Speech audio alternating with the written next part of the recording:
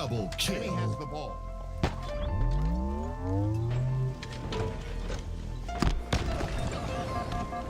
Perfect.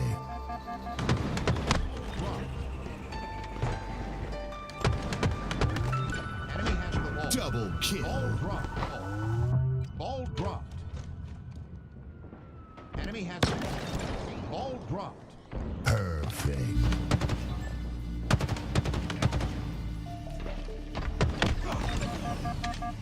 Double kill. Ball.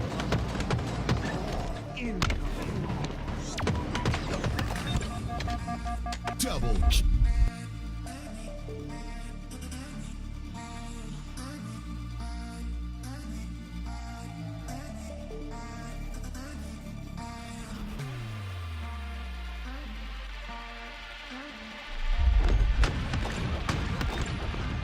Double kill.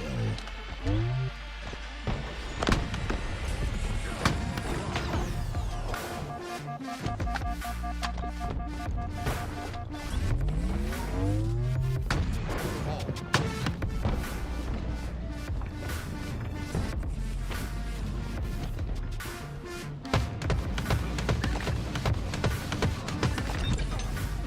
Double kill.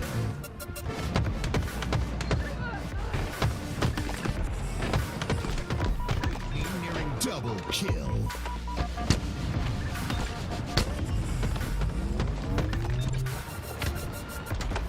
Double kill.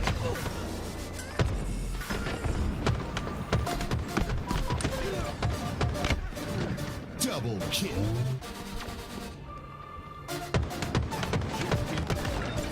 bomb taken.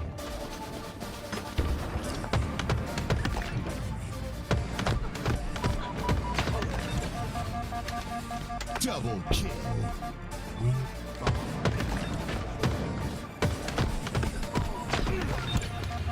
Perfect.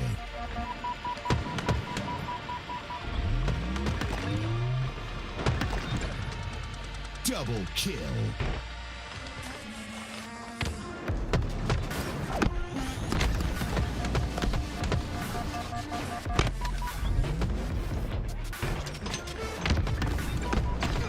Double kill.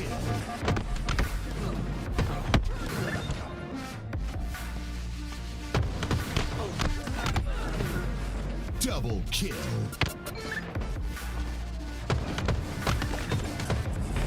Double kill.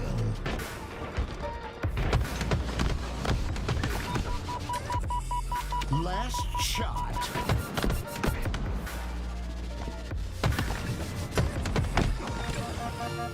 Double kill.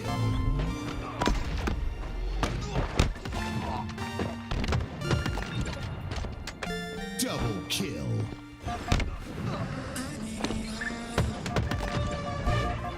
Double kill.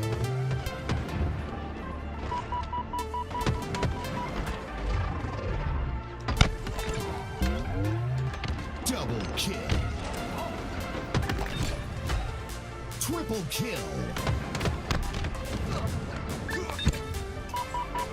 Double kill. Triple kill.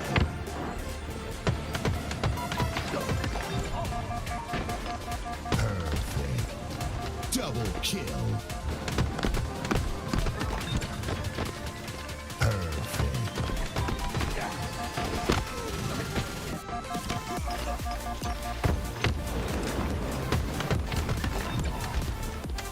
Double kill.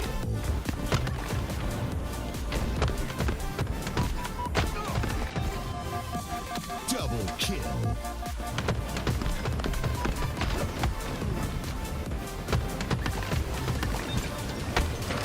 Double kill.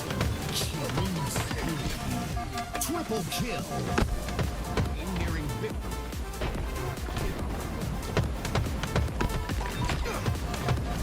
Double kill. Minutes remain. Double kill.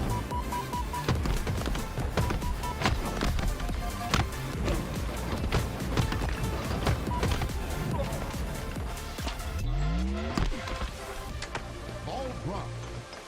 The ball. Enemy halfway to victory. Double kill. Enemy has the ball.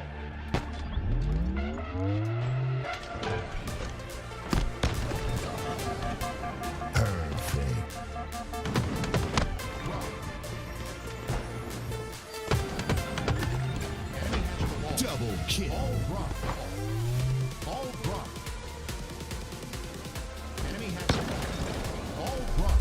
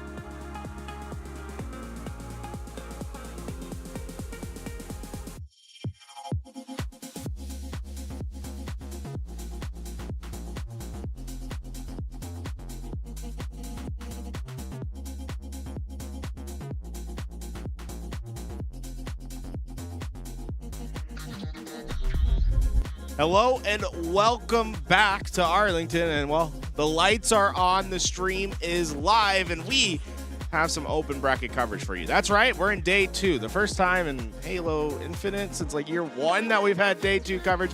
I'm Tools, this is Active, and we have an open bracket to bring you guys.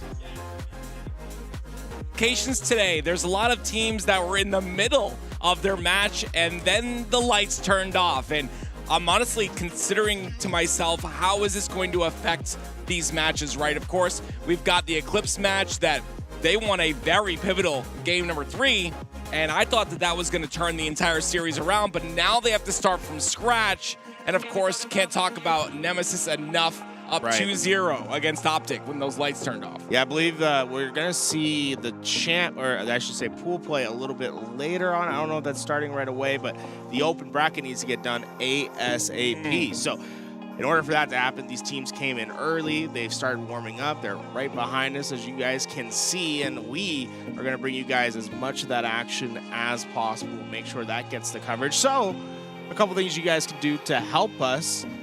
stream, right? Like, help us get the stream out to everyone. Yeah. Tweet, do post on the Reddits, post on the Facebooks, whatever it is. Tell your that mom. you like to post on. Tell your mom. Tell your dad. Tell Tell your your wife. cousins. Yeah. Well, I'm sure some of our viewers are married, right? Maybe. Probably not. Either way, let kidding. people know that we have the open bracket coverage going on. I'd love to get some early morning Halo of everyone else in chat. This is going to test players, okay? How bad do you want it today? You just have to wake up at probably around 7 a.m. here in Texas, and the question is, how bad do you want it? You're going to be tired. Obviously, things happen in professional play, things happen in life, but it's about how you handle those things. So we're going to really see, this is a true test for these players. We're going to really see who comes out on top after all is said and done. Yeah, that's what I'm really excited about, because we have two very promising teams that one's not going to make it out of the open bracket in the matchup we were watching before. Eclipse and Dark Inside were playing against each other, and it was a 2-1 series for Dark Inside, but that doesn't necessarily tell the whole story. Game 3 was an absolute banger, and it could have changed everything before the lights went out. Yeah, I talked to Tony outside, Tony Two-Turn, and I said the same thing when that Game 3 was won. I said, everything's changed now. You've got two of the most passionate players in the game on the exact same team. You saw Onboard get up after he won that game. He was electric. And Tony said this. He said, yes. He said, we would have 100% won that series. We were confident in that series. He said, everyone's face completely changed when that Game 3 was won, and we knew we had the series in our hands. But now, everything's changed. Now you start from scratch. And again, it's the intangibles, the things that you don't expect to happen, or the things that maybe don't shine their light as bright that you have to worry about. And that's, of course, where we're at right now. Yeah, and that's the key for all these players, is to really reset themselves, right? All these things that happened before, they really don't matter. That's all right. it is Game 4, Game 5. Yep. Can one team get it done in 2, or can the other team get it done in 1? That's the key to me, because for Dark Inside, I think the bounce back is pivotal in this spot. Remember, this series between these two teams has been so close so far. Game 1, 3-2. Game 2, 50-49, and then Game 3, obviously that oddball that was so back and forth that we saw Onboard's team Eclipse take at that final moment. Yeah, and again, I think you said that really well. Forget everything that happened in the past. At this point, you have a new day. A lot of these teams are excited to just make it to Saturday, right? You get to play on Saturday, which is not always the case, right? If you're an open bracket team and you don't make it to pool play, obviously, normally Saturday is your vacation start, right? You're here on a vacation.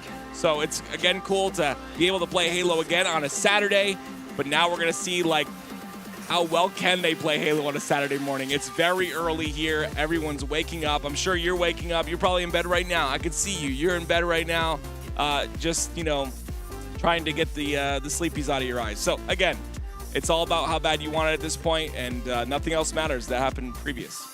Yeah, nothing else really matters. It's like low-key, I was gonna go pull off a player. I was like, yo, let's be the mid-series rep. But I think they really wanted to warm up. Yeah, I was like, I saw them. It was funny. It was like, you remember when you were like in elementary school and you'd go on a school trip? Did you ever do like school trips where you didn't get on a bus, but you like walked to where you were going? Yep. Yeah. Many So times. you had like the chaperone, and they were like guiding you all throughout the line, and it's like, you had to all hold hands, basically.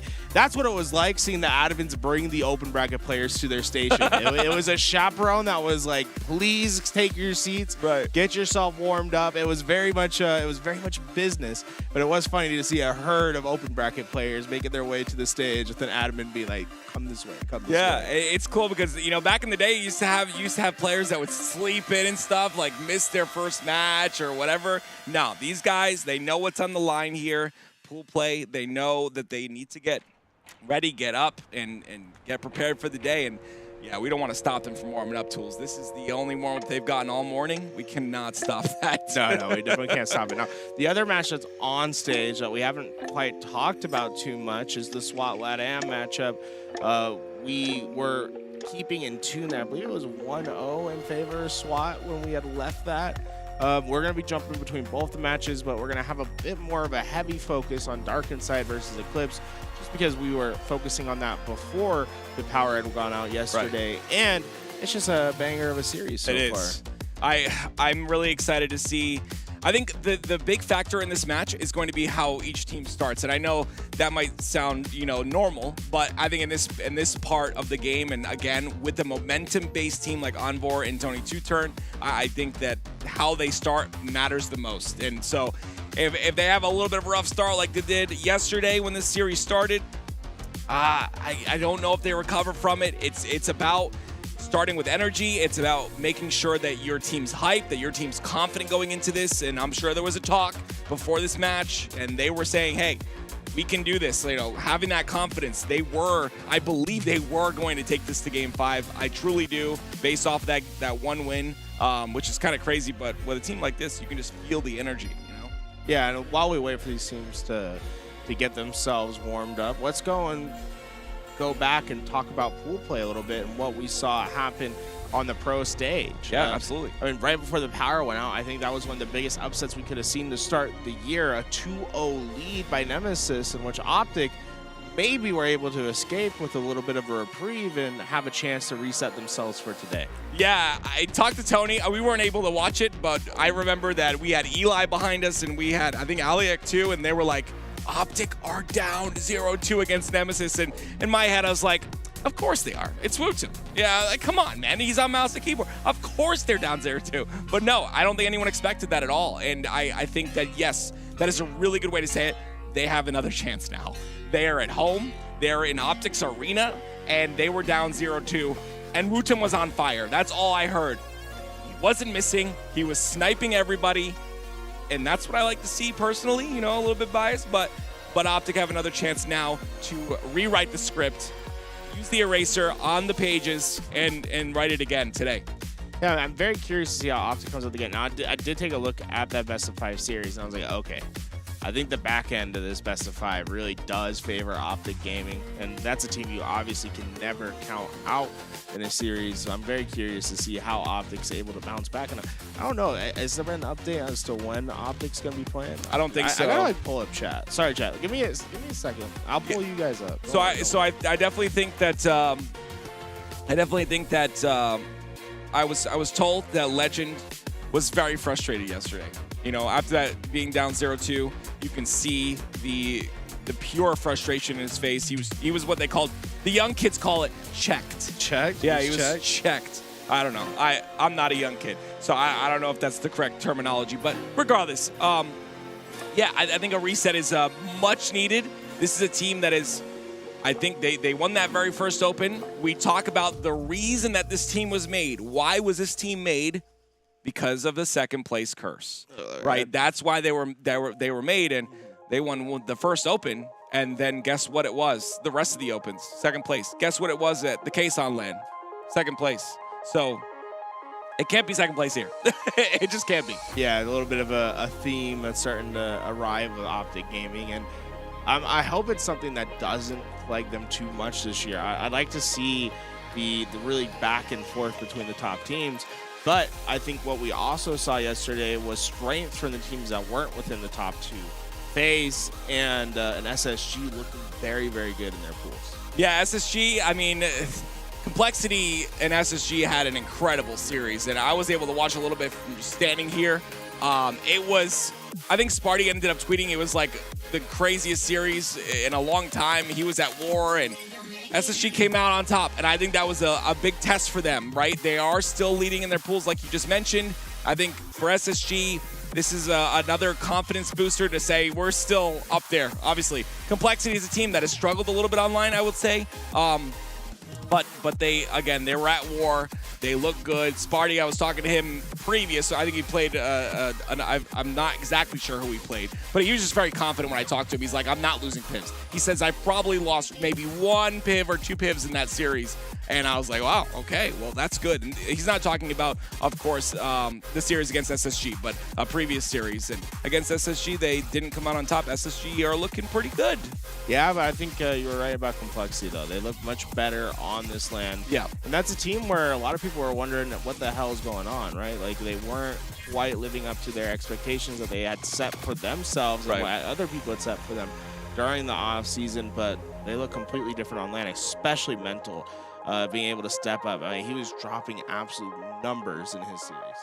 I think the land buff that everyone talks about, you might hear that and say, oh, here we go again. It's the casters talking about the land buff, blah, blah, blah.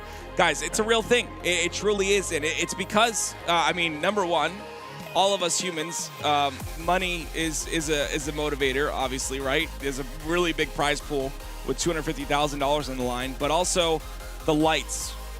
They're bright in this scenario. You know, you have a lot of people here. Obviously, Friday maybe a little bit quieter. Saturday, I mean, a lot of these teams like to make it to Saturday because it gets loud in here on a Saturday. Sunday's even crazier with in terms of audience and all that. So I don't doubt that all of that stuff plays a factor in the land buff, and a lot of these players kind of just perform better with that. Yeah, the land buff is a very real thing for a subset of players. And usually it has to do with the more experience that they have, and that's what Complexity, I don't think people realize how much experience Complexity has. Obviously, Spartan, a veteran who's been far throughout tournaments, but the other part of the equation, mental and precision, players that have been playing in Halo for quite a while, but also had a past history having great performances in another esport, Gears of War. Yeah, a lot of people say, like, why are you bringing up Mental's championships in Gears of War? Because being at that caliber in anything in life, it is so difficult. There is what we call a very small percentage, 0.1% of players make it to that pro level. 0.01% of players get that many championships in a video game. And again, you said it, the experience that comes from these lands when maybe you're down and out, maybe you're down in a series. He's been through that. Yeah. Maybe you're playing bad in a game. He's been through that. And when you have that experience and then you know how to overcome that experience, you can do it in any game. And that's why Mental, that's why Precision, you know, their teammates trust them in these moments, and we'll see if they can come out on top today. Yeah, we're giving roses to Complexity. Well, we might have to get some thorns to other teams in the pool play. And the biggest one for me right now is Luminosity not living up to their expectations so far that they set for themselves. I believe they had they won one map in their pool so far. Just big surprise considering how good Luminosity looked coming into pool play today. I absolutely love. I've talked about Luminosity often. I always talk about Yaxin. I think him as a player, a lot of improvement has been made over the years.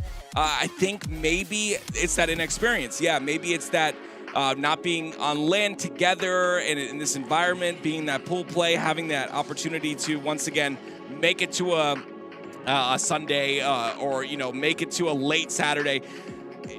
Some of these players maybe need more experience in that regard. I think performance-wise, maybe they've kind of they've struggled in that regard. I haven't really looked at stats in terms of Luminosity, but again, Yaxin for me is the kind of player to watch.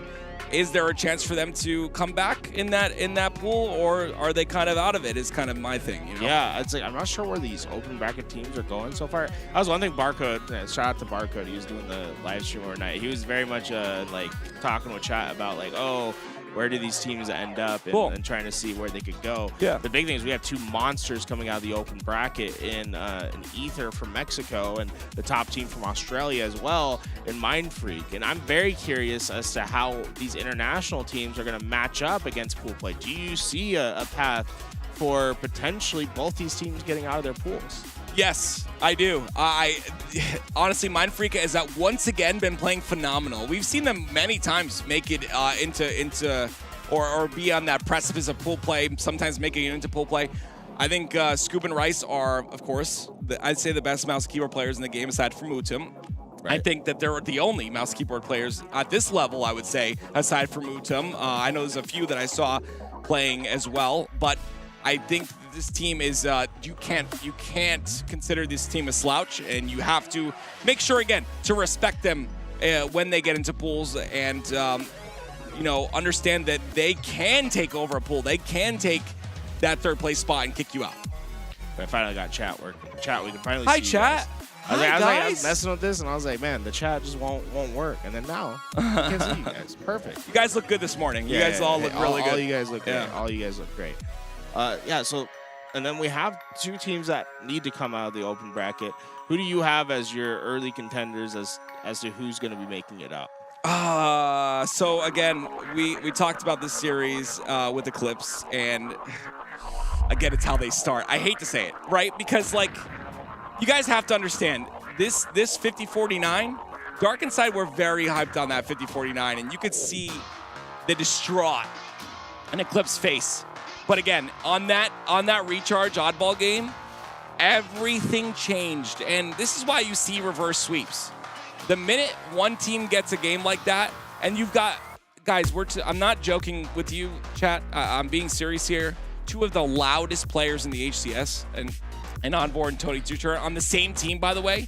When you have that, I mean, don't let them get loud, because the minute they do, you're gonna start to lose levels in your team, in your chemistry, and you start to get in your own head, and it's tough. So now that we have a fresh start, Dark and Side looked better yesterday. At the end of the day, they did, right? They looked better the entire series. Not only yesterday, Dark and Side looked better on the scrims to the lead up, open bracket performances online. Like, Dark and Side on paper are the better team. And Dark and Side, when my early predictions were the team I had coming out of the open bracket. Okay. I think they are that good. So I'm very curious to see if they can put this behind them. And this first game is going to be a great test, right? Live Fire King of the Hill, Sniper's going to be up and play, and there are incredible snipers on both sides of these rosters. I'm really curious what the warm-up routine is like. I'm not sure if they got to warm up like before they got here. I know they were warming up here on the stage. Did you see the tweet from Scoob? I did. He said I could really mess you all up tomorrow or something like that. And he had the unpublished button on aimbots. Take aimbots down, mess with the That's hilarious. I did see that. Yeah. So yeah, that's Scoop says it well. If there's no aimbots, how do you warm up? And you know, a lot of these teams like to do. I don't. By the way, as a player, I hated this. But a lot of these teams like to do scrims previous to a tournament or to a match. I personally don't like it at all, because I feel like it's like a switch that's being flipped. You got to get into that zone and get into that team play. But, you know, some of them prefer that type of warm-up. I don't know what the warm-up routine looked like this morning. I would say it's probably pretty minimal, to be honest. And that's there. When you can't warm up, guess what? Instincts come into play, right? It's just, that's it. It's fight or flight. You can't warm up. Like, now you got to let your body and your brain work. And we get to see chat here once again.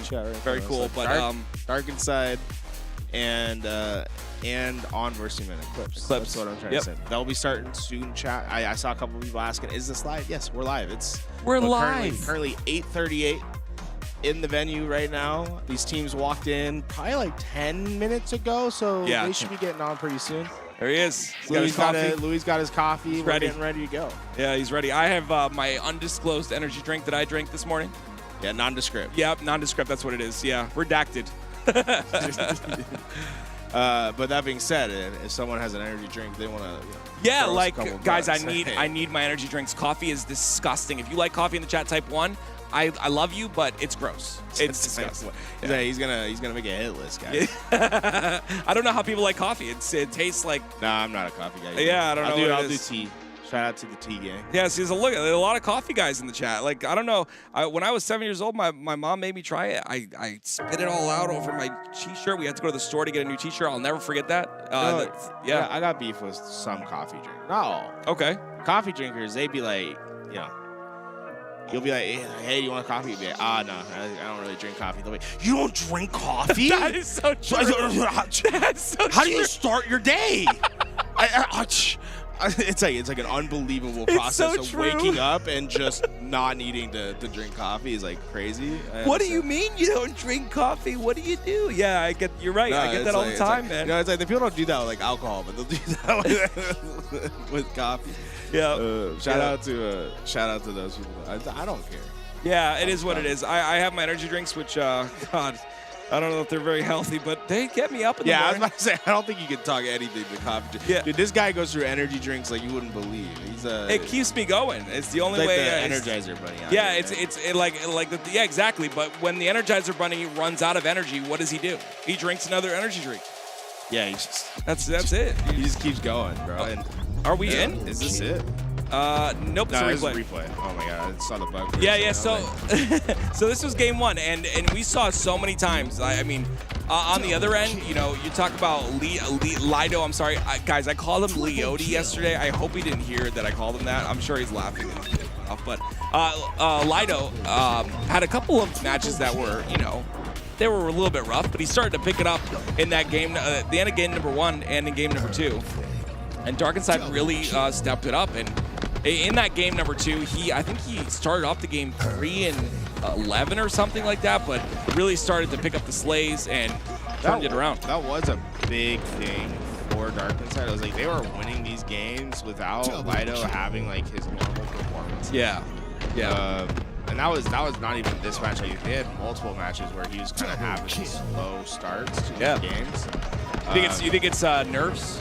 You know, sometimes you have the hot hand, sometimes you don't. I think a full day's reset will probably certainly help him.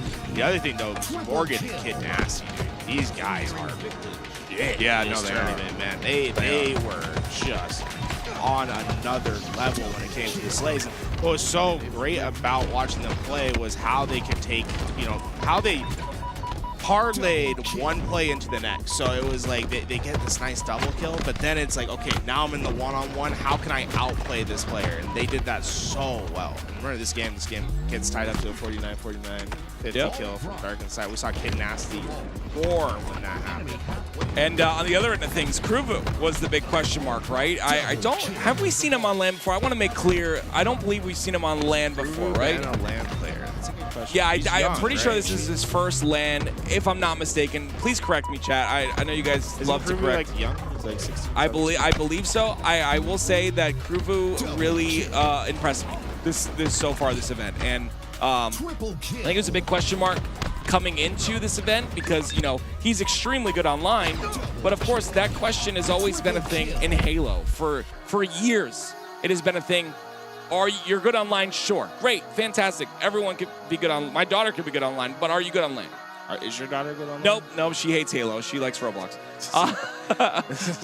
But are you good on land? It's the thing. Like, and like, again, pressure. People deal with pressure differently, and I always talk about this because it's so important. Some people come here and everything changes. You know how important timings are and like hitting every shot is, and there's so many like minuscule things that happen in Halo. Yeah. When you're not confident, it goes away. Exactly. Like I remember distinct moments throughout my career where, yeah, there's players that are better than me online, but then I get to land and I'm sitting across from them 1v1, and suddenly the mouse isn't moving as good, the keyboard is not hitting the right way, and they start choking games, and you start chirping a little bit. That's a big factor in these games, right? And that might be something that helps Eclipse is you start chirping a little bit. It gets in the other team's head. They can see you going in, and sometimes there's just players that aren't necessarily built for LAN. I don't know who you're talking about there. Oh, no? Oh, let me go through history. So a couple years ago in the Kauffman Stadium in Kansas City, he's never going to let this go, Missouri, guys. It was a 60,000 person venue. How many people were in those 60,000 seats? There were some people in those seats. Like 5, literally. But I beat this man on the main stage. Our gameplay was up on the big screen, and man, what's your highest MMR? My highest CSR, I think the highest is like mid-1700s I've done. Not even comparable. He said, this guy's like a 2K Onyx. He's like, ugh. Yeah, I can't. How embarrassing is it to lose to a 1700? All right, bro? Shut up. Listen, I'm going to be honest. This was pre-aim assist on mouse and keyboard, to be fair. So now that you can cheat. No. It's okay. It might be a little bit different with aim assist. That's not the reason. The reason is I got no sleep. That's the reason. My dad's calling me. Shout out, shout out, Dad. You declined him. Wow, man. Well, I don't know. That's terrible. You see this guy? Usually I can talk to my dad a little bit in the morning. He's not used to me having to be on camera, on air at 8 a.m. Special circumstances. We're here. Guys, I'm gonna let you know he's never gonna let that go until I destroy him on land. But he's already got an never. So can I just say something? You've already got an excuse loaded. You said aim assist buff cheat. That's I know. I'm just letting you know that, like. See how he's got those loaded already? Yeah, I'm just letting you know it's more of an excuse as to why you didn't win last time. Man. You know, it's like I'm pretty confident I still won with that, but. You know, it is what it is. I'm ready for you to reclaim your throne. I've been ready to challenge him every LAN since that point. He just refuses to get on the setups. I'm not sure why. Someone in the chat goes, "Hi, Dad. Bye, Dad." That's what I say. I picked it up and like, hey, sorry, I'm a little busy right now. But yeah, you're right.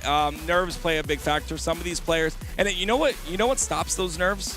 There are some people that are just built different. They come to a LAN, they just dominate and they just take the moment and go with it. Experience gets rid of that. It really does. And like the more experience you have, if you come to LAN, like if you're like out there and you're like, oh, I'm so scared, I don't want to go to LAN. The more experience you have on LAN, the better you play on LAN. That's just how it is. You get more comfortable, then you start playing like you do at home, and you're good to go. When it comes to these players on Darkened side, I think a lot of them have been on LAN multiple times. So again, the experience comes into play. Same thing with the guys on Eclipse. Envor is he's got a 10-year. Like this guy's been around. You know what I mean? And he's been through that. He's a pro level player before. Yeah. You know, yeah. He had his contract with Fnatic, was on a partner team Yep. in year one. Honestly, that's a team that I was a bit surprised wasn't able to stick it out and keep their pro status. Was that Envor Super CC Septify team?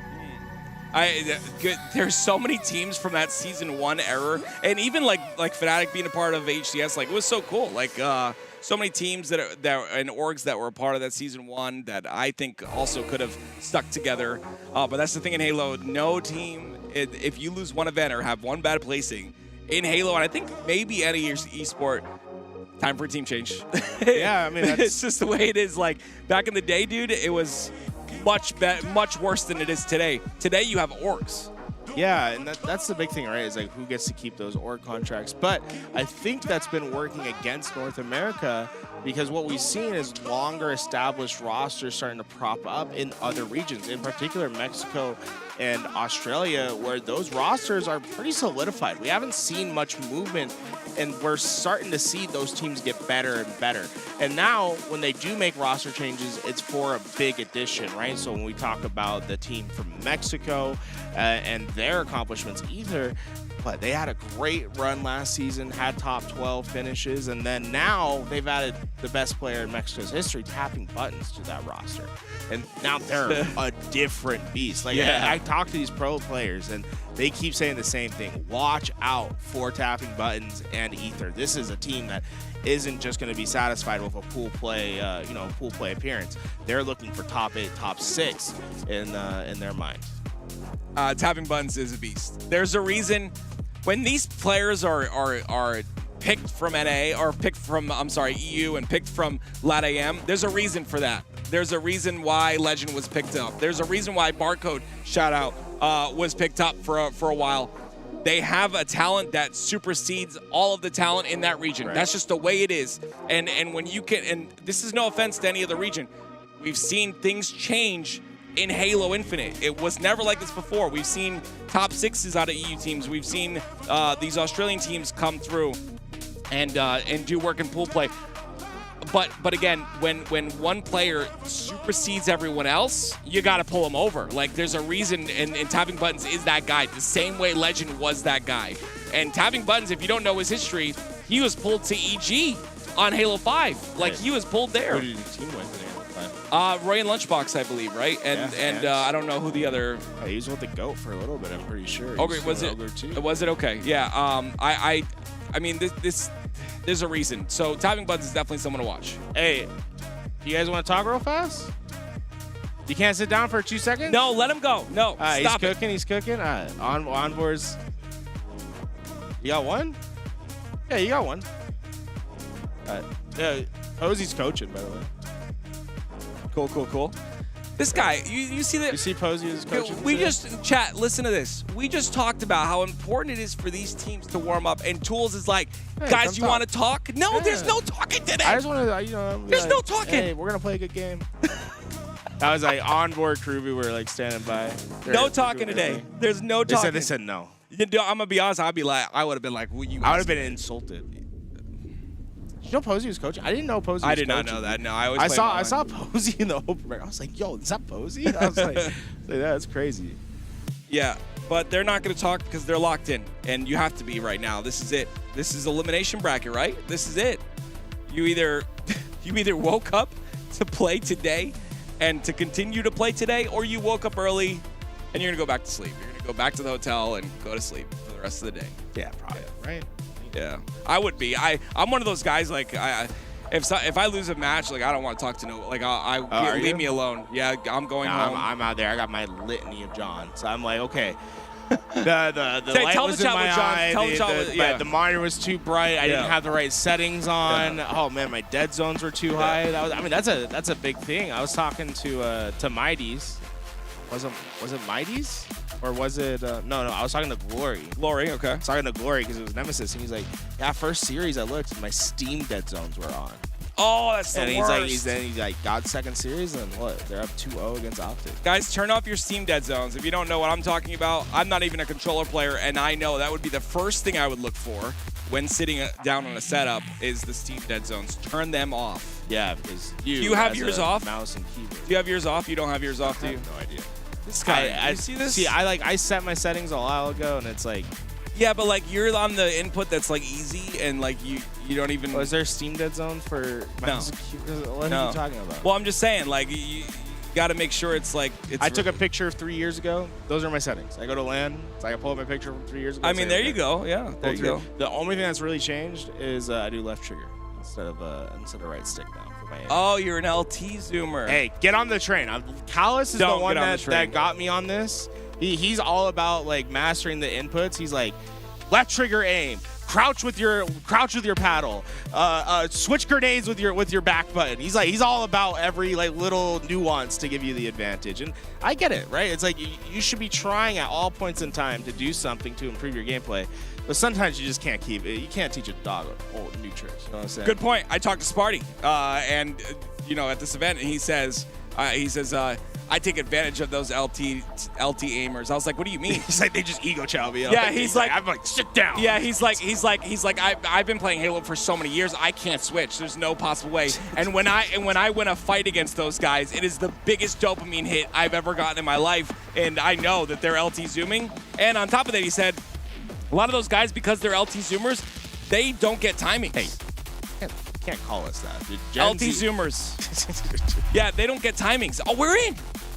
Yeah, this is the continuation of SWAT, LATAM, and Karma, as they will be the first ones ready to go. Still seeing the other team trying to get themselves to that lobby and get themselves prepared. We will swap over to that match when it's ready, but we'll take a look at SWAT, LATAM, and Karma until we get there. Yeah, listen, we'll keep you guys updated on everything. All right, don't fret, don't worry.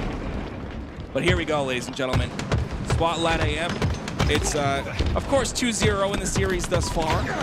And again, pay close attention to see how this looks in terms of how these players play at the very start of the day. It's Rorsch on your screen at the moment, and you can see he's got the camo, but not really able to do too much, right? He's just going to toss ball inside of pipes, just make sure to get that ball out of the batteries, which is the most important, important thing and not. And so far, I mean, what we've seen, early control from Karma, but really a lot of spacing on this map early on, and that could be dangerous for Karma to deal with. Rorsch able to help that rotation with that camouflage and get the nice shots. And that's actually, yeah, Rorsch just doing a lot of work for his team. It's a great rotation, though, out of Karma. They'll continue to get points. It's not a lot of points, though. It's only 13. And it will be SWAT LATAM that are pushing aggressively here. As you can see, there's a little bit of missing going on here, okay? It's a little tough, you know. It's early in the morning. I think that was the trucks. I heard a U. Sorry, I can't say it on broadcast. Oh yeah. They're starting to get loud on the. We're very early into the reset. We're already hearing some pop-ups. Yeah, you have to do it. I mean, you're down 0-2 in the series. It's elimination. You know, this is it. Do or die. Come out swinging or go down fighting. I mean, at the end of the day, that's all you got. So right now, guys, that nameplate at the bottom left is not updating the correct way right now. So not everyone on screen is Rorsch. Okay. We're getting names put onto the scoreboard as soon as possible. So do not fret. We will have the updated list of player names and stuff for you guys to see momentarily. Yeah, I thought Rorsch was that good. He's just everywhere, you know. But yeah, that's not the fact. They got it up right when I asked. Louis working hard behind the scenes, so you guys can see the association, all those gamer tags to their number. If you follow the white carrot, we'll have a wow. Here today. I'm gonna be honest with you guys. These kids are loud already this morning. Like they're louder than my kids early in the AM. I like it. I like to hear it, man. It's hype. You have to start off strong, and the mental of Karma, it seems to be very strong here to start the day. Nice little up yard there. And Karma's a team that had so no talk about them coming into the open bracket, and they have been creating upset after upset here in the open bracket. I mean, this is a Reaper team. They are ending people's tournament runs, and right now they're trying to keep their own alive. I think this reset might have been the best thing to happen to them. Tools, this reset is going to help a lot of teams today. I'm telling you right now, there's a lot of teams that have been given a second chance, and they're going to take that and run with it. Karma might be that team, but again, Karma looked a little more warmed up here to start off. There you can see they're hitting more shots. They're being more effective, but unfortunately,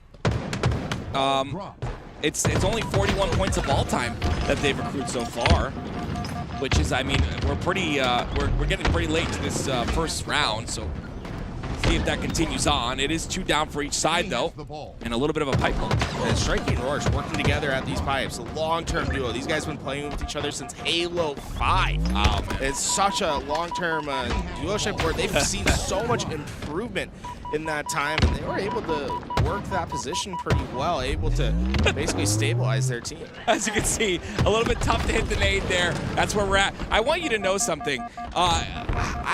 You know, getting trash talked at me already is pretty bad, but in a language that I don't understand, it's just that much worse. Yeah, both these teams are getting loud, by the way. We heard Strikey got a double kill, and he is screaming dead on the other side. Oh, yeah, I think you should say it in Spanish. It's much more cool. Rete or something. Yeah, something like that. That's what I would say. It's so cool that these players speak multiple languages. I have so much respect for them in that regard. But regardless, it is SWAT Lat AM that have come back in this round number 1. They're now only 10 points away, whereas Karma had that first lead. It just seems like, again, this is the bend but don't break strategy that is always talked about, and I feel like right now, SWAT Lat AM is bending this Karma roster. Strikey doing his best in this hallway, trying to get his kills. Able to find that first, but as he goes down, Karma find themselves in a very good position. The remaining players going to be coming from that long haul. They know where these entrances should be coming, and look at that nade damage. Huge damage for Karma. Yeah, they're going to activate on this. Yeah, it's a really good play, right? Make sure that you can capitalize on damage done. It's going to force the play ball. See, again, you've seen a lot of missed shots here. This is just how it's going to be at the very start of a day, and you have to play through it. At the end of the day, you have no choice. Everyone's missing. Everyone's starting off a little bit rough. You have to play through it. That's all there is to it. And SWAT Lat AM, they're playing through it. They're already at 49 points here. They're catching up. And what we've seen really is a lot of noise between the teams playing here today. Eclipse, Dark Inside starting now. Remember, folks, we came into this series last night. It was Eclipse that had a stunning Game 3 comeback, and now they're trying to complete a reverse sweep opportunity. Kid Nasty and the rest of Dark Inside stand in their way. Once again, it's the very first kills of the match, and you hear Envor, and he is like roaring almost. Like, this is what I mean. You have to come out strong here, but you also have to perform strongly as well. And you said it yourself, Tools. On paper, Dark Inside are the better team, but on land, you know, in the moment that matters the most, who is going to come out on top? And keep your eye on Morgan in this series. He has been having a phenomenal tournament, and this might be his breakout if he can overcome Eclipse here today. Tony 2 turn camouflage and prime position to make Dark Inside hurt. Yeah, I mean, Morgan's literally got almost as many kills as the entire team of Eclipse to start this game off. So this is really good. Wait a minute, Tony, this is a really good flank here. He's got one. The second player gets away somehow, and because of that, Tony's gonna come back and miss a couple shots. Again, the crucial shots being missed here with this camo. It's a lot of hill time for Eclipse here. Dark Inside, they were so close to capping this hill, but now the kills have turned into Eclipse's favor. And every kill that they get, we hear Envor roar, but it's gonna come down to the last second. A foot race into the hill, it's a 1v2, they push him out. Dark Inside! No, they're in there. They're contesting right now. There's a player on top center. They're going to rotate. They're going to get out. They have to rotate towards Seaside. That's the only way right now. They've got to give up that hill. That's exactly what they do. Dark Inside up 1-0 in this game number 4. An absolute brilliant display from Dark Inside to not panic. It would have been so easy to let those screams, let those roars from Eclipse get to their head, but they stay calm, stay resilient, and find themselves up 1-0. But a couple big kills should win Eclipse this rotation. It's just Lido trying to stay alive at the tower. It's a 1v2. Lido, he's got to get this cleanup kill, and again, beautiful teamwork is going to allow them to get that tower side control. And Kruvu's going to be the one to go top tower now. You see the push coming out from the outside on Camo. There's Cut's push as well. The teamwork is again solid, but is it solid enough? It's already 2 down. Kruvu finds himself at the top tower. Super CC trying to stay alive, but he goes down as well. It's up to Kruvu to hold this tower side control. Sylvanik able to get that camouflage on the body. Now 2 players hiding in between them all. Oh, Sylvanik. Great win by Sylvanik there. Once again, I apologize. It's not Kruvu. I apologize for that. Pay attention to the top left and top right of your screens. Hey guys, a little arrow. Yeah, one thing to keep in mind, 3-6-3, that's not actually saves. That's also going to be Sylvanik in that 3-6-3 spot. So, okay. The thing to keep in mind, saves is on the other roster. Oh, there it is. Super CC pushing. I'm sorry, yeah, pushing forward. This is the Eclipse roster. Lots of damage being output here. And it's just about staying alive. Right here in this position on B, you want to be in a position to assist on the push on tower, which is exactly what he's doing, and use his QT to be aggressive, but they take him out somehow, and it's now a 2-0 lead for Darkenside. That's so resilient from Darkenside throughout these fights, right? They did not win that rotation. They were able to come back, win crucial kills, and really changing the narrative of what we saw last night when they were losing those games. They're starting to ice up now when it matters. Yeah, it's the thing. They only lost one, and that's the factor, right? Darkenside, again, that last game was everything, and I think it would have definitely fixed things if they were to continue that series, but unfortunately for Eclipse, they were not able to continue the series, and now you have to start off fresh. So it's do or die right now. This is elimination bracket. This is your last game. If Darkenside win this, if you're Eclipse, you are out. Something's got to give here. A couple more ticks going away, and on Darkenside, they've gotten themselves a nice cushion here to work with, and they've vacated this hill. They're instead trying to take these fights further away, and well, unfortunately for them, Super CC and Eclipse are starting to win these gunfights. They're getting firm control of the map, and things are starting to shift. Eclipse are able to start racking up these kills. Who is that that's staying alive? That's Morgan. Morgan, how is he getting away with this? I mean, he's 15-8. If you want someone that's going to perform when it matters the most, that's the guy right there. And they're still getting loud, let me tell you. They are still getting loud, both these teams. But it's Sylvanik now. As Darkenside get the third hill, it's again, this is where you really have to come alive right now. Like, this is, you know, at this point, it is do or die. It is do or die, and right now Darkenside are running away with this one fast. Yeah, and that is just one more hill. Darkenside are one hill away from taking this series in a sweep in Game 4. This is a completely different team, a monster of a team right now. It's Morgan. I am so impressed with him this tournament. This is a breakout performance we've seen from him all tournament long. Now, I gotta be honest, you know, oh, they're 3 dead, but I was gonna say one hill for Eclipse, and they could use that for momentum, but I mean, they need one hill, and right now they're, you know, they got 25% of this one, and now it's again Darkenside to take control. You got to do something fast. Like, someone's got to wake this team up. The coach, anybody, it doesn't matter who it is. Wake them up, get them motivated, and start to slay and take out Morgan, because right now he's dominating. They're almost able to get it done on this hill. Now, 4 down. There we go. Could be exactly what Eclipse needed. They're down 3-0 in this King of the Hill, but you're never out until that final second ticks. And Eclipse, they've been in these spots before. Down 0-2 in the previous round, they were able to find a reverse sweep. This game, there it is. It's close to gone, but it's not over. It's not over at all. It's Super CC with the snipe right now in his hands, and the big thing for me is watch Morgan, okay? This is the big player for me. Is he gonna overheat, okay? He's 16-11 right now. He was 15-10. They finally got their first hill. You don't hear them get loud on the first hill, so maybe just starting to stay focused here. You can't force that energy. You gotta let it be natural, and that's exactly what's happening right now. Super CC dominating the killing spree, the double. He's completely dominating the match. Locked in at the most important moment. Super CC stands in their way. The choke point, Thermopylae in this path. Come on, Super CC. It's not over yet. They're gonna double, they're gonna triple push top center, but that means the player's gonna get through from the Nest side. A lot of pressure coming in from Kruvu here. Now they've got to take tower once again, and there's a lot of pressure from that cut side and top center. It's Morgan once again on your screen. Look, 17-13, he's starting to slow down a bit.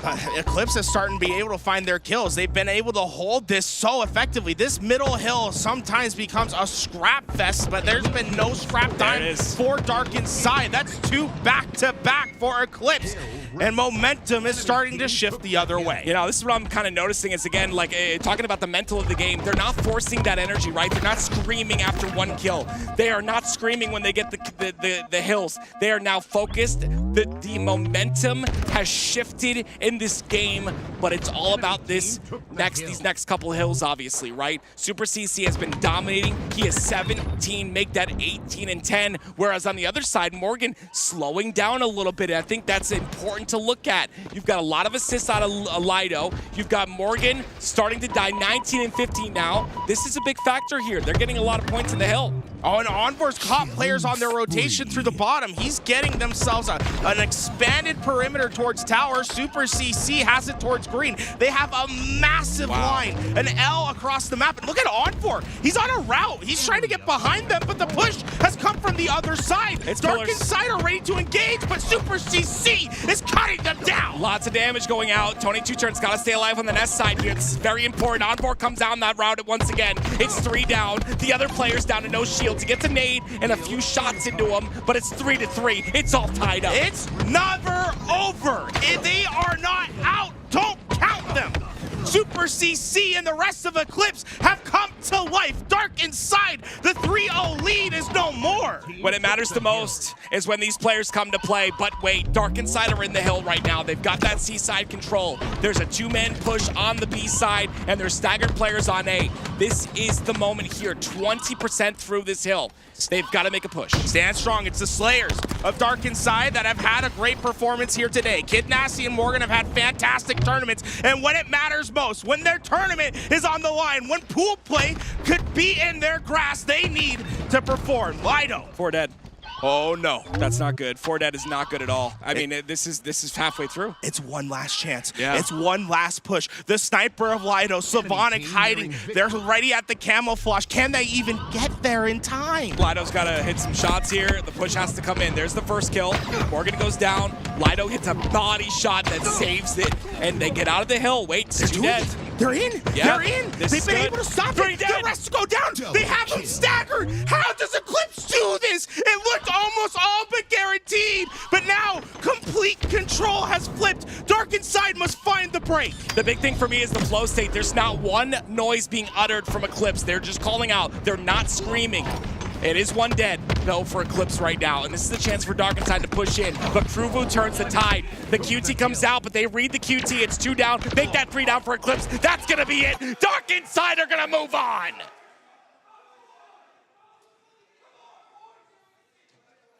So loud. The pop-off. They know what they've accomplished. 1 step closer, 1 round away. Dark Inside continue their run, continue their chance, their opportunity to make pool play. It was so close. I mean, it was so close. They had Eclipse had all the pieces of the puzzle, but Dark Inside, once again, when it mattered the most, came through. And you started to see Morgan kind of slow down a bit there, but it didn't matter at the end of the day. Dark Inside, another chance at pool play to continue on for that pool play spot. But let's hop in to SWAT Lat AM versus Karma. SWAT-led AM, again, up 2-0 in the series. It's one more game, and they will as well move on. We had a whole King of the Hill game happen after this oddball started, and they're still in this oddball game. This is a war of attrition between these two teams. Yeah, we know how long these oddball games go, but especially when there's so much on the line here. 36 points and counting for SWAT-led AM. Tools, I hate watching this stuff. It makes me, I love watching this stuff. You can't help but get nervous. Yeah, you just can't help but feel for these guys. We are empaths here on the booth, boys. Yes, sir. We can't help but feel for these boys. Yeah, there's so much here. I mean, it just, your tournament continues. Oh my God! Holy crap! 38 and 20 out of Strikey. You've got to be kidding me. What a way to perform. Strikey, you're gross. What was that? The double kill. Oh my. Now SWAT-led AM. The push comes in though. It's gonna be Karma who attempts to stop this push on the long haul side, but so much oddball is being held here. The push is coming from long haul, but that play ball happens, and now your entire team is on the long haul side. Look what Strikey has done for his team. Oh, God, give him the moves. We are gonna see time for Karma, but I don't think they're gonna get much of it. Only 2 players alive. Strikey, 38 kills, 21 deaths, but look at the objective time, 124 seconds. This is Mr. Do-It-All at the most important stage. It's exactly what you need out of a teammate. If I'm on that team, I'm feeling real good about that. I'm saying, wow, he came to play today. Dropped 40 kills. It's round number 3, 60 points and counting here for SWAT-led AM. And again, it's continuous points being scored. Finally, Karma get the ball, and they find a way inside of pipes with 3 dead. Last stand for that player over at the long haul. Time going in for Karma as they have the setup at the stairs. Now, the big thing for them, they're trying to figure out where this push is going to come from. That'll dictate where that ball rotates. They just want to try to keep as much distance as possible. Still points being added, but I love SWAT-led AM and the way they're taking this, right? You're not forcing anything. They're slowing it down, waiting for the break. It's 2 dead now with this kill. I don't know how the heck that player got away, but he did. Somehow, he's staying alive in the batteries. It's lots of damage being output, but no one getting cleaned up. Already SWAT-led able to get their ball time over at pipes, and look at the expansion, the space that they're taking on this map. It's going to be hard for Karma to find any open opportunity, and look, they have presence at long haul, they have presence at A, they have presence at pipes. They are going to give up the camouflage, but it's quickly traded out. These players are everywhere. Yeah, it's traded out, the camo goes down, there's no trade to be had after that camo goes down, and now it's 90 points. 10 more is all they need, but they go 3 dead. It's a chance for Karma to maybe get some sort of a semblance of a setup here. Their backs are against the wall, and this is where you see what you're made of. When there's no second opportunity, when there's no second chance, what can you pull out? Their game, their tournament is ticking away. My goodness, the jump onto the double stack as well, and he stays alive the entire time.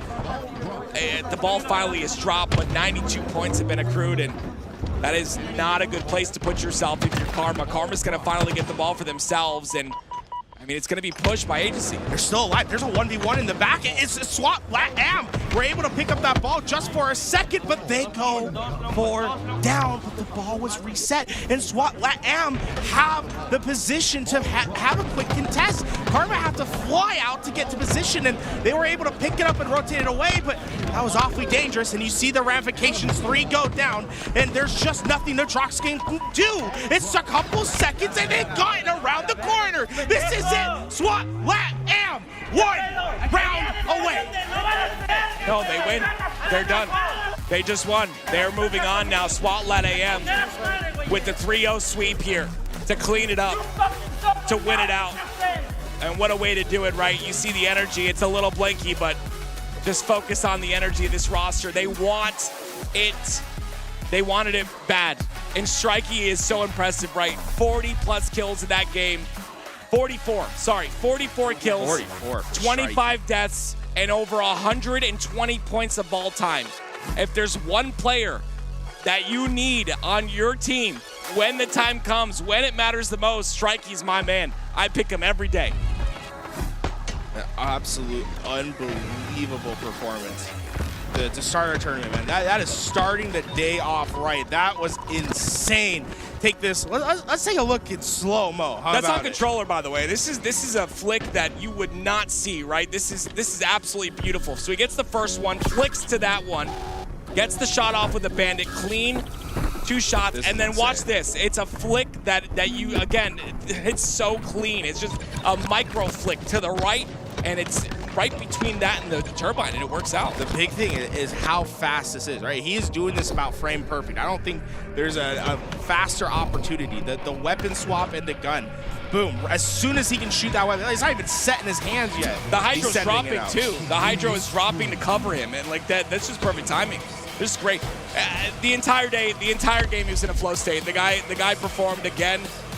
Goodness me, if I had to pick a guy to be on my team to win it all, it'd be Strikey in that moment. Beautiful job. Wow, what a great way. What a blast to start our tournament. SWAT LATAM, 1 round away. 1 round away from qualifying. The same for Dark Inside, but they have monsters that are covering them, that are ready for them in the open bracket. There's a lot of monsters in this open bracket. It's scary. Well, I don't think monsters in the open bracket. Monsters are in the open bracket, right? Right. Monsters. It's scary. You saw the energy coming out here, and again, I feel for Eclipse. I've got to bring it up. I'm sorry. I know I know they're done. Dark Inside make it through, and this is a slight bias here, but not really. They're a perfect example of a team that came. They came with energy. You started to see them get into that flow state. There was no one talking whatsoever. They popped off like me getting a kill on you and popping off. It's fake, right? I shouldn't pop off getting a kill on you. You're terrible. Yeah, so you know, they're popping off at the very beginning of the game, getting 1 kill here, and they're popping off. That's fake. You can't force this stuff. Then you start to see them lock in. Then they get 3 hills. They tied at 3. But then everything falls apart, and that's rough. You know, you got to come to play like Strikey did in these moments. You have to do everything to win these games. And what I think that showed the most was how Dark Inside had recovered from the day before, because that is the exact opposite of what we saw, where they had a big lead, they blew it, and where they lost that game 3. Similar situation, the same vibes, and you get that feeling in your stomach that, oh no, it's happening again. Vibe, and they were able to not only stem it, but have a very strong final hill. And even when it looked like it was about to go bad, when they went 4 down and just seconds before they were going to capture, they immediately broke that hill again. Very impressed with this team, and very impressed with Morgan. Yeah. If there's one player to learn the name of from this open bracket so far, it's Morgan. This kid's legit. Yeah, we talked about Morgan, and I think, like, you know, that beginning game he had is what set them up to get those first 2 hills and then that 3rd hill, right? It set them up. He started to slow down a bit, and this is where a team is good, right? Because even if he does slow down, we're talking the pace slowed down. He didn't slow down. He still was getting kills. But his pace slowed down. Even when that happens, his team comes together and they finish the job. And that's what you love to see. Everyone doing what they need to do in the moment. It's called adaptability. Doing what you need to do in that moment. And that, you know, Dark Inside did that. It's beautiful. Dark Inside did that, and we see the Ascending Baseline boys getting themselves up on that stage. They will be going up against that SWAT LATAM roster. And we see the pool play is back in. Zero Tenacity up 2-0 against TSM, playing on our Bravo station. Wake up, ladies and gentlemen. All right, it is a Saturday morning. I need you to get your coffee. If you're like me, go get your energy drinks. Just don't drink too many of them. And get ready for today, because this is a very hype start to the day. It's Zero Tenacity once again. Talking to them a little bit. We actually we brought the Woodham picture to them, and they couldn't figure it out. Yeah. But very, very funny. But regardless, they're up 2-0 in the series against TSM, a team that I kept saying, unfortunately, was not performing online, and I kept being told, you know, they're a LAN roster, and I agree, but at the same time, I think that something's wrong. Something's going on here. But Jared, nothing's going on with him. 21-10.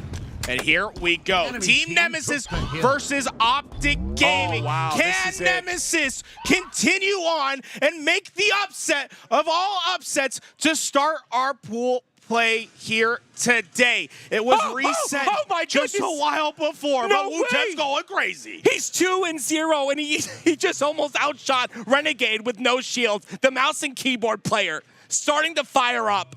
And it's Team Nemesis who don't want to be lackadaisical here. They want to get in and start off strong. They're already 2-0. The lights turned off. They burnt down. That's it. But now they get a fresh start once again, and they're already starting off hot. Wu-Tang in the back. Towards Ness, having that long line of sight with that mouse and keyboard. He's going to be one of those players that's so effective at range. Yeah, this is such an important part, right? Being long range is already 1 point for Team Nemesis, but the long range fight is so strong. What's good about him, though, is not his long range shot, right? Everyone on mouse and keyboard has a long range shot. I have a long range shot. What's good about him is this, the close range flicks. Look at him, the ability to put shots into multiple people. It's already a 1-0 lead. Can they continue?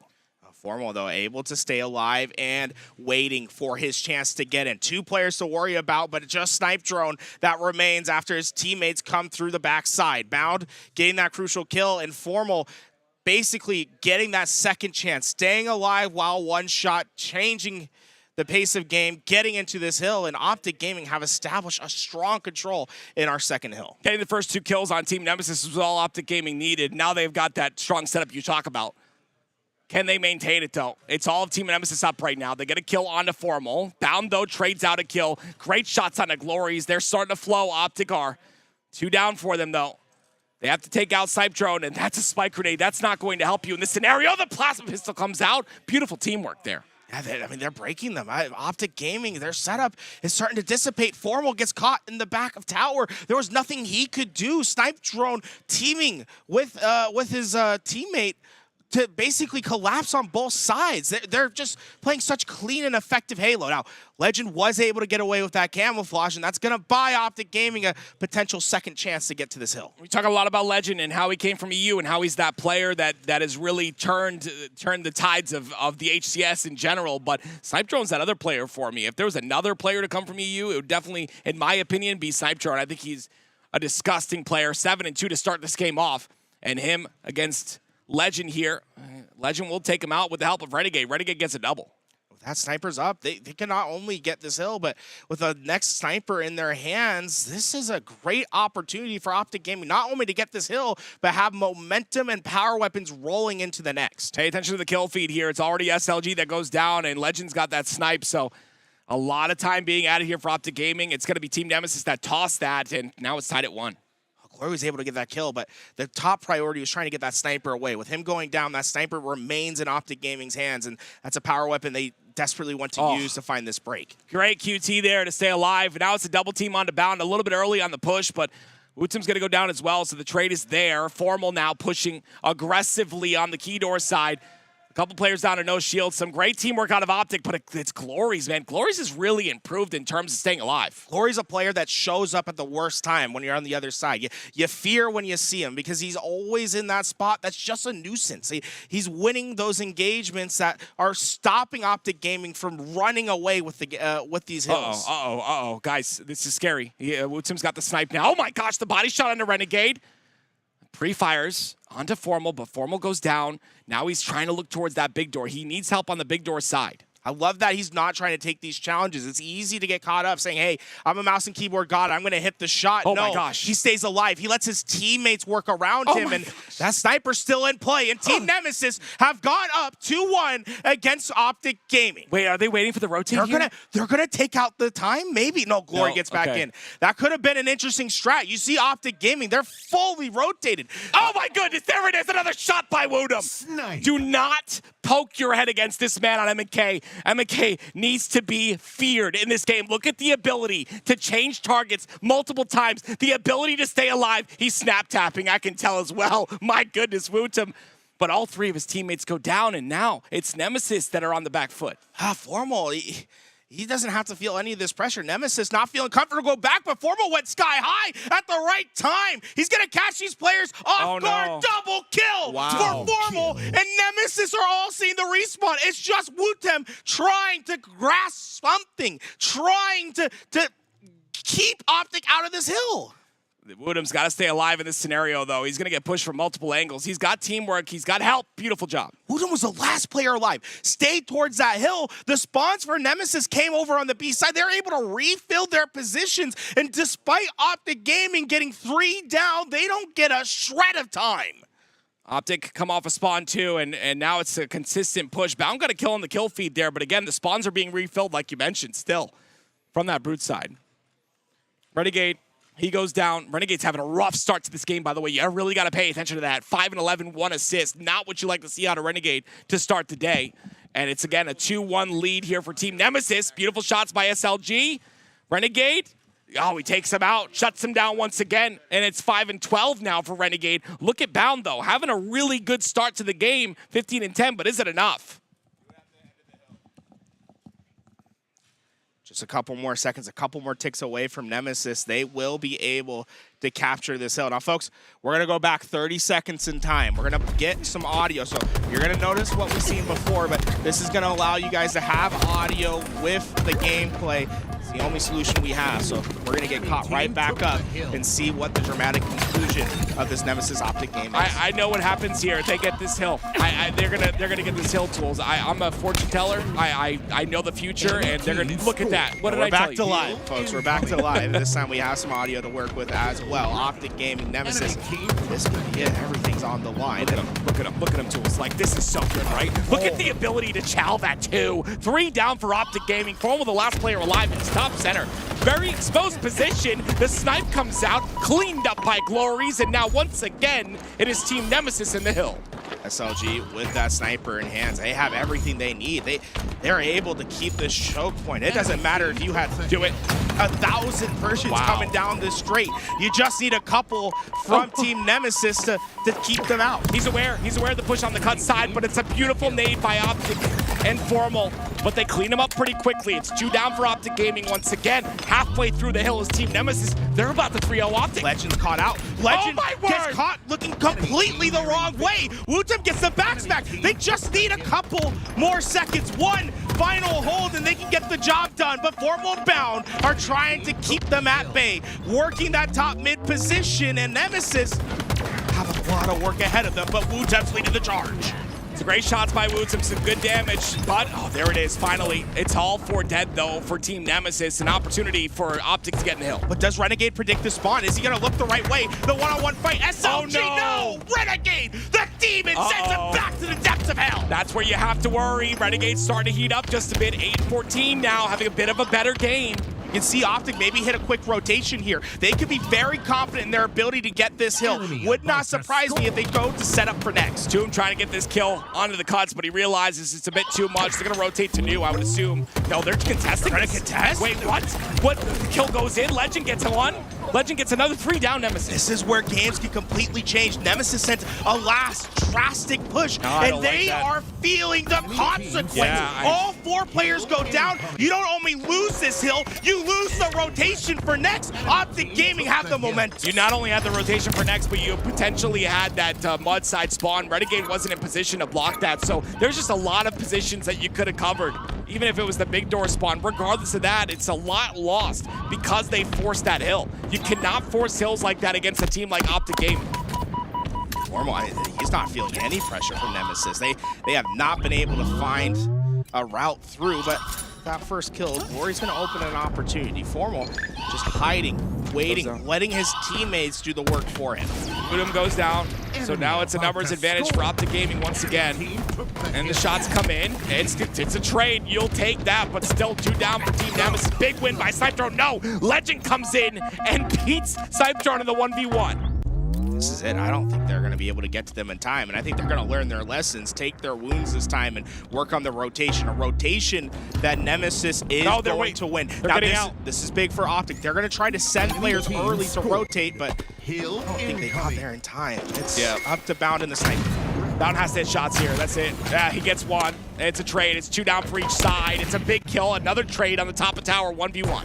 SLG, the only player alive for Nemesis. It's a one-on-one to win tower control, but SLG has to be careful about leaving too far. You don't want to give OpTic Gaming favorable spawns. It's still the one-on-one to determine who gets tower control. Wootim joining the fight, and Renegade stuck isolated on the island, just being surrounded by Nemesis, but somehow he's alive, standing on top of his throne at tower. That was such a beautiful job, and he gets another one. It's all 4 down once again for Team Nemesis, and OpTic Gaming take control. And not only get control, but the camouflage, every piece of equipment going into their favor. Only a quantum translocator for Nemesis to work with. It's a 2-2 split push. Nemesis gonna try to give them a double dilemma to worry about, but OpTic Gaming are lighting up the kill feed. That's where you start to lose hope if you're Team Nemesis, but you gotta focus up and get back into it. Halfway through this hill is OpTic Gaming.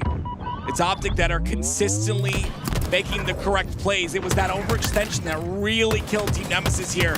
And now they're all but 3 dead once again, and it's one more push, and that's it for Team Nemesis. Or trying to do the impossible. One final Spartan. Staggered now. To try to take them down, and Bound says, no, I am a player that's gonna get in your face. I am going to guarantee another game. OpTic Gaming, we're never out.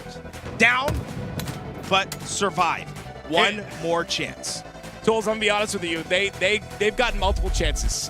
Number 1, the lights going off. That was one chance. Number 2, the overextension. The overextension by, there's Eli. Might as well put on a headset, Eli. Talk to us. You know, Eli was so enraptured with the game. He said, hey, let me sit down with you.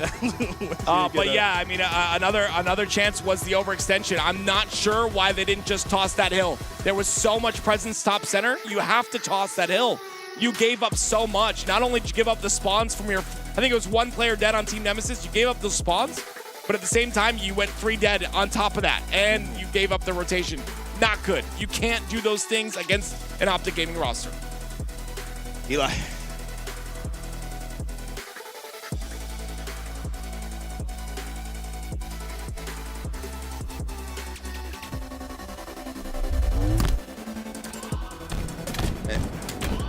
That rotation, that 4-man push at the end to try to desperately get that top mid hill, I think was a big changing moment. That was when OpTic was able to get in their spots and secure themselves a favorable position. We move back to 0 tenacity TSM. TSM was down 0-2 in this series, and they're starting to roll. 4 down, 0 tenacity.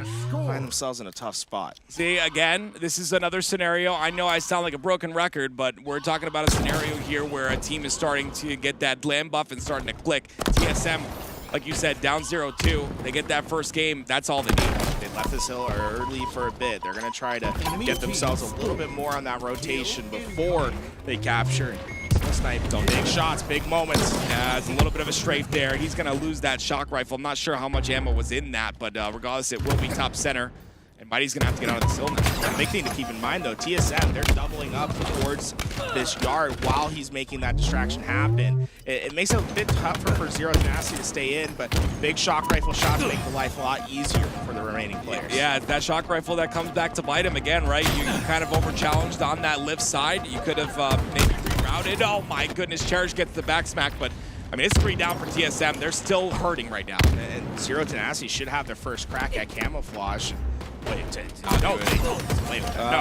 Players with 0 tenacity ready to at least take that challenge. Camouflage not guaranteed for either side.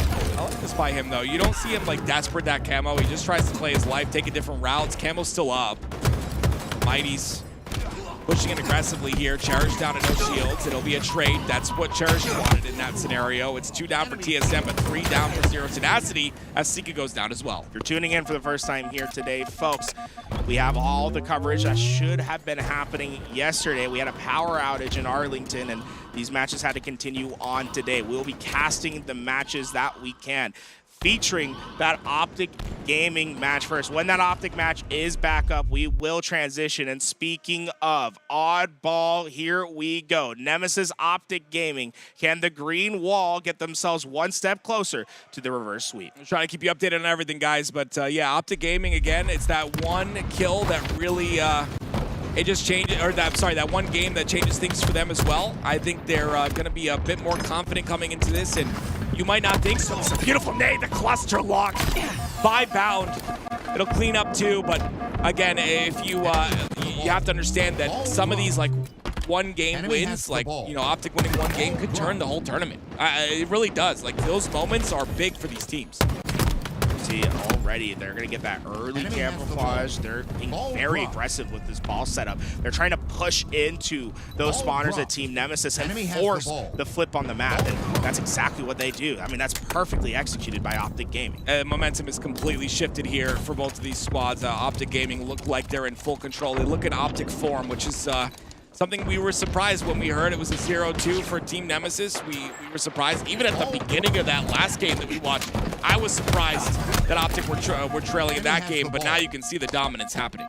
4 down for Team Nemesis. OpTic Gaming are really in a spot where they can be dominant. Look at the setup that they have now, able to get all the way towards that left side. Legend watching that B lane. It's going to be tough for Nemesis to go anywhere unspotted. Okay, I think my mic is working now, so Eli's back. I just had to add here real quick. When I broke down this series by the numbers, these guys' stats results, their tournament results, each game type that they're good at. This was a series that I highlighted. Team Nemesis needs to win games 1 and 2 because OpTic are insane at games 3 and 4. This game type in particular, Streets Ball, they are like 34 and 1. I think the only team they've lost to is Shopify Rebellion. So this is going to be an uphill battle for Nemesis. And that game that they lost from Shopify Rebellion was that one where Cycle stole the ball at that last second. They had been just about perfect on this map. This is going to be the biggest challenge Nemesis has faced yet. But they did the hard part, which was win games 1 and 2. I said that if they can do that, they can force a game 5.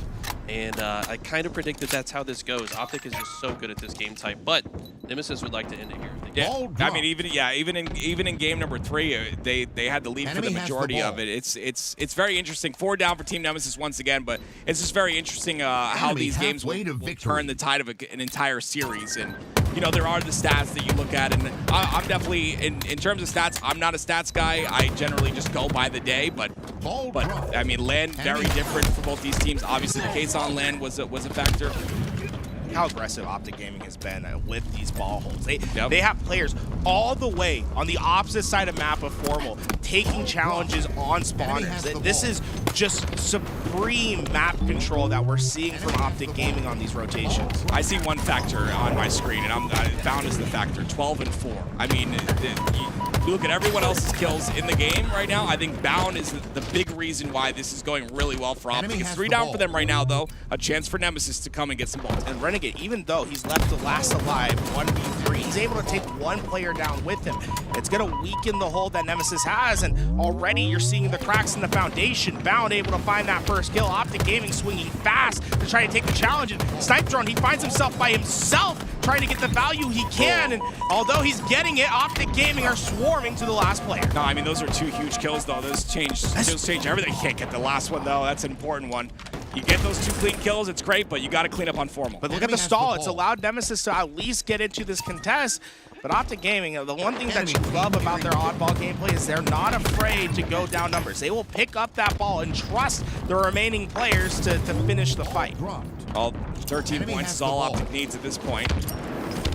I think in this scenario, like Eli had mentioned in terms of stats, like if you're a team that's you know, what 13 and 1, I think Eli had mentioned. I mean, I think that's a really big deal, honestly, and I think that says a story, regardless of online or on LAN. If you're winning that many games and only losing 1, definitely a strong map and game type combination for your team. Enemy has the ball. Team Nemesis, they're not out of this yet. Now, it's just about to be perfect game that's needed from them to get this round, but they have plenty of neutral time to make it work. It's top priority is just keeping OpTic Gaming away from that ball. 15 and 7 out of Bound. You love to see it. OpTic finally go 3 down. It's a 1v1 Wootsum versus Legend. Legend's going to stay alive on the planters. Wootsum's going to get some good shots into him, but again, it's such a beautiful play by Wootsum going towards the top planters. He's now got ball, and you're going to see him try and rotate this, but again, there's players from OpTic on either side of him, so not really a lot of room to move. Hey, Eli, do you mind taking this in for a second? Sure, yeah. Okay, triple kill from Renegade and some body disrespect as well. This is like that's the old school you don't belong here, kid. That's what that is. I mean, it's a good time for you to come in, though. Nice little triple, all right? Yeah. Enemy has the ball. Hi, chat. Hope you guys miss me. Anyways, we all miss you. Every time you're not speaking, we miss. You guys are way too smart. OpTic Gaming 1 round already. I mean, you talked about it, and yeah, I did have a little pushback. Okay, like I think that obviously the case on land. I think we take stats from that. That's great. I'm not big on stats like a lot of people are, but I agree with you. The one stat I agree with, and I will always agree with, is when your team is winning that many games and only losing one. I mean, there's something here, and you can see it right now. 90% plus is something you can't ignore. Exactly, no matter what it is, right? Yeah. And I agree with you that like most game types are pretty coin flippy right now, just because the teams are so good and like, everyone knows how to play properly. So it's not surprising when upsets happen. But this is a game mode that I'll be kind of surprised if OpTic loses to anyone this week. Right. I'm trying to, I guess, just figure out what makes them so good at it. They know exactly where to position themselves. They know how to set traps. They know how to flow in and out. They don't do the same thing twice. They're always dynamic on the map, but they're also in perfect sync at the same time. It's really beautiful to watch. Yeah. When we watched that, you know, Tools, I, and Callus broke down that one loss that they had at the very end, and they just didn't look like OpTic at the very end there. They were kind of like watching different angles, and there was just a really bad timing on the last push. So even that loss, I don't even want, you can't really even count that loss because it was like just perfect timing where they turned away and Cycle came in and swooped up the ball. Yeah. But regardless, I mean, they look disgusting on this game. Like, this is insane. It's already 1 round for them. And it's, of course, I got to point out Bound, 18 and 11. And now Renegade's starting to pop up. This is when things get scary. And when any team against OpTic sees this on the other side, you got to be worried a bit. The stat lines really tell the story of how OpTic likes to play this game mode. OpTic, the damage dealer, 6, 12, and 8, 12 assists. And then, of course, Renegade popping off. The one that's different about this, though, is Bound. Bound in this game and the previous game went absolutely massive and was huge and integral towards OpTic's success. Bound, I don't know what Bound did this morning, if he's been up for 2 hours shooting bots or what, but he's like, man, I'm usually still awake from the previous night at this time. So, like, he's in form. Yeah, he had his redacted brand of cereal. Right. We'll see if it helps him. Yeah, breakfast is important in the morning. Oh, Bound looks good though, and not every player's like that. Some players take like all day to warm up. I don't know how you were, what kind of player you were, but like for me, it took me multiple series to warm up. Yeah, like I would be pretty good in the first games, but like to play my best, it would be like 4 hours, 5 hours into the day. Yeah. I am on stream too. We're starting to see some misses. We were starting to see some misses in the very beginning here. Finally, OpTic go 4 dead. Wait a minute. The chance for Nemesis to kind of pick things up. And SLG is one of those players that I really respect. Very intelligent player. I've talked to him about Halo a few times, and every time. Oh, he's using the spot. No way. No. You've got to be kidding me. The perfect as well. That was disgusting from Glory. Wow. Well, there you go, ladies and gentlemen. If you've never seen that spot before, you can use repulse and get up there and jump up there. So Glory's taking advantage. I think you can stay up there indefinitely if you like hit the jump correctly. You have to keep late jumping though. Gotcha. Oh, the strafe. Look at the strafe. Who is this? SLG and Bound. Yeah, that's insane. Renegade now on your screen. Again, 20 and 10 out of Renegade, 22 and 15 out of Bound.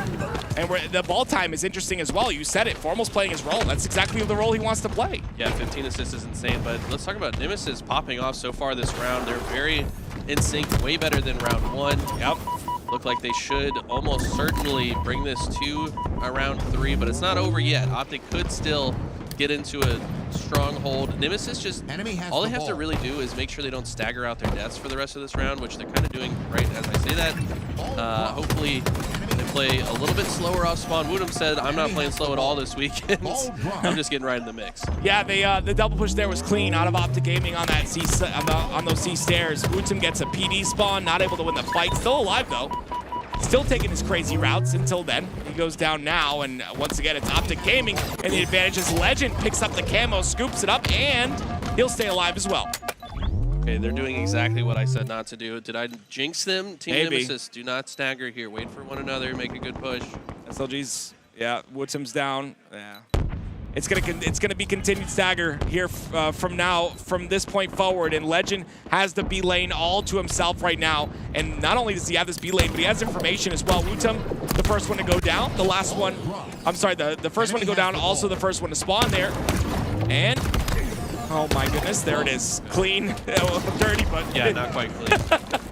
I gotta respect Woodham's chow there. This guy, he's going up against Camo Stalker. Yeah. Legend gets the first shot with the Stalker, and Woodham just still chows. He said, I don't care.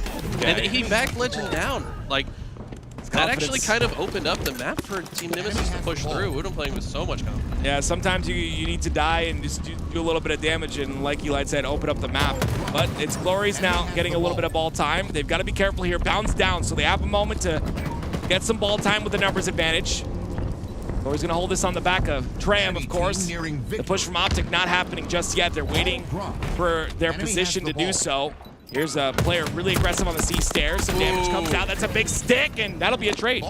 That was really well played. Also, Repulse is out just to prevent any frag damage coming off of this fight. Big win, though, by Formal. Big 1v1. It's going to be some ball time, though. This should be it. I don't know. There's 2 down for OpTic Gaming. Formal. He can't get there. There it is. It's tied up. We're going to round 3, ladies and gentlemen. I want to shout out Glory real quick. Please do. For a long time last year, Glory was honestly not playing his best. He I would play agree. insane in scrims, but then on land, I don't know what it was, mental block or... Young. Yeah, just not experienced, right? But it feels like this is his best tournament performance so far. He's been going absolutely bonkers in most of these games, and that's why they've had so much success already. See, this is where like the stats like tell a story, and we can see that story too. Like I was saying the same thing earlier. He's staying alive more often. You know, it's not like it's more decision making than anything. He's a very good triple kill. There it is by Woodham, a triple kill out of him. It's very good individual skill out of Glory's. Obviously we know that, but it's his decision making that's a lot cleaner and a lot more calculated. I love to see it. Yeah, I think he is kind of like the X factor for this team. And a lot of people look at Woodham for obvious reasons. It's hard not to watch this man's insane POV, but I think that Glory's the true X factor for this squad. He's not able to get that play ball. I 100% agree with you there. But he's not able to get that play ball off, and because of that, OpTic Gaming, they have a little bit of a setup. Glory's ends up spawning up there at the very last spawner, and Bound is going to have camo, but he has to make a play with his camo. There's 2 players in front of him. They get the beatdown on him. That's huge, and then the trade comes out. That's beautiful. Yeah, that was actually massive because Bound was getting multiple players one shot, keeping them weak, holding them at bay, but that was crazy. For them to clean them up, that's great. Yeah, Formal drops the ball to kill that player. A little bit of a chow by Glory. Didn't expect him to chow that. But Legend, 1v1, sorry, 2v1. Legend goes down. They're picking these guys apart one by one, isolated. It's good. Yeah, SLG needs to not die here. Great damage. Teammates all the way in the front line, snipe drone, and good job working together. They can easily push forward now after Woodham takes down Bound. 3 dead. Yeah, this is looking good. Get the repulse, take it back into C. Now I think the ball player SLG has repulse stickies in pocket, so look out for that if he gets attacked from the Ivy side. So Woodham wasn't watching the PD side spawn. Glory's ends up getting that kill, and he stays alive, and he gets another one in the kill feed as well on the Formal. That's huge. He's still alive somehow. They're able to get all this ball time off that. This is so impressive. This would be amazing for Team Nemesis to win. This is OpTic's best game mode, by the way, guys. Look at the damage that's done. Again, it's just so incredible to watch. Out of an M&K player, that damage is beautiful. 20-point lead here for the side of Nemesis. They'll get 2 down as well, which means more ball time for them, Eli. This Frenchman has the largest brain in Europe, I swear to God. He's just really played that so smart, man. The way he talked about Halo to me, I felt stupid. I'm not joking. Yeah. Like, it is insane. Like, he explained, this was at one of the events. We just had like a 10-minute conversation. I'm not joking. If you think you understand Halo, talk to SLG about Halo, and you will rethink that statement. It was really refreshing to talk to him about strategy. Like, I consider myself a pretty deep thinker about Halo, but he's like he might be the deepest thinker. Yeah, I agree. Yeah.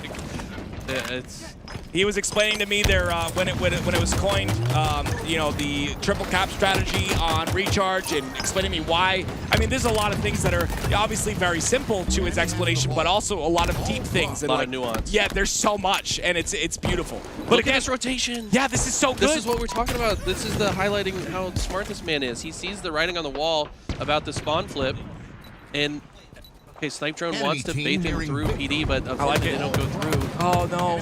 Yeah, the timing's really bad for him, and now he's the last one. Can he get spawned? He can't get spawns here, no way. He can get Red Room spawns though. This might work out. Glory's on Down. the other side. They can work together on that kill as well. Yeah, Glory gets one in the kill feed. He dies to Bound though, but now Cyptron trying to activate on the damage. Gets a couple shots on the Renegade here. Renegade ends up getting the kill, but it's a trade, and Cyptron somehow is still alive. He's got to deal with Legend though. Legend's getting getting ball towards mid. It's 3 down for Team Nemesis. Have 80 points right now, though. This is certainly doable. They just can't stagger out. How does OpTic play this? They're probably going to keep the pressure on. OpTic Formal on the other side, trying to push through. Camo.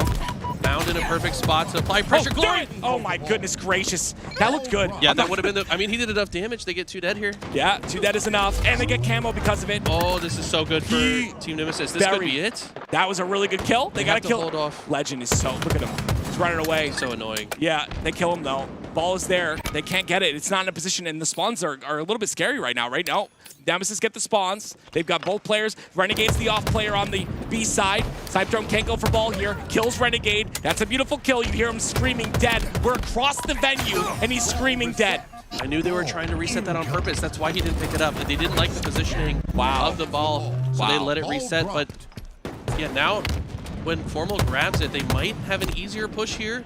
They have a little bit more intel about where everybody is on OpTic on the map. Yeah, but Legend, they don't know where Legend is. Legend ends up getting a trade. All 4 dead for Nemesis. Okay. This is truly maybe the most important push of the tournament for these guys right now. We love the underdog story. Yeah. You can tell. OpTic are obviously titans in the space. Renegade, 34 and 23. Look at the damage he's doing. It is insane. Everyone down to no shields. No one's getting cleaned up though. There it is. 34 kills, by the way. It's insane. Bootsum goes down though. Enemy has the ball. Down gets a kill onto SLG. Oh, this is looking bad. Not good at all. It's going to be a lead here for OpTic Gaming. No one really in position. And they're getting the stagger spawn. 2 kills for There it is. Renegade. Renegade goes down as well. It's 3 dead. They got to kill the ball guy, though. They get the lead. Cyptron win it. There it is. Oh, Bootsum's there to help him out. The double. Okay, this is it. They just got to hold off one more set of spawns. Yep. Renegade's the first one. The timing's not good, though. The timing is not good. Wootsum's got to do something here. I love the shots. And he gets another. With the help. There's another player on B. There's the nade. Is too good. That nade just... Wait. There it is. There it is. It is Team Nemesis. 3-1 against OpTic Gaming. I need to highlight the repercussions of what we just witnessed. Now, assuming Shopify win their pool, which I think they're almost guaranteed, this means that OpTic and Shopify will face off in winners round 1. That's insane. That means that either OpTic or Shopify will go to elimination round 1. That's insane. That's insane. Like, you know what? I'm not calling anyone out. Everybody's prediction, and I don't know how to predict this event. If I got asked to predict the event, which I didn't, I would have said no. Everyone's prediction was OpTic, Shopify, Shopify, OpTic. That was the first and second place. Everybody. Now things are shaking up here. A lot. I mean, I assume that whichever between Shopify and OpTic go to lower will go back. But let's watch this. We got Zero Tenacity, Game 5, 48-48. 49-48. Dude, this would be a huge upset for Tenacity. This is a big kill. No, wait a minute. 49-49. This is it right here. The 1v1. Truck goes down, and that's it. Europe on Zero top. Tenacity win a Game 5 Slayer against TSM. Europe is here. It's crazy. Are you kidding me? You remember, there was no European teams back in the day. All of a sudden, they start to rear their head, and now they're dominating. They're scary, man. It's crazy. You know what? Things have changed. They're cheating, though, because, like, where they're from, it's like 4 p.m. You know what I mean? Like, they're not... This is prime gaming time for them. I love it. Absolutely love it. So we have, of course, Ascending Baseline versus SWAT-led AM. Ladies and gentlemen, I'm going to have your actual duo that you guys love so much be together. I know Eli's looking at me with puppy dog eyes that he wants Mac instead of me, so I'm going to give... Those eyes were save me. Oh, okay. I misread. We're gonna bring Mac on the mic now.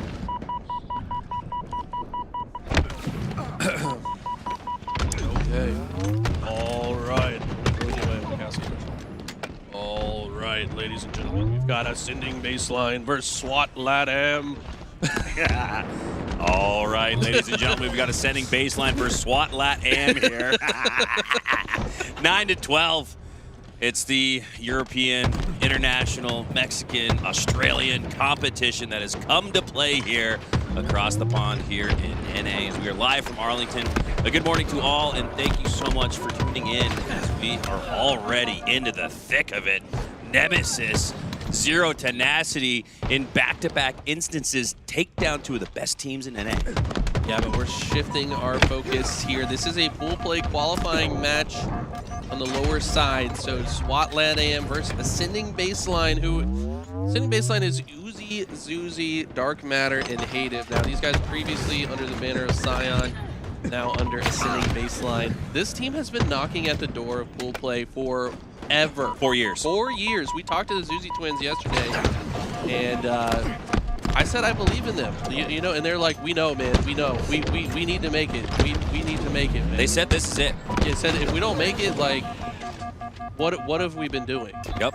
And I think that they're fired up. I think the power outage last night is a little bit unfortunate for them. They seemed locked in yesterday, and now having to re-lock in today. Hopefully they're able to do so. But so far down against probably the second best team in Mexico right now. This team has been on fire and already have a W today. So they're coming in with some steam. I imagine Ascending Baseline also won a match today. So this will be a good one. Yeah, already down in the series 1-0 and already down 6 in the Game 2 Slayer on Streets. Hop on board here with one of the two Zuzi twins. Swapping now to Hative as he puts shots into the B-rail. Uzi with the flank on to Stickies, gets the slay. 3 go down for SWAT LATAM. It's going to be a chance here for Ascending Baseline to split PD and C spawns, or if all 4 spawn at C, as they do, a chance to collapse and not allow them to push out towards the corners of Cafe and Red Room. Like the plasma toss, he gets one right back at him, though. Has to back up. Good discipline from these guys. They know their teamwork. Like, look at their positioning. They're watching all the lanes. I know if you ever listen to their comms, I wish we could have a listen in. These guys are very well communicated. One of the best teams in communication, in my opinion, overall. So they're always going to have all lanes covered. There's not going to be any blind spots in their defense. Yeah, you can see Hative in the tires. He's trying to draw in players towards the Uzi pinch, and that's exactly what we witnessed. But instead, it's SWAT LATAM. They read it like a book, maybe a simple magazine cover, as the Ascending Baseline go 4 down, and the lead gets back to 6 for SWAT LATAM. Okay, this is where Ascending Baseline can sometimes turtle a little too much. I'm curious to see how they play this. They know that Strikey's lurking with camo. I think right now maybe just waiting out the camo. These are good nades from Zuzi. They get a kill with it as well. This is what... So this is Strikey, or... No, this is, Eli, this is exactly what Ascending Baseline should have done when they had previously had all 4 spawn, but oh my god, it's an overkill for Hative instead. What looked like enough pressure and constriction to pause and continue the spawn at C turns into an overkill for Hative, and he's not done yet. Killing spree on the Cafe side. He's got his latte in one hand and his gunny in the other. This guy is insane, and I think exactly what this team needed. Let's see if they can continue this momentum. What I like to see off of that overkill is they immediately push to the opposite side of the map to continue spawn killing, and that's something we didn't always see from them in the past. Not even in the past, but 10 seconds ago, that's what we were trying to break down, was not enough pressure on Ascending Baseline. You saw they pushed up the line of scrimmage to the flowers and the planters on the Cafe side, and we saw SWAT LATAM push up all the way to the driveway. Now Ascending Baseline are kind of taking a page out of their book, and they're back in this fight, down by 3 into the 30s. Okay, Zuzi has the Stalker rifle. This guy's insane with it as well. Let's see what he chooses to do. Staying aggressive, sees 2 targets though, wisely backs down. Knew that if he stayed up there was certainly going to fall. Going to fall regardless. See if the members of SWAT LATAM recognize that Stalker's on the ground. Triple kill now. Multi-kills left and right between these 2 squads. Halo with the huge triple, and it's enough to clear the middle of the map and earn the next camo. 33-39 here. As SWAT LATAM look to close the door on a Game 2, take it to a lead in this series. Tough to come back. Reverse sweep fashion. Easy shots out onto his opponent. They never even looked at him.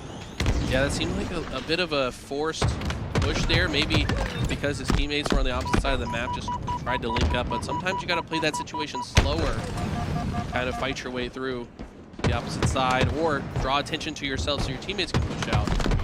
regardless, Hayden needs to win this fight against the Commando. Pulls out the pistol for the quick draw medal. Don't typically see that one, but great time to get it.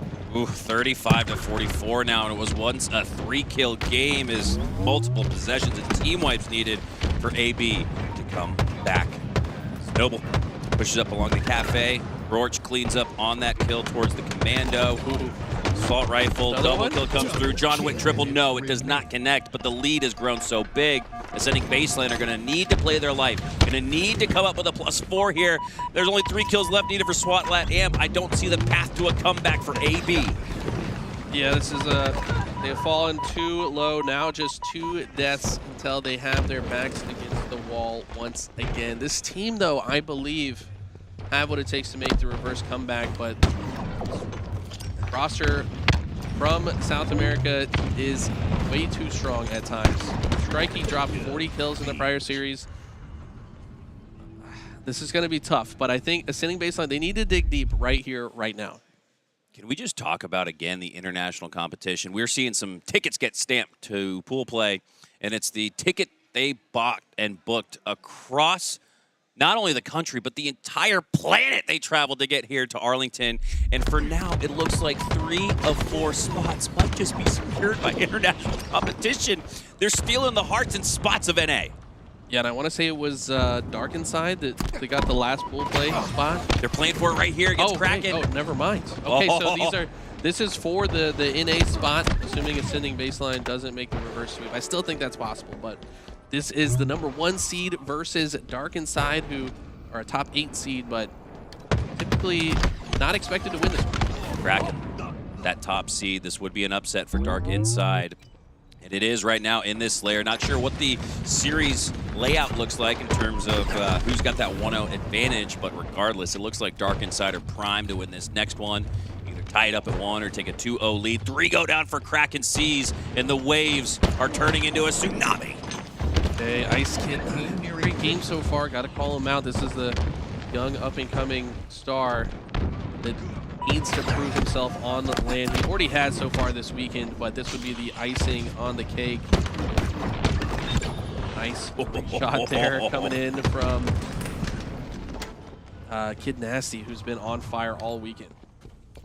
All right, guys, we're going to reorient ourselves. So give us a brief break in the action. And I step across our little main stage here for LBT. I'm going to take this seat. He's going to gather his stuff, make sure he's got his energy drink, as we were up early in the morning to bring you guys all of this. Can I scoot down? Let's see. Does the wire allow me to? I think we're good. Thank you, chat. A little behind the scenes. Just play-by-play. Our Shuffling our bums. Ice Kid goes down. So too does Glitchy.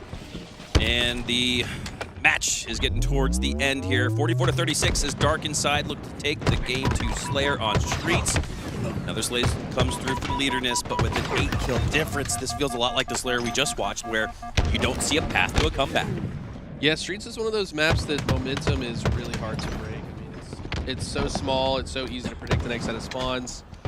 Very easily just intentionally stand in 75% of the map and know the opposition is spawning in the other 25%. So the team with the Slay advantage typically winning, but hey, this is actually looking okay. It's just so hard to get so many uncontested kills. Oh, not after that. Yeah, it's over now. Kid Nasty on fire. As a Hardy shit on rings out across the Passion Pit, and that will do it. Dark Inside take game 2. They are loud. I hope you guys can hear them through our headsets on the stage directly next to us. This is a very important series. These guys were expecting to play this late into last night. Of course, the power going out. They've had all night to think about the rest of their run. This is a really intriguing and exciting matchup to qualify for pools for me, Eli, because if you look across the board at the top left and the top right, these are names that some in the chat might be seeing for the first time ever. And how exciting is it to have new blood, new players making a name for themselves?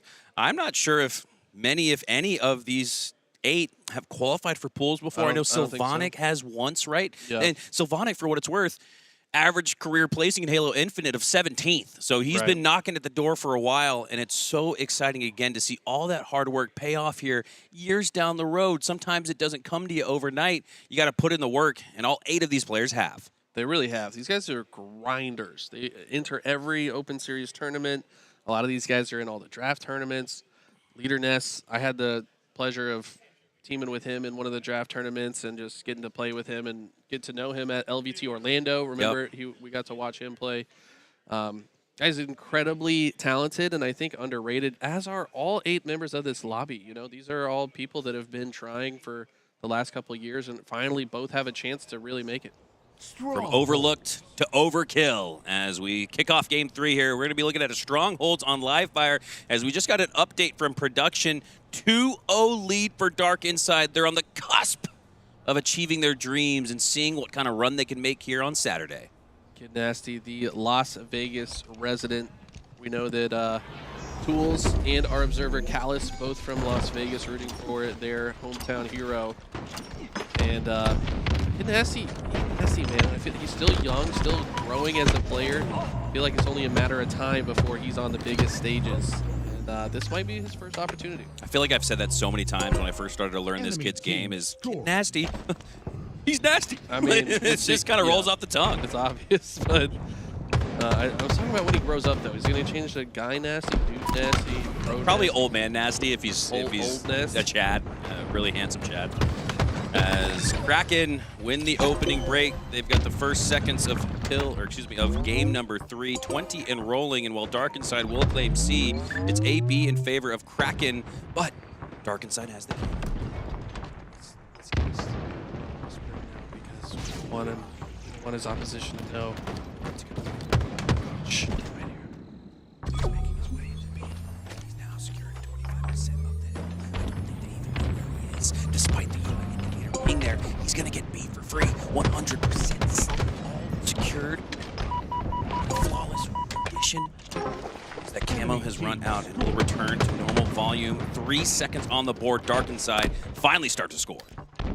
Yeah, this is interesting. Okay, this game mode, I think there's really only 2 types of holds. There's AB and there's BC. AC is not really a thing. They're too disconnected. Too split. It's so hard to control both. You can sometimes hold it for a moment, but you're probably going to lose A or C at some point. It's sort of that, I guess we'll take it. Kind of hill control, right? We'll take the points if they're going to give it to us, but we don't expect it to last for long. You want BC, which is what Kraken have achieved here. As, big 1v1 win in the hill. A nice cleanup headshot there.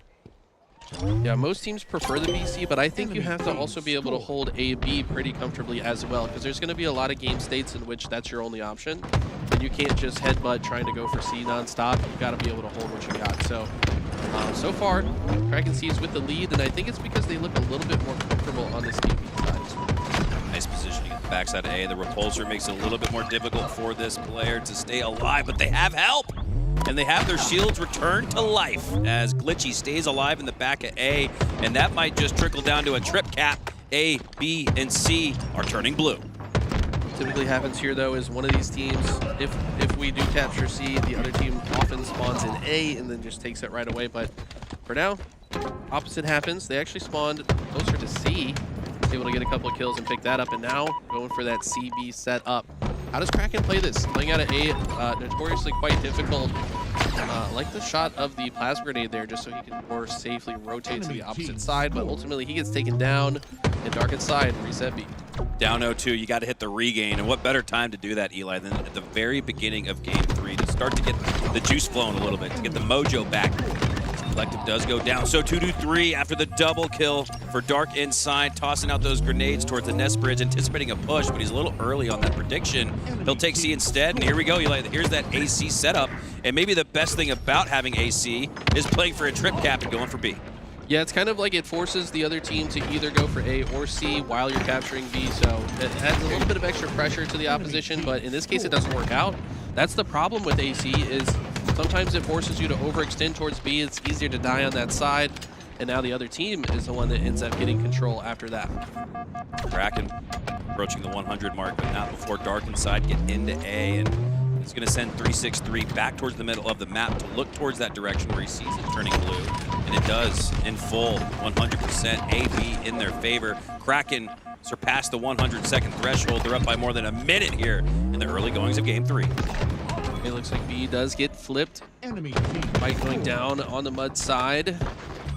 Looks like Kraken should be able to reset this. No. We're going to actually go ahead and capture C. And Darkenside forced to backtrack and play for A. 363 trying to stay alive here on the scoreboard. He's got a, could have been 1v2, but the 1v1 enough to take him down. 3 go down in total, so Darkenside, all they can do here is just reset C, but I don't think they're going to have enough to score. On the other side, B should turn blue. And with the player going down for Darkenside on C, this might just be a trip cap, and the lead's growing for Kraken.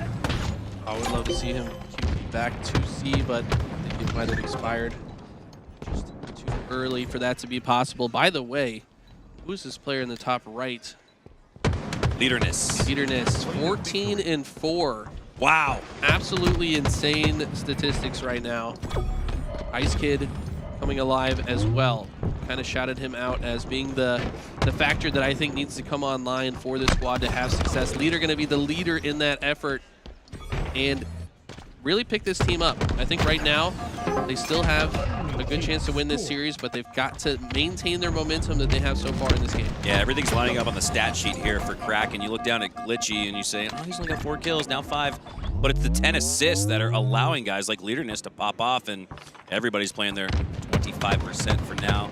55 and rolling here for Darkenside as they do get back on the board. 3 go down, but this is massive. The last player alive for Kraken Seas is causing hell for Darkenside. Ice Kid with the repulse sticky. Love to see it. A little bit of tech that's really caught on. I think that getting the repulse and the sticky might as well be a power weapon. It's like a rocket launcher. You're going to get 2 kills with it most of the time. It really is like a power weapon here on live fire in any map combination, especially on streets where you don't really have many power weapons to work with. Maybe the Stalker, but showing you why it's such an efficient use of the equipment and the grenades you've got in your toolkit.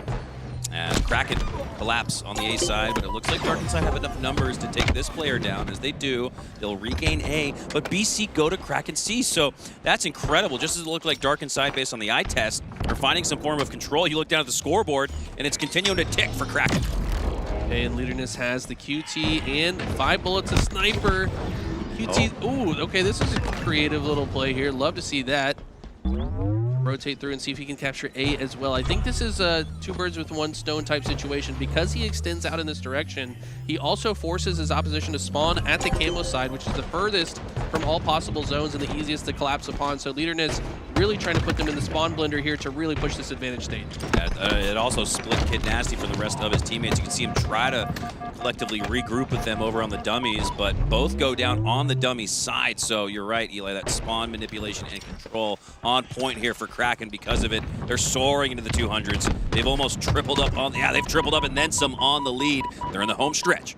Like I said, comfortable on the AB hold. Most teams kind of get a little panicked here and don't know how to hold B as comfortably, but Kraken taking some space back B and into the nest side is how they're able to control it so effortlessly. Now, I think reading the writing on the wall, this player is going to push across top center and say, we're likely to lose B. Let me just take C for the moment to add some extra pressure, but Darkenside do a good job to shut him down and now have their chance to score.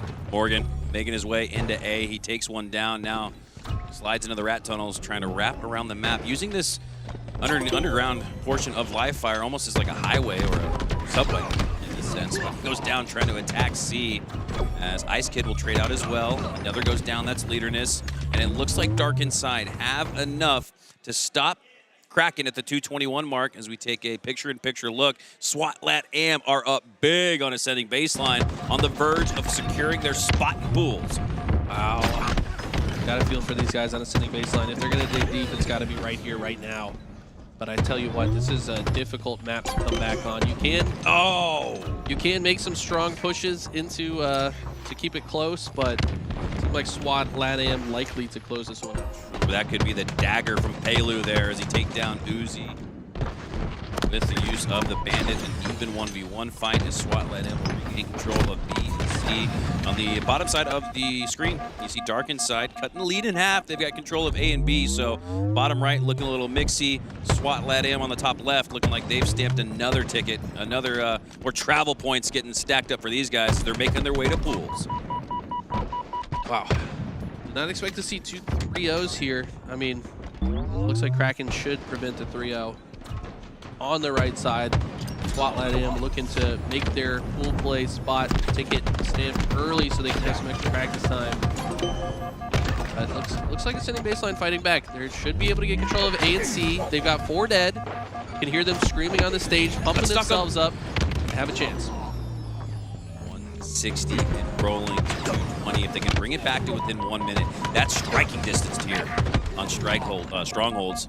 Strikeholds? Strikeholds. Yeah, it works. New game mode. Yeah, I'm always giving HCS free ideas. As Dark Inside, they've had control for the last minute or so, and they have cut that lead to within a minute. They are right where they want to be. Sending baseline have started to ascend here. Problem is, SWAT Lad AM need a singles point to play perfect Halo from here on out. On the other side, it's Dark Inside making their comeback. Trip cap could help the cause, but C will start to filter blue. So it looks like Kraken are going to make their way towards B, so they'll take C knowing that there's not any pressure on it and make that preemptive push towards B. They're racking up more time. Oh man, this is so intense in both games right now. I can hear the Zuzi twins. Can you just listen to their commentary? They're so fired up. They need to play perfect here. I wish they had this energy at the beginning of this game, though. Probably wouldn't have fallen into this deficit. But look how fast they're playing. They're going to hold one another. If they can win this fight, Zuzi needs to win this fight, stay alive. Sometimes just staying alive is the win condition. And it looks like he's going to regain his shields, re-engage his opponent as he swipes the reticle across the screen, stays alive with 1 HP, and eventually goes down, but not before earning more time. They've got to hold, though. 134, 249. They don't have a second to spare. We've also got a player back B. This is perfect. They're in great positioning. Nest bridge, tower, back green. These are all the right spots to hold for a BC setup. They would like to extend the player out to Nest, though, just to have a little bit of extra coverage here on the B side. That trade, taking that player out without trading is massive for them, but look how quickly they fill the gap that's left behind. That's so important. My God, 3 go down! They know their setup, and as soon as one player goes down, there's always someone right there to fill the gap. Ascending baseline, truly playing incredible right now. 3 go down for SWAT Lad AM, and 3 go up. ABC for AB. This could be happening. It is. We hop on board here with Dark Matter. He goes down at the dummy door. That could be the domino that falls and sends SWAT Lad AM to pool play. Look at this spot, though. It's not. This double kill would be massive. No, he gets beat down. There's another player here. I think that might be it.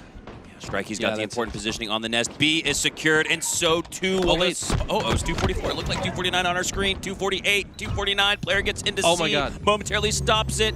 Strikey has to make a push and win it, and they don't even need it. SWAT Lad AM, more international representation so far. 3 spots have been secured in pools, and they all belong to the international competitors. Australia, Mexico, South America, they're all here to play. Now, the last spot being fought between 2 of NA's best, Dark Inside and Kraken Seas. So far, it's Dark Inside who has made the incredible comeback here. Remember, Kraken were up by, I want to say, 150 points or something, and now have control and have not looked back. Dark Inside have full map control, and the sniper on the Nest Bridge. This could be the comeback that secures their spot in pools. As C in favor. A2, it's a trip cap. 244, 243. Kraken start to grab A and C, but they gotta have it. I think this is it. There's no one in position to stop it. it. Oh, they have got foot in B, but that's... Oh, the no-scope to seal the deal. That was sick. A montage finisher, and Dark Inside makes their way to pools. Unbelievable gameplay from Dark Inside. These guys played their hearts out yesterday into today, dealing with the power outage, waking up early today, waiting for the call to action. It's fitting, Eli. They show up. Last night, it was Dark Inside. I knew you were going to say it, man. You know me too well. Oh, man. And Eli, hey, if you would have said, Eli, if you would have said on Wednesday, Eli, the only team from NA that's going to make it out of Open is the #1 seed. And they didn't even do it. Cracking it upset by Dark Inside. 3 out of 4 international competitors make it to pools. You've got Dark Inside, SWAT LATAM, Mind Freak, and Ether. Congratulations to those 4. You guys are going up against the world's best. Unbelievable stuff. I cannot wait to see how these international teams fare against competition. They should be empowered because let's talk more about the international teams that are in pool play. Yeah, there's a lot. We just saw Nemesis upset OpTic. We just saw Z10 upset TSM. I mean, we're being invaded, Hunter. All the talk was about OpTic and Rebellion, SSG this, phase that. Well, have you looked across the bod at the competition? This is nuts. We have never seen such a strong showing from international, and they had a pretty damn good year last year, and it might be even better in Season 4. My God. This is crazy, man. Shout out to all the players playing their hearts out right now, putting on a show for us. Man, Uzi and Zuzi, I gotta just Heartbreaker. say, I love those guys. Former Fortnite pros and switched to Halo. They've got so much talent. I think Hative is a great addition to this roster, but unfortunately unable to make it happen. But you know, they said they had to make it happen today, but something tells me they're going to be back anyways. Yeah, it's They like a drug you can't kick. That's Halo, right. it's hard to retire from. Even us, we did retire. Look at us, we're still back. You know, we're find a way to put on the headset one way or the other. I'm not gonna lie. If you told me 5 years ago I'd be casting every Halo tournament, I'd say you're crazy. But here I am. You are crazy. You're crazy, man. You're right. You're right. Well, thank you guys so much for tuning in. Extended coverage here because I'm pretty sure we were the only one casting this morning. We had our coffee, we had our energy drink, and we had the enthusiasm and the camaraderie of the LVT crew here. Everybody's working behind the scenes. We got Isaac there. He's swapping SSD cards. We got Legendary observing that no scope to secure the spot in pools. Callus is hanging out. Louis producing. And I just got the cue to go to break. We got no action going on behind us, so we're going to take a quick reset. And when we return, pool play will begin.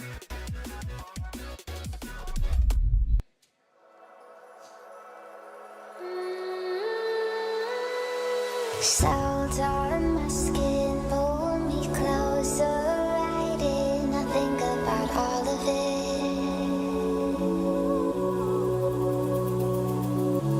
Walking the city to sunset, we'd sit, talk about everything. Now I can't sleep without you by my side. You are the best part of me, and I can't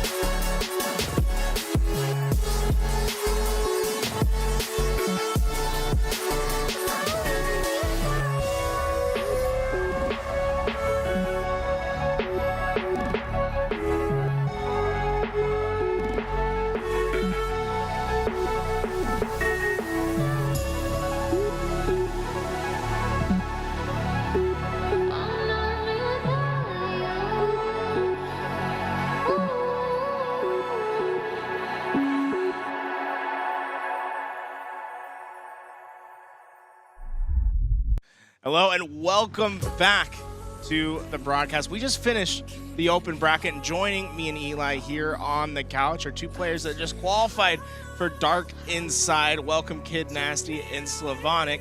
I want to start with you, Kid Nasty. This is your first time. You finally made it out of the open bracket. But first, how does it feel, man? First time, honestly, I wish we honestly had better competition. Keep it real.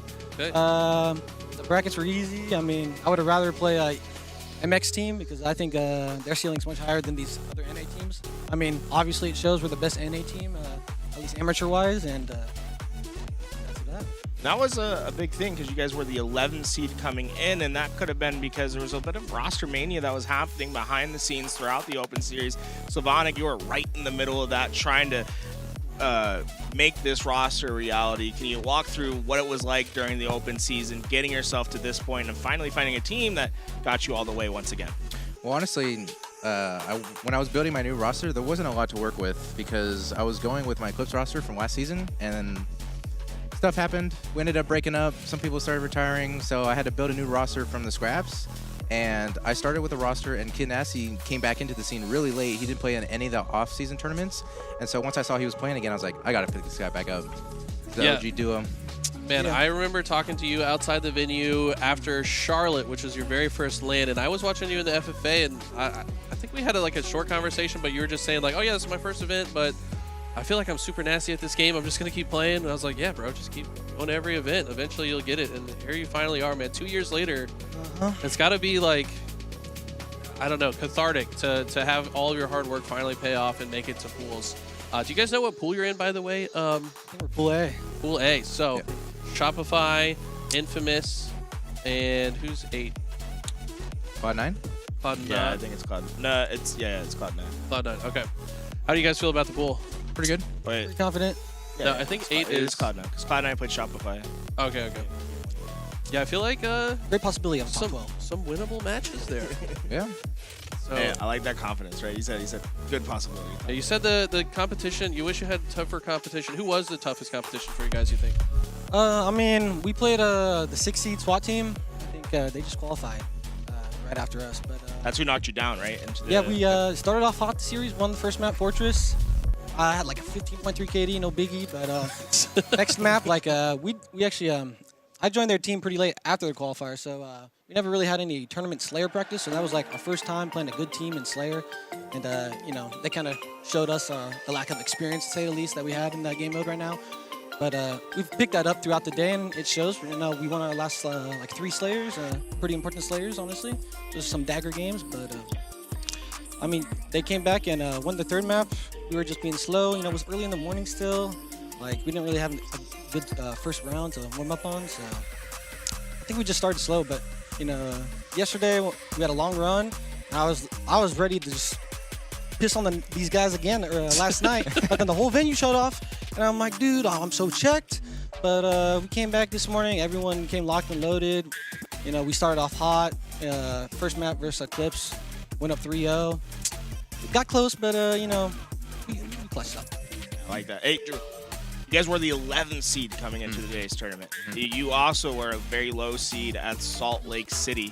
You've done it twice now where you've gone through the bracket. You've been able to qualify throughout pool play. And you are, I mean, like, essentially you are becoming this open bracket demon that's starting to come out 2 times in a row now. What do you think's been attributed to that success, and what suggestions would you have to other people that are trying to have that same success in the open bracket? Honestly, I'm very good at studying the game and picking up on key habits, and I just watch the pros. I mean, the pros are up there for a reason, so if you just study their game and learn, like, all right, what does the first oneer do? Like, when a team goes 4 dead, what does this guy do? All right, boys, you guys have to go. They're saying get up to pool get play. ready. Thank you for sitting down. Thank you for sitting in, and go have fun on pools. Good luck, guys. Thank you. Good luck, man. Well, short and sweet. Short and sweet. Hey, I love it. Confident though. I'd love to see some open bracket teams make it out. That was Kid Nasty. That was Slavonic. They just qualified for their pool play spot, and that's so exciting. This is what open tournaments are for. It's for this moment. I like how he could walk the other way. He could walk behind the camera. He just goes right in between. I will say, I think if they catch Infamous slacking, that's a winnable series for them. Yeah, I think. I mean, it's tough. Like Isn't that the his former separation teammate? between pools and open is like it could be tough sometimes. Did Sylvanik ever team with Ezo? What are you doing? I'm just getting myself just comfortable. vibing. Sorry, I think it's likely. I'm rearranging the furniture a little bit. You got a problem with it? Yeah, no, it's a. I think it could be very likely that they have. I'm trying to think, like, because what was the Eclipse team from? He was on that Eclipse team, but Eclipse was like Bit Looney, Teaches, Looney, Spiteful. Spiteful. Wow, so Sylvanik, the only Sylvanik, player yep. that stayed on that roster. I mean, that basically was able to replicate that success. Now we haven't seen Despiteful or I think Despiteful's at home. Shout out to Despiteful. Yeah, so Underrated player. I bet it's a bit tough that like they weren't able to make the comeback. I would love to see Looney, man. I had Looney in the same regard as an advocacy. He was on Lies, right? This time. Yeah, I would have loved to have seen him make a little further run because I think that kid's got everything it takes. I think they ran into one of the LATAM teams in lower bracket and lost. Well, they lost to BH3, Oh, that's what it was. and then A different BH3 international lost team. to SWAT. Yeah. But yo, 2 Mexican teams making it out of open bracket. That's what I kind of like thought was gonna happen, because I feel like the Mexico region is just getting stronger and stronger. And you guys tell me if I'm wrong. I feel like one of the big reasons as to why this happens is we started to see a real solidification of teams and having long-term teams in these regions. We saw ANZ, even when Barcode came back to Australia, they had a chance to pick them up. You know, they said, no, we're going to keep what we have. We feel like we're getting better and better. We saw them just completely dominate in the open bracket. We've seen the Mexican teams not really switch around too much. We saw Tapping, you got to pick up Tapping Buttons. He's the go. But it feels like the solidification of teams is making a big difference. Something Eli and I talked a lot about in the week leading up and even yesterday was, well, we talked about Roster Mania and how that sent a hurricane through NA, but it didn't affect international competition as much. And we always talk about the advantages that are with experience, not only having moments where you've been on the main stage, you've been in those really close 49 matches in a Game 5 to qualify. Well, these guys have experience with each other, which might be the most important level of experience of them all. It's showing that like in year 4, the teams that stuck it out, that trained, that worked it out together, are going to be the teams that have the most success. I think they're making a case that maybe MX and ANZ should still have a pool play spot. I do think that Mexico, there's no question. Like they have to have a spot at this point. You could almost mold MX region into NA, right? Because they almost practically play on the same servers. I'm pretty sure Ether competes and scrims on Central. Usually, Yeah, usually. The problem arises is that Central's their only good server. So if they play against other North American teams, like and they get East, it becomes much harder for them. So I understand why they're in their own region. I would like it more if they had an actual server in Mexico City, so that they had something a little bit lower. There used to be, I think, on Halo 5. In Halo 5, I believe there was one. There was one in Colombia as well, I believe, servers back in the day. But it's interesting, right? And I do want to see like this expansion happen, because we met during the IRL stream. We saw all the Colombians, and they're like, yeah, Colombia Halo, like we're the Colombia greatest. loves Halo. Like Dude. Halo 2, they're all over Halo 2 as well. Like they're in every Halo. That's a region where I want to see someone in Colombia come in and just start throwing lands for those regions and see if they can get like, because right now it might not be realistic for HCS to add Colombia to this scene, but I think it's important for those regions to self-advocate, right? Show that there is a return on that. And right now, I'm a big believer that all of Latin America have a big opportunity to take over the scene. Like I truly think that there's enough talent in these international regions that we could one day have a pool play that has 4 teams from each region. Well, maybe not Australia, but eventually. There's 2 ways to self-advocate, or in that sense of the word, make a statement, right? One through talking, the other through walking. And all we've seen this weekend is international competition, walk the walk. And when they get a chance to stand up and talk the talk, they're looking like some of the fiercest competitors. Hearing trash talk in Spanish, like I love it. I was just like, I don't even know what he just said, but I felt it. Yeah. They were loud on that stage. Yeah. I can't wait to see how Ether and SWAT LATAM and Mind Freak, all these teams, how they do in pools. I really think there's a very possible they make some upsets. You know, sometimes the story is they play all their way through the open bracket and then they just get 3-0'd in pools. I don't think we're going to see that this weekend. Some of these, at least 2 of these teams are going to find a win in pool play, and we might see one of our top 12 teams have an early exit. Well, I have Ether placing top 8.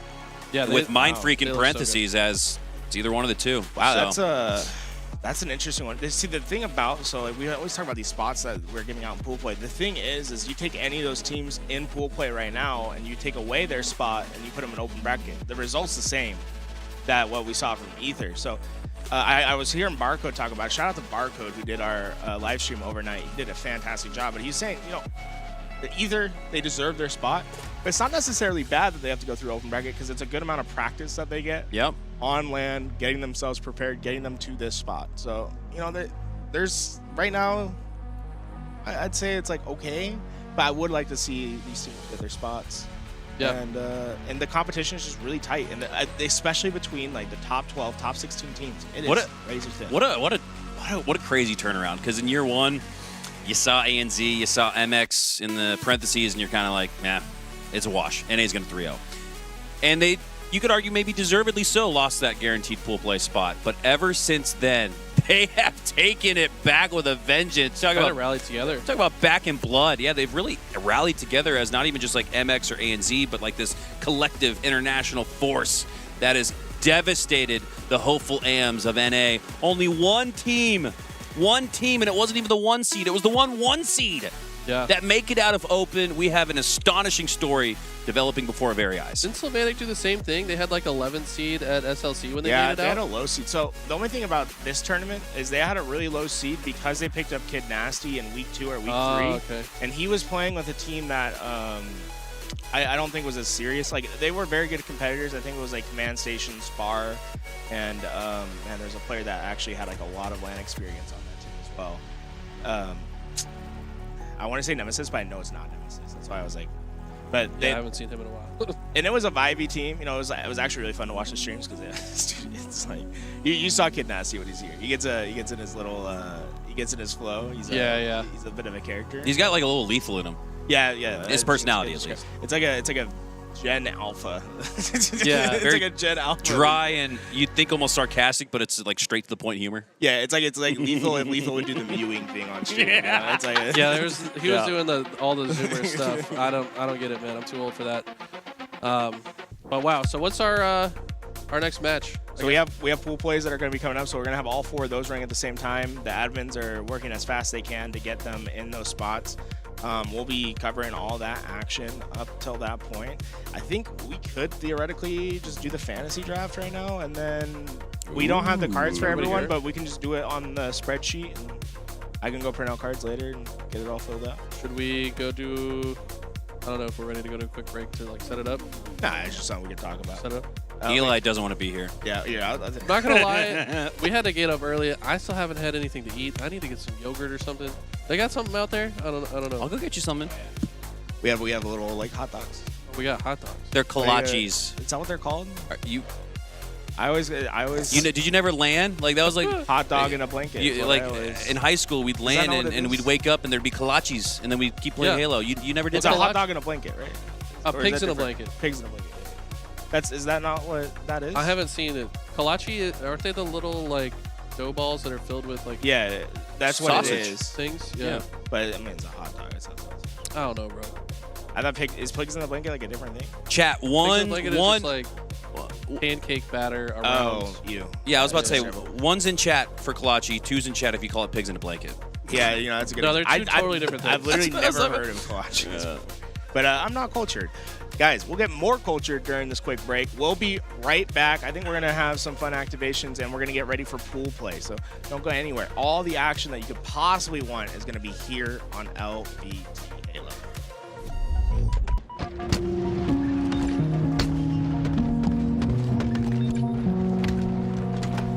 Double kill. Spit it out, just tell me honestly. You should know I'm not your enemy. Double kill. You won't trust, I want it just as much.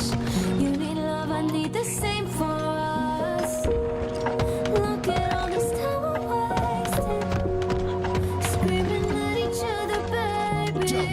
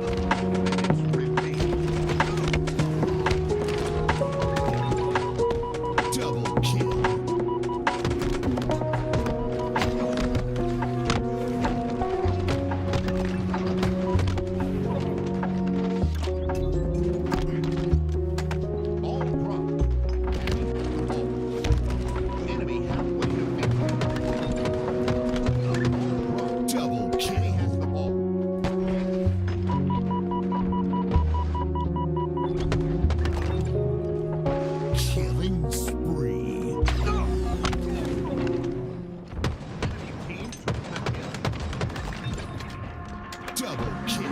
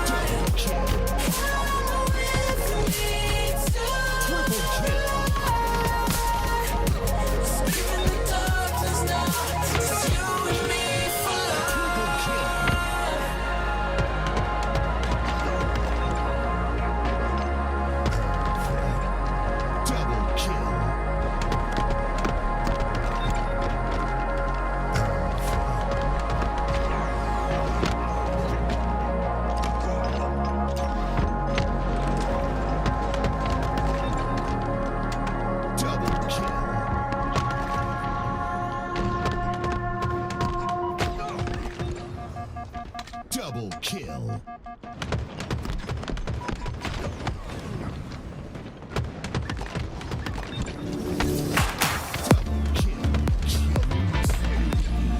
Triple kill.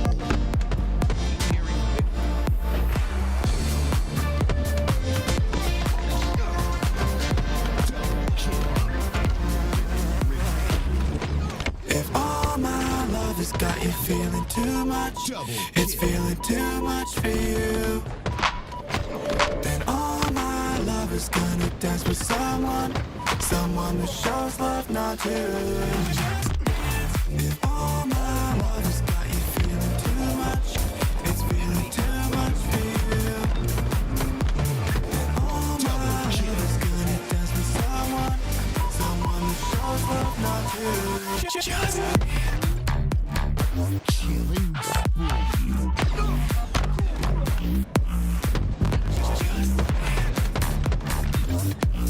Double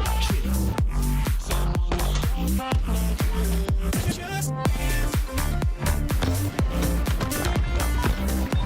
Killing double kill.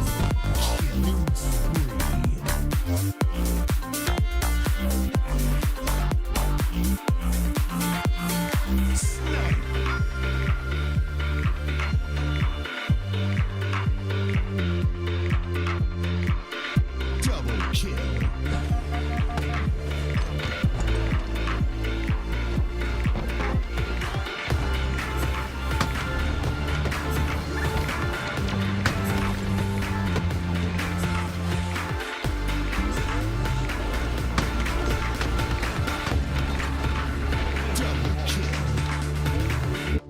If all my love has got you feeling too much, it's feeling too much for you, then all my love is gonna dance with someone that shows love not to.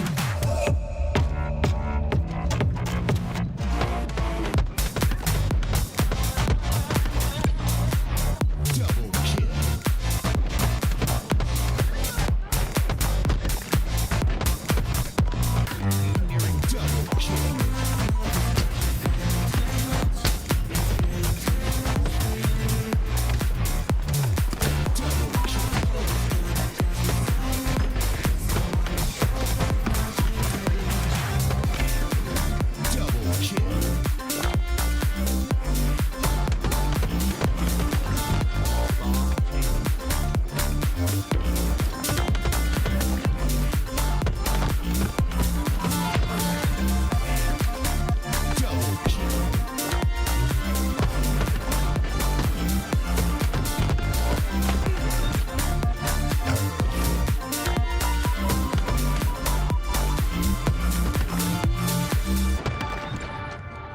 Double kill.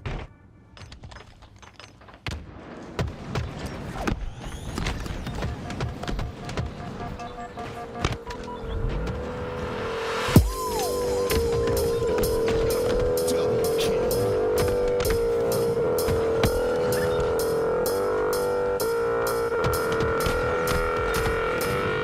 Double kill. Double kill.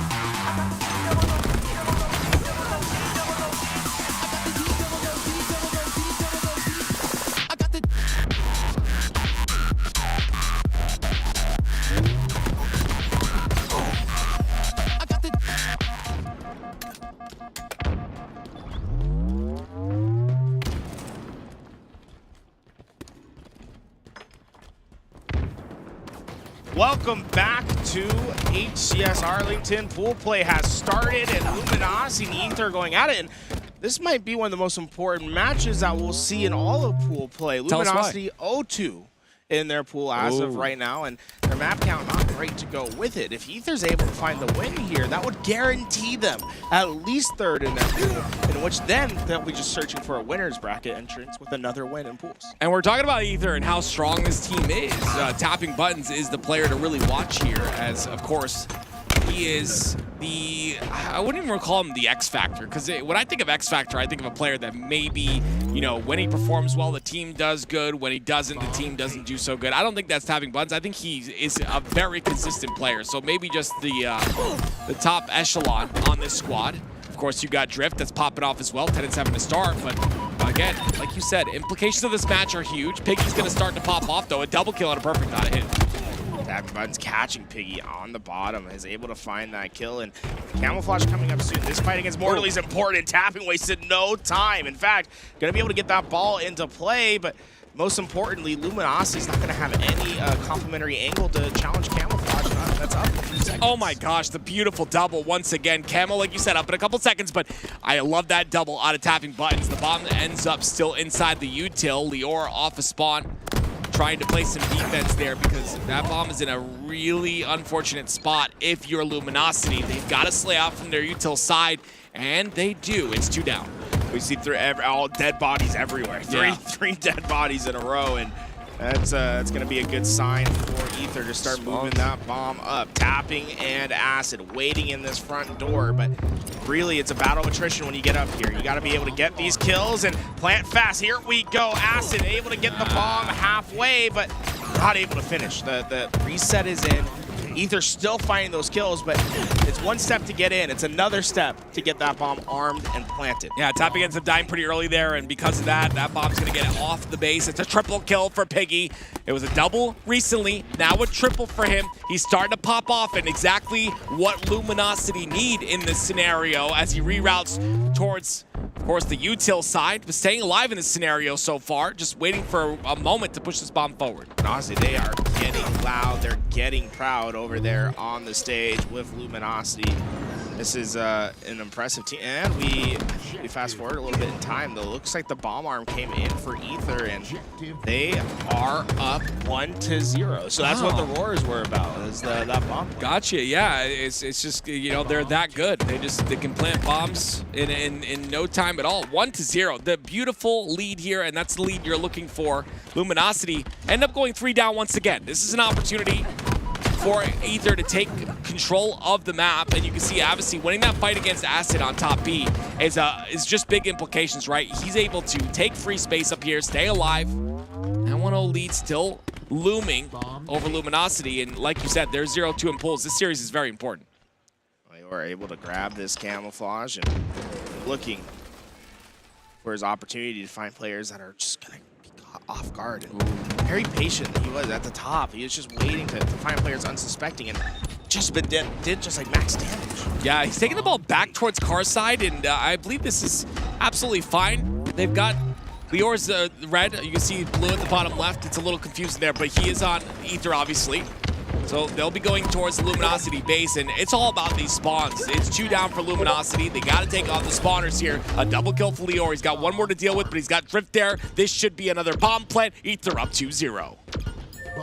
Bomb armed and away. Lior goes as he's trying to stay alive, but you know, you get out of the arm zone, you think you're trying to stay alive. No, he's the ego child against Piggy, and Piggy will take the free kill, and he's ready to move this. If they find a couple on Ether, they could potentially get this moved up and in the base extremely fast. Obviously, we see the slays on Ether really heavily in their favor, but I'm looking at the assists as well. It's only one player that's outside that double-digit assist, and it's Drift, and it's because he has 20 kills. So beautiful assist on the side of Ether, and I think that's a big factor here. You see them consistently in those fights together, providing value in all those fights, and tapping buttons wins another individual pick. I love how aggressive Ether is on the perimeters. They are striking fast on the car and the P side. They're not trying to stay back in the middle. They're extending their presence on the map when they can.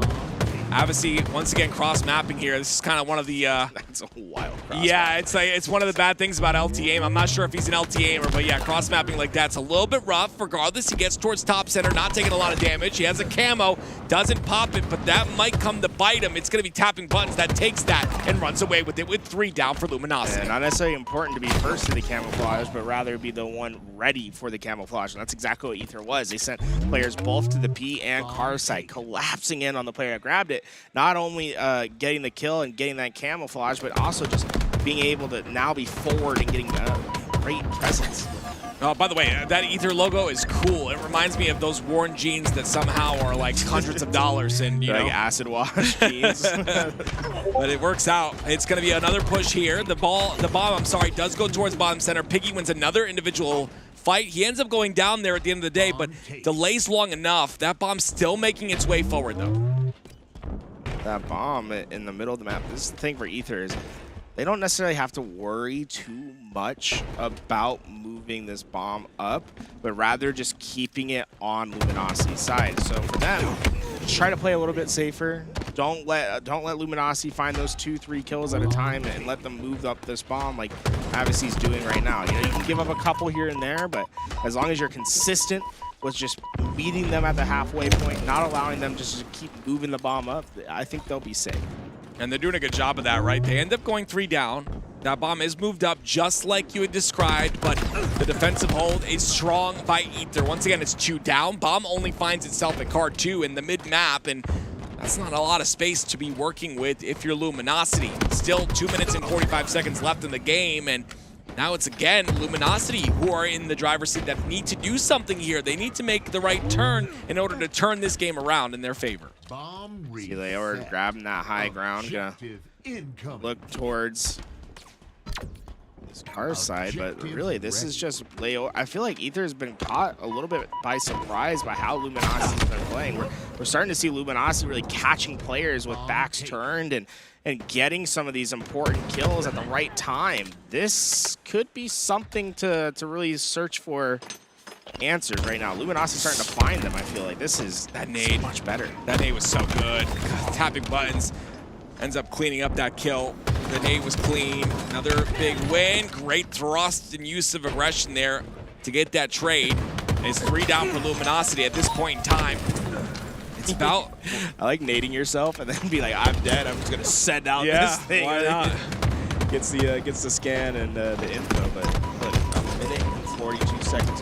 One thing to note, right? The neutral time not gonna give you that pie chart if you're holding that bomb. So you got to get those plants before it gets to 0-0. 3 down for Ether and a chance finally for Luminosity. But again, the last player alive. Look how much he's doing here. As the last player alive, staying alive, Lior doing a great job of doing that. You love to hear it. You love to see it. Beautiful shots here. Once again, Lior with a nice clean double, and that'll clean things up just a bit.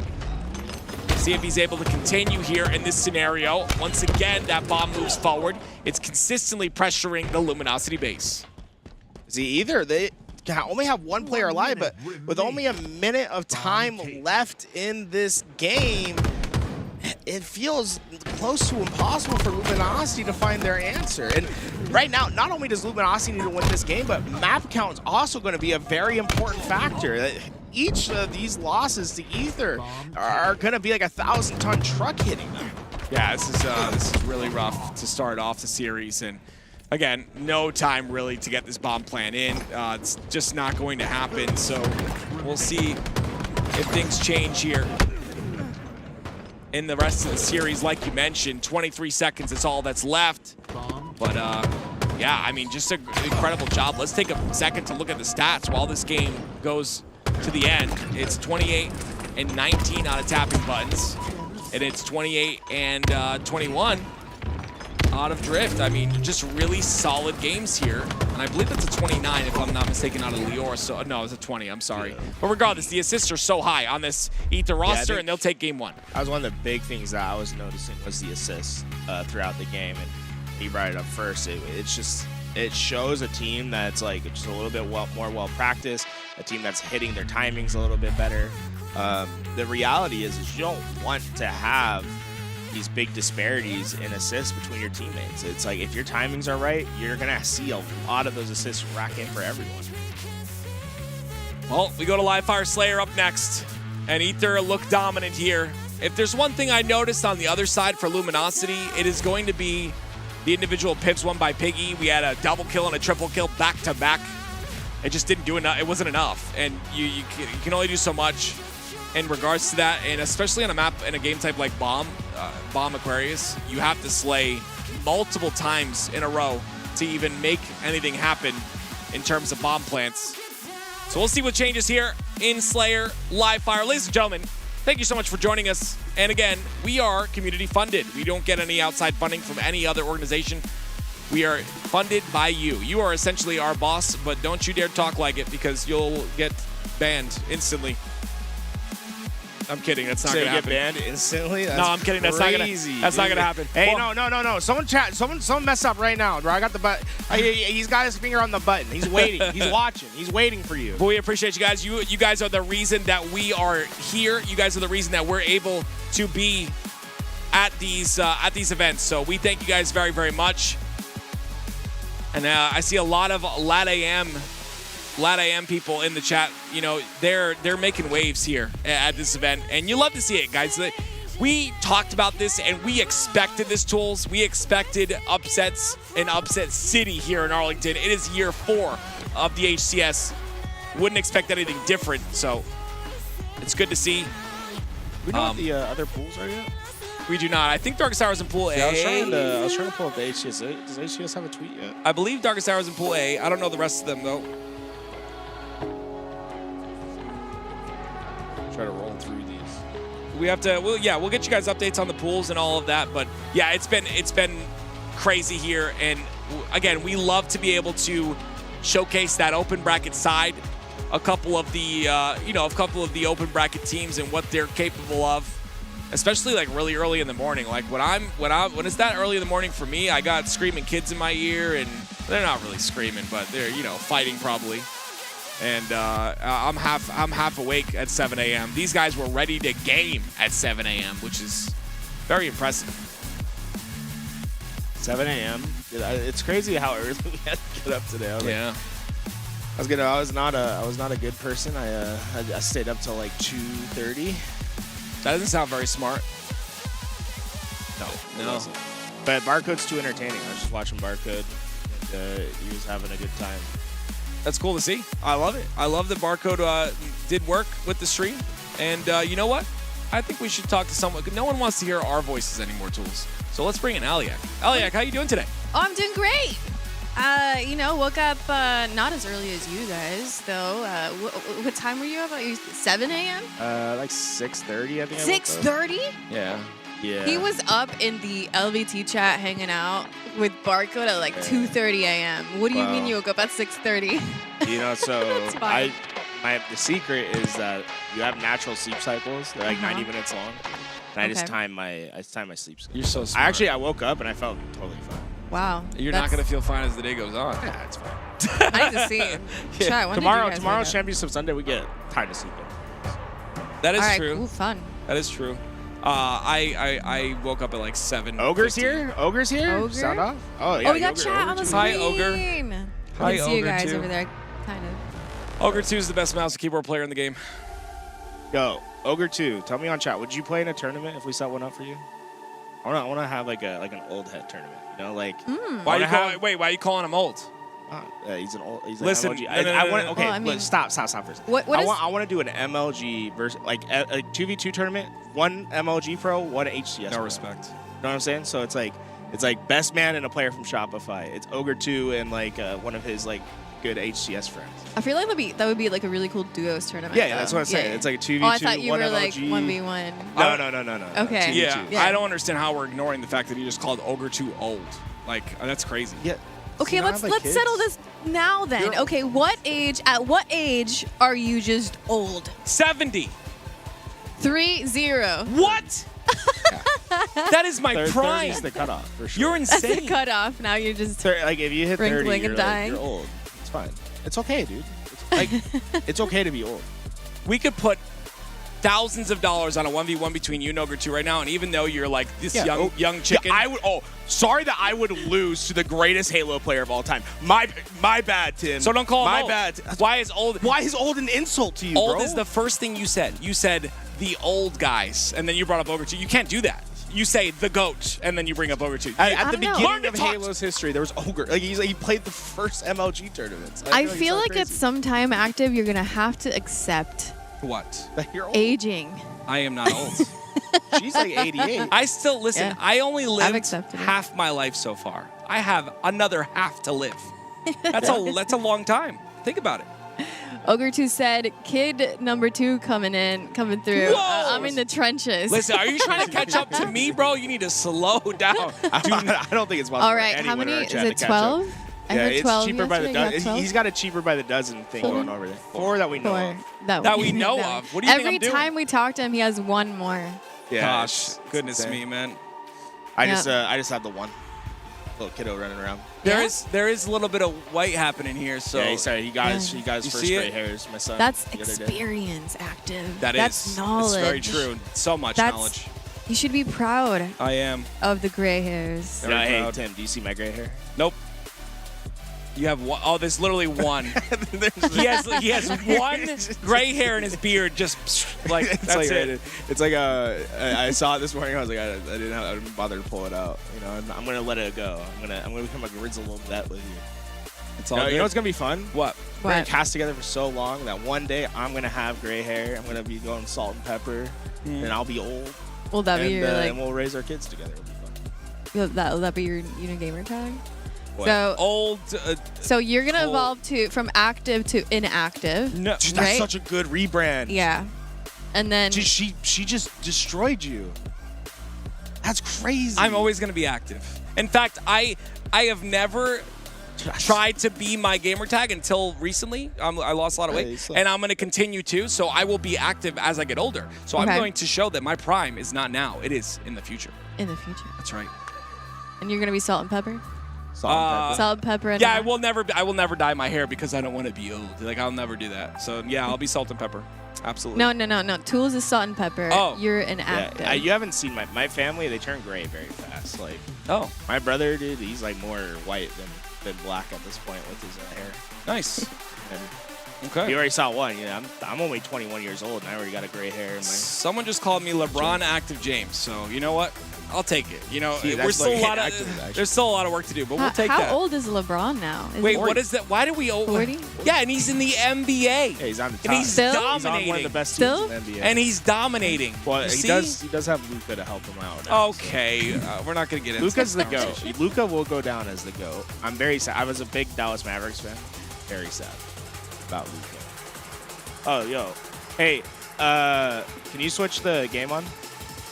All right, everybody. We are pool plays. Our matches are happening currently. From my POV, we see Ether versus Luminosity, game number 2.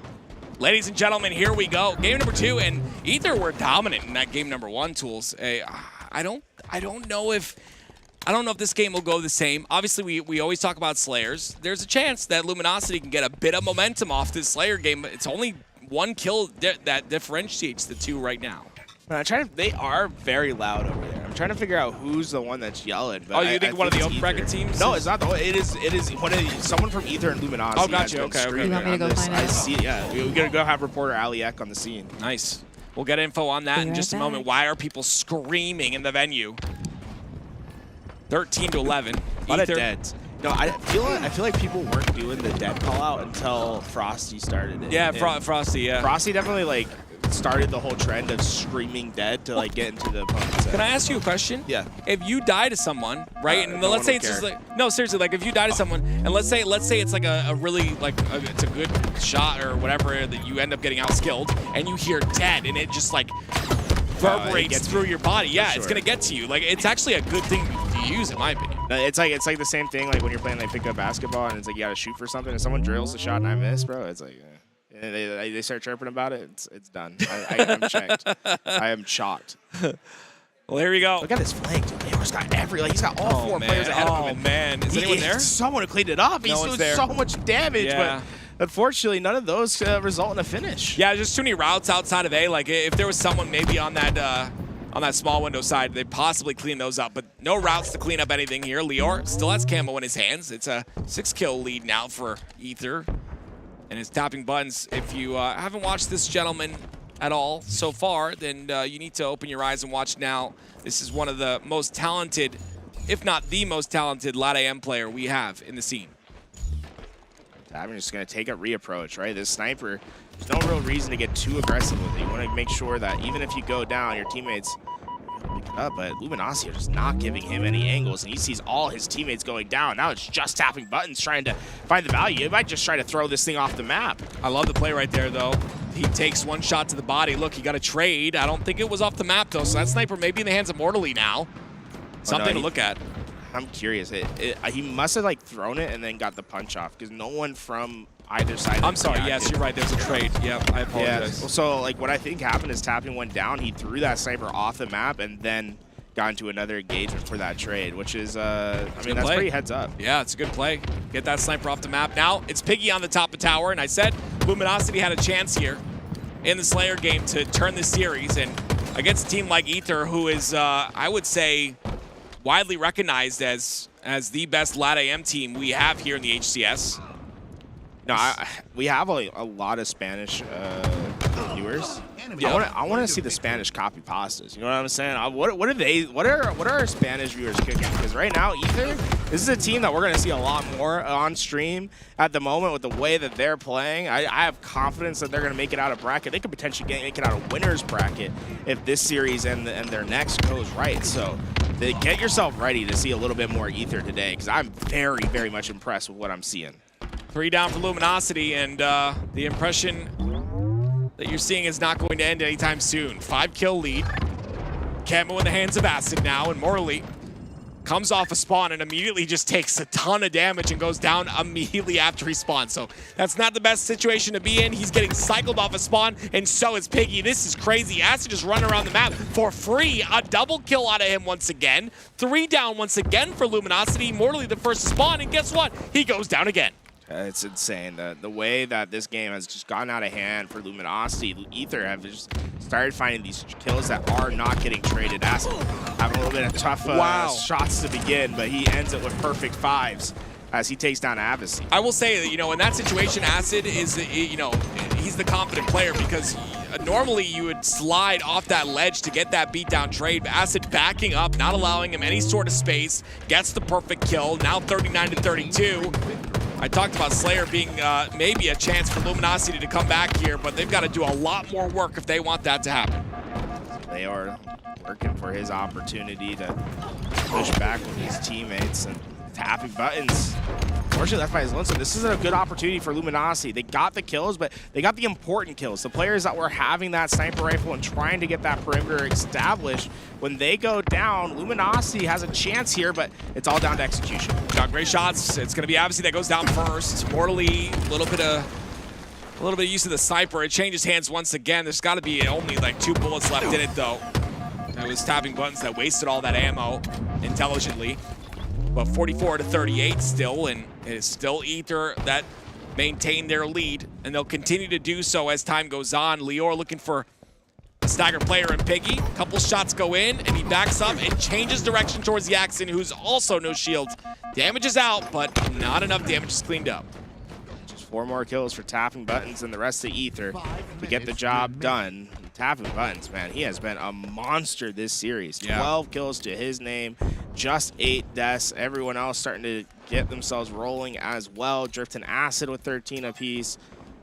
And this game probably going to be stalemating a little bit here as you see Yaxon trying to be this bait at B, and they have tapping buttons. He's ensnared in this trap. Now it's just about time to get the kill, but Acid comes in and saves the day. He does. It was Luminosity that were starting to look pretty good, but again, they've had that deficit of 5 kills the entire time. Now it's Ether with 49, looking for the 50th. Piggy gets the kill though there. You got to convince me a little bit more. And Avicii gets a kill once again. Looks like there it is. It's finally over. Ether will take game 2. See them? They're getting a little bit loud over there as they let Luminosity know they're up 2-0 in this series, and it would be a great achievement for the open bracket team to come out and hit their first pool play match in a 3-0 fashion. Forbidden flag going to be the map in which it can happen.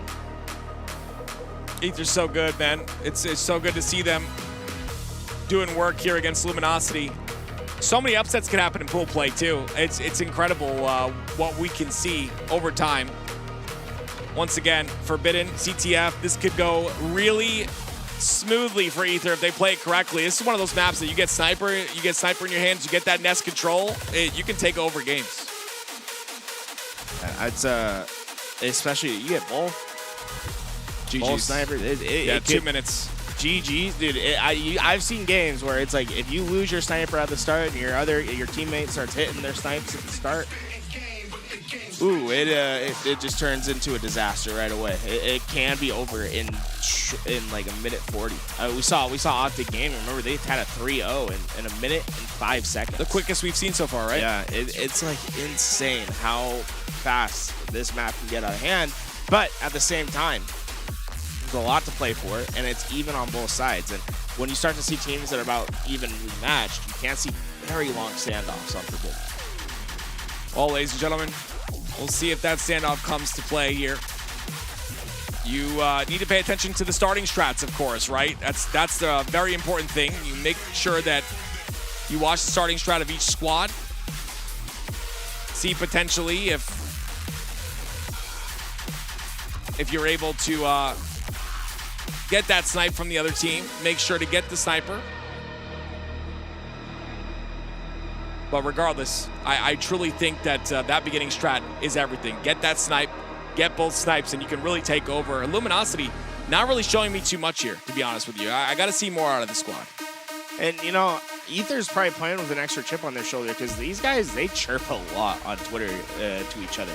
These two teams in particular. I remember Luminosity Ether had a scrim, and it was not pretty, the words that were being exchanged. So these guys, there is no love lost between Ether and Luminosity. And right now, it looks like Ether is having the last lap. Yeah, right now they are.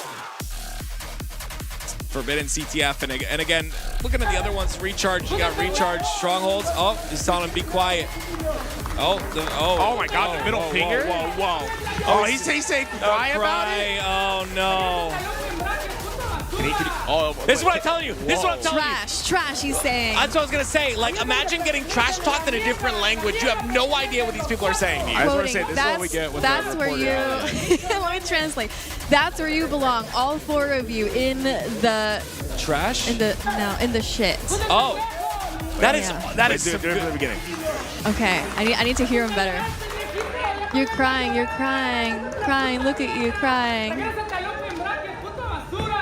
You're fucking trash. That's where you belong. In the shit you belong. All four of you.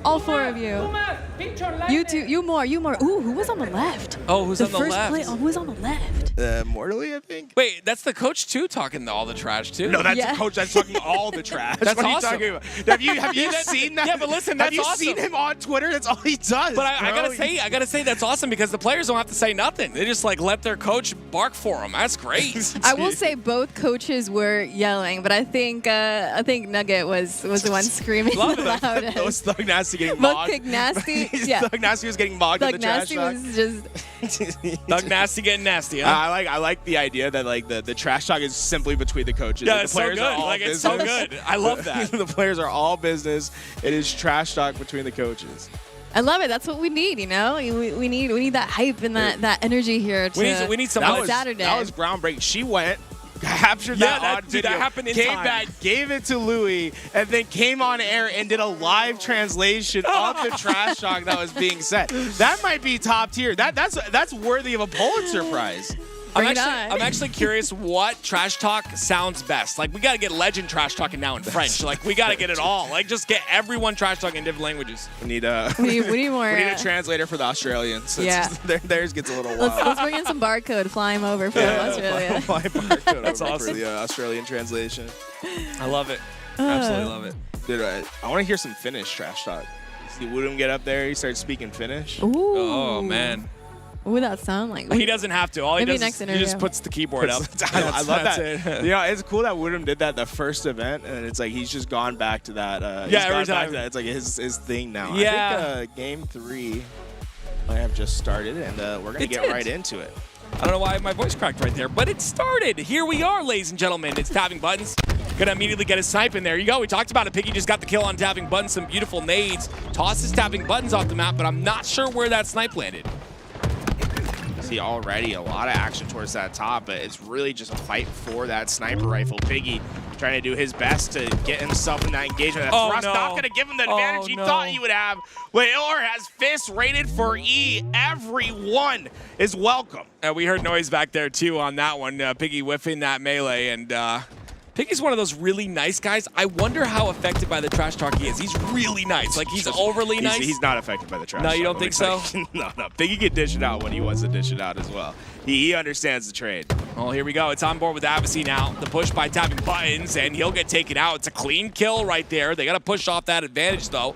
You can see right now they've got a clear route towards the enemy base in their top center. And it's obviously the first one forward. There's a lot of people on top center, though, pushing the base of Luminosity.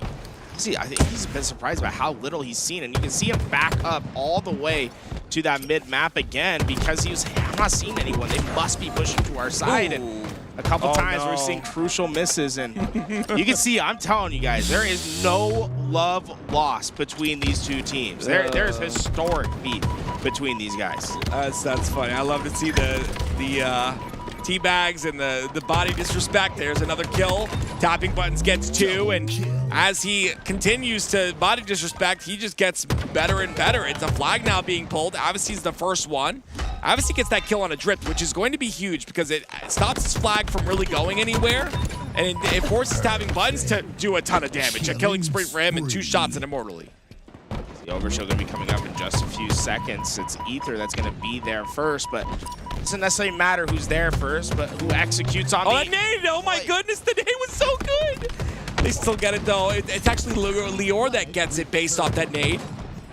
I thought that nade was going to do even more damage. Yeah, honestly surprised Leor didn't take a little bit more there, and you can see Leor, hey, he is not hesitating one bit. He's getting max damage down while he can, and look at how fast Ether is. Oh, no. You know Leor wanted to pull it out in that situation. Did not work in his favor, and that might, those little mistakes can be enough to let a team recover. Yeah, the timing from Tapping Buttons wasn't there on that new branch jump on the front of flag.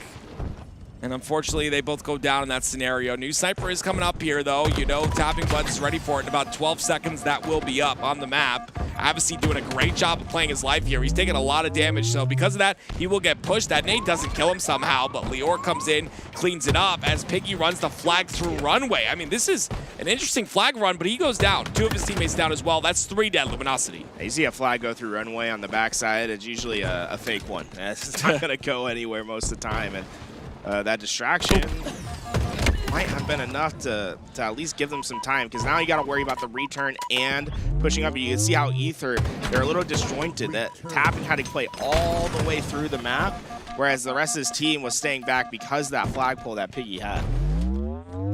Morley trying to push aggressively here, and we'll see if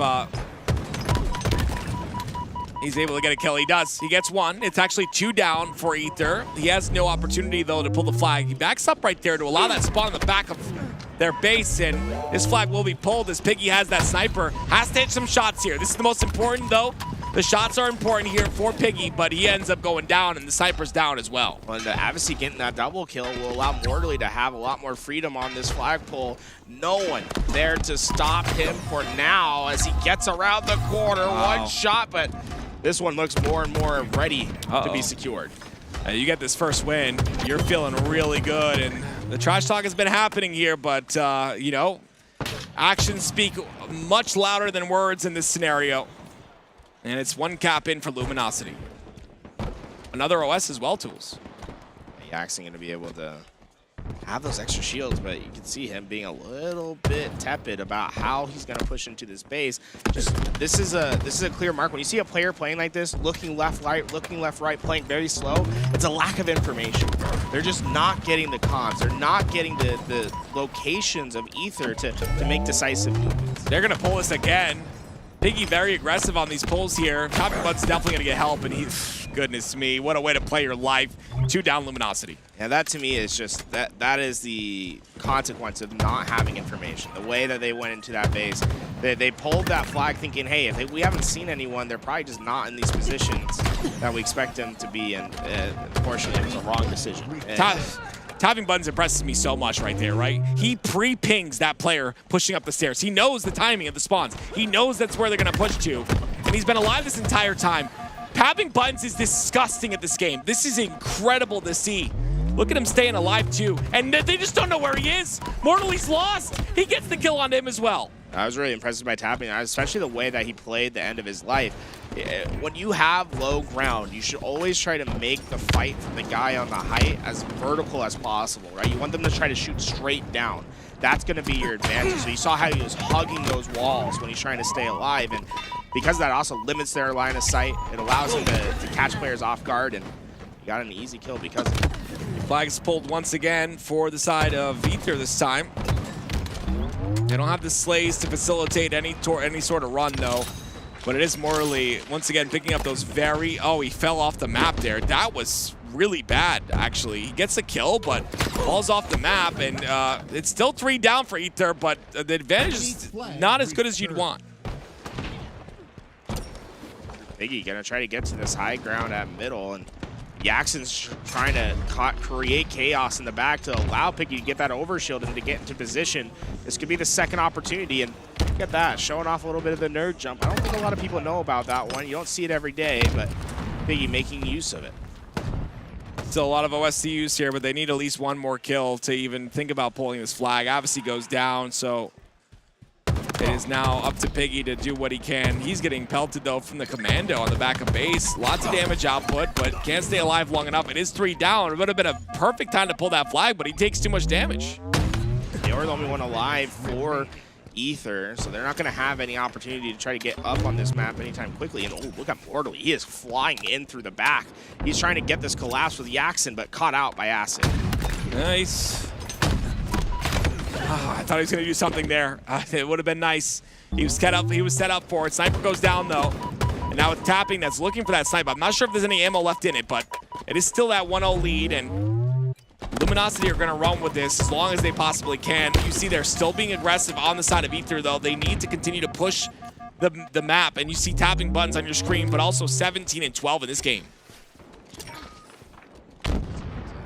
Right now, it's been surprisingly slow from Ether on the way that they've been trying to push out of their base. They're very much not trying to get caught on these overextends, and they think that this defense, that eventually there'll be over-aggression from Luminosity that they can take advantage of. Obviously, some good shots there. Has to play his life as best as possible. Tapping button's not giving the information, but he's going to go down anyway, 2 down. It's a brutal situation for Advocacy because he's in the right spot to get multiple kills, but he ran out of bullets completely. So not only did he have to reload, he had to reload and chamber in that next shot. That was enough time for the overshield to get secured, tapping buttons to start moving forward, and Ether to get a flag on its way. And it's Drift, of course, doing tons of damage. His OS is obviously gone, but he's been able to still do damage off the spawn. And it's him and tapping buttons holding this very strongly here. They got to take care of Jackson. You see the pings do come out. Jackson down to no shield. That should have been a perfect, but regardless, it's a tie now in flags. Call that a sacrifice, right? You give up your life to allow your teammates to move forward. He understood that fight wasn't likely to win, but it pushed Jackson back and gave that freedom for the flag carrier to pop it right back to the base. And then eventually your teammates will find that player, clean it up, and we're to even. 3 minutes on the clock. This could be very much a next flag cap situation wins. Sniper is up as well, I believe, on both sides. It is Morley that has the snipe of Luminosity, and the snipe is going to barely miss the head of tapping buttons. Nice shot, good flick there on the slide. 2 down for Luminosity, though, 2 down for Ether as well. Morley, with this sniper, this is going to be a key piece to their equation. He was told all that was really directed at him. He was the man that they were saying, especially you, to. And right now, it might just be the start of the next push for Ether. Acid, great shot by him, ends up getting that kill. Couple shots go in. Beautiful shots once again to clean it up. Acid still on your screen with that sniper. Not going to be able to really move it, just playing defense, maybe looking for this overshield. It's 2 down for each side. The branch jump will go in, and he'll go for this OS, but he'll have a sniper to work with as well, and he'll take out Avicii. It's a killing spree for Acid. Wait for the next to come. Morley will be the target, and his head is gone. No, that's disgusting. That's disgusting. Like, that is such a sick shot right there. And it's such an important one as well. That could have been a game-winning shot right there by Acid. Look at the time he's able to cheat with that overshield, allowed him to pull this flag out. He didn't even try to get the damage. Instead, it's distance that he's working for. Ether have the flag in a premium spot. Now it's just up to the rest of the team to slay. Piggy comes out, tries to stop those slays. Tapping buttons on the bottom. He's getting to work. He's on that flag. He can get around this corner. There's only one player that can stop him. It's a foot race. He gets around. He gets around. They're just a couple feet away. Can he get around this corner? Yes, he can. There it is. The cap goes in, and 1 minute left. That's all Luminosity has. They're going to go for the counter here. There is 3 dead. This counter cap could be successful. It's really up to Acid in this scenario, but he goes down as well. The spawns come out, but they're all too late. That counter cap is going to be successful, and the slays continue here. They could go back-to-back with these caps. Piggy's just putting down max damage. He didn't even think about going back. He understood his teammates were going to get that job done. He's getting max info for his team, and this is what Luminosity was missing in the first half of the game, was that information. Piggy's giving it to them in spades. That's a great nade by Acid. He stays alive as well. Piggy's going to live, though, off that nade. 30 seconds are left. Anything could happen at this point. He's tapping buttons. That's just putting damage in across the map right now. He is the player to watch because he is the one in control, the one that can make a difference. That kill will be good. It is 2 down for each side, though. Luminosity are taking a big risk here to pull this flag out with 3 dead. It's just Avicii that's alive, and it's a big risk because Ether doesn't have to go for that return. They can buy themselves some extra time to potentially pull out their flag because the pie chart will come into effect, the overtime rules, and you see they're going to use the overtime to try to get the flagpole of their own. They've done it. The extra time. That flagpole might have just cost Luminosity. That flag's on its way. The extra couple seconds could lose them the tournament. Piggy does get the OS, though. It's melted by tapping. He doesn't miss a shot. It's 2 snipe shots to the body. He's looking for more, though. Snipe comes out. Morley has snipe as well. And he gets the ping on the bottom here. He's got a flank. The body shot's good. You gotta touch, you gotta touch, you gotta touch. No! Oh, no. Wait a minute. They ran out of time. Why the pie chart. Wasn't he in the circle? No, you have to. Oh, it was very close. It was very, very close. Wow. That is so unfortunate. It was a mistake by Avicii, or sorry, Luminosity, to pull that flag in the first place. It transcended into a opportunity for Ether. They weren't able to close it out. Now they're double pushing the snipe this time. Once again, off the start, they get the kill on Ether's sniper. Now they have 3 dead. That's perfect. They're having a perfect start. Leor's the only player that can stop them, and he doesn't really have much he can do. He'll just have to hit the overextension, put the Nikes on. Here we go. He's gonna be the only player that could potentially stop this. Avicii has so much freedom on this flag run. Acid's been caught. Tapping goes down. Leor joins them. It's just drift. Luminosity. They take 1 on the board. Wow. I'm gonna be honest with you. I wish we were listening to the trash talk after, but I mean, I'm telling you right now, like, that was a very big choke. That somehow happened. Tapping not able to get on that flag, not able to touch that flag. He did so much damage. Multiple players took the OS off of Piggy, hit him with 2 shots, hit another body on top, but was not able to get the flag touch. Everything perfect there up until the very end, and Luminosity take advantage of it, and this is how upsets happen. Huge upset here for Luminosity. Ether defeating the 5th-seeded team coming into the tournament today. Well, ladies and gentlemen, we hop back to Nemesis versus SWAT. Nemesis, if you noticed, right, it is OpTic Gaming that lost to Nemesis in pool play, and it was 3-1. Can they do the same against SWAT? I think one of the factors of these teams, right, is that you have the surprise against an NA team. You know, they're not really playing at the same play style. Will that come to a factor here, these play styles meshing?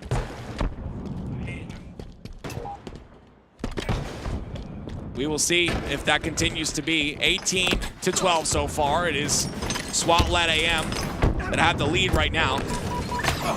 We see Pelu going down. It's a 7-kill lead for SWAT LATAM, and this is a team that has been kind of like the little brother in the Mexico scene, where they're very good, but they haven't been able to have that same hype, that same talk about them. And remember, there's only 1 funding spot for the players in Mexico. These guys had to pay their own way out here. Wow, yeah, I mean, that's a really good point, Tools. And at what point do you become the equal brother, right? It's being a little brother is not what you want to have if you're SWAT-led AM. And again, it's just so cool to see multiple teams from LAT AM in this pool play. I mean, it's so awesome that we've evolved to this. Nemesis, though, are no slouches, and again, you gotta pay attention to these guys. Look at Woodham, by the way. He is having his best tournament today, this weekend, in my opinion. I think he is playing out of his mind this weekend, and it's so cool to see. Lori putting down a ton of damage there. He's hitting double digits already, and it's that jump back up to top mid to try to get those cutoffs, but with his teammate going down, it's just about slowing this game and letting Snipe Drone get a lot of work done. He's got 7 more bullets to work with, and just about even. Nemesis, this is the time that they can change the tide. See if Snipe Drone's able to do it. Waiting for the shot here, waiting for information. He gets info, there's no one on the B side, so you can see him shifting his focus towards that rat, maybe expecting an offside player here. But right now, that's not to be seen. And because of that, free space taken by Snipe Drone with this snipe. That's what he's looking for, but now they have the info of where the snipe player is, and the minute he gives away that information, what does he do? He reroutes the snipe. You need to do that. You can't just stay in the same spot when your information's given, and because of that, it's a cleanup, it's a shot to the body, and it's another player down to no shields. That player will get cleaned up, and it's 3 down, SWAT-led AM. That Snipe Drone, I mean, he hasn't really felt the pressure that you would expect. Pelu falling off the map. I'm not even sure how that happened, but the consequence is that it's a tied game, and this is the chance for Nemesis. With the snipers got premium spots to hit the heads. They're just breaking apart here. I'm just curious how deep this pendulum swings, though. You know, that's the big thing for me. They've lost all momentum right now, did SWAT-led AM. It's now in the hands of Nemesis. 2 bullets to work with this snipe on, Snipe Drone. The body shot. He gets the cleanup kill, and he's looking for more. It's a pinch here. Snipe Drone's just been playing so well on the weak side of the map. He doesn't have any help playing in this isolation, but he's not giving SWAT-led any easy kills at this point in time. He is just being able to dissect. Look at all the backs that he's been shooting throughout this life. Yeah. You know, the stats don't look that impressive, but he's really that player that's getting that influence at the right time to make the game easy for his teammates. SLG now with camo, and they've gotten that control because of how much pressure Snipe Drone's been able to put. And look, he's doing a brilliant job right now. Snipe Drone just in that engagement across the map from all his teammates is able to keep him occupied. SLG puts in the chip damage, and eventually Snipe Drone gets the finish. Snipe Drone's been alive for, man, he finally goes down. He was alive for probably a solid 3 minutes there. That's beautiful work out of him. The SLG's really taking advantage of that too. A lot of attention now. Because Snipe Drone goes down, a lot of attention on that side of the map. SLG trying to take advantage of it. Look at Woodham, though. Woodham comes in and gets assassinated at the end of the day. But again, got to look at his scoreline. 15-12 out of him. A 41-39 lead so far with Sniper coming up. 2-kill differential in SLG. Most important gunfight we've probably seen from him yet. That was a massive 5-shot that kept SWAT-led AM from pushing forward on that map. Instead, it's going to be an equal fight, and the sniper that eventually gets back towards Nemesis. Yeah, you know that sniper's being called out. That location's being known here. 43-41 still. Quantum Translocator now in the hands of SLG, and this is where things can get real mixy. I mean, he's got to hit the shots, though. That's what he's looking for. But again, you're able to pressure so many different lanes with this QT if you so wish. You can see he's setting that up inside of A. It's not necessarily that he wants to teleport back to B, which he will, and he'll take space, but setting that up inside of A so that he can take half the map. And put a little bit too bad on the timing there. He gets out in time, but a lot of information is given. SLG, I mean, they have that 1-kill lead. They don't necessarily have to push, but they are. And that's what's a bit confusing to me is you just let SLG do the work. Instead, his teammates all push forward without that support of the sniper rifle in the back. They went down, and you've given SWAT-led AM the lead again. There's a couple of implications there. Obviously, he had the QT, so they can't keep up with him in that regard, but he also missed the body shots, too. And I think this team was depending on those body shots to maybe push forward. 100% agree that right now we're in a little bit of a bind if you're a Nemesis. You're waiting for SLG to hit something here. That camouflage is going to be the next big piece that'll move these players. He's watching it. SWAT's not going to go for it. They know the sniper's up on the map. Don't miss the shot. You have to hit everything here. I like this. Get aggressive towards that camo side. They don't expect this. Beautiful body shot there. Strikey goes down. Glories gets the kill as well. This is huge. It opens things up, but it also opens the back C spawns. He'll go down because of it. Roarch could be the saving grace, but taken down early by Snipe Drone. That's going to be Sniper and camo away for Nemesis. That's so big, and it's tied up at 47 as well. This is a very important point of the game. Snipe Drone's got to make something happen, and he'll pick up the snipe for it. See that? They repulsed that sniper to him. He was so far away. Dropped the sniper, hit the repulse, said, hey, go find it with camo. I'm going to move on. There's 3 people up top. He's got to be very careful here. Snipe Drone's got to take a route, and he has information. Decides to back up with his team. This is a good play. I'd like to see Snipe Drone go into the isolation. Try to get hidden with that camouflage. Let the rest of your team be your distraction. Pick the heads of your opponents as they come by, and I think he might find himself in a premium spot here. Look how far he is. There it is, the body shot to Noble. Picked up. He's got a QT to work with too, so he can be a bit aggressive and still be safe at the same time. I'd like to see him push aggressively into that middle lane or try to get towards screens. Take a gunfight and QT out. He gets the body shot, he QT's out just like you called.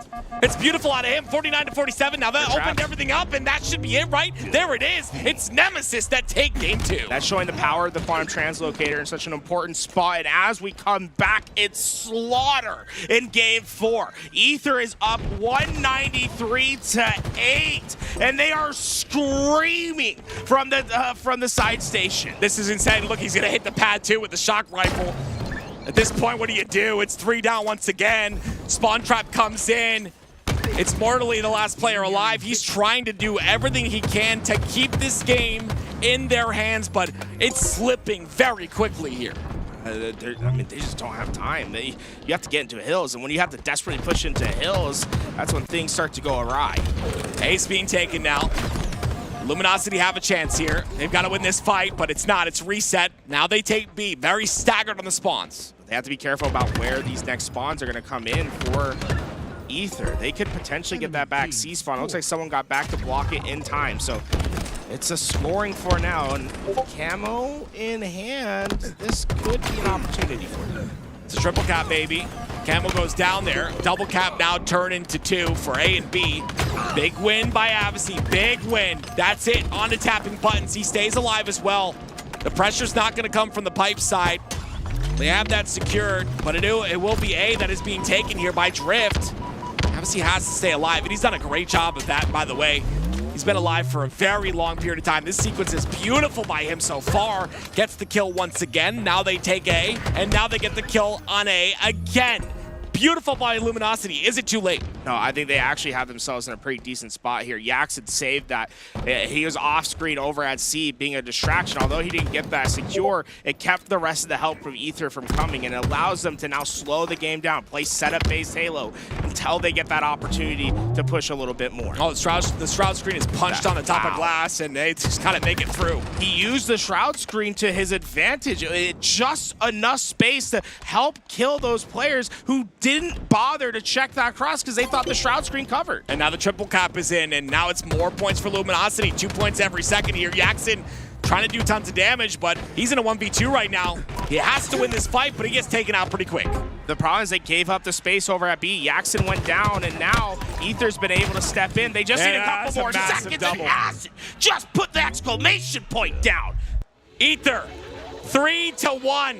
Come out victorious, and you can hear the pop off there. They are happy, they're excited. Lots of implications in that, lots of drama. That's exactly what I want to talk about. How does this win for Ether shape up, or this loss for Luminosity, shape up the way they come up in the bracket? I think that means they're guaranteed out. Their tournament's done. They went 0-3 in pools, no? I believe you're right. I believe you're... They are 0-3, yep, yeah, I believe that you're is correct. So again, now you can talk, and I don't know who started what, it doesn't matter. You can talk all you want, you can chirp all you want, but at the end of the day, it's the person that chirps and performs that is the one that has the last laugh, and that right now is Ether. Passion and gameplay, and that's what Ether did, exactly that. I love the passion coming from the Ether side, not just here on the stage, but also from the fans in the chat. I think this community is just craving for a spot here in the HCSC, and we have 2 teams from Latin America that have pushed their way through and qualified into pool play, and I want to know what that must feel like, and also this is sending a message to Halo Studios. Yeah, I mean, hey, one, give Mexico their spot back. I think that's clear. I don't know if they can do it this year. They should do it this year. Don't know if that's possible. They said they would. Two, I mean, we're not just talking about Ether getting a chance to get into bracket. They're also having a real chance of getting winner's side. I mean, they could very much beat a Complexity. Complexity we have, and Pool D we have Space Station Gaming and Complexity. We need to see which one they're up to. It's a rough pool for all four of them. Luminosity got the rough games here, but what are the possibilities here? What can Ether continue to do against a team like Complexity? It's just upset city. I think Ether has a chance to upset so many teams, and we're talking about Complexity and SSG. We're talking about two teams that really, I don't think you guys would disagree, they haven't hit their stride. They're just not comfortable. Complexity, they don't look how we know they should look based on paper, looking at their names and looking at what they've accomplished. And then SSG have gotten better, but it's taken them a long time. So this is the perfect time for Ether to come in here and say, we're going to dominate. I wouldn't be surprised if they win the pool. I wouldn't be. I mean, that'd be a big accomplishment, but if they win the pool, that would be the upset. I mean, I'm not necessarily against what Tim's saying. Like, I see an opportunity. This is a pool where they, like, any other team from the open bracket is probably like, this is death, you know? But for Ether, they're good enough to where this pool, they're seeing this as an opportunity for a 1 or a 2 spot. Now the question is Complexity awake enough, hungry enough? We know we have a lot of storylines here for Complexity. The return of Spartan, him finally having his first major. What could he have been doing throughout his ban in those months? Was he playing? Was he practicing? How often did Complexity practice, and how much work did they put in? And can Ether has Ether put in more work? Is there more skill on either side? Who's gonna wake up and take that win? Honestly, I know that, Sparty definitely took some time off, and you kind of need that mental break. He's playing different games, but he did come into Halo Infinite when he needed to, when he was on a team, and he put the work in, constantly grinding. The last, I would say, 5 or 6 months in just non-stop grinding, matchmaking, solo queuing. It's been great out of him, and I think Complexity will definitely show that in their games. Well, we're hopping on over to the next pool, Nemesis versus SWAT Latam. Here we go, ladies and gentlemen. Nemesis up 2-0, and this is a chance for them to continue this streak, and it's going to be Wootum. This is the man of the weekend, and I'm going to keep saying it. This guy, I just feel like, there's a lot of players that get poached from EU and get poached from, Barcode. We're talking about Barcode. We're talking about Tapping Buttons at one point. We're talking about Legend. Wootum could be the next one to get poached. I mean, if people start to see the value in M&K and see the value of his gameplay, I mean, he could be next. Honestly, it's a bit surprising that we haven't seen a mouse and keyboard player come up in North America yet. We've seen it in just about every other region. I would love to see Wootum make a transition to something like that, but he is a crucial piece to this Nemesis roster. And right now, this Nemesis roster has big sights. Dude, you've got to be kidding me! Like, I'm sorry. Like, this is insane. Like, how do you allow those kills to happen? We're talking about a kill that is a very low percentage kill. That is a 1 to 2% chance that he gets that kill, and every single time he's making it happen. And he continues on, and he continues to slay. Finally, he's taken out 5-1 already. Yeah, a little too much on the bunny hop there. Tried to get that cross-map shot. Didn't go through, but might have been enough to secure this flag. It's a foot race. Oh my gosh. Wait a minute. Is anyone there? They've got pressure. Noble's there to stop this, and they forced it. I was actually really smart from Nemesis because they just like waited a few seconds. They're like, all these nades are gonna come in right now. Let's let them all explode. Then they went through. There was no more AOE damage to stop them. By the way, I scared everyone on the couch with that yell. I'm so sorry, guys. We're hype, baby. Once again, it's Snipe Drone pushing that flag in, or trying to stop that flag from being pushed in. I'm sorry, and he gets that first kill. And now he's got information on another. It's already 2 down for SWAT-led AM, and Roarch is going to share the same fate. I think he's the last player alive. There's nothing Roarch can do there. Unfortunately, that's just a Snipe Drone going to be able to put him into the blender. And The spawns, although they get those HUD spawns, they're very quick to recognize that, right? When you get HUD, when you know the HUD spawn's gonna come in, you have the timing, you take it down runway. Although this route takes a long time, your teammates can position themselves to play for the slays at your back base. You're gonna see a flag standoff. It's just gonna come down to execution. Well, there you go. It's Snipe Drone now, trying to be that execution. He gets a thrust here. Rorsch has got the snipe. He's gonna miss the shot. That's a beautiful nade by Rorsch, completely predicting the slide to Snipe Drone. That's a big prediction for Rorsch too, because it's easy for you to throw that nade on the flag pole because you think they're gonna go for the pole. He predicted that he's gonna push past the flag to go for the kill instead, and basically read it like a book, and results in a flag return. All you can see, SLG now, they're trying to get another flagpole here, and I know a lot of people talk about Legend on objectives and how fast he pulls those flags. If you've ever seen a mouse and keyboard player run a flag, you'll know that it's insane. It is very strong. Flag run, objective runs on mouse and keyboard, extremely strong. We're gonna see that right here out of Woodham, nice and clean, in and out, and there you go, 2-0 in the series, and also 2-0 in the game, and Woodham is still dominating 8-4. Now he has a snipe to work with. Snipe Drone's gonna be able to get that over shield. Gosh, dude. Does he miss? Has he missed a snipe all game? I mean, so far it's just been this consistency from Nemesis. I think it's causing SWAT line problems. Like, they're just not able to get their own game plan rolling. And it's not like the stats are like that different. You know, obviously Nemesis are having a bit more of a slay heavy performance, but it's not like a blowout that the score would indicate. Yeah, I agree. Just efficiency. I mean, they are so efficient on their opportunities. There it is. The first kill goes in. That's all they need. They don't need 4 dead. They need 1 kill, and they're already running this flag to runway. That's the big difference between the top level pro teams and your amateurs and your open bracket teams. It's not a 4 down that you need. It's just 1. Right? They get 1 kill. That's all you need. And they make their play. That flag cap resulted from 1 kill. Yeah. It's positioning, timing, and it's being executed to a T. Nemesis, they're looking so scary this weekend. They started looking scarier yesterday. They continued on their spree today. Yeah, he looks sus to me. I mean, I think he's up to something. Look at the little guy. He looks sly. Is he sus or sly? I think it's sus. You know what? By the way, a shout out to the Nemesis, goodness me, social media manager. Oh, yeah. You're hilarious. Oh, you had the pull into the Dude, server. it's so good. He had the little guy standing over OpTic. Good morning, OpTic. Like, it's so good. You're so good. Like, I like the one with Woodham where he was like just sitting there. He's like, he's not leaving until they win game 3. Give that man a raise. Give that man a raise. Anyway, Woodham has been disgusting, and I'm really excited to see this Nemesis roster continue on. Do they break? Does Woodham break his top placing? 6th place, right? Oh, wait. You got it. Yeah, I got it. I'll send it over. That'll be easier. Kind of a small screen for them to look at.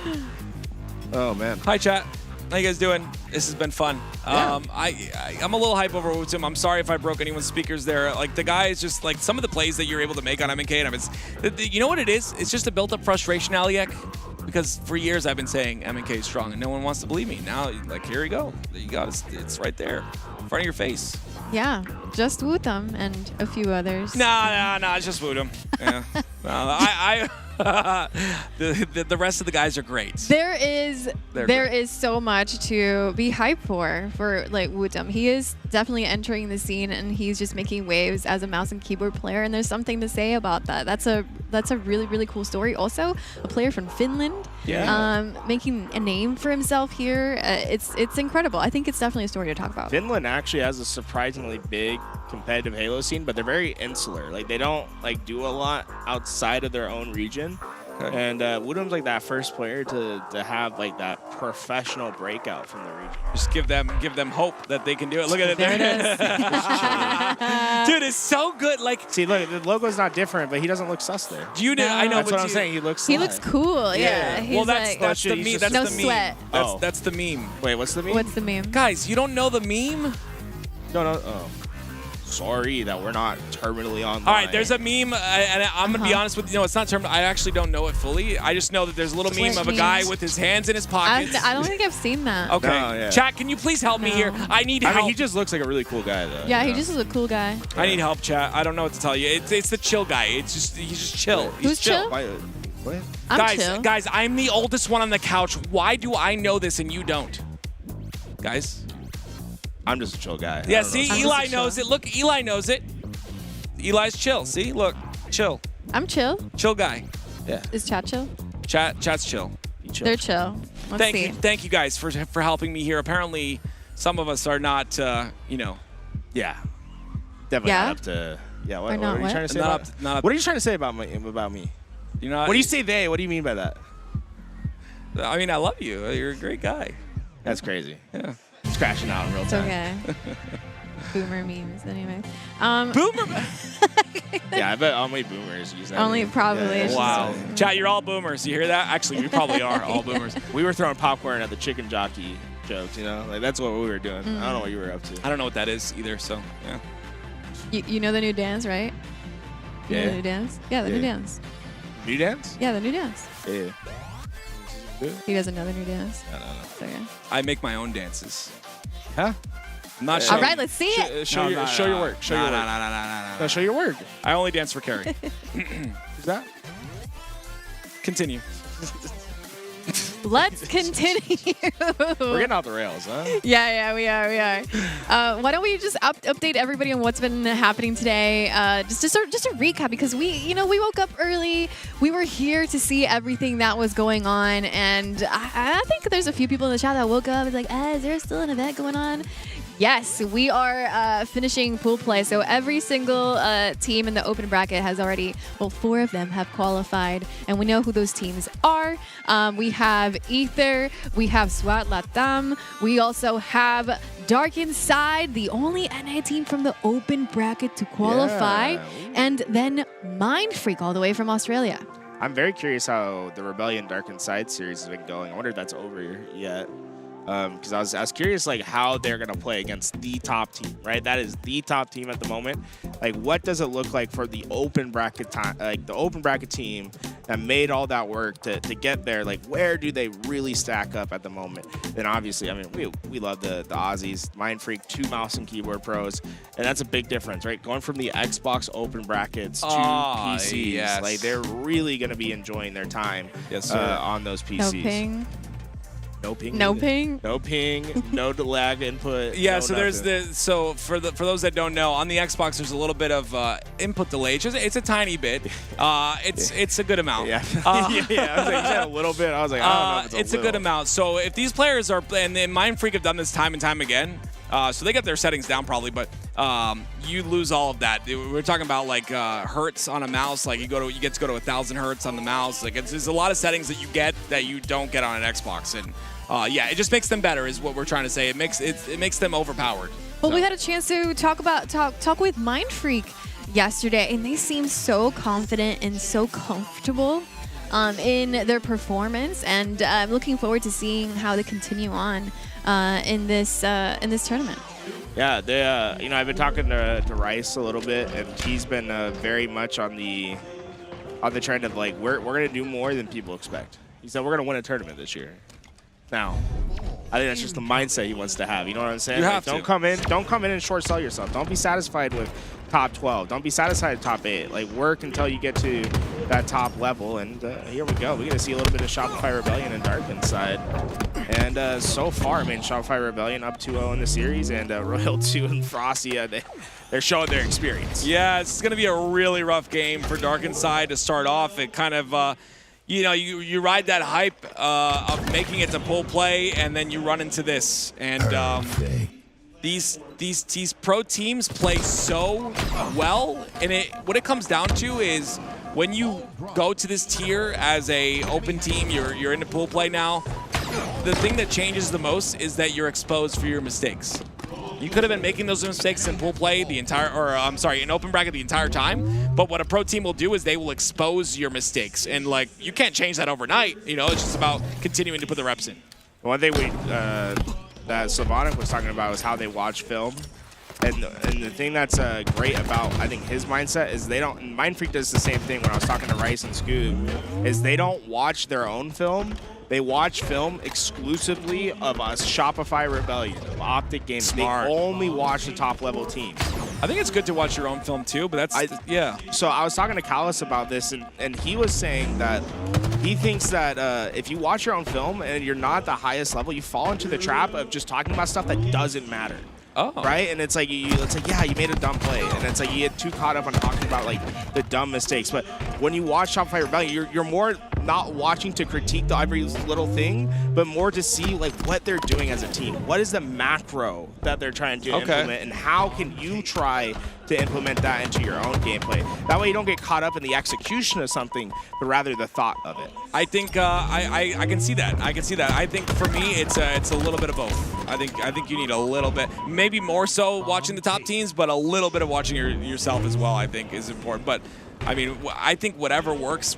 And right now, Mindfreak, it works for them. What they're doing works for them. And Mindfreak have a big opportunity here. If they win this series, they're in. TSM are 0-2 in their pool so far after they lost a 50-49 against Zero Tenacity. So this is a big moment for both Mindfreak and TSM. Mindfreak definitely has the opportunity to take this win. Again, it's a weaker TSM right now. They're struggling a bit. I'm not sure what it is because they've teamed together before. This is classic TSM stuff. You know, they're a very hot and cold team. I think they're a team that gets better over time, right? So as they get more experience throughout the year, I would definitely expect them to have better performances. The other part is that they're just in a tough pool, right? That Zero Tenacity team is very good. It wasn't like their games were blowouts. It's just that's how close it is in this year of Halo. There are very thin margins, and teams that you would not expect to be out of the tournament early can go. For those that don't know, on the side of Mindfreak, Aliak talked about the two mouse and keyboard players, Scoob and Rice. Scoob, I know his sensitivity. He plays on a very high sense, and it's always because there's not a lot of room on the desks when you're playing on the Xbox. So he plays on a 1.0, 1600 DPI sense, which is about 25 centimeters per 360 for those that are M&K players out there, which is insane. It's just very fast. I don't know how he controls it, but very fun to watch. That's a fun thing about about the two mouse and keyboard players on Mindfreak is how different their mechanics are. So Scoob has that extremely fast flick that you were talking about, but Rice is on the complete other end of the spectrum. Very slow sensitivity, is more in that back rank, just trying to clean up damage, and his teams love it for him. Yeah. And take two rolls, multiple rolls with it. That's awesome. Good point there, Tools. As we hop in, it's Mindfreak still not really able to take too much space on the map just yet, and they're trying to. They're at the front of TSM's base, but again, it's staggered on both sides. This happens very often on Aquarius Bomb. This is tough right now with TSM getting those 3 kills. Rice will be the only player alive, and look how far back into the base he is. That's going to give so much space for TSM. They're already getting into the arm zone. There it is. It's arming now. Here's the push from the B-door. Lots of damage goes out, but it's a 3-man wipe once again. Bomb is armed very shortly here. That's going to be detonated. I mean, they got 4 down before they even picked that bomb up. They knew exactly what they were doing, and they dropped it to that. Did Talik just have a man spawn right next to him? I don't know. He did. He just got 2, though. Yeah, Rice was like, there's no way that there's a player there. No way he says live here is what I'm thinking. No way. Plasma. There it is. Okay. You don't let a man get away with it 3 times. He said, we are going to find you. And Cherish, he gets the camouflage onto his body, and you see TSM trying to get another scoring position. But finally, Mindfreak going to have a little bit of breathing room, getting that 3 down. Cherish is basically a glorified lookout at this point. You're not going to try to do much, only player alive, even if you have camo. Oh, I love that by Sway. So smart. Just stare. Try to find the camo player. Cherish wins a massive 1v1, though. TSM's starting to come alive a little bit, and that's really good to see. I think if there was a team that could upset them, it would be Mindfreak. Talik gets another double. The bomb keep trekking its way forward. Mindfreak has to be careful about how far they overextend here. We saw a player getting deep into the other fridge. It was Plasma, but he eventually was able to wrap back, use that timing to take down Druck, and he's moving that bomb himself, trying to get some distance between it and its base. How is he still alive, Cherish? There it is. Sway's the last player alive now. Scuba having a really solid game. A nade comes out. Cherish will go down, but it's 3 down for Mindfreak. Shots from Rice. They're going to need to be able to take these players down in their own base. I like, I like that TSM understood that we're probably not going to capture this with the position on the map. Let's more focus in on these slays and just keep Mindfreak from being able to push up and get that clean freedom. You want to keep them just feeling that pressure, even if you know it's not going to result in a bomb arm. Sways ends up going down there. It's going to be still a 1-0 lead here for TSM. As they continue forward, the bomb will be thrown out of Mindfreak's base, but you see how heavy that bomb is. It's not going too far. And Soul Snipe's just going to wait. And I believe, yeah, he influenced the spawn of Plasma. He actually spawns inside the util. So a little bit of a fight here. And Soul Snipe will take one, but unfortunately not ready for the second. This camouflage is just trying to keep himself hidden, and Mindfreak, the biggest thing is that they're playing out of their base this entire time. They have not been able to get any mid-map presence. And the bomb reset because of it too. Well, that's good. That's good for Mindfreak though. I mean, it's only good if you're able to clear your base. Like, Talik's just been surviving in the back. He's at this point, it's like a stat feed for him. He's 16-8. And that's what happens when you are able to shoot everyone in their back over and over again. 16-8 with 12 assists is nuts. It's just his damage has to be outrageous right now. Not missing. Soul Snipe going into the base with the bomb here. There's the arm once again. They're starting to feel a little more confident now. You can see it. Oh wait, the melee. He wasn't looking. Oh, clear. Wow, the trades back and forth. 3 down Mindfreak. And they Plasma push it out, yeah. Oh no, Plasma went down. That bomb's still there, and it's very much like close to arm. Oh wow. They needed to desperately get this out of the base. They got Rice, but he was able to throw it out. But this should be another quick opportunity for TSM, especially as 3 players go down. It's still Yeah, it's still armed. Like, that's crazy. Yeah, because it only goes down as you're holding it. So if you juggle it while you do it up, you minimize the amount of time. So that's crazy. That's it. It's why sometimes it's not just about throwing that bomb out. You gotta hold it for a second to give your to like reset that bomb. It's just interesting because I remember how Halo 2 was, and you could it being out of the circle and dropped, it would go very quickly and go down. But maybe I'm just remembering it wrong. I just remember it being very difficult to get bomb back in. But it works out for them, Tools, and because of that, that's the 2-0 lead so far for TSM. Shark able to find more of these kills. You'd think that this is TSM's base, the way that we have we have constantly swapped the players and they're just standing in base. And no, it's just TSM controlling Mindfreak's base completely. Dominating, I would say. Yeah, it's just the possession battle. Like, this is like, I think you can compare Assault it corresponds with American football the most. Okay. And it really is just a battle of possession. Possession time matters so much. Like, you're just limiting opportunity. This is the first time we've seen Mindfreak even remotely get that ball close to TSM space. They have 2 down as well. There is a player on the P door, though. It's going to be Soul Snipe. He'll get the spawns. Did you not see him? He didn't see it. Oh, wow. He missed the jump.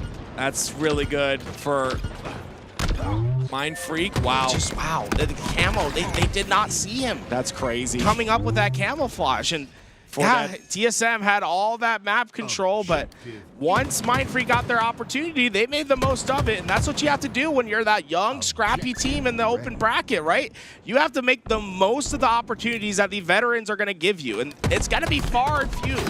I mean, few and far between, but hey, that's big capture right there for Mindfreak. That arm, it gives them one step closer to making this a tied game. Look again, though. It's TSM in the base of Mindfreak. They're in the util, just calling it home. Druck gets a kill. Mr. Soulsnipe goes down, though. Bomb is still bottom center. No one moving that up just yet. Regardless, though, like, again, it's just making this home, going in the fridge, taking all the food. They're extending to try and find the spawners on the P side. They're not going to find anybody, and that allows the spawns to happen back inside the Mindfreak base. Rice going to try to stay alive over the car, but just too many angles, too many complementary angles right now that TSM are controlling. And here we go, bomb on its way. They're able to get that first kill. They're going to try to get as much movement as they can with it. There it is, Talik trying to play his life there, but he gets taken out pretty quickly. 2-1 still, TSM. They're gonna get this camo here, does Mindfreak. This could help a little bit in terms of allowing them space and pushing up on the map. Players into that fridge, gonna try to get back towards their side, but I mean, this is it. Mindfreak, if they get a couple kills here, all three of them, Rice is gonna take almost all of them down. It's just Cherish that's alive. He's one shot trying to desperately get back towards his spawners. How does he live? That's Cherish. Good job getting a kill there. That's insane. Trading is nuts there. Look at the ability, or what he allows his team to do. They get right back in the base. They defend. Bomb is in the util still, but that's just beautiful by Cherished. Take a look at Mindfreak, by the way. Scoop and Rice, 20+ kills each. That's just insane. See Scoop making that jump to get in. They're gonna get an arm. This is it. They've got it. This is two all. They're blocking the util side. They're not gonna be able to contest. You see TSM, they're punting away. They're rotating. Mindfreak have tied it up 2 apiece. Wow. And although it's been all TSM with the map control, Mindfreak have made the most of their opportunities. They're definitely looking good right now. Mindfreak in a bit of a flow state now. 1 minute, 20 seconds left. Great shots. It's gonna take out one. 3 down for Mindfreak, and TSM answered back very quickly. That nade bounced him down and prevented him from clambering with that bomb. That would have been an opportunity to put bomb in, but now they got to kill the spawners once more. And Soul Sniper can just cross map anyone that comes in. See, Rice got up to top mid. They were standing next to each other, shoulder to shoulder, shooting back. He's like, I don't think my teammate's here. Went back and, the punch from Talik. He hit him with the fist. That's it. But Mindfreak put up an effort, but TSM at the end, that overwhelming pressure was just too much. That gives you a little bit of belief there that you can win this series and potentially more games. But it's TSM that come out on top, and TSM looked good for a lot of those periods of time.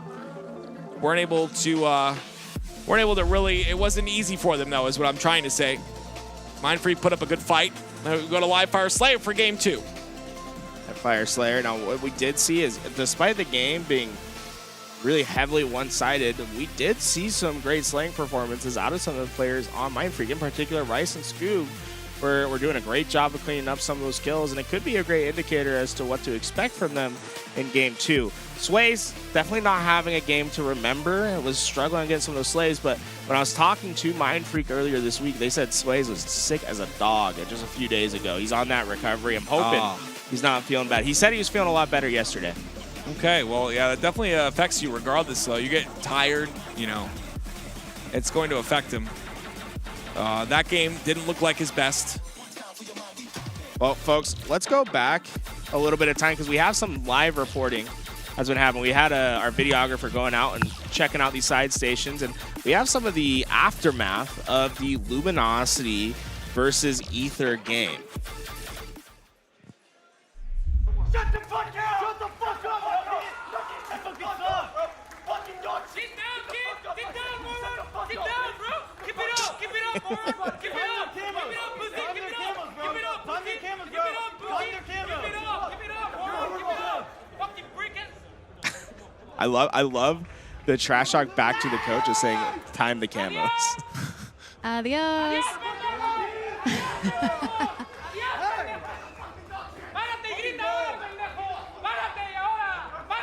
Stand up and scream. Stand up and scream. Stand up now. We're the fucking onliners. We're the fucking onliners.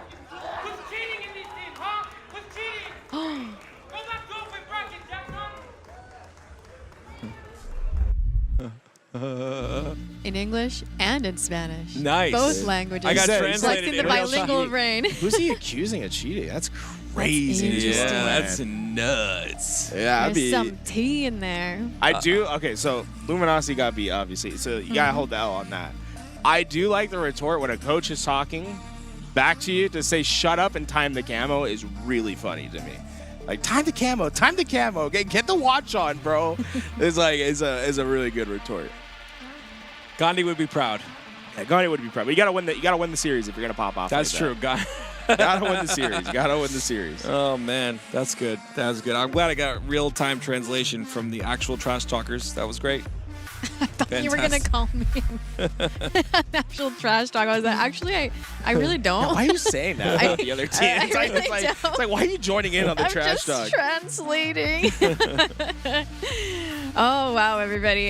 This has been an absolutely insane start of the day. So just to update everybody on what's going on, Nemesis is leading Pool B. Now we're taking a look at Pool C. Mindfree going up against TSM. TSM on the lead.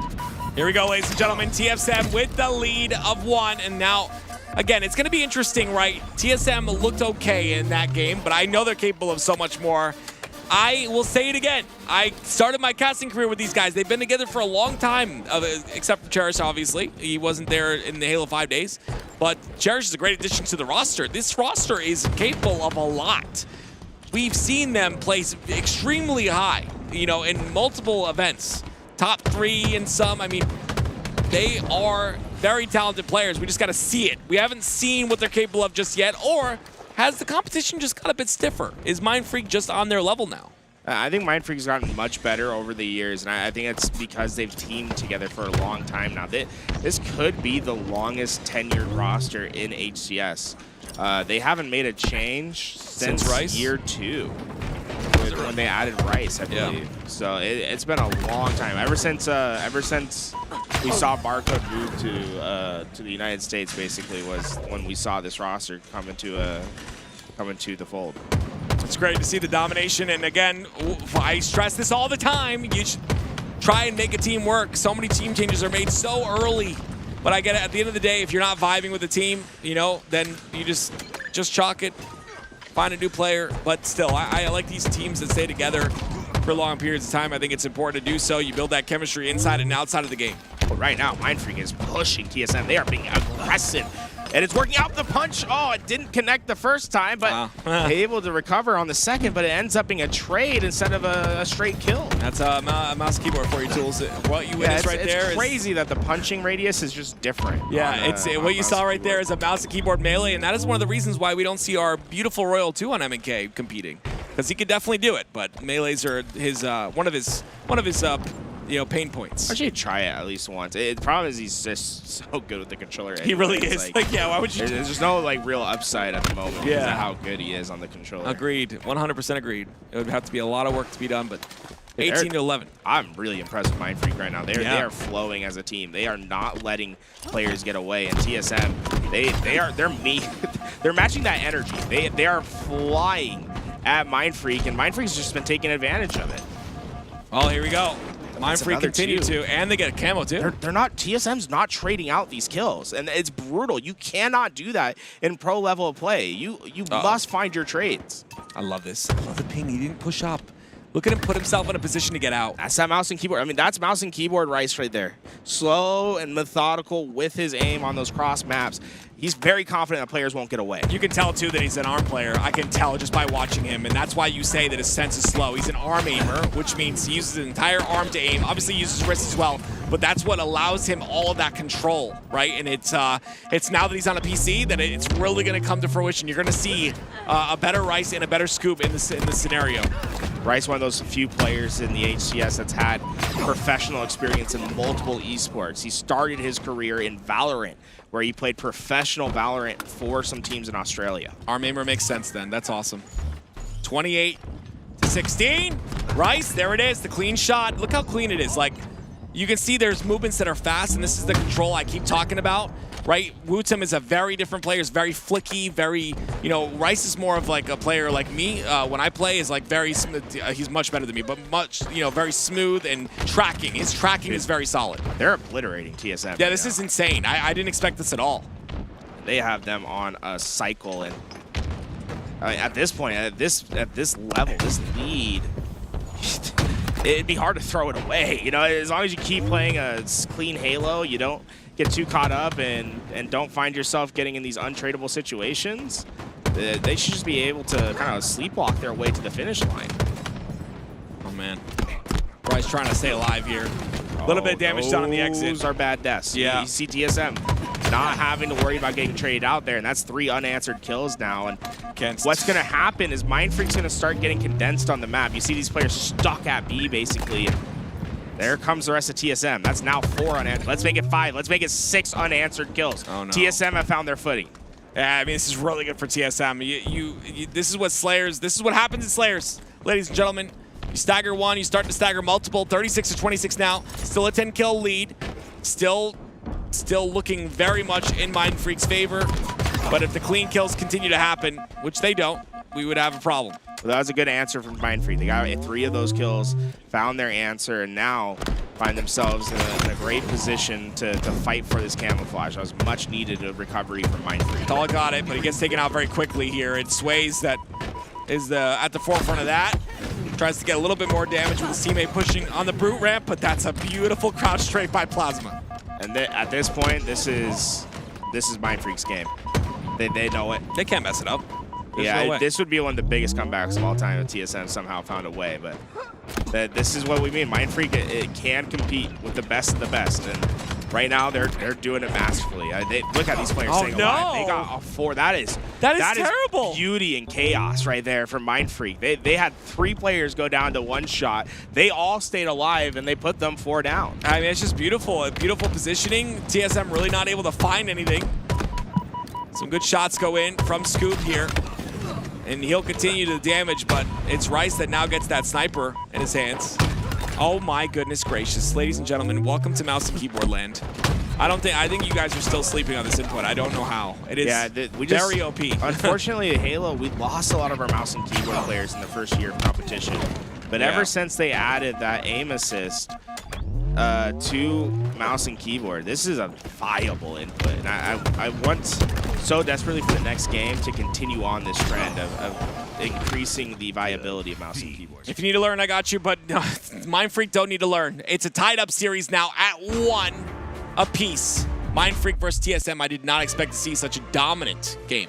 I wanted to come in and say real quick that when I was studying the stats of TSM, these guys have been struggling in Slayers like for a long time in the tournaments, but they're also not scrimming them. They're like not practicing Slayers. You know, some teams just want to practice objectives. Is that like not the standard these days? I feel like very few teams like actually scrim a lot of Slayers. the teams are doing Slayers now as well. But the thing is, like, Slayers play so different in tournaments than they do in scrims. So it's like some of the teams feel like it's silly to practice if they're not going to play the same way they would in a it's tournament. hard to replicate that same environment. You need to have tournament play. So, I mean, when you were coaching G1 back in year 1, was that like a calculus that you guys were doing with the scrims? Like, do we focus in on the Slayers or do we only do it in tournament? To be honest, it's hard to get the players to like lock in the same way for Slayers online. It's just a very different feel. We would still talk about it and go over it, but at the same time, it wasn't something we would like go out of our way to practice. So, and I think TSM are falling in the same boat, but Mind Freak are extremely confident in Slayers. They said in their interview that they've been destroying even top teams in Slayers. So like they feel very confident in it. I think that might come to the fact where they don't really get to practice. They talk about how their practice works, and they do play with each other, and they try to make the most of the opportunities that they get. But really, there's a large emphasis on watching film and watching film of the top level teams. And I think that's maybe why we're seeing them have a lot more success in Slayers, is a lot of their preconceptions of what should happen are because of the experience that they're seeing Shopify Rebellion play. They're seeing OpTic play in these tense moments, and that's what they're learning from rather than their experience in a scrim. Yeah, I wonder what you think, Eli, when it comes to, this is a free-for-all, I think. I wonder what you think when it comes to the scrims and stuff. Do you think, not scrims, I'm sorry, VOD review. Do you think that only watching other teams is the best way to do VOD, or do you think that you should mix some watching your own scrims and gameplay as well? I think you get more value out of watching yourself play because you see exactly what's going wrong, what habits your team might have in certain situations. You can pan to every POV in the lobby. You've got the X-ray vision through the walls to see like how your positioning impacts the spawns of the other team and correct it. But there's obviously still value to study the top teams and be like, okay, this is what OpTic does in this situation, and they're winning most of these, and trying to glean some data off of that. All right, well, ladies and gentlemen, here we go.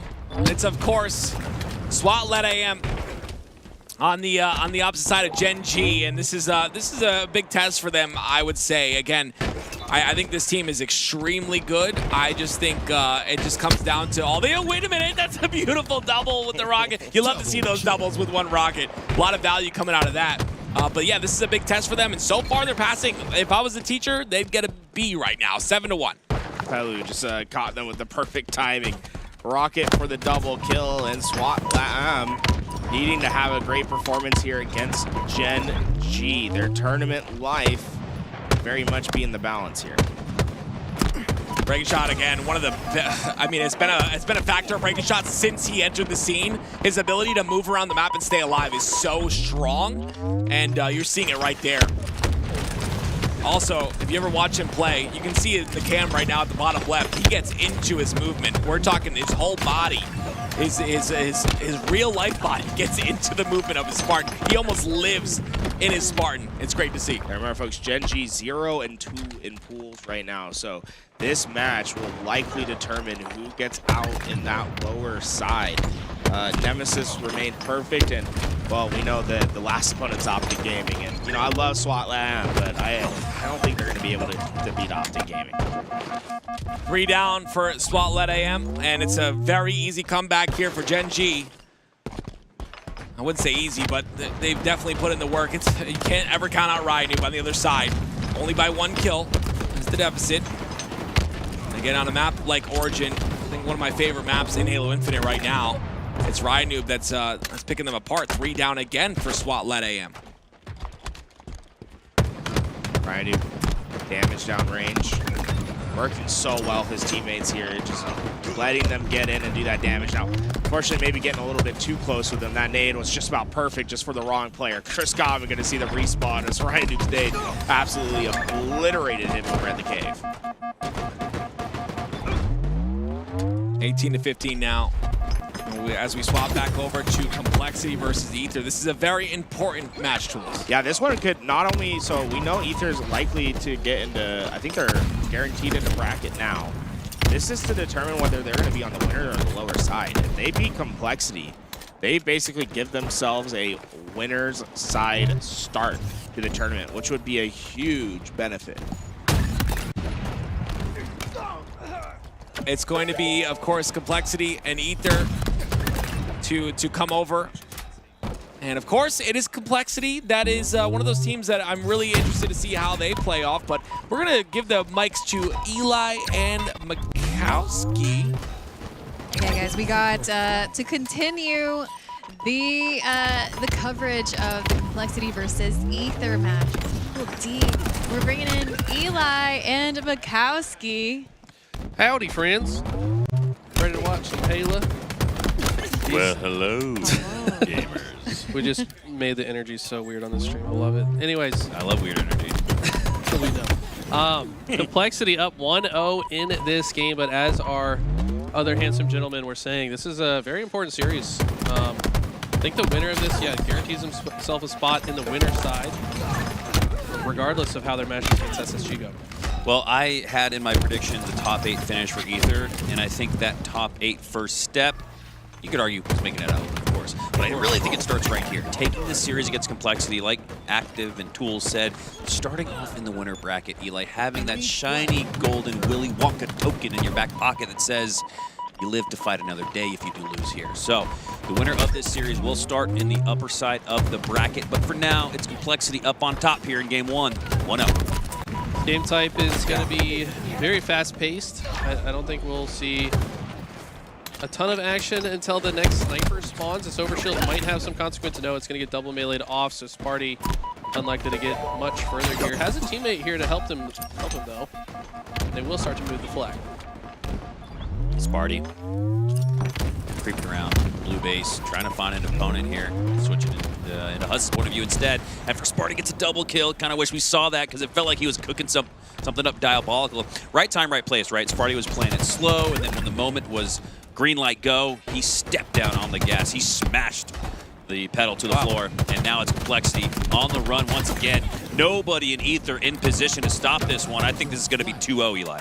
For a moment, I was confused why Huss was running away and taking that tower position when they had 3 dead. I thought he should have been the flag runner, but Precision was there to pick up the flag and start running it. So the process certainly being played here. I like that no one's stepping on each other's toes for Complexity. They're not all trying to do the same thing. They're all individually doing their own job, and it is showing. Look at this. Precision just trusts that his teammate will kill that player and just continues to run the flag. This is perfect. It's a speed run. Gameplay and execution by Complexity.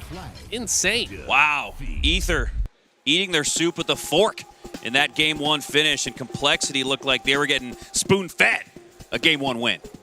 Eating their soup with the fork? What are you talking about? Bro, that is incredible visual imagery to lay out how difficult it was for Ether to even get on the board, to even get a slay there in game 1. Use your head.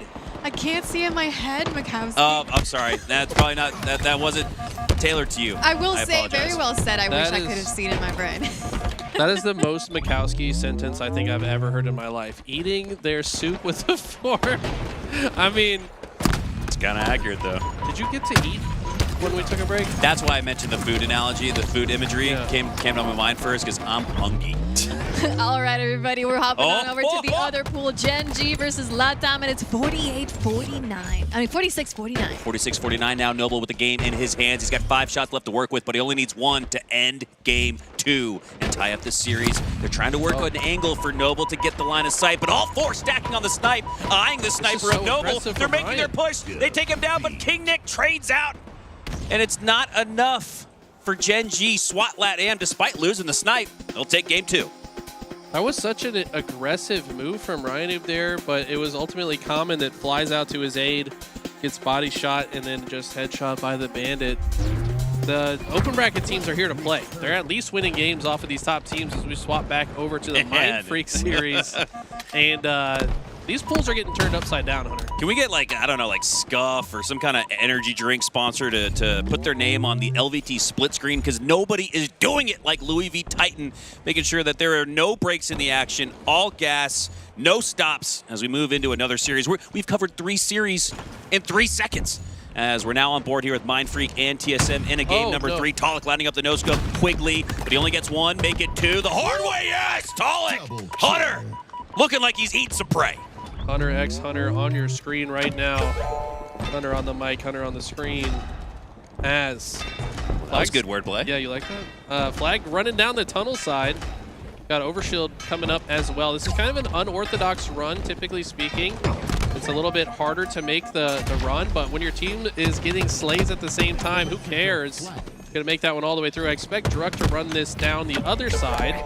Because he's got coverage above him on the snipe bridge. So and he's got the OS. So well executed. Extra shields. He'll take a couple shots here. We'll get him back to a regular Molnar armor. He doesn't even take the shots. This one's going in, Eli. It's a double cap for TSM. They do lose 2, though, so I got to hold my horses. Oh, my God. So Druk gets the communication from Cherished or Tolic, who just went down. They say, you're going to have to run this the long way, and we're going to have to earn a couple more slays and a reset. So Mind Freak do a great job to push off their back foot, and they're now contesting the score.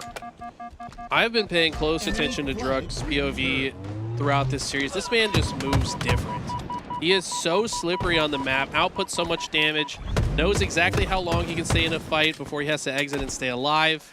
He's been absolutely monumental in any of the success that TSM has seen. Keep in mind, TSM not doing so hot so far this tournament after losing that Game 5 to Z10, so they really need this win to get their tournament back on track. I love the patience there from TSM. It all started with the communication to tell Druk, the flag runner, to take the long route, drop that in the back of the spawn so we can slay out, get the reset, and good things come to those who wait. It's a 2-0 lead for TSM. 2-0 lead indeed. Not sure what's going on with the snipers. They did recently spawn, so you know those are lurking on the map. That's why the map probably slows down here. Both snipers probably looking for an angle to snipe one another. Soul Snipe with the opening break slay onto Rice. Now goes down as well. A brawl happening at the top of the Mind Freak ramp. Cherish having to fight for this sniper rifle. Looks like he will win this. This is exactly what TSM might need to close this game out. Sniper at the feet of Cherished, but it's his life he needs to worry about most. Down to about absolute. 1 body shot will take him down, and that's what Rice executes to clean up on that one. He goes down, though. Flag continues to run through. Sways has it, but he doesn't have the numbers. Now it's just Plasma left alive. TSM look to get the reset, and they can counter for the win right here. This would be massive. I think Mind Freak tried to force that maybe a little bit too hard. Look at this positioning from Soul Snipe. Being tricky, knows that these players want to extend through this route. Just trying to play gatekeeper, and with all this attention, you have to imagine another member of TSM should be able to pull forward and pull that flag. Not sure if anyone will just yet, though. With a 2-0 lead, TSM will slow things down a little bit here. Tolic waiting for his respawners to rejoin the fight, all the while earning a slay with the use of the snipe. Now just trying to stay alive in that pocket. Oh, great use of the angle. Sways probably couldn't even see him, but Talik could see his kneecap. He takes it, beats it like he had a baseball bat in his hand, but it's the S7 that goes to work instead. Like a mafioso out on the battlefield. You got my money. Okay. Sways, assist top center. And right now, TSM kind of, I think, a little unhappy with the way that last play went. Had an opportunity to just close this game out, didn't quite pan out. And now Mindfreak taking full advantage of the situation. They get 3 dead. Sorry, 2 dead. Now 3.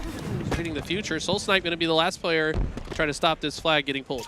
3 down for TSM. That's going to give the 50-yard line back to Rice and Mindfreak. Huge that he stays alive here. You do not want to trade out. That really slows down the momentum and the forward push that we just saw Mindfreak established on the 50-yard line. The midfield belongs to them. Now, too, does the sniper position for Mindfreak. They are collapsing on the base and collapsing in droves or TSM, but Soul Snipe clutches up, wins a crucial one. And did he get that double? No, he went down, so the run will begin. Yeah, I don't know how far he's going to get, though. Whole team goes down. Oh, is that not a perfect? Double kill. Drop with the commando shot. Go for the triple. Doesn't get it, but he'll stay alive. Oh, man, the automatopoeia goes crazy on this gun. That will get returned, so what looked like the best opportunity Mindfreak had for a flag cap, unfortunately, goes south. They're going to reposition to this left side lane. I like this play. He's just understanding that these players are likely to try to come through, but unfortunately he goes down. And now Cherish probably getting comms about that player. That's why he's trying to use the geometry to avoid being taken down while no shields, and he's playing his life very well. Those are some of Druck's best moments, right? Those up close and personal contested fights, cherished. What This is also show you how I like to do things here on Forbidden, as he rips the soul out of his opponent with that quick scope. Now lining up in the traditional spot here where the sniper spawns, trying to find an angle. He does find the back. He takes down his opponent down to 1 HP. Plasma slides through, but the shot is errant from Cherished. Playing his paces, staying alive, keeping his shields too. So this is going to give him more opportunity to spot some opponents, but Mindfreak playing so well around it. Now Cherished has to worry about the competing sniper on the other side. They're doing a great job countering this snipe, but not for long enough. 3 will go down, and with that slay, Cherished has the green light to go. The other snipe for Mindfreak falls off the map. TSM could win it right here. I really like the way that Mindfreak was kind of playing like zone coverage. They had a full line across the center of the map, but TSM are able to pick it apart regardless and break through. Now, you're going to have to play get out of the spawn, which is one of the hardest games to play on this map. Soul Snipe going to be holding down the front line, applying pressure. This is looking like a textbook flag run. All they need is a couple kills to close out this game. Cherish still possessing that snipe.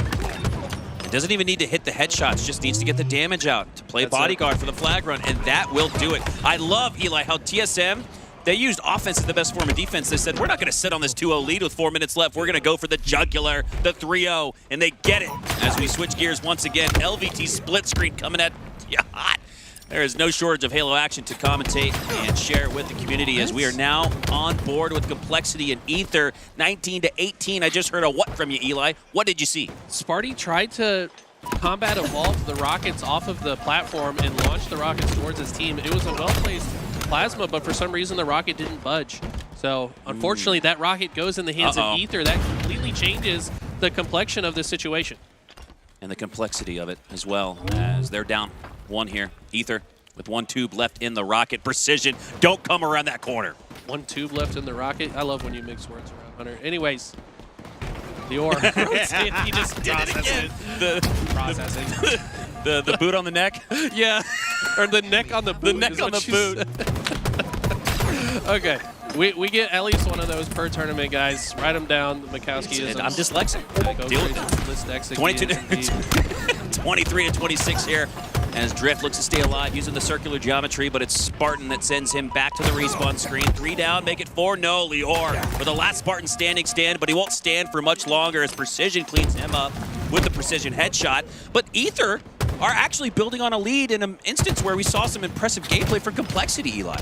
This would be a massive win for Ether. I mean, this really keeps them in this series, keeps them with that winner's bracket token hope alive. If they do pull this W off, Complexity are going to start to sweat because they know what that means for the future of their tournament. Ether have retained their lead, but Complexity have brought it to within 1. And Mental really looking left and right, trying to find a target to shoot at. all of Complexity really favoring the sniper side of the map, and so far it's looking like for good reason. It's a good trade from tapping, though. That should open the door for Leor to push forward. It's essentially 0-0 heading into the 30s as we are tied 33 all, but 3 are down for Ether. So once again, Complexity have all the opportunity on the map to move around, take the space that they'd like to control. For now, it looks like 2 position on the top side of Snipe. Rockets up at 25. And will Sparty look for that combat evolved again, or do they change up the strategy? I think that's going to be really intriguing to see. I'd love to be on Sparty's point of view to see how he plays this next rocket grab. It's up at 12. Both teams really need to start taking some space on that side of the map. Now that Complexity get a few kills, I expect them to migrate to that side, but no, so far they've heavily favored the sniper side of the map. Certainly a great part of the map, but you need to move to the other side. How many instances have Ether gone 3 down, and then you look at the scoreboard, they're up 1 or even still in it, tied 38 all, now up by 1, heading into the 40s potentially as Husk goes down, so too does Precision. It's a 2-kill lead for Ether, and they look primed to pick up the Rockets. Leor needs to turn to his left. Okay, he does finally get to this target.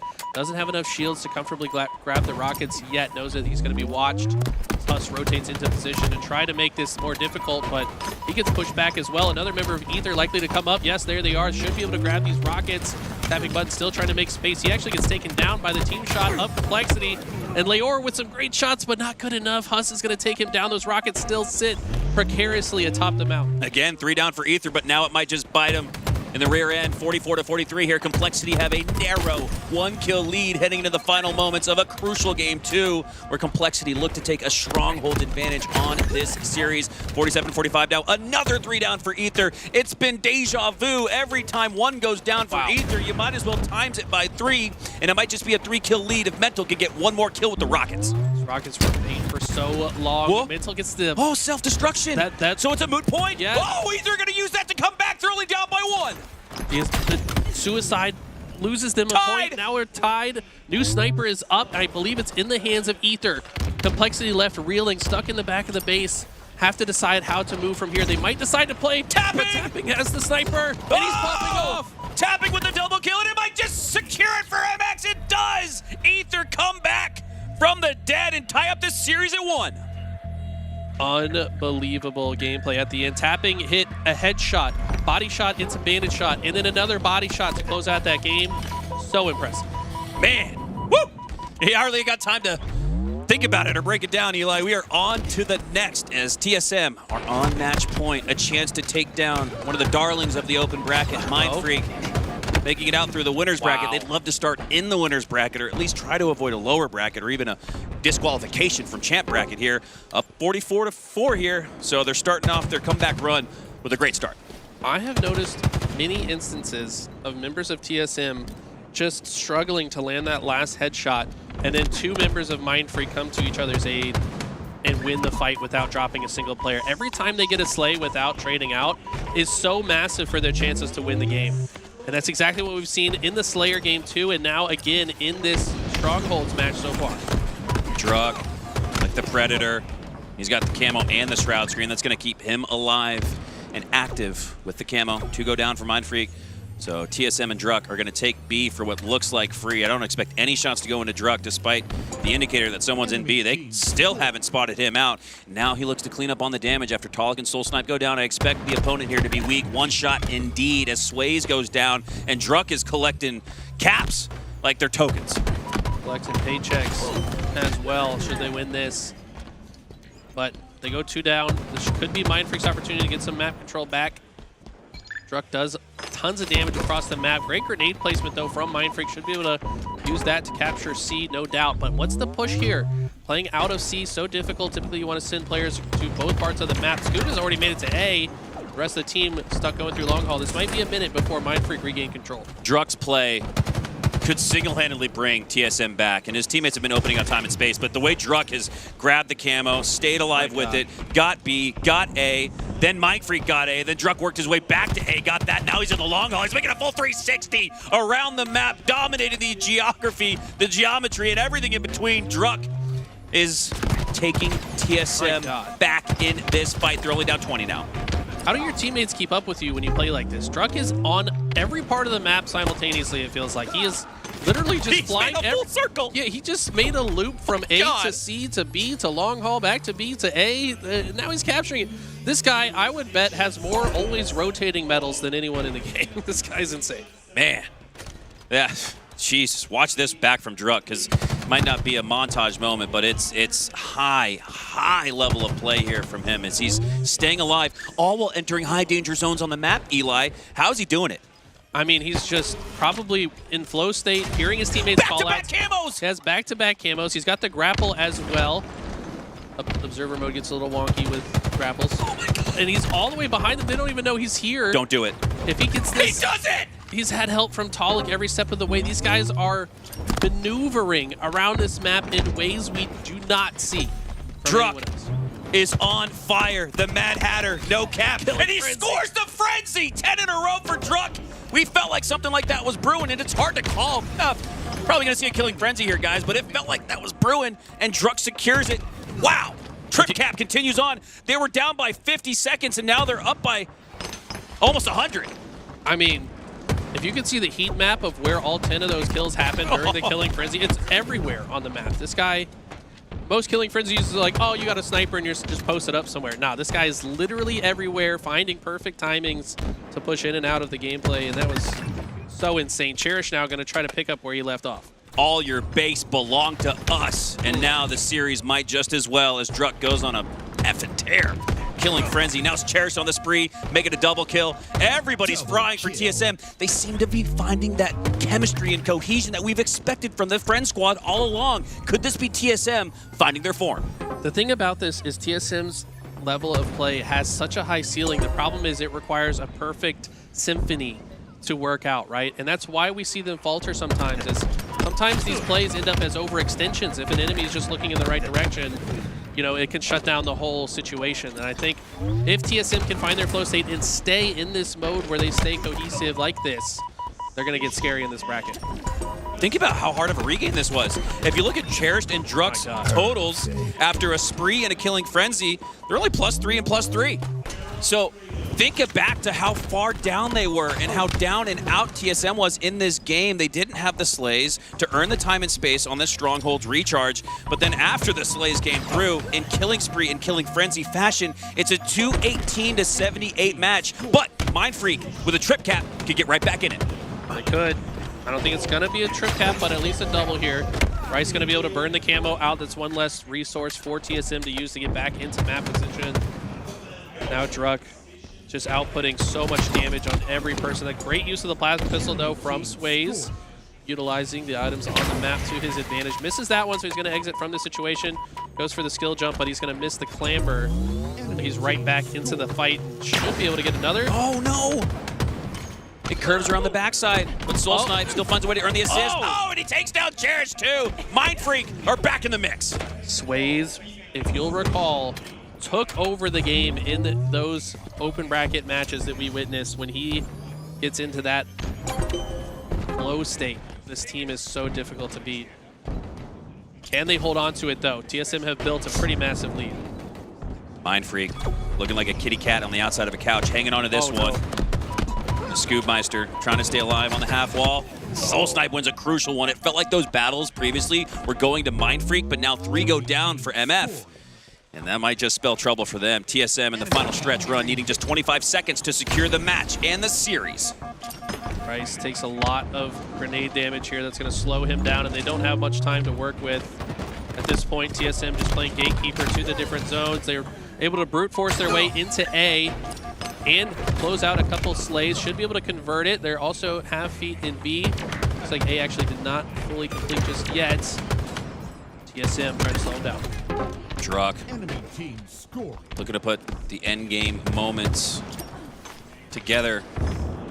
As we'll hop on board here with Talik. He's got teammate support below him down in the White Hall, so they're going to try a high-low attempt, but they have the side flank, does Mindfreak. They get the first shots in the battle, but Soul Snipe could clean up here. Gets one, shoots down the Shroud screen. He'll get his shields back. No, that's huge. Rice doesn't allow it. Oh. And somehow Soul Snipe still finds a way to get the slay. A sticky comes through. Another sticky comes through in the feed. Sways takes down Cherish with it. And despite it being 240 to 138, this could still be an opportunity for Mindfreak to control the map. And they do. They get control, but for how long? Druk has the camo. He's got a route. He's outputting lots of damage. Talik finds the first opening break Slade. Soulsnipe finds another, and that might just be the curtain. Should they be able to flip B? Druk goes for that jab step. Sways with the clutch double. Can he make it a triple? Going for it. They're both down to 1 HP. Cherish, though, cleans up onto Sways. Huge slay from the tower. Oh, but it's Mindfreak with a trip cap. Perfect nade there as well. Cherish could have gotten that kill and then flipped C, which would have completely changed this, but Predictionary Grenade is good. Druk now taking a fight with Scoop Meister at the bottom of the elevator. Scoop unable to land many shots there, but will trade out. Insane play there from Druk. Man, hard to imagine where TSM would be if Druk hadn't gotten that. They still lost a lot of resources in that gunfight, despite the nasty last shot double kill there from Druk. And it's Mindfreak coming out on top in another situation. Like the kitty cat hanging on to the outside of a couch. They're clinging to this one, and they still have life. Someone needs to clip those claws, man. Knock them off. They are clawing their way back into this one. Here we go. Sways with the shock rifle, trying to rotate through to the long haul side. And the slays are continuing to go in Mindfreak's favor. Look at this. They purposefully open the A spawns. They're content to take C, now looking to collapse on elevator where all members of TSM should reside. Oh my god. This is looking very good for Mindfreak. They need to get the opening slay here and not overheat. It was Sways with the S7 in the open bracket that helped Mindfreak secure their way here, but he can't clutch up like we saw with the UNSC version of it. 4 go down for Mindfreak, and that should secure it for TSM. They will have a little bit of a chance off of spawn, but we're talking about a 1 to 5% chance. It's over. Trip cap. 3 wins. TSM take the series. I kind of called it as it was happening. They overheated a bit. They could have just kind of held their prey, stuck in A, but I think moved a little bit too fast on that spawn rotation and got taken advantage of. But they built some momentum going into Game 4. But switching gears here over to Complexity versus Ether. We're still tied 1-1 in the series and tied 1-1 in the King of the Hill. This could go either way. I'm having a deja vu again. How close has the Halo been this weekend? Multiple times we swap into a series. It's 1-1 in the series, 1-1 in the King of the Hill. And on that specific hill, it's tied in that as well. All across the board. You cannot find any separation between the top teams in Halo. But for now, Complexity find 3 down, make it a team wipe. And that should give them control of hill number 3. And this is where Ether, I expect them to play for next. Yeah, Drift has the QT activated, maybe predicting a potential big door push instead. Chooses to push sandbags when nobody shows up. Now just playing his life back green. This is an important position to hold. And as he stays alive with that slay, that's big 4. Oh, no, nice use of the QT, but quick reaction time from Precision to find his target once again. Precision. I think he spotted the unicorn dust of the QT, alerting him to that location of the newly location QT user, as he'll take advantage of that. Mental, though, going down, so the hill possession going to go back to Ether here. Huss looking to wrap around the backside of the mud. Sniper in the possession of Ether, and it's going to maintain that way. 4 go down for Complexity, and Ether should go on a run here.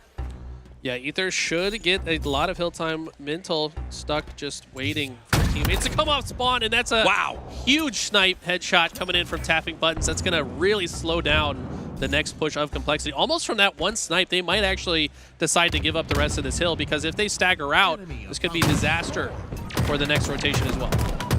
Precision using the geometry there. You could barely spot him, but wow. The assist comes through, so Precision goes down, and then tapping buttons takes down Mental for the spree. 4 go down back to back, and that'll secure hill number 4 for Ether. We're tied 2-all. Felt like might have been a time to say go to the next hill, and now they might suffer the consequences. They continue to stagger out. Ether have firm control of the C side of the map, which everyone knows is the best side for this top center hill. What's Acid going to do with this camo? I think he's waiting for his moment in time to wrap around the backside of the Complexity push. That's how Ether got here to this moment, Eli. They played for next when Complexity tried to get too cute and press their advantage. Acid with 2 backsmacks potentially, but he doesn't get either. 3 go down for Ether, and now Complexity is starting to push off of their front foot, but not before Ether get about 50% on this crucial hill number 5 to split the tie. How's the break? Are they going to send multiple out big door? They want to push through Nest and top center simultaneously. Going to use the QT. I don't know if they've seen this player. How did he walk right past this player? No.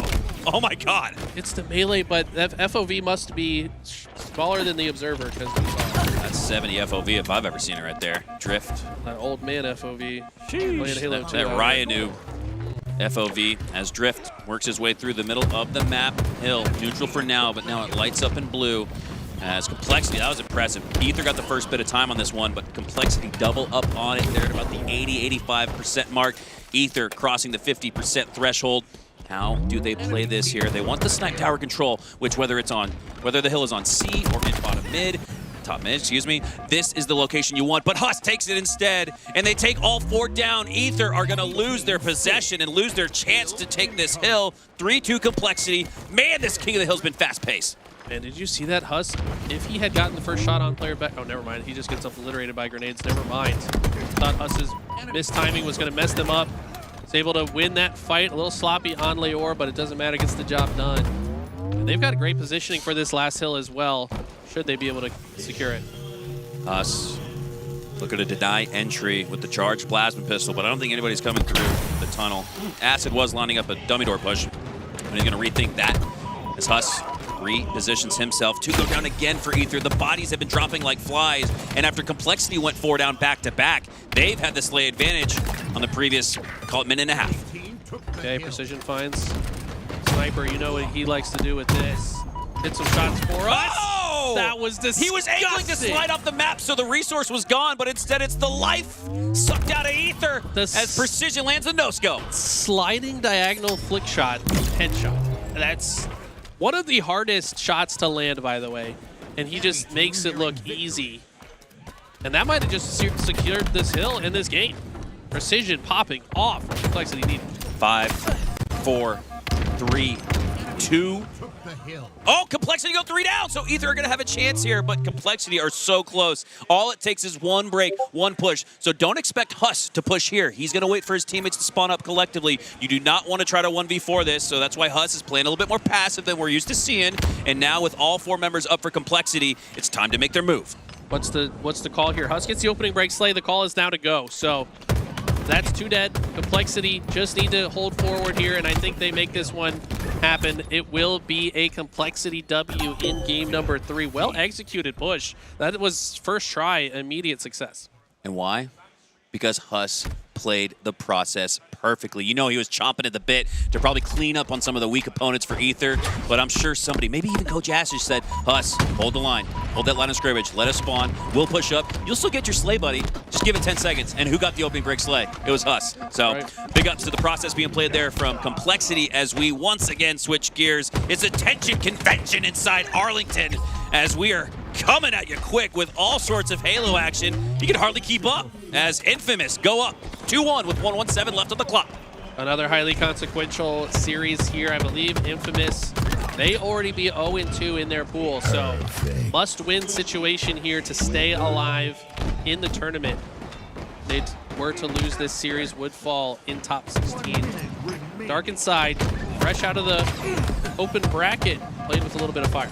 Oh, good peek pop. Shots all collect with the reversal double kill. Only made sure when he had an opportunity to do damage, it was when he was out in the open and then using that wall there to protect his shields and his life. We hop on board here with Descendant, one of my favorites to watch here in the HCS, but he'll go down. Ezo, another young up-and-coming player, really pairs well with the Descendant, and I think Lethal's in a good spot as the veteran. Reminds me a lot of LG's composition. Now, they didn't have a great weekend, but 1 veteran, 3 absolute fragger run and gun young up-and-coming players. That's what Infamous looks like, and they're looking good here so far, up 2-1 in game 1. I think the value Lethal provides is to kind of rein in these guys that might play a little bit too aggressive at times. As looks like Dark Inside have a good flag run on the move here. Okay. A huge win for Morgan. And they might just tie this up with 1 second on the clock. We're going to overtime. Man, not a second to spare, and it gives us a little bit of free bonus Halo. 2-2 tie. We're heading to OT. This opening break sequence is going to be highly influential here. If one of these teams can get the overshield and out-snipe the opposition, then the sniper duel could lead to a quick cap as a perfect double kill from Lido. They're going to get the overshield. Lido goes down, but Sylvanic, oh my god, great snipe shots from Descendant. Wow. They shut the play down. That could have gone very poorly for Infamous, but they hold it down. Now with 2 snipers on this map, sometimes that overshield gets absolutely melted as Descendant earns the body shot. Quick scope takes down Morgan, who had the snipe for Dark Inside. Oh, no. Repulsor going to send Descendant off to the gallows. It's going to White Run at the bottom of this map from Skyrim. You can look outside the map. You can literally see a village down there. Anyways, Descendant's done buying some new armor from the merchants. Gonna respawn and see what he can do in the next battle. Morgan, oh my god, the underneath shot, no scope melee. As he looks to line up another one. For now, just staying alive in the infamous base. Lethal calls for the bait and switch here, so Ezzo's gonna take the front line, attention, and Collect is gonna clean him up. Great communication, great teamwork there for Infamous to push out of their base. Okay, Nasty with the slay, but not able to do much else. Last player alive now, and his location is known. You gotta imagine he's gonna be hunted down. The good news about what Kidnassi is doing, though, is he pulled Infamous back to their base while his teammates were dead. So now Infamous still have to take the 50-yard line. That kind of nullified the 3 dead from getting any value for Infamous. Lethal, modern day Halo GOAT, staying alive in the mid-ring, now dropping down to clean up Lido. Lido's, man, making it tough.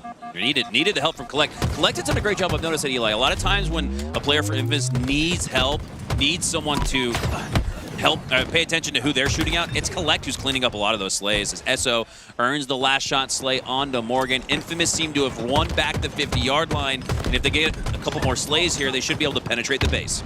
Should be able to get this overshield as well, which could be another tool in their kit. Collect holding forward as he should with this overshield. He's going to get this flag immediately on the move. You know his movement's clean. He's going to hit that G-slide flag grab every time, but holy, was he just melted. What overshield, and now the grenade damage as well.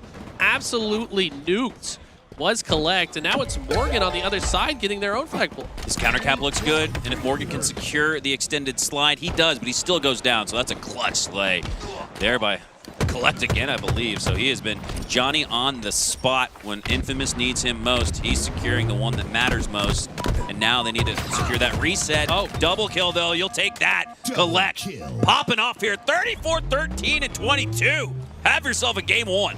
He doesn't even have the most. Descendant's got 37. God! The dynamic duo. These guys are like Jesus. 2 SMGs on the front line in a Call of Duty match. My God! They're just holding forward. Nice grenade kill. Collect probably has more flag holes than anyone in the server. And he's gotten past the 50. One of his teammates have gone down. Lethal gets a kill as well. This looks like it should go home. Morgan, the last player that could possibly do it. I love this route from Collect just to guarantee he gets his shields back. Oh, grab the flag though, buddy. There it is. Infamous with a huge game 1 victory. I love the decision there by Collect. He traded off the G-slide extended flag run to strong side and stay alive. So while he's strong side, it took down the physics of being able to hit that execution with the extended slide. He instead stays alive, gets the score. They win in OT. Infamous go up 1-0. We're back on board here with Complexity and Ether. And while Ether are up 13-0, they go 4 down, so Complexity should be able to match that. Yeah. It'll be an interesting one to me. I feel like the NA scene and the top teams are so good at this game type now. They've played it since literally day 1. The meta has developed. It's been in every scrim, every single day. I think these guys are playing Streets ball. So I'm curious to see how Ether can step up in this moment. You know that Ashes, coach of Complexity, was likely up late studying the habits of Ether, what breaks they like to go for, so that Complexity can counter it. I feel like this might be a difficult one for Ether. It's been a tough fight on the B rail, but he trades out with Drift. 3 go down for Ether once again, so it's going to allow Complexity here to double up on the lead. Fractos takes Sparty down to 1 HP, but the flank coming through the commando, so there is somebody in position to clean up on that damage. Sparty's still down to 1 shot. Now he's even lower. His shields have been beeping for what feels like a minute. Click your teammate. Okay, we're good. Gets the melee on Leor as well. Oh! Repulses the player back to try to get his shields back, but I mean, he eventually goes down, but he made them work for that kill. Sparty has been so good at playing his life this weekend. 4 down. Trading blows back and forth. It's happening. 10, 1, and 4. Wow. Yeah, that's incredible. Luor doing some assist work, though. He needs to keep his death sounds a little bit. A little too involved in the action. He needs to find a way to play a little bit more don't want to say conservative, but at least safe at the very least. Drift will go down. 3 go down for Ether, so that gives the oddball possession right back to Complexity after getting reset on the palm trees. The quick vacation round trip back to C. Excellent break from Complexity. I mean, Ether only had control for a few seconds, it felt, before they're back in the mix. Sparty just being a force of nature on the map. Bouncing the grade off the ATM machine. Seeing if he can plus some of that cash wide open. Unfortunately, he gets taken down. Ether have a chance to push here, but it's a 2v3 situation. Oddball player might be a good target. Oh, did you see Precision here? Oh my God. Steps in front of his teammate. Drift, I think, still was able to clean up mentally. Yeah, he did, but I love the idea there from Precision. Hey, you're about to go down. Let me Sinbad myself, dive in front of the bullet, take it for you. It's that selfless level of play that has Complexity up 19 here in Game 4. A closeout Game 4 at that. Or another difficult situation. Feels like he's been in a lot of them so far this game, struggling to get on the board. 2 and 12. Have to imagine if he can start getting into his groove, that's when this team could start coming back. But right now, they are coming back a bit. Acid on the ball, rotating towards his spawning teammates on the PD and arcade side of the map. Typically, you get those mirrored spawns from the opposition, so they know that based off of that spawn, there should be enemies on the opposite side. That's why they drop the ball here to fight as the enemies are coming in. Yeah, you can see Acid sort of questioning with his body language where he wanted to take that oddball, but once Lior spawned on the stickies in B, he knew that the push needed to push through that location. And look at this, they clear all the way through B into PD. Phenomenal rotation of the oddball. That's gonna get them back on top. Said phenomenal, like tools, channel tools for a moment. Yeah, it's phenomenal. He's rubbing off on me. Hey, yo. Anyways, rotating here. Sparty with the sidekick, looking like the main character, channeling some Why Not Be Casting. Shout out to the GOAT. Tapping buttons though, last player alive for Ether, and Complexity have stolen the setup. Spartan at the desk, no paperwork needed here. He's a mercenary. He's not supposed to be behind the desk, so he's gonna work his way out of PD. Coffee and the oddball in hand for Mental. As Spartan goes down, Drift breaks through, so too does Tapping Buttons, the duo, like a SWAT team breaking down the door. And now the Seesaw lead is going to go back into Ether. How many lead changes have we seen in this oddball, Eli? This feels like 6 or 7. Yeah, these teams are actually so close to one another right now. Any game could go either way. Lior with the camo grab and the peek and pop shots. Able to land that slay. He's getting some of his groove back here. Now 7, 5, and 13. We previously called him out 2 and 12, so going on a bit of a spree since then. This is it. Just like that, Complexity have been in the mix and in the fight, but they're looking at one more collective team of 4 push up the map, or Ether are going to take this round, 2 down on each side, but the collective respawns are coming through a little bit faster for Ether. Lior on the oddball with 102 left on the clock, needing just 15 seconds to secure round 1. Drift, last player alive. That might be bad news for Ether. They're a little bit staggered. Probably need to play a little bit slow here, but don't have a ton of time to work with.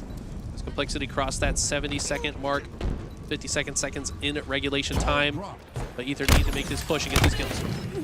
I think Huss felt compelled to hold on to that oddball a little bit longer than he should have, with 2 going down and him holding the oddball. It's essentially just Sparty against all 4 for Ether. But that's what you afford yourself when you take advantage, when you take the lead. You force the other team to chase a little bit, and I think that's what we just saw there from Complexity as Ether and Drift. They're going to play a little keep away, it looks like. They only have a 12-second lead. There's double, triple that left on the clock. Now, hey, they're going to make their stand and stick to their guns. Risky play call, but I kind of like it. If they just get a few slays here, they leave the ball purposefully. It reset. Yeah, they left it there for long enough for it to reset. Now 18 seconds on the clock. As the longer this fight goes on, the better it is for Ether. But it looks like Complexity are kind of brute forcing their way through. I like this. Precision runs past the oddball to play the front line. If he can land a slay here, it's massive for Complexity. He's forced to grab the ball while one shot drops the ball to get a kill. Pre-dropped it and got it. Mental does too. Huss gets a slay as well. 3 go down for Ether. It's just Acid left alive, but he's got the stalker and a frag in his back pocket. 2-1. The frag did it. Ether take it by 6 seconds. Unbelievable round 1. Perfect frag grenade placement from Acid. He's fighting a player in his face and just skipping rocks. Yeah, skipping a rock on the lake to the perfect location right behind the column. And unfortunately, Complexity didn't have enough time to turn around and grab it. Excellently executed. Man, I think Oddball's delivered my favorite moments of the tournament weekend so far, as we've seen routine final seconds ticking away in regulation and matches being decided by single digits. But it's going to take one more round win for Ether to secure that Game 5, and they're looking good. 3 go down. Sparty, the last Spartan standing. He has the Stalker once again, like we saw previously. But it might not be enough. No, Sparty drops as well. 20 and rolling. They're going to hit the 30-second threshold here, Eli. Look at the awareness from Acid. He understood that based on the positioning of his teammates and their spawns, there was likely a spawner of complexity in PD. He purposefully baits that player to chase him towards the backside and calls him out. Ether then rotates to get the kill. They're playing flawless Halo right now on Streets Oddball. Acid's going to get a ton of time. Tapping buttons. He's not on your screen. He's actually on the respawn screen. All 4 are for Ether, but I got to highlight this. This is why I think Ether is a legitimate threat to place top 8 all season. Tapping buttons has placed top 4 before, so they've got a guy that they can look across the aisle and say, hey man, if he's been there, done that, maybe I can too. They've also got the new up-and-coming star, Leor, who was on that Alpha roster that was making waves. And he's been a great addition to this squad. Of course, this game we've talked about him maybe taking a little bit to start the engine, but once he's up and running, this squad is dangerous. Yeah, Tapping with the most kills in the lobby. Now it's Precision, though, tying him at 23. Precision's really been playing his heart out here, even in that endgame scenario where it didn't work out for Complexity. He was doing all he could. Tapping buttons down on the Cafe, looking to stay alive. Huss, contested shots, but the Cavalry arrives. 3-push Cafe. Huss goes down. The numbers are too strong for Ether, and they're up by 11. Even the micro for Tapping to have the awareness to know a grenade's coming, he waits and then dodges the grenade. Most people sit behind the pillar and die to that grenade, but he's been in this situation so many times, he knows when to dodge it. Huss, last player alive, gets a couple kills. It's pretty massive for Complexity's chances as they come off spawn here. Gonna get in this tricky little pipe spot, but he gets triangulated by the forces of Ether. He's going to be taken down. And it looked like Tapping buttons makes it away with the camo, and you can see him playing the recon role, pinging in the feed, double tap, as he's looking to gather intel, gather the back of a couple of opponents, which is, I think is what he's lining up here. He drops the oddball out towards BT. So that oddball is like an invisible hand, pulling Complexity in right into the trap, but they handle it pretty well.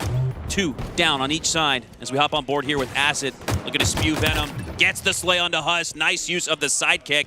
As he now turns around the corner, I don't expect there to be an opponent somewhere nearby, but I think they might have just slayed it out. He's looking for the same thing I am, but with nobody pressuring, he's going to grab more time. I think a member of Complexity is lurking. They are still at A. Sparty was lurking, so his Spidey senses were correct, but wasn't able to find him in time. Now Sparty's going to be a thorn in their side as the rest of Complexity push through. Really well played by Sparty, but it might not matter. He's stuck in a double! Tapping button, chucks the Nux, and takes down 2, and doubles up on the lead. Wow, Mental coming off spawn with a big pick though. But this is this lead is growing for Ether, and they recognize where the push is coming from. They're now rotating to the opposite side of A. Got control of PD and the Cafe side. Drift with a trade in the kill feed. Mental having to back up. Leor somehow finds it. Oh, Leor had the wrap. I think he might have got a spawn in C and gets all the way behind for the pinch. 3 go down. This would be all 4. Sparty's pushing him by himself, so he's guaranteed to go into a 1v2. Oh, no. And Acid takes down 2. Double kill, more time, and Ether might just send us to a crucial Game 5 where your life hangs in the balance of the winners and lower bracket. I think that's it. The first player dies. That's 2 dead already. 4 Complexity. Make it 3. Make it all 4. And they will take this round. Gonna have to wait out these next 10 seconds as the members of Complexity spawn up. I don't know if they're even gonna move their Spartans. No. Might not even be a reason to. Huss's gonna find a sight, but it's not gonna matter. No.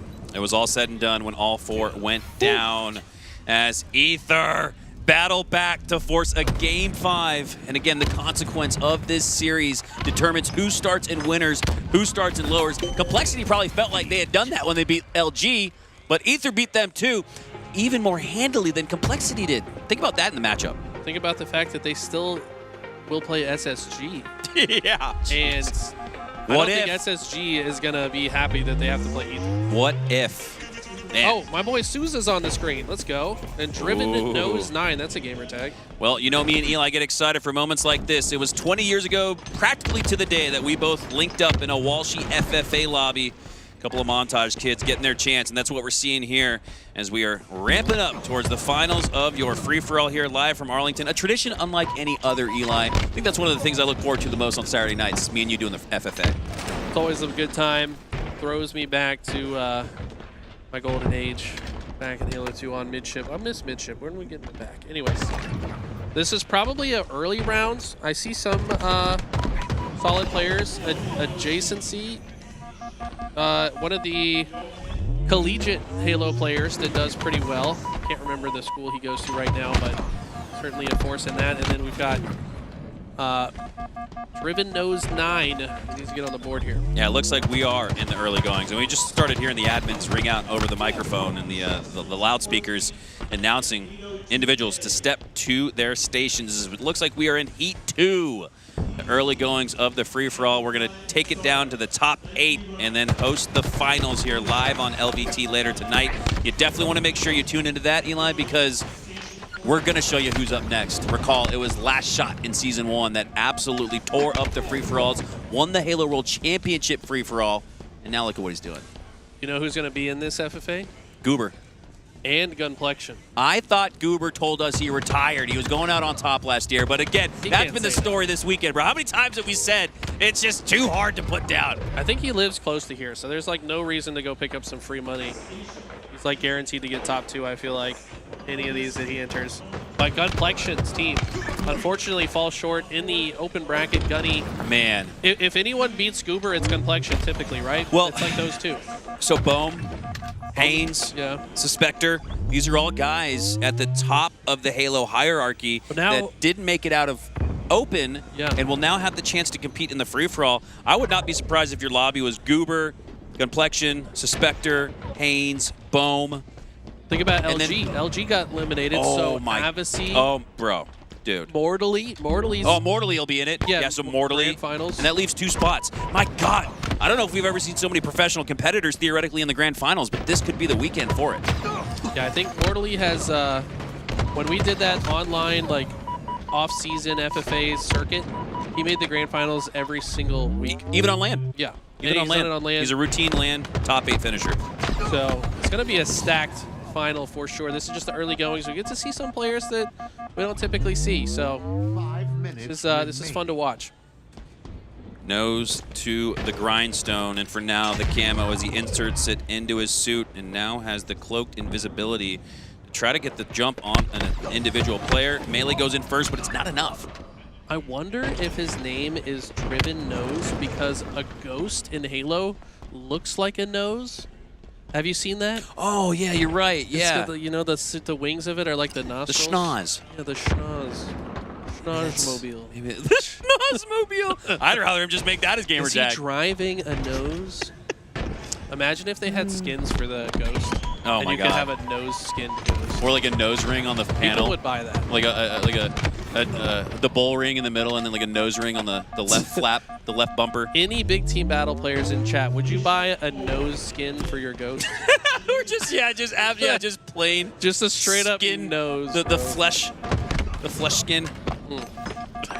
I mean, otherwise it's just a randomly generated tag. But hey, it could have some. Well, I'll tell you, Microsoft came up with some weird stuff back in the day with those auto-generated tags. So, and we have met a couple players throughout the years that have used auto-generated tags and make their way to a finals in the free-for-all. So, whether you're making a name for yourself with something you came up with or something Microsoft AI chatbot generator in 2008 did, hey, you're here. I remember when I first used the Xbox Live generator, the tag that it first suggested to me was fungal kinkajou. A kinkajou is like a rare animal species from like New Zealand or something. Madagascar, maybe. What? Fungal kinkajou. Like, bro, what? Wow. Well, I'm glad you didn't go with that. I think Eli the Ninja is much more fitting. Yeah. As... I could have been the notorious fungal kinkajou. I'm glad you didn't make it far, because I would not have been able to say that word without stumbling through it.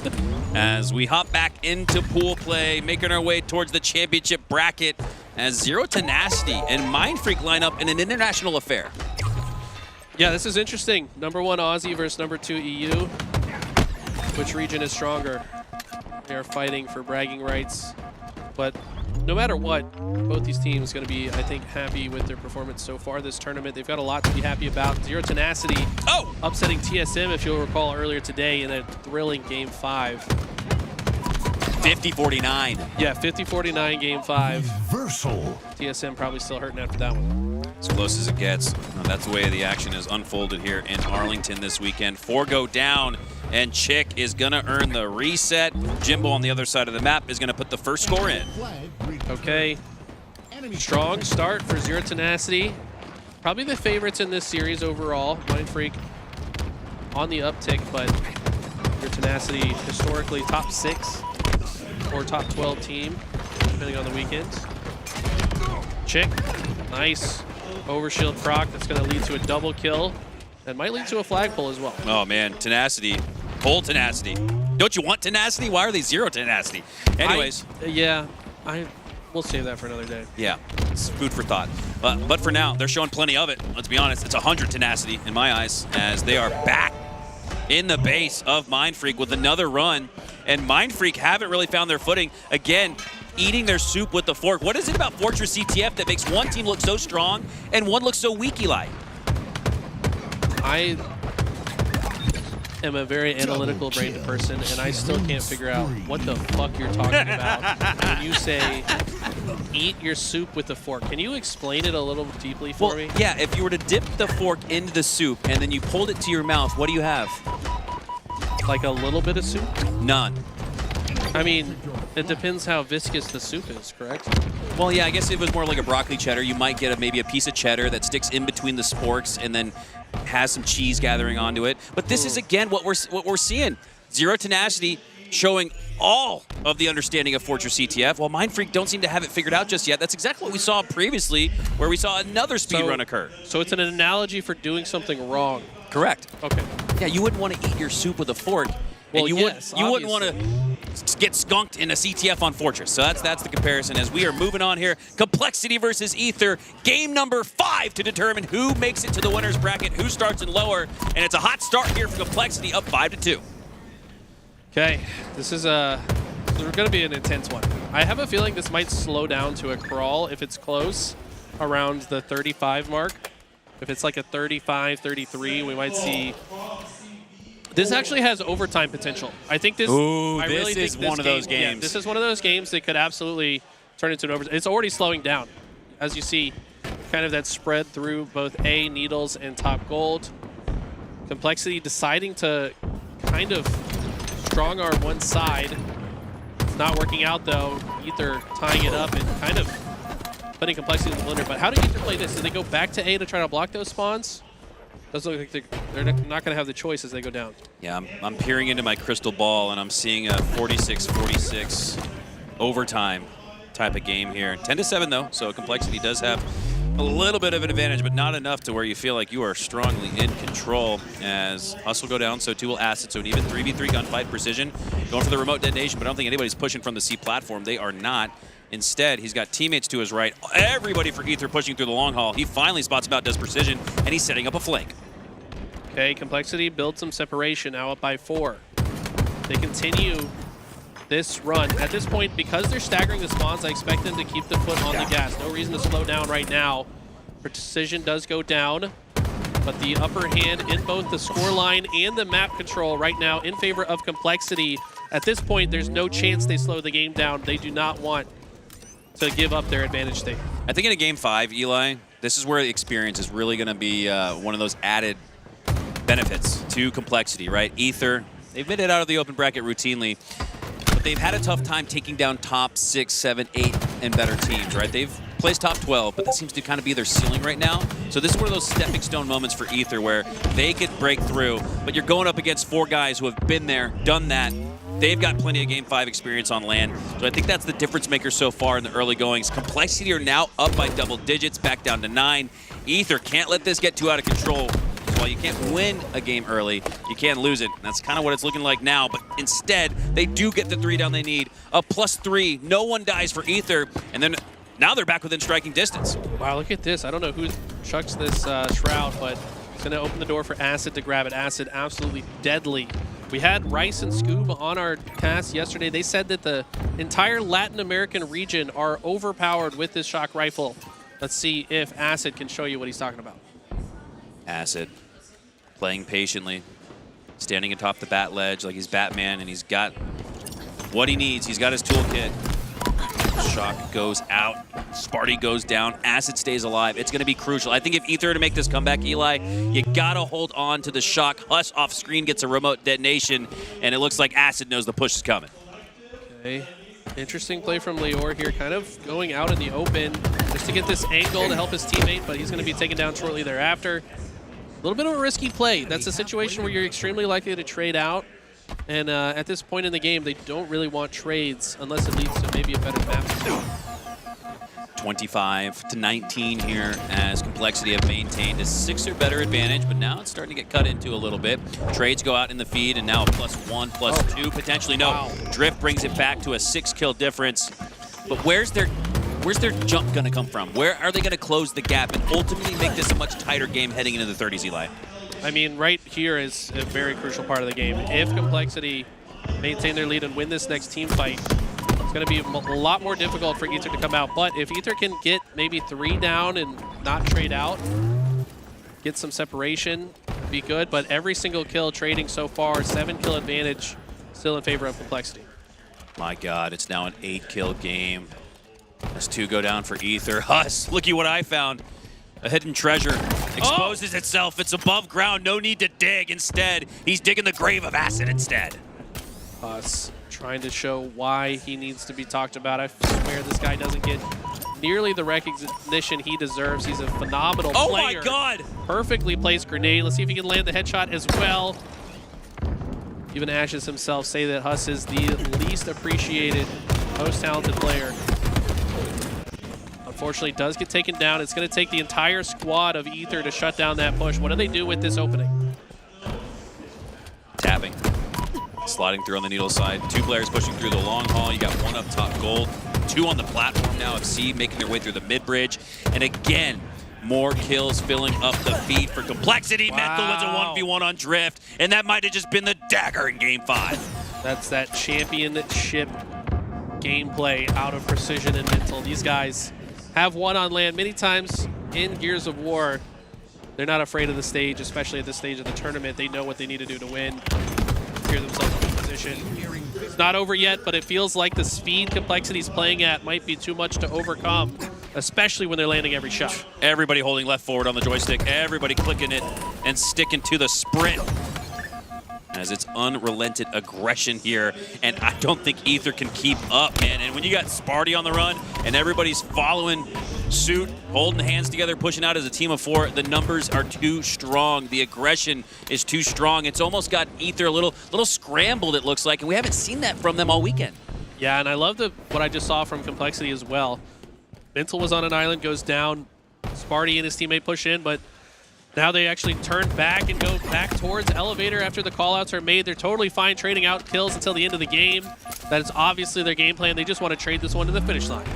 Complexity on the verge of taking their trip to the championship bracket from the winner's side. Ether would drop to the losers as they're staring at a 9-kill deficit. 3 kills, now 2 kills needed for Complexity. It's all a technicality at the end of the day. Add a couple more damage. Kills and assists here. Stat sheet as Mental does just that.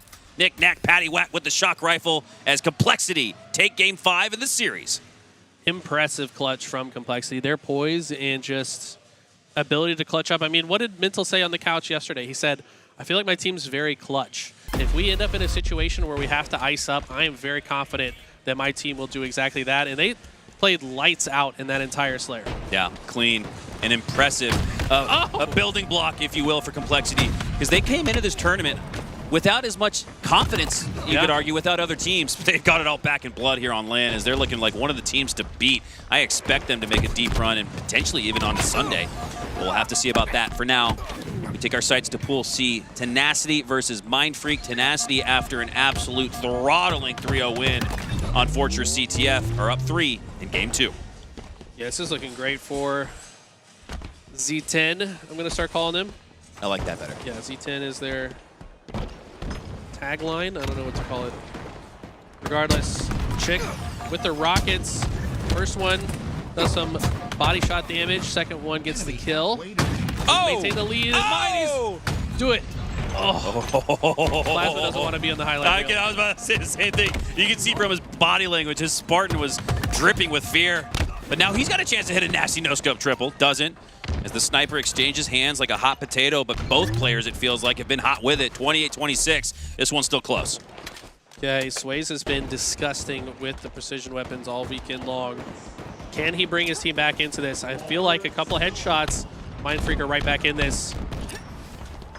Looks like he doesn't need to so far as 2 go down from his teammates. Yeah, again, you could make the argument Sways and Mindfreak are here in pool play because of his clutch plays with the S7 in the open bracket, saving Mindfreak in that oddball. Still one of the most iconic moments from the open bracket and this whole weekend.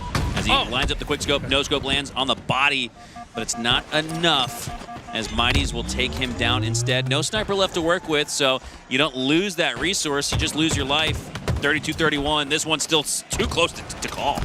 Mighty's kind of in an awkward position. You sometimes go bottom center to get a kill, but you don't want to stay there very long. He ends up overstaying his welcome, gets taken down by the likes of Mindfreak.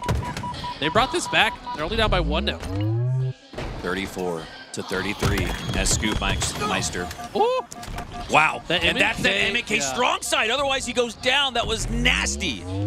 It's kind of freaky. You ever play a player in matchmaking, you shoot him in the back, and he just instantly you're like, turns whoa! up. You're like, what the? I wasn't expecting that. Like whiplash. I feel like a lot of these players experience that when they play against players like Scoob, Rice, and Woodham. These MNK players, they just throw the ultimate rusty wrench into the game plans of everybody on controller because the timing, the pacing, and the flow is completely disrupted when you can instantaneously switch your reticle to go wherever you want it to. That's the physical limitation uncapped when you're on mouse and keyboard, and Scoobmeister continues to show the skill ceiling with it. Mindfreak up 5, looking to tie up the series. It just breaks your perception of how you expect the play to play out. You start shooting someone in the back, you expect to be up 3 shots before they turn around, but no, after a single shot, these guys are snapping onto your forehead. Exactly what Mindfreak have done, but huge. Good plays here from Z10, bringing it back to within 3. 38-41, tenacity, showing a lot of it. Down by just 3 kills, but Mindfreak have looked really good here. And Scoobmeister has not died yet. You shut down Scoob, you might just shut down Mindfreak. He goes down, but now before earning another slay, a trade occurs in the feed, 40-43 with 2 down on each side. Sika looking to stay alive, but the 2v1 is too strong for Mindfreak. They'll extend on their lead up 4. Mindfreak are earning the respect of these professional teams, showing why they need to be feared. They're so good at Slayers. It's impressive. They were able to take down, who was it earlier? TSM? Yep. TSM in the Slayer before ultimately losing the series, but man, are they strong. They're now only 2 kills away from securing a W here. Jimbo knows that Sways is above him. Sways with the sniper. What? Awkward fight. Jimbo wins it, though, and that's massive. No, but not massive enough. That's massive. That's that South Park episode, and it's gone. Exactly.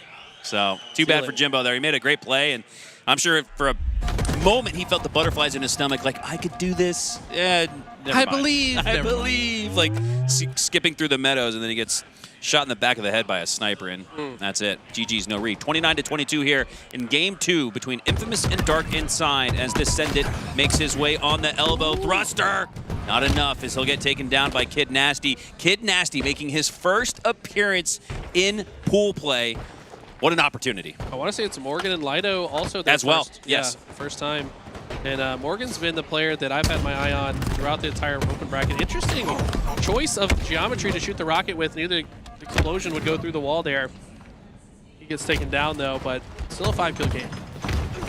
33-29. This Kid Nasty looks to hold the line. He does. Collect goes down. Nice contested headshot there with low shields. Perfect timing. Once those shields starts to recharge, he knows that's his cue to go, and he perfectly times it. The process being played so well for a guy who's never been here before. Yeah, Kid Nasty, very twitchy POV, kind of a twitchy human being as well, if I'm being honest, when he was on our couch. He was doing the mogging, I think they call it. It probably sounds so old. What's mogging? You like point to your chin and like make a weird face. I don't know, man. These zoomers are. It just looks like brain rot if you ask me personally. But hey, man, makes him happy. Morgan with the snipe, and Dark Inside have stolen the lead. 35-36, just like that. they're right back in the fight, and they might just be right back in the series. This is a monument. This is a David versus Goliath series here, let's be honest, between Infamous and Dark Inside. But Dark Inside with the slingshot and a sharp stone have a chance. Okay, 1 kill. Now, Dark Inside with the lead have taken it. This would be massive. This keeps them alive in the series. Infamous already kind of down right now as far as the tournament as a whole. Needs to come out on top here, and if you start to make them doubt themselves, could be your ticket to a win. Collect's going to see if he can change the storyline here, though. 41-40. It's a 1 kill advantage, now 2. As things reset, we essentially start 0-0 at the 40 kill mark, and it's been all Infamous ever since then. 3 unanswered. Dark Inside need to find one here because it's getting tight. Okay. This is a pretty big lead out of nowhere for Infamous, but maybe nothing's a big lead anymore. So as soon as I say that, they get 3 in a row, and they've tied it up. Never mind, no lead. 44-44, Lido with the sniper in his hands. He takes 2 players down to 1 HP. Can Kid Nasty clean them both up? He goes underneath to try to stop the push of Lethal here, but Lethal's actually going to get trapped in the coffin corner and goes down, and he doesn't trade out. That was massive. Kid Nasty keeps his teammate alive, and now we're tied. 46 all. Kid Nasty with the high ground positioning could take down a weak opponent. Spots him a little late, but not late enough to earn the assist. 47 all. 48-47. Dark Inside brewing an upset. 49-48. 3 go down. Lead the last player alive on the Rockets below. And Sylvatic cross map contested shots takes him down.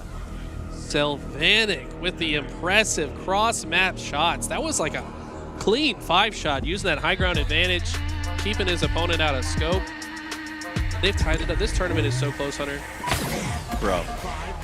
Oh, here we go. I like Gunny this. and Goober in the same lobby already? Oh no. And my and boy he too? Yeah, this is kind of unfortunate, I think, for both Gunny and Deputy Mr. Goober. Well, they don't follow through all the way to the end, right? Like, they'll swap around, because that would be crazy. If starting in Heat 2, Gunplexion and Goober had to duke it out all the way through. I think they might actually end up in the same lobbies. It depends. Wow. I've seen them do both structures where top 4 continue on together and join a different top 4. But, like... Strange Rich is nasty. Dilly Donut, we've seen him pop off on LVT before. Yeah, this lobby's pretty stacked for just being Heat number 2. Gotta say, Mr. Dilly Donut, my best student of all time. Dilly. Started out as an Onyx 1600, now he's like 1900. Wow. Guy is ascended mouse and keyboard player as well, so hopefully we get to see some of his Measurable growth. As we hop on board here with Goober, Tops in the lobby, and you get to see in real time why. Lining up the overkill, and he gets it, and he makes it look easy too. Goober's sense of timing and just rotating around the map to find kills and third parties is flawless. So hard to play against.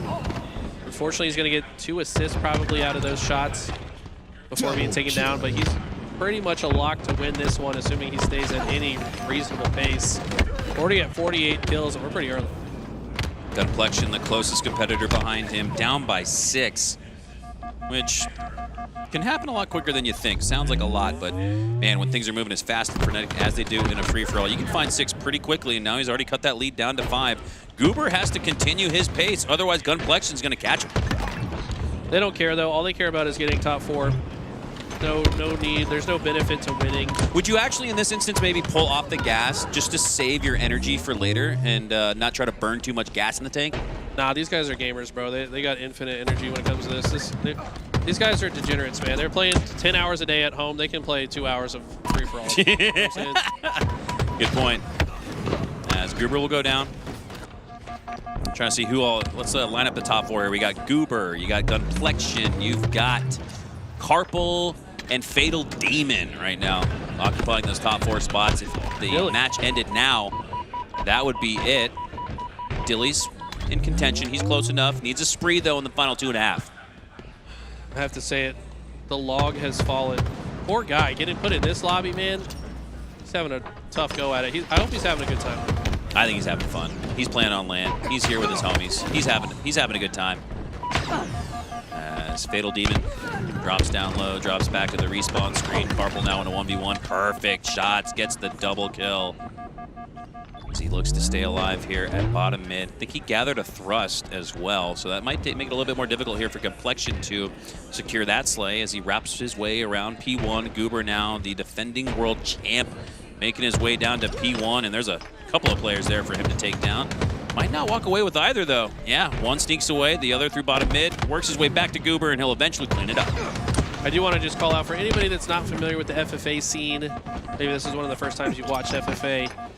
This guy, Deputy Goober, formerly known as Porky J, was a 4v4 player in Season 1 on X-Set, teaming with the likes of Kratos. Suspector? Suspector was on that team, and I forget their fourth right now. Filthy G, actually? Yeah, Filthy G was on that roster. Yep. But changes the name to Deputy Goober, completely gives up 4v4 competition, fully focuses on FFA, and he has won, what, like 5 LAN tournaments? Yeah, it's insane. Like 5 FFA tournaments. He's the GOAT LAN. of Halo Infinite free-for-all. He's 100% the best player of all time for Halo Infinite FFA. Gunplexion, though, I want to say a close second. Gunny has a lot of LAN wins, a lot of online wins as well, so that's why we're so shocked to see both of these two players in the grand finals together. Or sorry, in the tournament this early together. Is what I meant to say. Goober already with 56. Gunny not too far behind with 50. And after that, we got Carpal and Strange Rich in third and fourth, but Fatal Demon right there too. So keep your eyes on Strange Rich and Fatal Demon. It feels like whoever gets a few more kills in these ending moments will come out on top. Strange Rich and Fatal Demon both tied at 42, and they're both coming back from the respawn screen. Who can get into the action fastest? And you can trade out here, and you don't mind as long as you get the one slay. Strange Rich gets it, Fatal Demon goes down, and that might just have secured the next round opportunity for Strange Rich. Fatal Demon off spawn, needs to find one rather quickly. 2-1. No, he's not going to get it. Strange Rich instead adds another one for insurance. And congratulations, you move on to the next round. Shout out to Carpal and Strange Rich. These guys are grinders as well. I want to say they're always in every Clutch Academy draft tournament. Always see these guys in the mix. Feel bad for Fatal Demon. I think if he wasn't in the stacked lobby, he probably would have made it through. Well, I think we have a pop-off moment to share. We love the first-person POV that we get to cast, but I think we like these iconic moments from the over-the-shoulder cam as well, as Complexity takes a Game 5 against Ether. The series layout is really interesting, right? 3-0, and then really close, and here we go. Really passionate. Gave him the look at me. Oh, man. I can't repeat the second half. Did you say I'm your fucking dad? Did he just steal Tony Two-Turn's line? He just used the Tony Two-Turn line. He said, Luke, I am your father. We're going to play that again. I like Ash's reserved pop-off. It was just like a yeah, and then a fist bump. He's thinking ahead. That's a good coach right there. I'm your fucking dad. Yeah, he did.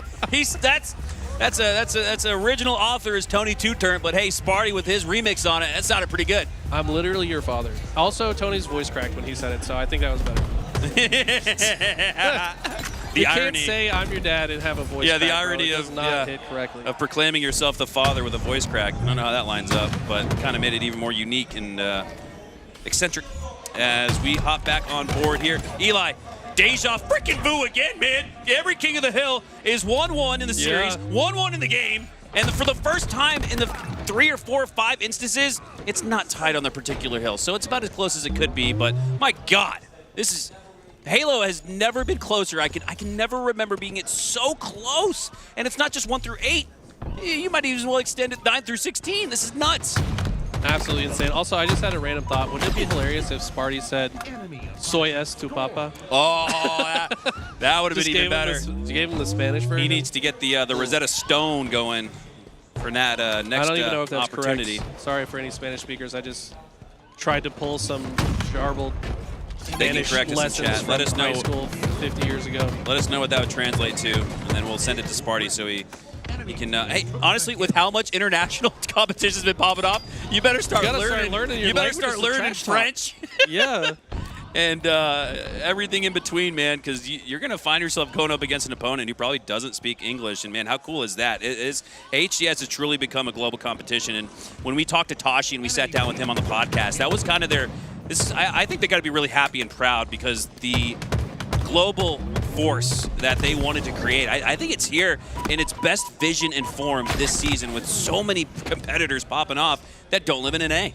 That's a great point. I mean, obviously, when they first wrote the rules for HCS Season 1, they wanted it to be more of a global affair, and it's finally kind of becoming that. And I think it's a side effect of these other regions forming super teams within their regions because they recognize that's their best chance to get through, right? So that we have the 4 best Australian players, maybe minus Barcode, of course, he's in that conversation, but then the 4 best players from LATAM on Ether, so.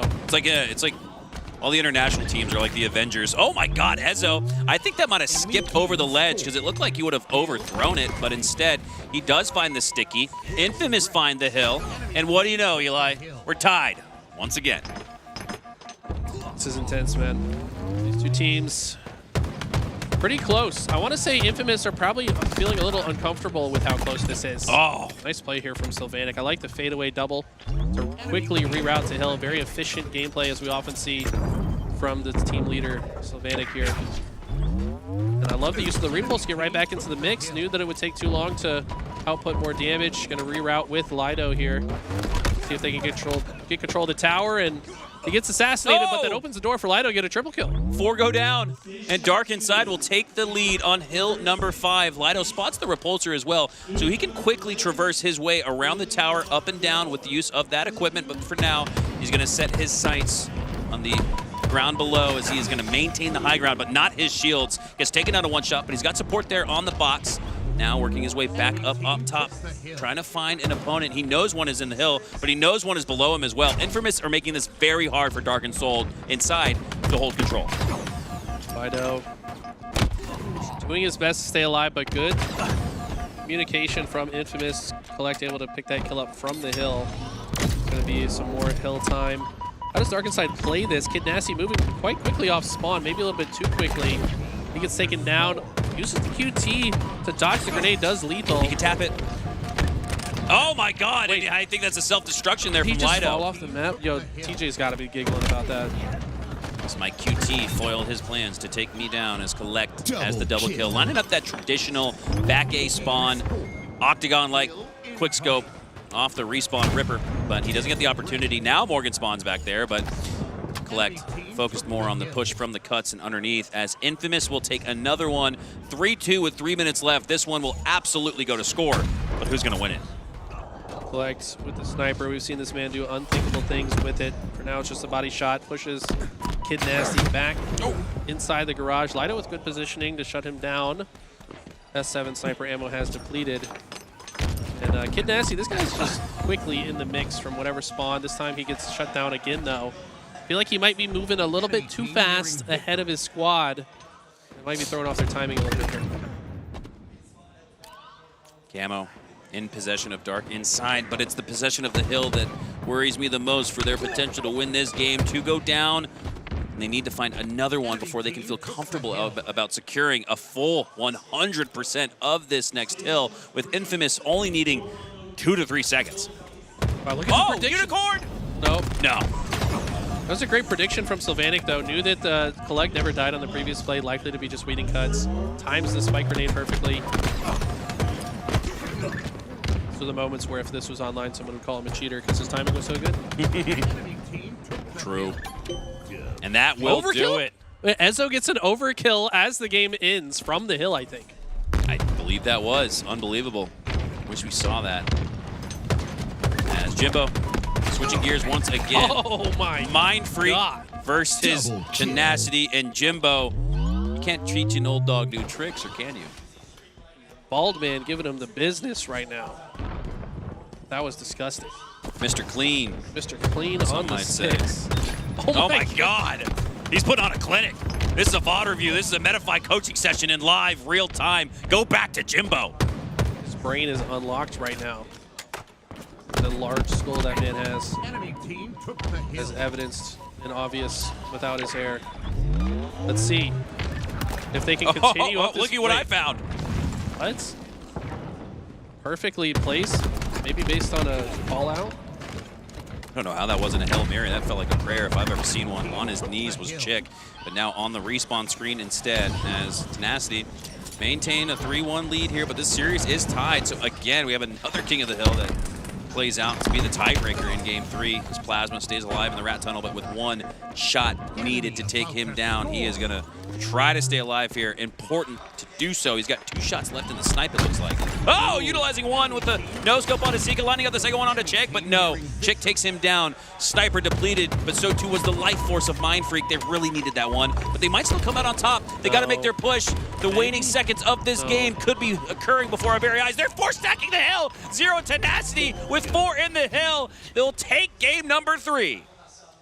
Mind Freak still alive, but they got to win an objective. This is kind of the same thing that we just saw against TSM, right? They win the Slayer, but they win all the lose all the objectives. So probably taking note of that. Need to be a bit more efficient. Probably time their pushes a little bit better in some of these objective modes. But good look at the boys in green here in their hometown. We'll get to watch them play maybe now, unless this was a 3-0. I was talking to Bound behind the main stage yesterday, and we were talking about his episode of Tide the Leader, and he kind of chuckled. He said, "Huh, I'm a whole new man now." I mean, it's that's true, what though. a ring will do to you, huh? Yeah. That'll make you feeling like you got a whole brand new closet, right?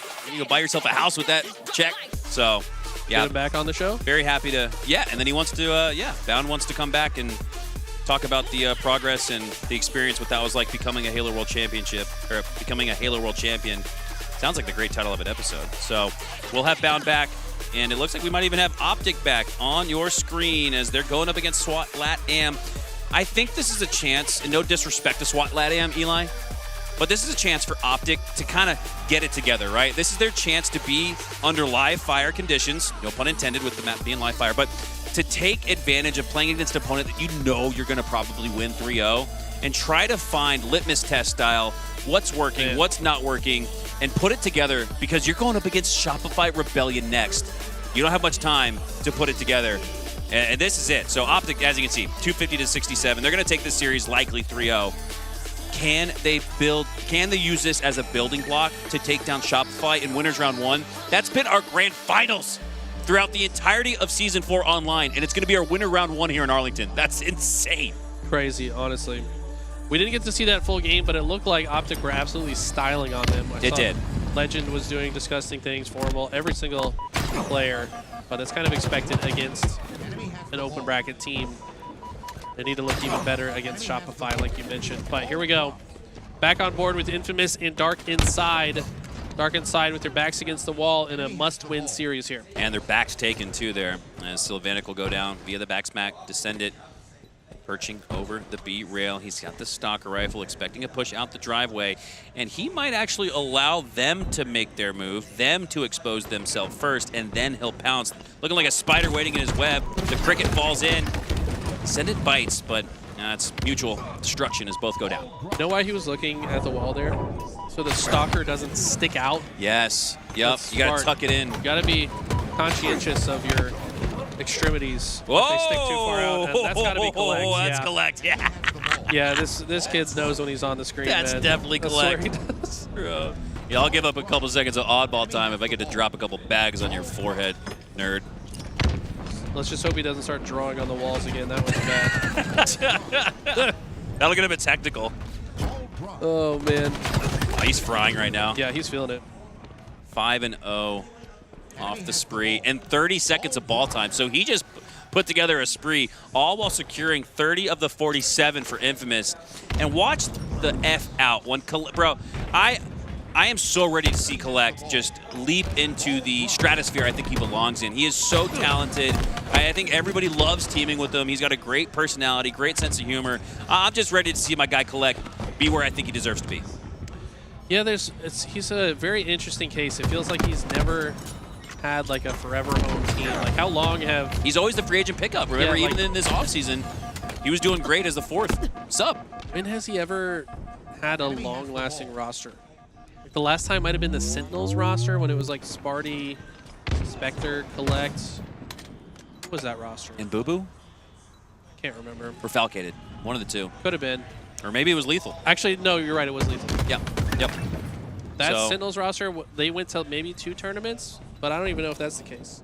And maybe that was part of Lethal's plan, because he, to his own credit, said he didn't really get on the HCS Season 4 train until it already started. So he reached back out to Collect, went back to the well, and said, "Hey man, we had a little bit of success, so let's run it back." And then pick up 2 absolute young up-and-comers in Ezo and Descendant, as 3 will go down for Dark Inside. They do bring it back to within striking distance, but after 4 go down for Dark Inside, this lead could grow enough to be doubled up on what looked like could be a close match, but that's not going to be the case. Feels like it could end up being an experience diff, as the members of Infamous have just been in this position so many more times than the members of Dark Inside. This is their first time on a stage like this. Sure, they came into this with a lot of energy, but sometimes that experiential difference makes all the difference on land. Double kill. Collect is having his way. And if that timing was right, it's going to take down the shields of 2, and I think it might have just, and he's going to clean up on it. Double Golly, Collect. Is he not going to miss? He misses 1, 2, and that's enough for Sylvatic to take him down. But Collect, 13, 3, and 4. You could actually add up everybody for Infamous, and they'd be right where Collect is as an individual. So Collect having himself a hell of a game so far. Infamous secure round 1, and do so without much friction. Doesn't he look so annoying to play against? Like the last time Collect was called out, he was like arcade. And then the next thing you know, you're making a push through purple and he's shooting you in the back. Where is he? Like what? Like he doesn't show up on your screen. And then he's just there. And then from the mental side of things, you start a turmoil on the other team. Like, bro, you said he was here, but he was there. Like, that's that diabolical. Like, I feel like that's when you're like playing extra levels of mind games, when you're causing frustration and arguments in the other team communication. And I think Collect's the kind of guy that can force that. His gameplay is just so twisted. He's everywhere on the map, similar to what we saw from Druck earlier. Druck's a guy that can also do that. Yeah. He said he was here, but dude, he said he was at A, but he's over at C. That's on the other side. Now he's capturing B. What? Now he's capturing. Like what? It's literally everywhere on the map. Oh man, there's just guys. There's certain players in Halo that can do that, and some even without the use of equipment. And fortunate that we get to watch one here in Collect, as Morgan will go down, 2 down on each side, but it's Infamous off the opening break with the 15-second head start. I want to say Kid Nasty has said that Collect is a player he looks up to because he wants to, his play style is similar, right? Very fast-paced, utilizing movement, getting in the opponent's face, but going up against the man that you try to embody, it's going to be difficult to play that same way. You know Collect has seen every trick in the book because he invented it. Yep. You read the book, I wrote it. As Lido looking to stay alive on the cuts, but he gets cut down instead. Dark Inside have brought it back to within a 3-second differential. And if they can win and defend the push from Infamous, they can get right back on the oddball and regain the lead, but it's going to be Mixie. Mixie indeed. Collect getting all the way behind enemy lines. Perfect timing once again. Cuts 1 down, make it 2. Dodging grenades, rerouting to a new position, predicting that Morgan's going to be there, but turns at the wrong time. Lido was there anyways, wasn't going to matter. New camos coming up. And kind of a low-scoring round so far. Already a minute and a half off the clock, 15 seconds the max score for Infamous. Feels like only a matter of time before one of these teams starts to pull ahead with some ball time. Infamous's prioritization of opponents is so impressive. That was absolutely methodical, almost mathematical, the way they dismantled the team of 4 for Dark Inside. Now it'll be more ball time for them as they've doubled up on Dark Inside, 24-12 here, but that time is rolling, so Infamous could really start to run away with it and close out the series. With the patience and target prioritization from Descendant, sees one player that he could have shot at, but instead prioritizes the player closer to his oddball carrier. Ultimately gets taken down, but the damage has been done. That's going to lead to a 21-second lead so far for Infamous. 33-12 here as Infamous have control of it, but for no longer. Descendant now the only player alive for Infamous. They're going to spawn on the opposite side of the map. PD and maybe split cafe spawns. So Infamous are set up to 2-2 split push this year, but Morgan gets the opening break slay. If he can stay alive here, even trade out, that would be big, but he goes down. So it looks like Infamous are going to push off the back foot, off the back wall, and regain the oddball. Okay. Infamous starting to show what they're capable of. This is really a must-win for them because, and the Collect, man, the ADHD hits hard. Like, You gotta hit the wall that we get the audio cue, like full sensory overload. Come on, bro. I'm actually surprised he stopped pushing buttons for a few seconds there because this man has one of the highest APMs of all time. But then, he actually decided to put the stick down for himself. Oh, that would have been nasty for Descendant. He'll take the killing spree, boxer medal. So we know Jason's been getting up close and personal with him here. He's earned at least 5 of those melee medals. 3 go down for Infamous, though. So again, Dark Inside with a chance. We've seen glimpses, man, but I think this is just part of that levels to this, that experience diff, where even if Dark Inside are able to take 3 or 4 down for Infamous, to find the objective efficiency afterwards, that's the challenge. And here we see again 3 down back-to-back, but Dark Inside are just now getting on the oddball. Starting to realize that these two teams are actually quite similar to one another in their approach to the game, but Infamous just does it a little bit better.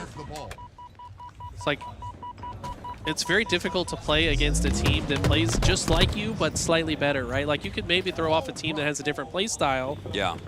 Even if they are slightly better, but if it's the same play style and they're just slightly more efficient, it's ultimately going to lead to a W. Good point.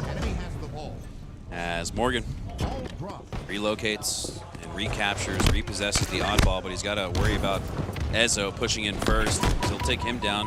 More sidekick use. I feel like that's grown as the tournament's progressed. I almost wonder, I know it's a patch note that everybody's aware of, but it almost feels like players throughout the weekend have been like, oh yeah, the sidekick replaced the shotgun. I need to pick that up. We didn't see a ton of use of it online in the quals. Not at all. So I think it probably is stronger on LAN. I think that maybe it's easier to get those shots to register on LAN, so maybe that's part of the reason. But yeah, it's certainly been influential so far this weekend.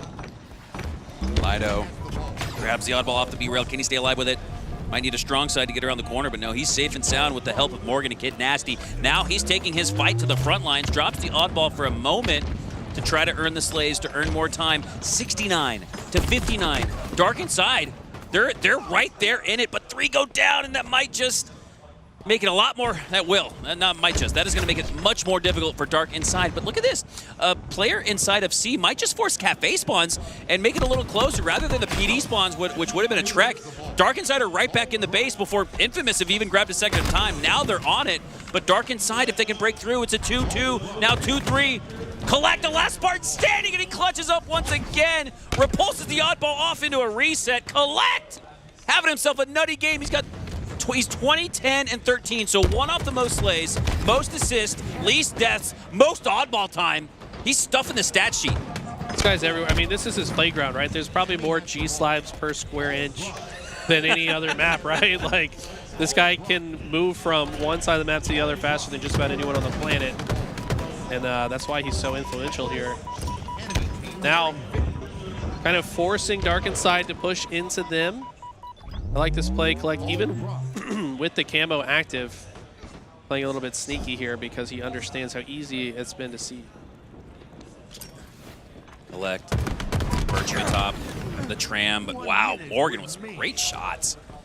Despite Collect having the camo, he still finds a way to take him down. 86 to 59 here with 50 seconds left.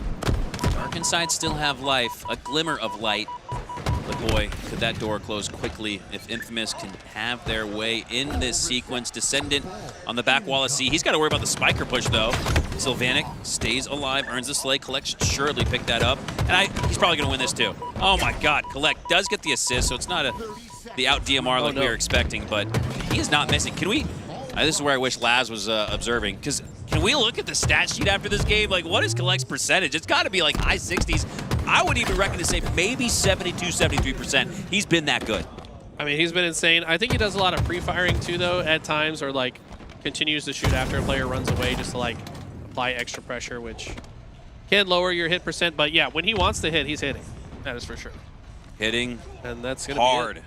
Is Infamous, and that will do it. A 3-1 series victory. Props to Dark Inside for getting their reps in, gaining more experience, gaining a win, but experience diff definitely played a heavy factor in that one. As Infamous will move on, now switching gears here to Zero Tenacity versus Mind Freak. Zero Tenacity needing 1 more round and 1 more win to secure the series. Okay, Jimbo has been lights out. He's 18 in 19-9. Jimbo is playing so well this weekend. This guy doesn't get enough props, man. He might be one of the older guys on the sticks, but he doesn't look like it when you watch his screen. Yeah, he's an HCS OG. Been involved in every single Halo World Championship, I believe. HCS World Championship, yeah. HCS World Championship, right, yeah. And I don't think there's many players that can say that. I mean, who else can say that? We need to ask Grok or ChatGPT. No, they're awful with stuff like that. Okay, yeah. Or somebody, a Halo statistician. Do we have a doctor in the house, or at least Halo Data Hive? Because I'd love to see a list of players who have competed in every single HCS World Championship. We know Jimbo's on it. Pretty sure the AI still thinks that like Lucid is on OpTic, so like don't ask the AI. Yeah, probably not going to work out. Sika puts some shots into Rice and sways, but the 2v1 too strong, and 3 go down. So Mindfreak are going to have their chance here to grab the oddball, but not before a 53-second head start. Chick, little overextension there as the last Spartan standing. I see what he wanted to do. He wanted to prevent the oddball from pushing into C. But with a 53-0 lead, I think he could have held tight, waited for his teammates to spawn up, and this is going to give Mindfreak a chance. Rice has a sidekick in hand, trying to turn things around. It's a big pickup, actually. That's a huge one from Plasma. God. Love those rescope battles. Those are some of the most satisfying to win. The rescope perfect kill. Yeah. Where you have to like zoom on every shot. Plasma's fighting with confidence despite being down in this game.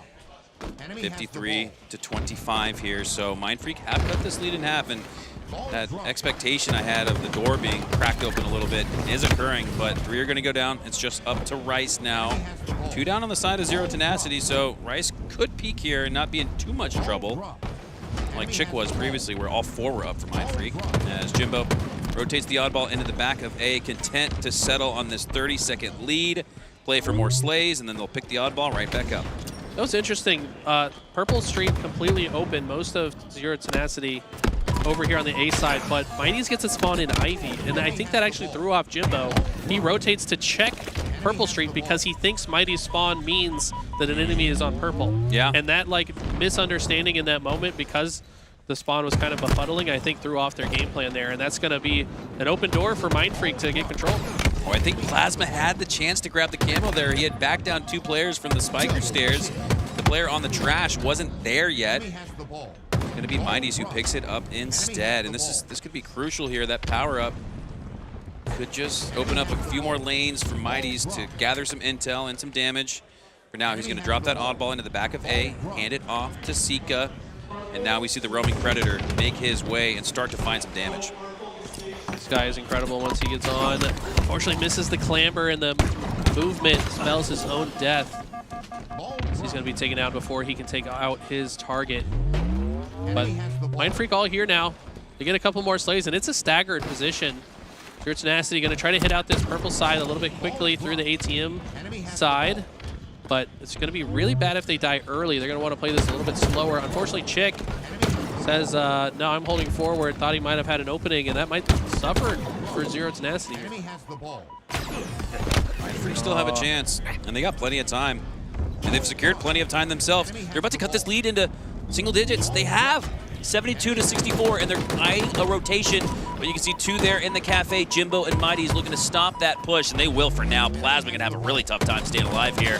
Contested fight, but Chick takes him down. Mighty's earns a slay. All 4 go down, and this could be the final hold for 0-10. Mindfreak need the perfect push, but Zero Tenacity know what a perfect push would look like, so they should be able to counter it. The force is strong, though, on this purple side. Great grenade placement as well. Now, what does Jimbo do? Try to hold off the forces that are incoming. It's a great push from Mindfreak. They clean out Cafe side. They clean out the police department.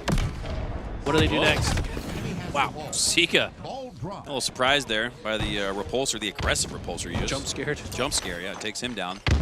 As Scoop stays alive at the back of A, utilizing the oddball and the shroud screen to rotate that oddball towards the backside of it, but Mighty's was predicting that. Has the camo, spots Rice, gathers the intel. He's just going to ping it for now since he's one shot. He doesn't want to allow Rice to locate his position. And my God, this feels like a National Geographic episode of like a crocodile in the water waiting for a zebra to step up on and take a drink. And Mighty says, back to the respawn screen for you. It's actually massive to get that kill without even taking a melee. Yeah, that's going to be it. Wow, congratulations to Z10 for taking this one down. You got to feel for the guys on Mind Freak. So this is a tough pool they found themselves in. Yeah. Tough pool indeed. And a tough lobby. Man, holy. Hilariously, you got Takedown, you got Mayski, Maddie, Kruvu, and Nuclear Blaze, who has found himself possibly in a finals. Billy Bob Joe. And Billy Bob 420. That's my favorite player. Shout out to Billy Bob Joe. We got to meet him earlier today. I think he bought an LV t-shirt and we signed it. He did. Stand-up gentleman, that guy. But yeah, we love us some Maddie. I'm rooting for him for sure. Looks like he's got the lead right now. 25. Dude, look at the grouping. 23, 23, 23, 23, 25. My God. I mean, that is nuts. There is no separation to be spoken of yet in this lobby. We're into round 3 now, and there's at least 5 players you can see making it to the next round, but only 4 can go. Okay. Yeah, this is going to be tough, man. This one's really going to come down to the wire. It feels early. We're still only halfway through. Keep in mind the way free-for-all works, guys. There's no limit to the amount of kills you can get. It's just time. Who can get the most kills per minute? It's going to be who comes out on top. Because it's a 15-minute timer to unlimited kills. And it's only top 4 advance. So if you're right on the bubble in 5th place, typically my strategy in FFA would be to keep an eye on who's in 4th and 3rd and try to kill them a little bit more. You know, when you're dead, you've got 6 seconds to flip through your death cam and see where everyone is on the map. In this situation, it's kind of hard to know who's who, though, because it's just HCS 455 or whatever, but...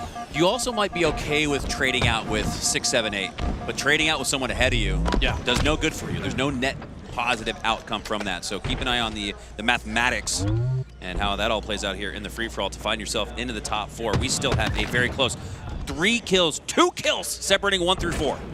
Also, got to shout out Mayski, this poor guy.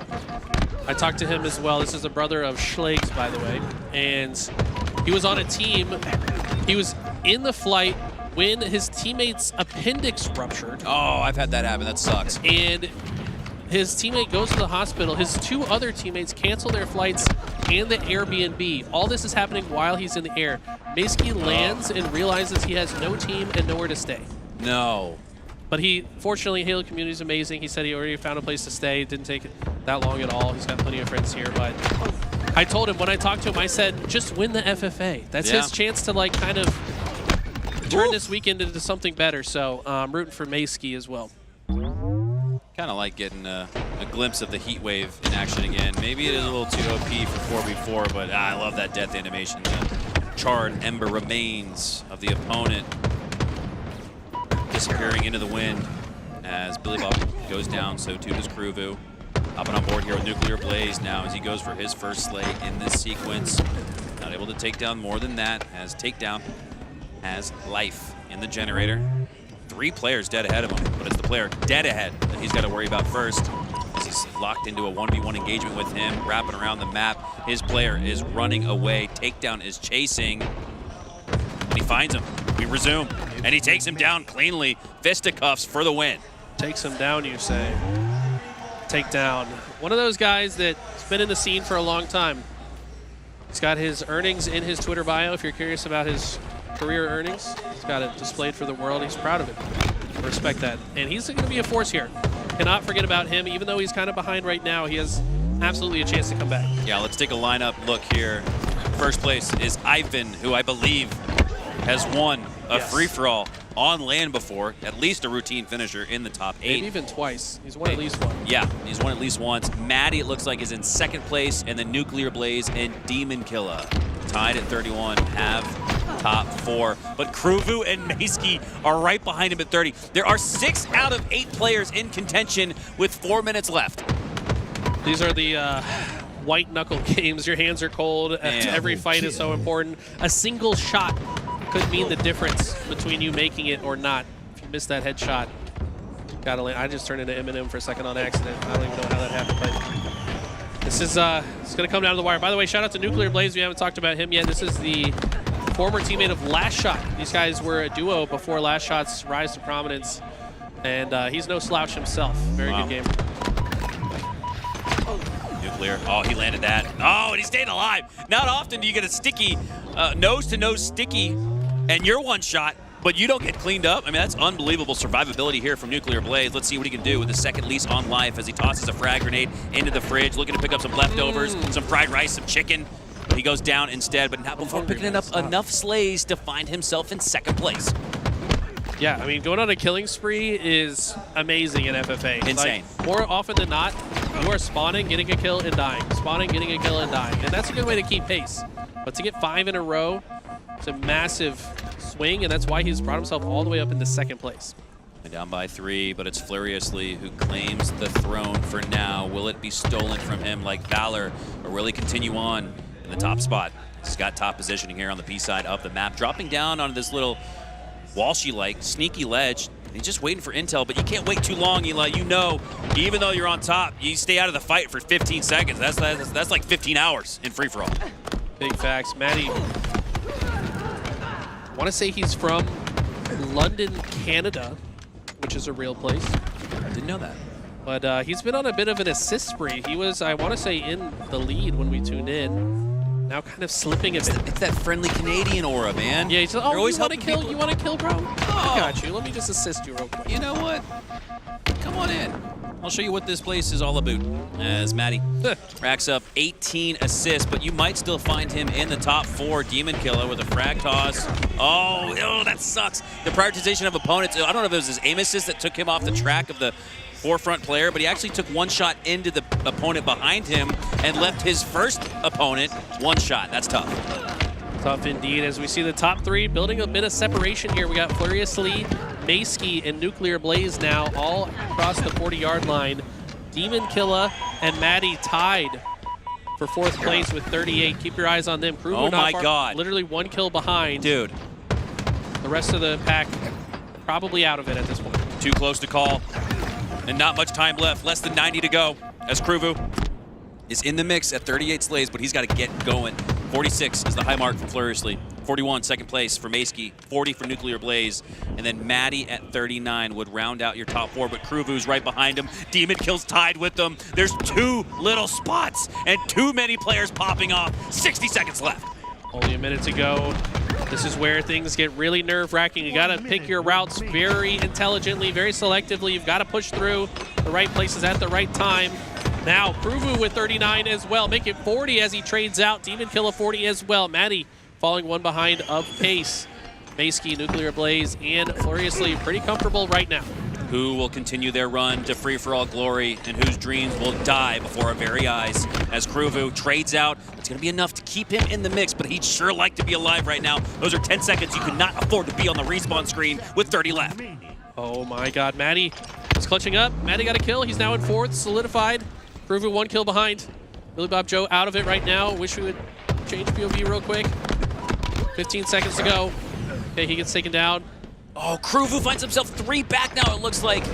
It's too close to count. We're going to have to wait until the post-game screen is up as Kruvu pushes in through the B side of the map. Furiously in first. Nuclear Blaze, Maddie, and Mayski are your top 4 finishers. And Mayski says, let me get 1 more for good measure. They'll move on. Maddie, Nuclear Blaze, Mayski, and Furiously will move on as Demon Killa unfortunately had a few assists towards the end game there. I want to say Kruvu as well started just falling behind pace. And that's kind of shocking. Kruvu typically a player that makes it quite deep, but this was a stacked lobby, man. It's hard to make it through this one. It's had the blood pumping like it was the finals.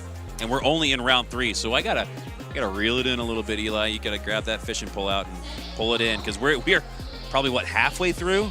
You're only at the 50 percentile of your free-for-all run, so we got plenty more of free-for-all action coming to you guys live as we have a break in the action. Nothing to show you guys in 4v4 or free-for-all. So Eli and I are going to take a much-needed lunch break. Shout out to Louis V. Titan for making sure that we're taken care of, fed, and well-nourished, and with plenty of energy to continue this run. A long day of Halo here, and it feels like we're just getting started, so don't go anywhere. Maybe you grab yourself a snack at home, and we'll see you guys when we return.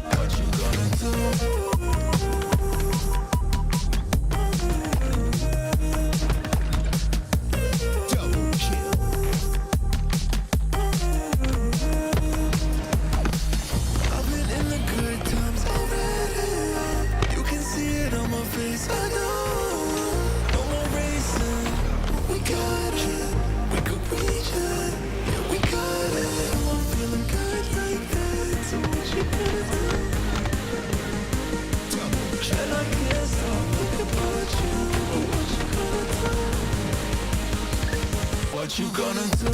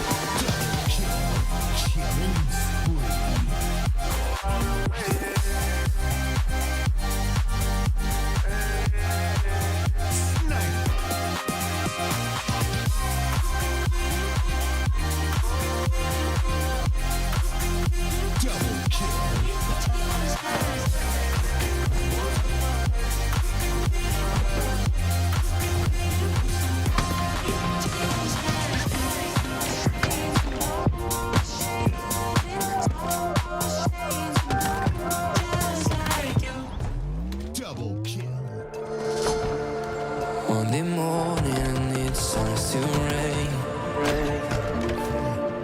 Killing spree. And I'm thinking about what we've been through. It's getting cold and light starts to fade. And I'm feeling worried about where this leads to.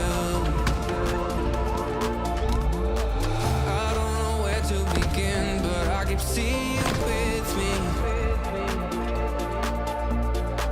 I slowly start to admit that you're the one that I'm missing. I don't know what I should do, 'cause you're ignoring my texts. So could you tell me the truth so I can stop making guesses? 'Cause now I'm losing my mind. Keep on running till I find a way to ease my mind. So could you tell me the truth so I can stop making guesses? I don't know what I should do, 'cause you're ignoring my texts. So could you tell me the truth so I can stop stop making guesses. Is it hard to make up your mind? Doesn't the fun that we have make it easy? Is it true? Do you still need time? Or are you scared to commit and be with me? 'Cause what we have is real hard to find. And all I want you to be is happy. I don't know where to begin, but I keep seeing you with me. I slowly start to admit that you're the one thing I'm missing. I don't know what I should do, 'cause you're ignoring my texts. So could you tell me the truth so I can stop making guesses? 'Cause now I'm losing my mind. Keep on running till I find a way to ease my mind. So could you tell me the truth so I can stop making guesses? I don't know what I should do, 'cause you're ignoring my texts. So could you tell me the truth so I can stop making guesses?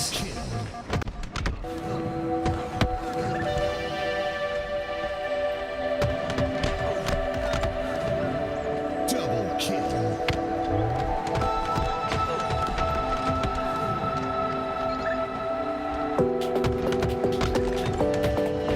Double kill.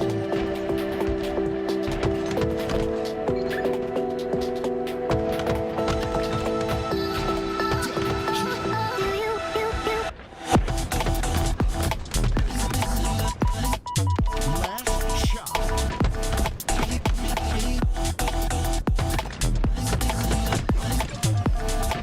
Double kill.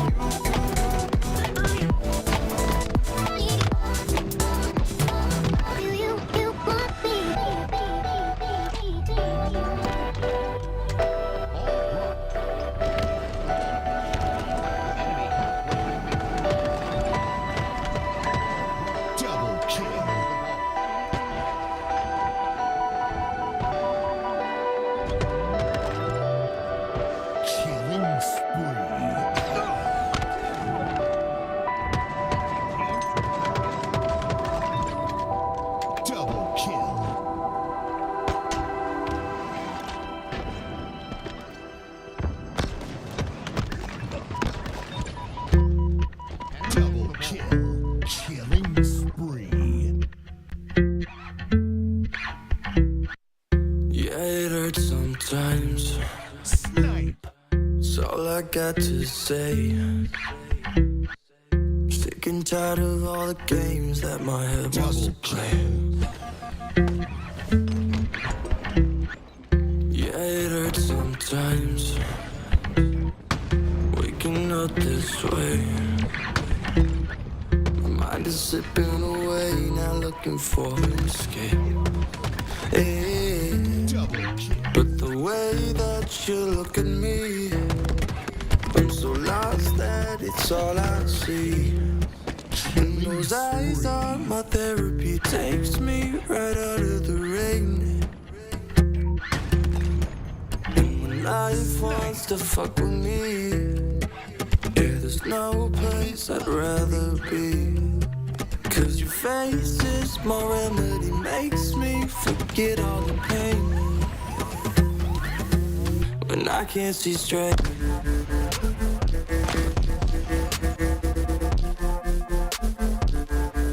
when I can't see straight.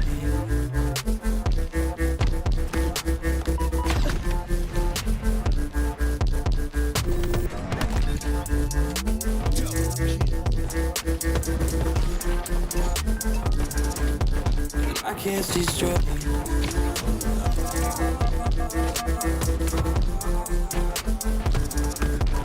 I can't see straight.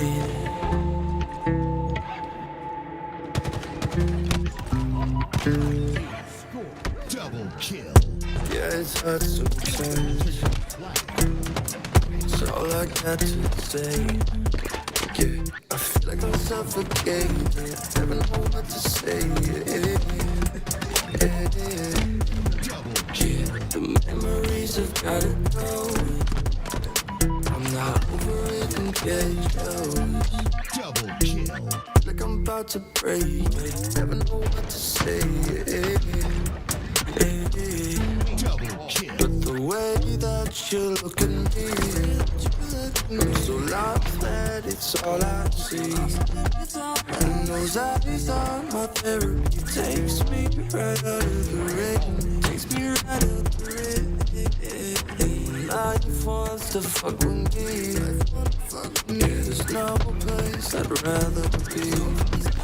Cause your face is my remedy, makes me forget all the pain. When I can't see straight.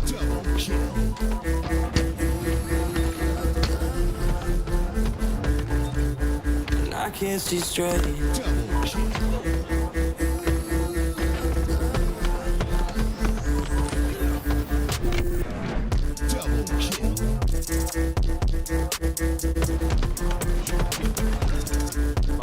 I can't see straight.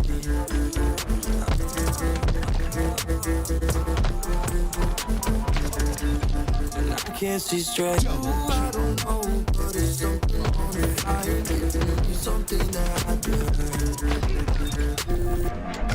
I don't know, but it's something on the fire. Giving me something that I do.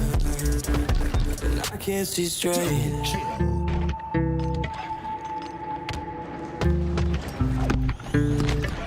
When I can't see straight.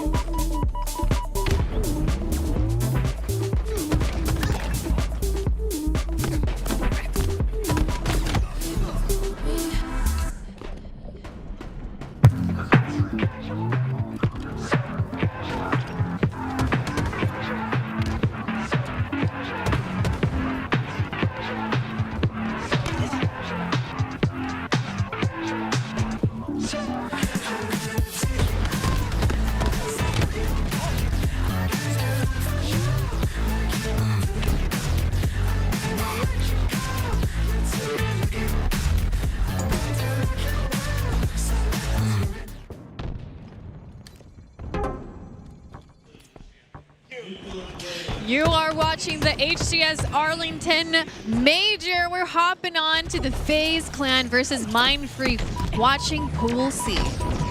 Ladies and gentlemen, here we go. It's Mindfreak, who have been very dominant all day long and even yesterday, and now we get to see them against the FaZe Clan, who is very practiced and has improved in the online qualifiers. My name is Active, and alongside me, I have Tools.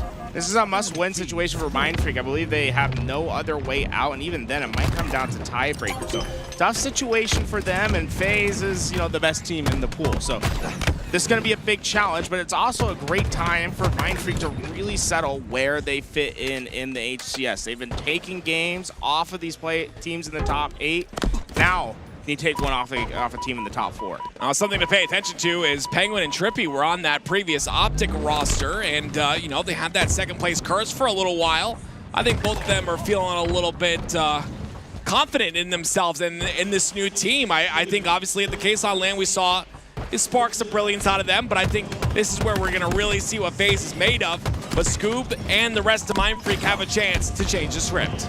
Scoob trying to stay alive, but with Trippy getting that teammate on to suppress, that's only 2 players alive to try to stop this camo, and Scoob's been playing this masterfully, staying alive, doing maximum damage and waiting for help, not getting caught up and trying to just grab that camo. So instead of just the camouflage, they're also able to get a couple kills alongside it. This could be very impactful for Mindfreak. Great use of the mouse and keyboard right there to stay alive in that scenario. You saw him ducking his head very quickly, and because of that, he'll have another day to live. But there's one to his right. It's going to be Penguin. Penguin looking for that spot. The nade will come out, but it's going to be Scoob taking B. And with that, Scoob still having that camouflage from before. You're seeing that temporary trip cap for Mindfreak. They're very much feeling themselves. It's like a flow that's starting to come over the map. If they can keep this consistent, then they could maybe find a pressure on FaZe that they haven't felt in the pool yet. Well, let's see if that pressure continues here. FaZe, they do get a 2 cap, and that is locked in for now. It's going to be Rice, though. And I want to talk about Rice once again. If you're just joining us and you didn't hear about our conversation earlier, we're talking about Rice and Scoob as the 2 mouse and keyboard players, 2 top mouse and keyboard players right behind Wootum, but both with very different playstyles. And we'll see those playstyles as this series goes on. But it's more points for FaZe in the C and A holes. That suppress going through that backside, trying to basically be that long distance pair for those players on that push while keeping this anchored, but it just wasn't close enough. And with that, Mindfreak was able to get a couple of those kills, but the problem for Mindfreak is having multiple alive after these engagements. So often they're losing 3-4 on these big trade outs, and it's not allowing them to get into scoring position.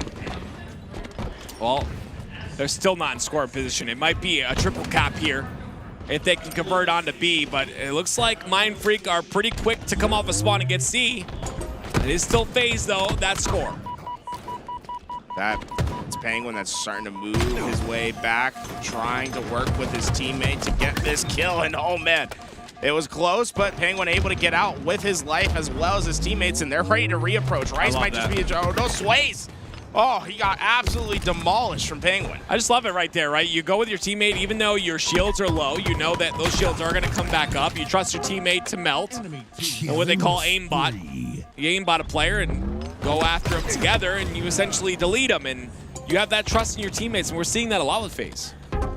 Falcade able to tiptoe behind everyone. There is no one looking towards him. Able to get so much damage down, and look at him trying to maximize his camo. Wow. Oh, yeah.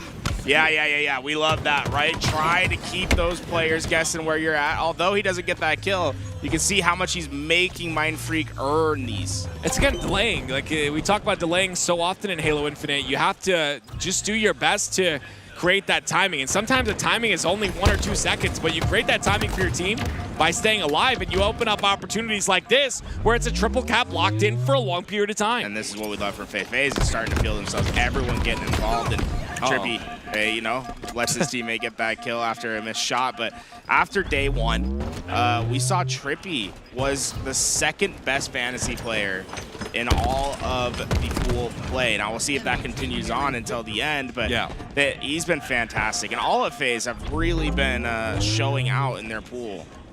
And it's interesting too, right? Because that entire story changes when we get to the champ bracket. A lot of players will play really good in pools, and I think Trippy's going to play well in the champ bracket as well. So I'm not disagreeing with you, but we'll see how the stats change in terms of that fantasy. And don't forget, chat, we will have fantasy here on LVT, but that'll be later on. It's 240 to 51, and I mean 10 more points, and FaZe will close out game 1 in a very quick fashion. Yeah, for them, it's just finding their approach. It's important, even when you're dominating games like this, not to get sloppy, right? You want to play as if it's the real deal the entire time, no matter how easy the game might become. Well, Suppress play looks like the real deal. Gets 2, gets the killing spree, and that's 4 dead for Mindfree. And that's what separates the professional players from, you know, your matchmaking grinders. The ability to get that extra value in essentially a 1v3. He gets 2 players down and basically earns enough on the next to get the assist. That's incredible talent, and that's what makes Suppress so dangerous. And there it is. It is going to be FaZe that win out game number 1 in very quick fashion. A great job by Penguin towards the end right there to make sure that he stops the spawners on A from making it anywhere near B.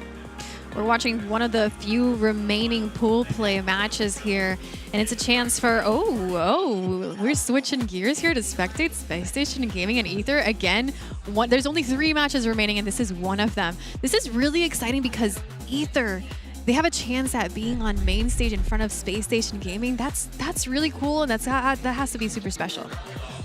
I'm really, really excited for Ether's potential, right? This is their chance to, I think everyone knows they're legit, but this is their chance to take it to that next level. I agree, and you know what? What a team to do it against. If you can do it against SSG, again, we've talked about it. They're still growing. There's still time that needs to be put in. I think this is a team that, as the season goes on, if they stick together, which I assume they will get better and better and better. This might not be their event, but this is the time to take advantage of the state that they're in, and Ether can do just that. We got to see a little bit of what Ether can do. They eliminated Luminosity from their pool play, and the energy that they had earlier today was incredible. Can they keep that energy up and that gameplay up against a main stage, like a veteran team like Space Station Gaming? I think they can. I mean, they're solid, and honestly, it's almost kind of scary. If you're Space Station Gaming, you're putting a lot of respect on these guys because I truly feel like they can really upset you here. And this is the thing, right? When we get into these late stage tournaments, it's these matches at the end where you're seeing like, okay, what really matters? And Space Station, Ether in that pool is really going to matter because if Space Station wins, a guaranteed #1 seed. If it's not, it's a 3-way tie between Space Station, Complexity, and Ether. And then it's going to come down to map count. And I don't know if you want to be in a map count race with a team like Ether. I don't think they've lost many matches.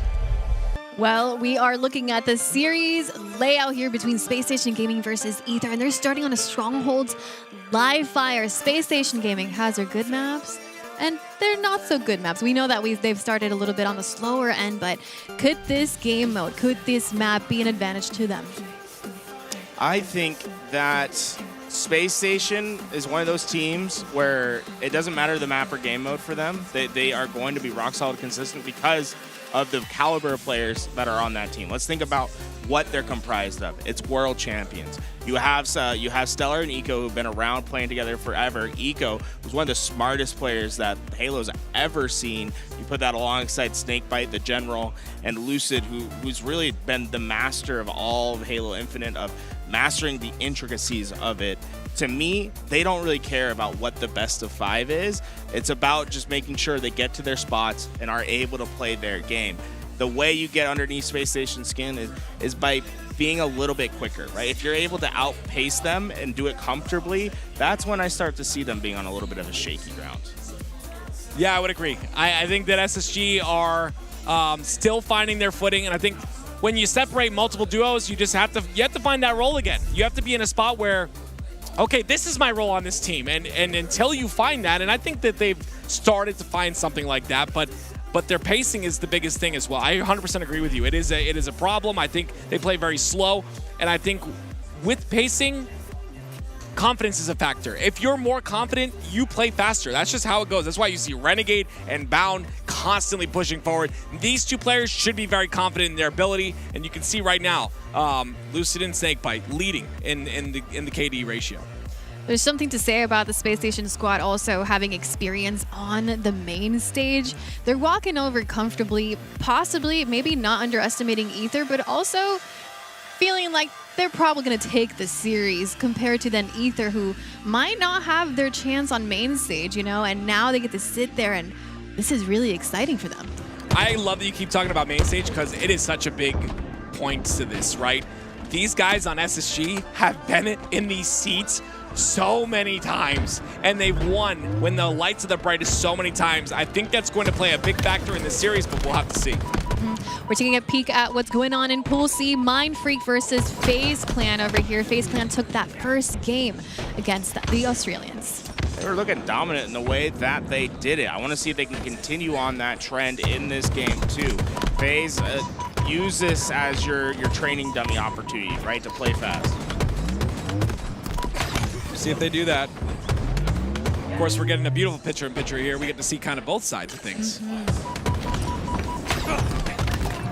Rice getting some more damage down, and with that, FaZe, they have that lead, but Mindfreak's been keeping at that pace. More damage coming down. I'm very curious. Mindfreak's very good at Aquarius from all that I've seen. I feel like this is one of their better maps to potentially find an upset on. Nice little 3-kill lead, though, for FaZe, and we'll see if they can maintain that lead. We'll get back to you on that SSG game here when they're ready. But regardless, we're going to watch a little bit of FaZe versus Mindfreak in this scenario. And yeah, the battle rifle, Scoop, he don't pick that up. I don't know why. It's so strong, long range, and on a mouse and keyboard, it's even stronger. It feels counterintuitive because mouse and keyboard, you figure to have a big boost with not having the burst weapon, right? Because you don't have to track every bullet. That's true, too. It's just one, but I've heard that from all the mouse and keyboard pros. They really love using the battle rifle. That long range aiming with it is just, it feels nice. It does. I love using the BR. 3 kills is still the lead, though. FaZe have kept maintained that. Very even across the board, though. You see on their end, Suppress leading with 7 kills. And Penguin trying to find something with this camo. I love the jump right there, by the way. Just getting info on the P1. He's really rerouting here multiple times, though. I'm a little nervous that this camo will not a lot of value out of it.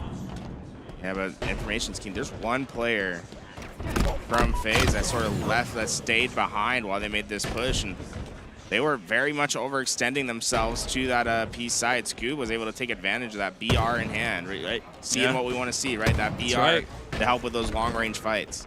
He had a little bit of a mistiming right there. If he just stayed on util door, he would have got some damage to the players pushing P possibly, but he's doing damage regardless, and you love to see it. Some big damage on a suppress. Unfortunately, this is one of those scenarios where your damage is not going to get cleaned up. There is no one in position. Finally, a player top center. That gets cleaned up on a falcated. Well done by Scoop.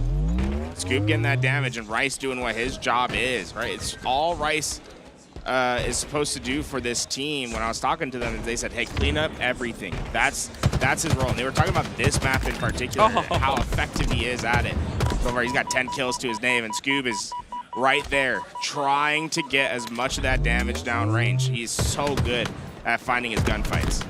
Give me my BR back. Like, it's so clean on mouse and keyboard. I know a lot of people say, like, you know, the tracking is definitely a thing, but if you're good at tracking, like, tracking is a whole separate skill on MK. If you're good at tracking, like for me, I'm better at tracking than I'm flicking. Like, BR strong, and then the long range capability, just it's unmatched. 28 though to 23. FaZe is starting to pull ahead. Yeah, a little bit, but still within distance, right? Mindfreak can find their opportunity, but this might be a big swing. Not only, there we get those 2 kills, but Mindfreak, they've been able to get those trades at important times to stop FaZe from getting that separation and just running away with the game. But the problem is it always feels like they're playing catch-up at the moment. It's not them dictating the pace. And we talked about them earlier. You actually mentioned them earlier, the fact that they're incredible in Slayers, and they beat top teams in Slayers, right? We're not necessarily seeing that against FaZe here. Why do you have a reason of maybe why that is? One big reason is FaZe is probably the best Slayer team in the HCS right now. Like, they've been so good. I'd say it's between them or Cloud9. When we're specifically talking about Slayers and how good these teams can be. FaZe very rarely messes up on the Slayers. We're definitely seeing that here. It's 38-27 now. It's starting to get out of reach for Mindfreak. And this team has constantly had chances in pool play. They've constantly, been outside the pool play. They've been in the pool play, and I just feel like they are getting better and better. But so is the rest of the players that play this game. They're just getting better and better. Sure. And, oh, whoa! It is a nice all-out breakout from Mindfreak trying to get towards Foul, but Foul kept so calm in that situation. I don't know if I could do the same. He took on that fight and just instantly left. And look at his assists. He has 12 to his name. It's insane. Look at Penguin. Penguin takes the route. Falcon is up there to put damage in. Penguin's here. Penguin just comes in, cleans up, gets the double. Looks for the triple. There it is. And goodness me, this is probably over. 44-32 now. No stake, but it's been a lot of damage done by FaZe. And this is Mindfreak and the Slayers that we've seen so far in pool play where they did win. We saw them able to take advantage of mistakes and to use that to get their momentum and start rolling. That just never happened in this game. FaZe really didn't give many opportunities, if any, for Mindfreak to find a couple easy kills. 3 more is all they need now for FaZe, and they will go up 2-0 in Pool C. And we slightly talked about the implications here. But we'll swap back over. It looks like Cloud9 versus Dark Inside. Cloud9 are up 1-0, so an update onto that. As we go back to FaZe now, 2 kills is all that remain. And it'll be, of course, Penguin on your screen. Probably a little bit upset about, the team situation. Maybe it's already past his mind. He probably doesn't even think about it anymore. I think he's totally fine with this new team. Yeah. Honestly, I feel like this air of excitement for Trippy and Penguin to have something fresh, have something new. I agree, yeah. And to be able to prove themselves, right? This is... They were written off as the excess on the other teams, right? When people were talking about where free agents were going to go, it was all to talk about their teammates, not where they were going to go.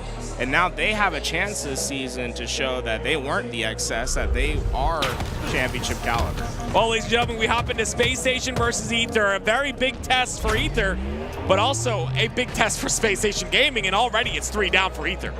Yeah, this is the Space Station that we expect to be so dominant.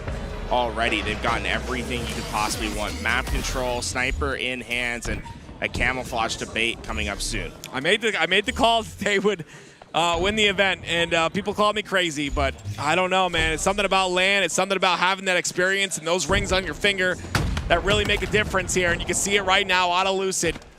The camo is up, and he will go directly for that, cleans up a kill onto Lior, and stays alive with the camo as well.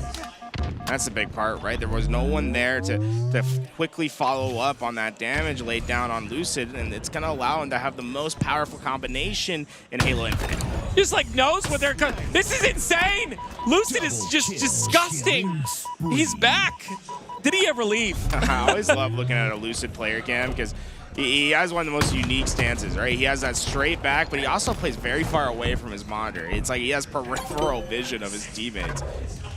I don't know how people play so close to their monitor. You got to like really shift your head to look at different corners of the screen. Oh, do whatever Lucid's doing, because right now it's working. Well, some good shots, and it's definitely working. 81-0 so far. This is Space Station coming out strong and trying to tell Ether, hey, there's levels to this thing.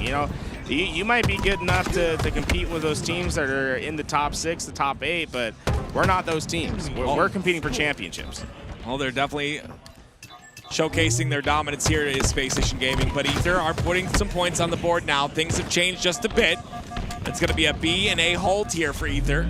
With 3 down, this is the opportunity Ether's been waiting for. They're quick on that rotation towards C. Lucid's caught out, and now he's going to go down as the spawners of Space Station come up.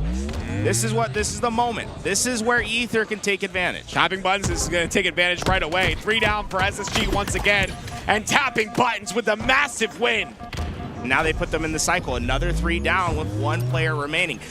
Are they going to be able to catch him out? No. This time, Lucid, when left in the isolation, takes 2 down, doesn't even lose his life. Look at what that did for the team. He's staying expanded up. It gives Eco freedom to grab this camouflage, and That's going to be a big swing for Space Station, and it could get them out of this tough situation. A little bit of a rough nade there, though, on the small window. I believe they do clean up that kill anyway, but still, they're going to have to work and grind forward now. Looks like an A cap going to be held. Acid with that QT, and Eco capitalizes on some damage.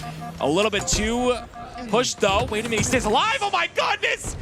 Eco stays alive the entire time. AC hold. Superior understanding of what at risk he was taking in that situation, right? He's staying one shot, but he's ready to take on what's next. And what's next are the spawners on the Brute ramp. A 2-cap hold is still in effect. And a 50-point lead and counting for SSG. 2 down for the side of Ether. Make that 3. 1 just spawned, and now it's Eco with the snipe in his hands. Goes working back towards this C. He wants to take on Tapping, the one-on-one, and Tapping caught him on by surprise, but Stellar might be able to bail him out. No, they both go down, and Ether's playing strong on the other side. They're starting to dominate both the exterior lanes. That's a 1v1 that's very important here. Snakebite wins it. As per usual, the General is called the General for a reason. He's still alive here on the A side. Ether do have that double cap, though, and they're starting to catch up and score. I'm honestly surprised Space Station didn't play quicker towards this B side. They had an opening to do so. Instead, they opted to play a bit slower, but they weren't in a scoring position. It's Ether that's been putting on points, and they're quickly closing this gap. What do you notice about these guys? The pacing is so different on these two teams. I just feel like SSG is a lot slower than you'd expect them to be. And I guess not because of the composition of the team, but if they just played a tad bit faster, it would benefit them so much. Regardless of that, oh my God. Great shots by Eco, great peak shot, and that's going to be an A-B hold. Yeah, man, they make the Jigo look like it was never taken out. That was about as efficient as you could be with those peaking shots, and Eco's been starting to find his pace in this game. 9 kills to his name, and Lucid's been reaping the benefits of the power weapons. Honestly, surprised that it hasn't, usually we see Stellar with those snipers, but they've all been falling to Lucid this time around. Lucid is 15-6 as well. Stellar having a bit of a rough game here. Nice cleanup by Lucid. Goes back up towards B. The damage is put out, but he's going to go to A. I love the way that Lucid takes that jiggle, right? It's 1 to the left, 1 to the right, then get out if I don't think I can take the challenge. He's very thoughtful with how he approaches his challenges. And it's just makes him such an exciting player to watch. Eco, so exciting to watch with camo as well. Love that. He's so good at the reapproach, right? He never stays longer than he needs to in any gunfight. Wow. And even then, he gets the follow-up. He is just reading this map so well. Ether go 4 down. They're going to be back into scoring. In fact, they're going to try to get the trip cap in. And look, the spawners are in the reticle of Lucid, and the rest will split. This is superior play. Yeah, Snakebite already got a kill. Lucid finds another spawner there. It's 2 down already. Make that 3 dead. They've got that triple cap locked in, and Eco gets the trade. It's 4 down once again for Ether. The triple cap is not moving. This is the 3rd time that they've gone 4 down in the midst of this trip cap situation. Space Station have them in a stranglehold. Wow. They are waiting for Ether just to tap out and say, we're done. Let's go next. Yeah, this is nuts. I said this was going to happen. This is so beautiful by SSG. So impactful. A statement-making game. Why would you even put us in the same bracket as these guys is what they're saying with their gameplay right now. The double cap's still locked in. It's going to be Drift on the big door. This is some of the cleanest gameplay that you'll see from a team in Snakebite. Yeah, don't come up to my stairwell. He's going to hit him off the clamber, and he's just hitting damage down range, waiting for the team help to come. And once it arrives, Ether's starting to realize, yeah, we don't really have an opportunity to get in. I think they've accepted their fate. That Space Station's going to go up 1-0 in this series. That's exactly what's going to happen. Space Station strike first in a massive way.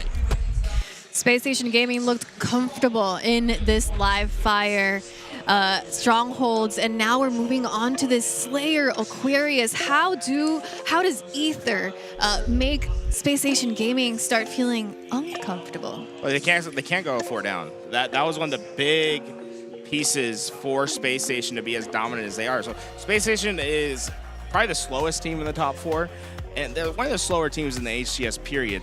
But they like to get to their setup, and when you go 4 down, you're giving them, you know, those seconds when which all 4 players are down is complete freedom. It allows them to move to their spots, get themselves ready, and you saw how dangerous that was when Ether fell into that trap. Priority, trade, and stay alive. Do not be that 4th player to go down. You don't want to have no presence on the map. We saw a lot of fire earlier from Ether active, and I don't feel like we saw that here in this live fire strongholds. Do you think this, you know, the main stage effect could be? Oh yeah, 100%. Like, it's scary up there. Yeah, yeah. For anyone who's never played on the main stage, just picture like being in front of a crowd of like 10,000 people. Even if there's not 10,000 people here, just the idea of being in those lights and being the focus of the tournament at that point in time, it's heavy. It's heavy bearing. And does that affect them? Yes, I think it is. And it's just like minuscule effects, right? Timing's different. Your shot misses just by a little bit. You're a little shaky with your movement. Movement's not as clean as it could be. Halo's a game of centimeters. Like, just strafing a little different will change your game. Like, there's so many things. And yeah, I think that's affecting them. Will it continue to affect them? I don't know. It depends on how quickly they adapt to the main stage, in my eyes. I think it's important to mention that there's another layer of pressure that Team Ether has, and that's carrying the Latin American community on their shoulders in this very moment, in this specific game mode. Both teams that have qualified into pool play, both Latin American teams, all they want is a spot, you know, in pool plays, a guaranteed spot. And this is what these teams are fighting for. And now Ether has a chance at showing people that they can and they do deserve a spot. 100%. They've shown us event after event after event. And like Tool said, it's probably not going to happen this year, but they deserve the spot back. They just do. They've shown that they have the talent. Vamos for all the Latin America in the chat. You guys deserve a spot, and maybe it'll happen next year. But regardless, they're still showcasing that talent, and I think it's important to realize that. Yeah, the fact that there was 2 teams from Mexico that were able to get into pool play this event, is showing that region is much deserving. All right, we're hopping on the second game. Aquarius Slayer, can Ether get comfortable and make Space Station Gaming uncomfortable? The veterans are sitting there it's their home. They've been here many, many times before. Ether have a chance at disrupting that this time. Well, if there's any chance to disrupt it, it's right here. Why? Because in a Slayer, you just have to focus on one thing, and that is to slay your opponent. And then there's other things as well, like staying alive and not being tools and dying all the time. But at the end of the day, it's only one thing to focus on. No objective is being added to this. It's going to be a bit easier on the minds of Ether, and this is why I like Slayers as a little break in game 2. Lucid went hunting right away. This is the opposing side of the map. He's able to find himself a back, but more importantly, he has his VR to help his teammates secure camouflage. I mean, that might be the easiest grab Stellar has all day. He had to worry about nothing on the car side. Beautiful shots, too. It cleans up one, and it's a couple trades here and there, though. That camo not going to be a factor any longer, but some great teamwork and some great shots out of Lucid. And I love the ability to back up here. Understand the job is done. Back up, get space. And like Lucid is that back rank player. He's not going to try to do too much on his own. Instead, trying to work in tandem with his teammates. His job to soften up the players that his teammates are going to be running into. But Ether able to overwhelm at the car side. And now it's Lucid who has to be basically the lone survivor waiting for those spawners. Was able to take one down by himself and now helps his teammate retreat. Oh, yeah. It almost didn't help his teammate. But yes, his teammate does get out of there alive. And it's a 2-kill lead here for Space Station Gaming. Lucid's still been alive in this sequence the entire time. 5-0 so far, make it 6.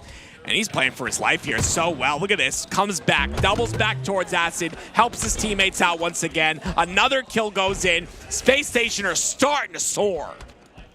And with this, I mean, look at the high ground that Lucid's controlling over at the car's side.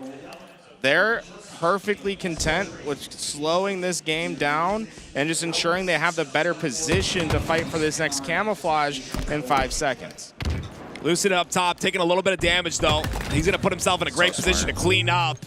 And he's been covering the angle this entire time, but taking a little bit too much damage now. He will get taken out, which means Camo is still up top. But look at Stellar immediately there to try and pick up the pieces. And then he does. He picks up 2. You can always see the thought process Space Station's going through, and what makes them so dangerous is how they execute on it. You know, a lot of times if they have an idea, they're able to see it to that end, and the second camouflage that goes to them, they're able to continue wiping players from Ether. And the big thing that I'm noticing from Space Station, it feels like the entire team is shifting focus to players. It's not just, hey, this is my one-on-one. It's, hey, I'm getting shots, you get shots. Let's clean this up together. Let's have multiple. Let's have 3v1s. Let's not let these players get away. I mean, how often are we seeing a weak player being the one that's being shot at? Yeah, and Stellar having a solid game as well, 11-4. That's a clean melee on his snake bite. Gets 2 as well. My goodness gracious, but you're 100% right. And maybe this is what sets them apart from so many other teams. You see all the other teams and everyone says fast this, fast that, individual skill this, individual skill that. What if this is the new meta? What if working together like this in tandem is the new meta?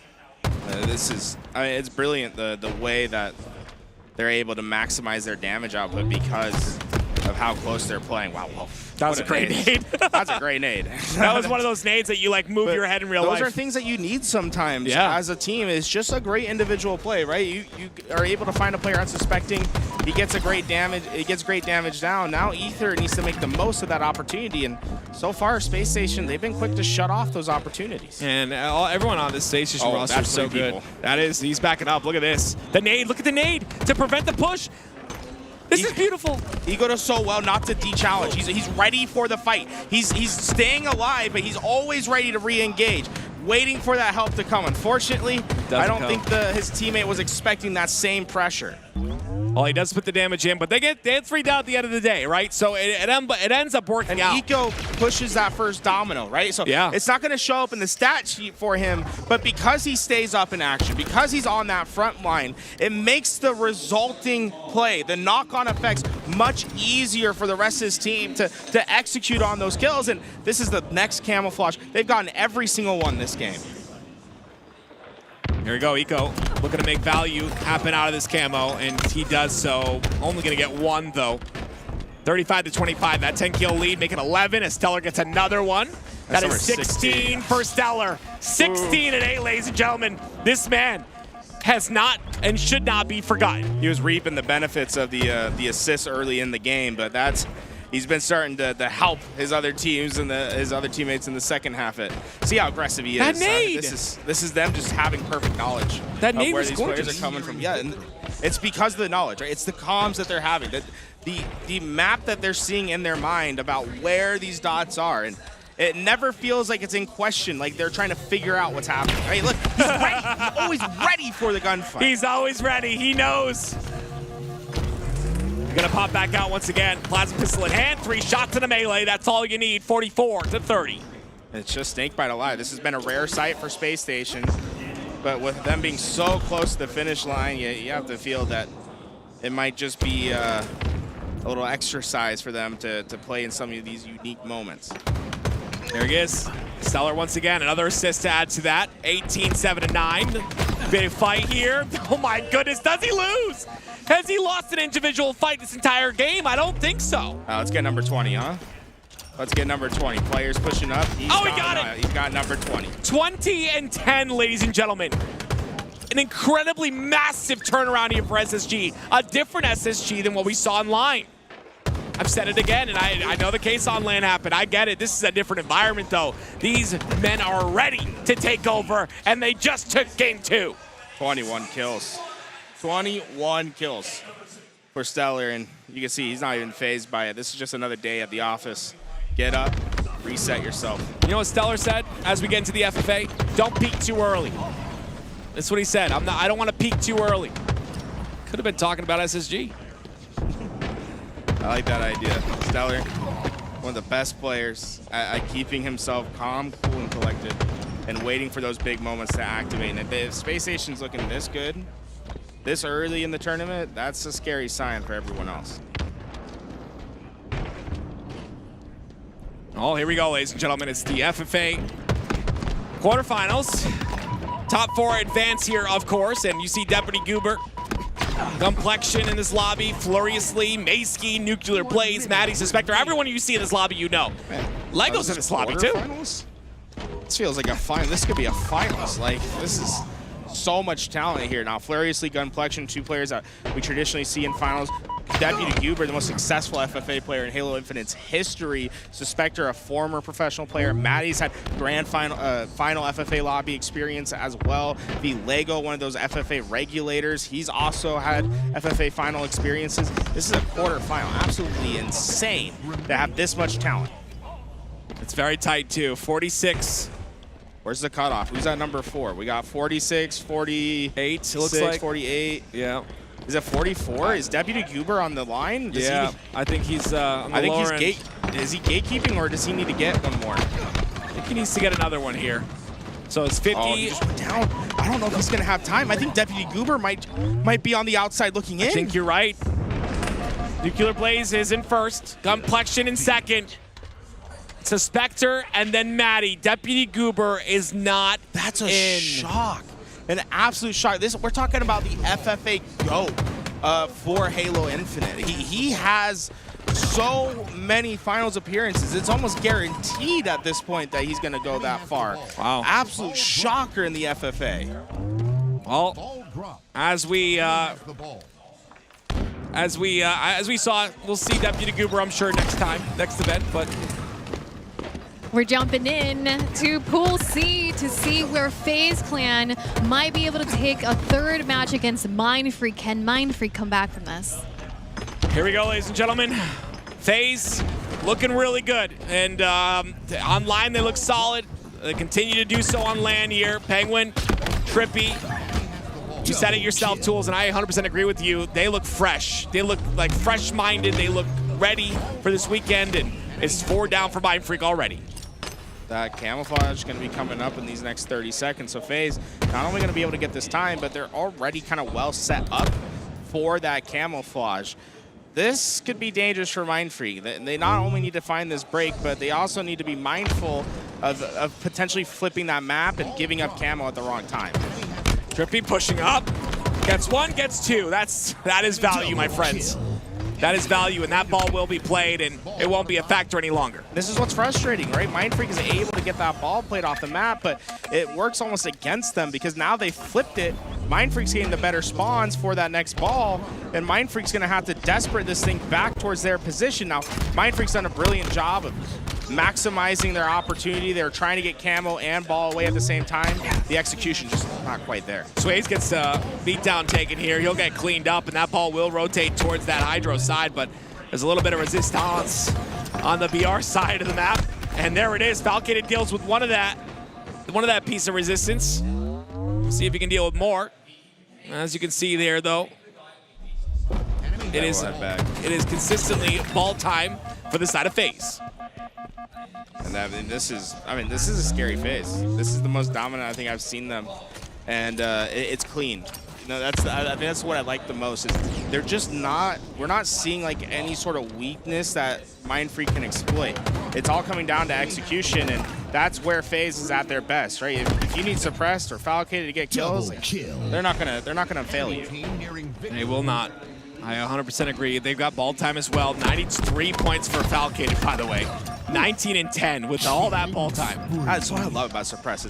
Suppress never feels like he's out of a gunfight. So even after he misses that 5th shot and gives the opponent the chance to get more damage, he just calmly moves his reticle back, says, yeah, you know, I missed a shot. It's okay. Well, there you have it, ladies and gentlemen. It is FaZe that win game number 3 and sweep the series against Mindfreak. Great showing for Mindfreak this weekend. I think they just met a little bit too much resistance. If you think about what went right for them at the end, like they were able to take games off of some of the best teams in the world, and I think they have a lot to look forward to in this next season. Now we get a chance to watch the 3rd game, Space Station Gaming and Ether Series. Space Station Gaming still looking comfortable and looking great, active. You mentioned that we are seeing a different Space Station Gaming here on LAN, and we walked past them earlier, and they were looking pretty comfortable. Yeah, it was aura coming off of everyone. That's the young kids taught me that word. And yeah, you can see it, you can feel it. I think they're ready for this event. I think Kason was a very small event compared to this. They're in separated rooms, there's glass separating them. This is a different event and they've come to play. So far, Stellar working on that quick flank into the back, but maybe there's a little bit too much to handle over there. But it really, at the end of the day, he was just a distraction for what's happening on the other side. Camo, shock rifle, snake bite, a delicious combo to have. Gonna hit a body there. That's gonna be enough for the cleanup kill. It'll be Lucid getting some ball time here. Very versatile are all these players, playing every role that's necessary. I'm curious about Snakebite's position here. He's expecting a push to come from the long haul, but Ether's not setting up for that at all right now. They delayed pretty heavily, and Snakebite, he second guesses. He says, I feel like they're gonna come, and he eventually is able to capitalize on that. All three go down once again. Can they capitalize on some ball time here? It is grappled, and Snakebite, the gatekeeper, as the spawns come out on day. I love that from Eco, right? There's no reason to go out and just take the challenge against the last player, especially with those spawns coming. There's the shots. Couple shots go in. The AoE from the shock rifle does work, and that's all 4 dead. The AoE really mattered there, right? That chain reaction made that player just weak enough that when they jumped up, the accidental shot went into them and it gave them the kill nonetheless. Space Station been perfect to start this game. They are keeping that ball at maximum distance all the time. Lucid's gonna spot one with the shock. That's the last shock rifle bullet. Not gonna be able to clean up the kill. Lior is gonna push now into pipe door, and that ball will be rotated towards the long haul side from Eco. Can they get the slays, though, to facilitate this rotate? Check this rotation from Acid. He's trying to get that cutoff, working in tandem with Leora on the other side. They're trying to basically force Space Station away from that ball, and you see that starting to work in their favor. Space Station, although they didn't go all down at the same time, they never had the access to keep moving that ball. It's not going to give Ether any time, but it's going to stop the bleed. Camel's very important, and Stellar knows it. He's got help. That's going to be 2 down once again for Ether. 2 traded for 1, and Eco picks up and scoops up the Camo. Big 1v1 here. He gets it. The patience on that last shot, right? He didn't take it. He could have just kept shooting. Instead, he waited till he got that head, not wasting any ammo, and more importantly, not getting caught in between shots, right? But if you fire a shot that you know that's not gonna kill, and your reticle lines up to the head before you're able to shoot your next shot, you're not really getting the kill any faster. 55 seconds of ball time here for Space Station Gaming. Perfect game thus far as Eco cleans up another. And it'll be a push from Ether that just seems very disconnected here over and over again. They are feeling the pressure of that main stage, and it is evident. It's extremely disjointed. There feels like there's no coordination into how this push. I mean, look at Acid. He's flying up on this map, trying to use his grapple to catch players off guard, but there's nothing to follow up. He's in the snake's den. He's in between 3 players, and this is the mistake, is that the follow-up just isn't immediate. Like, he needs to wait for Ether to be ready to act on that damage. They're picking them apart 1 by 1. Look, it's still happening. They're coming in solo. It's too easy for Space Station if you do this. Coordination, the ability to hit something at the same time, giving double dilemmas, that's what makes professional teams so damn good. This is what I spoke on earlier. You can play these teams all day in the open bracket or even the teams in the lower side of each pool, but it doesn't matter at the end of the day. What matters is how you play the top teams. And right now, Space Station are exposing the weaknesses of Ether and potentially their nerves coming into the series. And one of the big factors that I think might be coming into play for Ether is they were playing on the Delta station all throughout pool play. They never had to get up from their seats. They never had to reset their settings. They never had to play on a different computer. They moved this match onto main stage, and all that momentum, all that comfortability for Ether, I think slipped away. I agree with you. You get used to a setup, it definitely changes things. It makes a huge difference on LAN. Being able to know that you can just sit down, keep playing, not have to touch your controller, your computer, while the other team does, it's a big difference. Well, they're starting to get a little bit of ball time here. They're showing a little bit of life. Stellar going to push aggressively here, and you see his aggression is a bit different than what we've seen out of Ether. He understands the task is to get this ball off the map, and that's all he needs to do. It resets it, and now puts SSG in a good spot. That's a definition of a man with a plan. You saw it was perfect input. It was perfect inputs. Get the kill, grab the ball, throw it off. We're resetting it, and Snakebite was ready to grab it. They're just 10 seconds, 15 seconds away. Luce is going to watch the cross too, or the push from the C side, which is not happening, but there is a cross on that Hydro side. Look at that. 2 shots of damage, no damage taken. Notice what Lucid did, right? He looks for a half second, gets a couple bullets, and then immediately leaves, right? He's not concerned with trying to get the kill on the cross. He's more trying to get information and wants to be ready for the perimeter fight that's right next to him. He's between 3. Oh, he wanted to get in there way quicker, I could tell, but the way he was moving inside of that sneaky, but it didn't work out, and now it's Ether who has a bit more time now. 6 more points. Now we can do the calculus, right? I mean, this isn't necessarily out of reach. They're only 50 points or 40 points down. That's more than capable. They just need to execute on slays, and that's where Space Station's had their advantage. Triple push, there it is. See why, right? It's happy there's nothing he can do. Triple push on the Hydro side. They don't lose 1 player, and now they're just flying on through, checking every corner. The trade comes out. That's 2 dead. But Lior, a decent rotation here, but he's rotating it towards Stellar, and they've given Space Station Gaming an opportunity for this camo. I like that for Vico. He could have shot and get the easy kill. He said, nah, I'm just going to keep myself hidden, get towards this ball, and once again, it's an information game. It's all that Space Station really plays throughout the map. It's just to have the most information possible so that they can individually execute their best possible play. There it is. Just getting the last couple of seconds here, and that first round will go to SSG. It's just, I'm really, really impressed with the efficiency of Space Station. It feels like they are a cohesive unit. And either they had their opportunities at the end of the game, but you gotta remember, they went down 60 to 70 points without getting a single.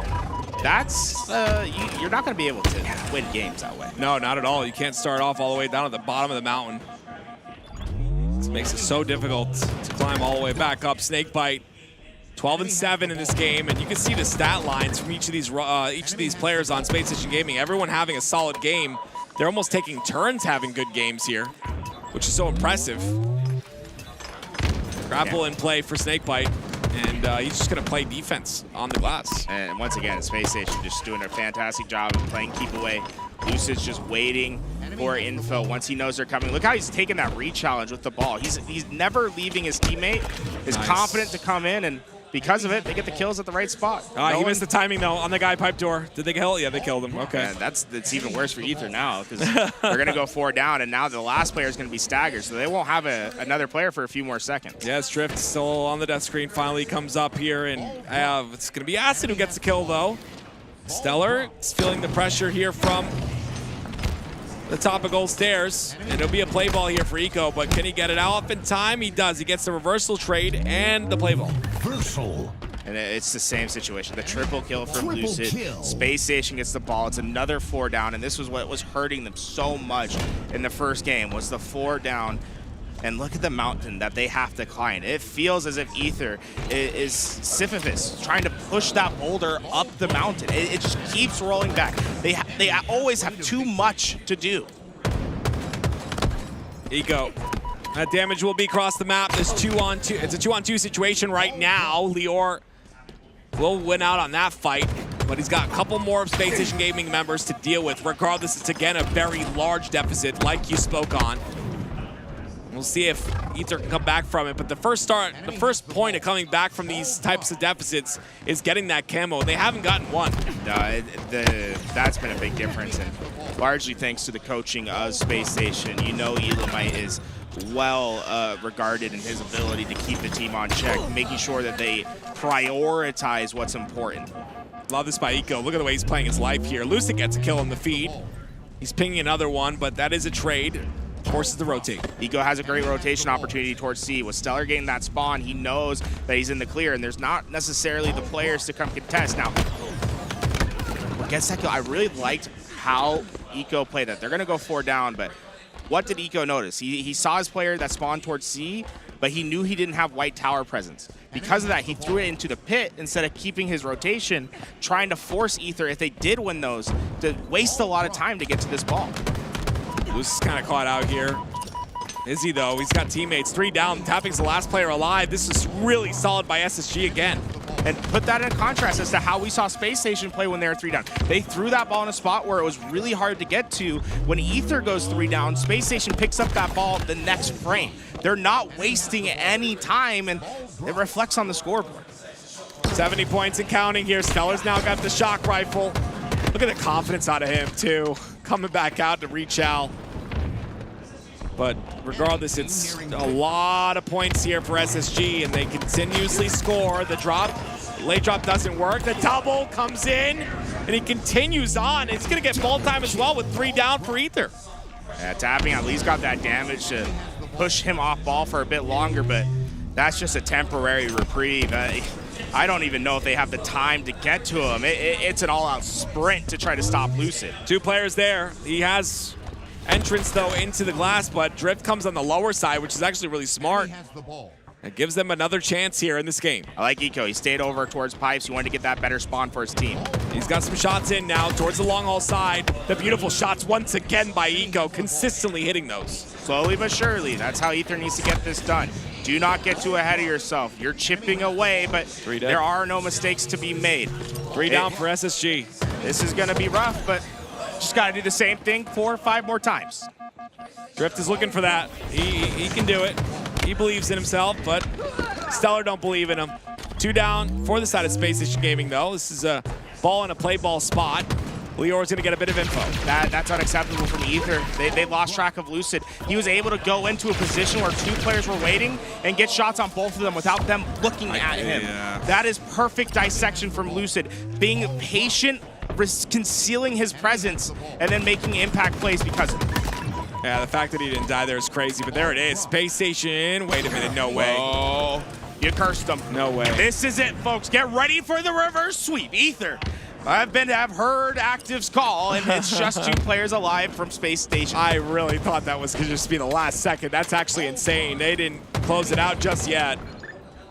There's that first kill, though. That's going to make things difficult. He just walks in. No one saw him. He's like, okay, I guess I can get through. But Tapping Buttons eventually finds him at the bottom. And Space Station, we're starting to see them be a bit more separated, but doesn't matter.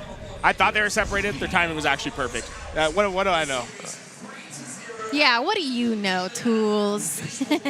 What I do know is that you've mentioned that Eco is the player for Space Station Gaming, that when he performs very well, Space Station Gaming performs very well. And we got to see some of the stats there at the end. Eco 21, 10, and 16. That's a good sign that he's having that high KD on LAN. You know, a lot of the stuff that Eco does on the map is things that don't reveal in the stat sheet. Dirty work. Dirty work is a great word for it. But when it does show up in the stat sheet, when he's slaying on top of that, that's a scary team. And I know you've been really praising their ability and that you think they can win a championship. I'm almost convinced after I saw that series. That's a really good Space Station. I just the only thing that worries me a little is what this is, right? Is this and it's really hard to see, again, Halo's a game of centimeters. It's really hard to see this like in real time, and like even with statistics, it's hard to like, I guess, analyze what this is. But my question is it Ether being nervous on main stage, or is it Space Station dominating on main stage? That's my kind of question right now. Like, I think like Space Station looked awesome, but is it because Ether were nervous? Like, is that why that happened, or is it because SSG just looked really good? Of course, I still believe that there's a chance this team could win this entire event. I mean, everyone says it's a hot take, but I truly believe so. And that was a great showcase. But I wonder, you know, what that really was in the big picture. Well, now Ether gets to move on to the, I believe, Tools, the lower bracket. Now they eliminated. This is their last game. Yeah. So Luminosity is eliminated. So now Ether at least made sure that they weren't out of the tournament. Now they get a placement in the bracket. Yeah, well, but lower bracket because of Complexity being able to ice up and clutch up. I mean, that was a hard-fought battle earlier in the bracket when we saw Ether and Complexity go at it, but that was a massive game with huge implications. So to your question, Active, now we get to have a chance to see how far Ether could run through in the lower bracket. And assuming they get far, that's where they have to prove themselves, right? We need to see Ether prove themselves even further to be able to determine, okay, was this Space Station Gaming just being really, really good on LAN? Yeah. Hey, I think it's the more, like I said before, the more you do it, the better you'll be. And I think that's kind of what we're looking at right now is they've kind of got those little jitters out, and we'll see if they can come to play here in a little bit, you know, in their lower bracket run.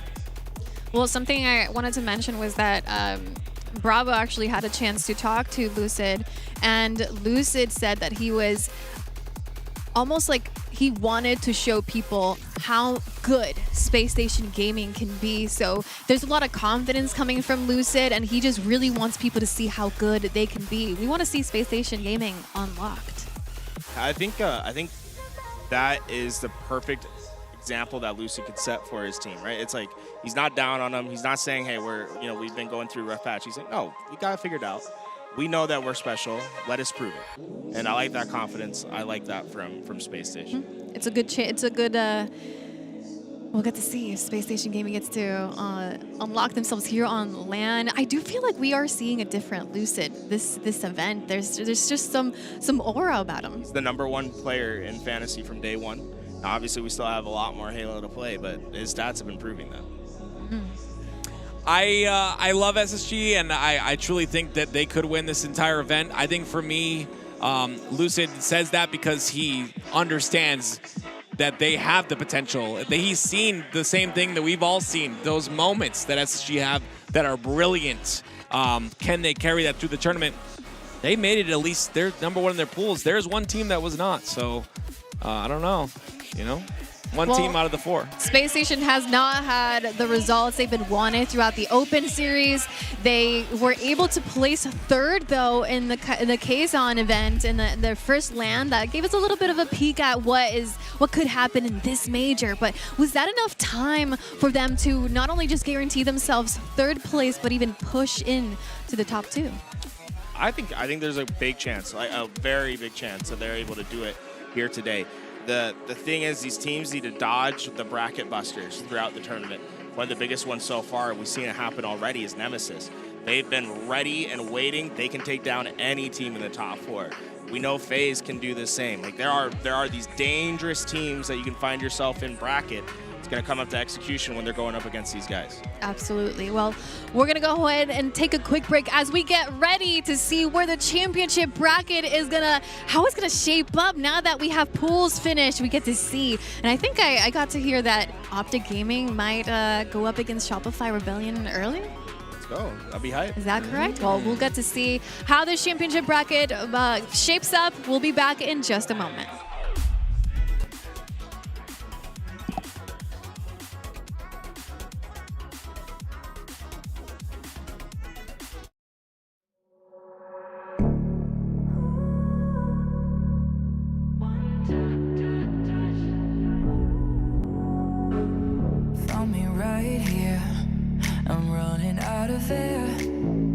Coming up from the deep, drowning right here.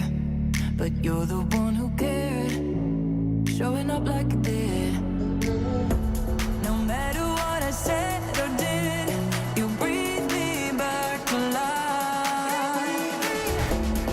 Felt like I was dead inside, but you breathe me back to life. One touch, and now you're back like I never left. My heart is whole again. I got you to thank again. I'm coming back like I never left, 'cause you breathe me back. You breathe me back to touch, and now you're back like I never left. My heart is whole again. I got you to thank again. I'm coming back like I never left, 'cause you breathe me back. You breathe me back to life.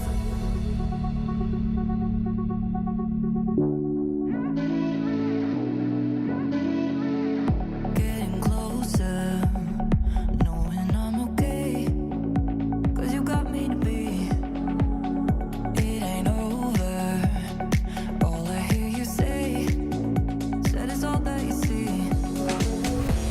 No matter what I said or did, you breathe me back to life.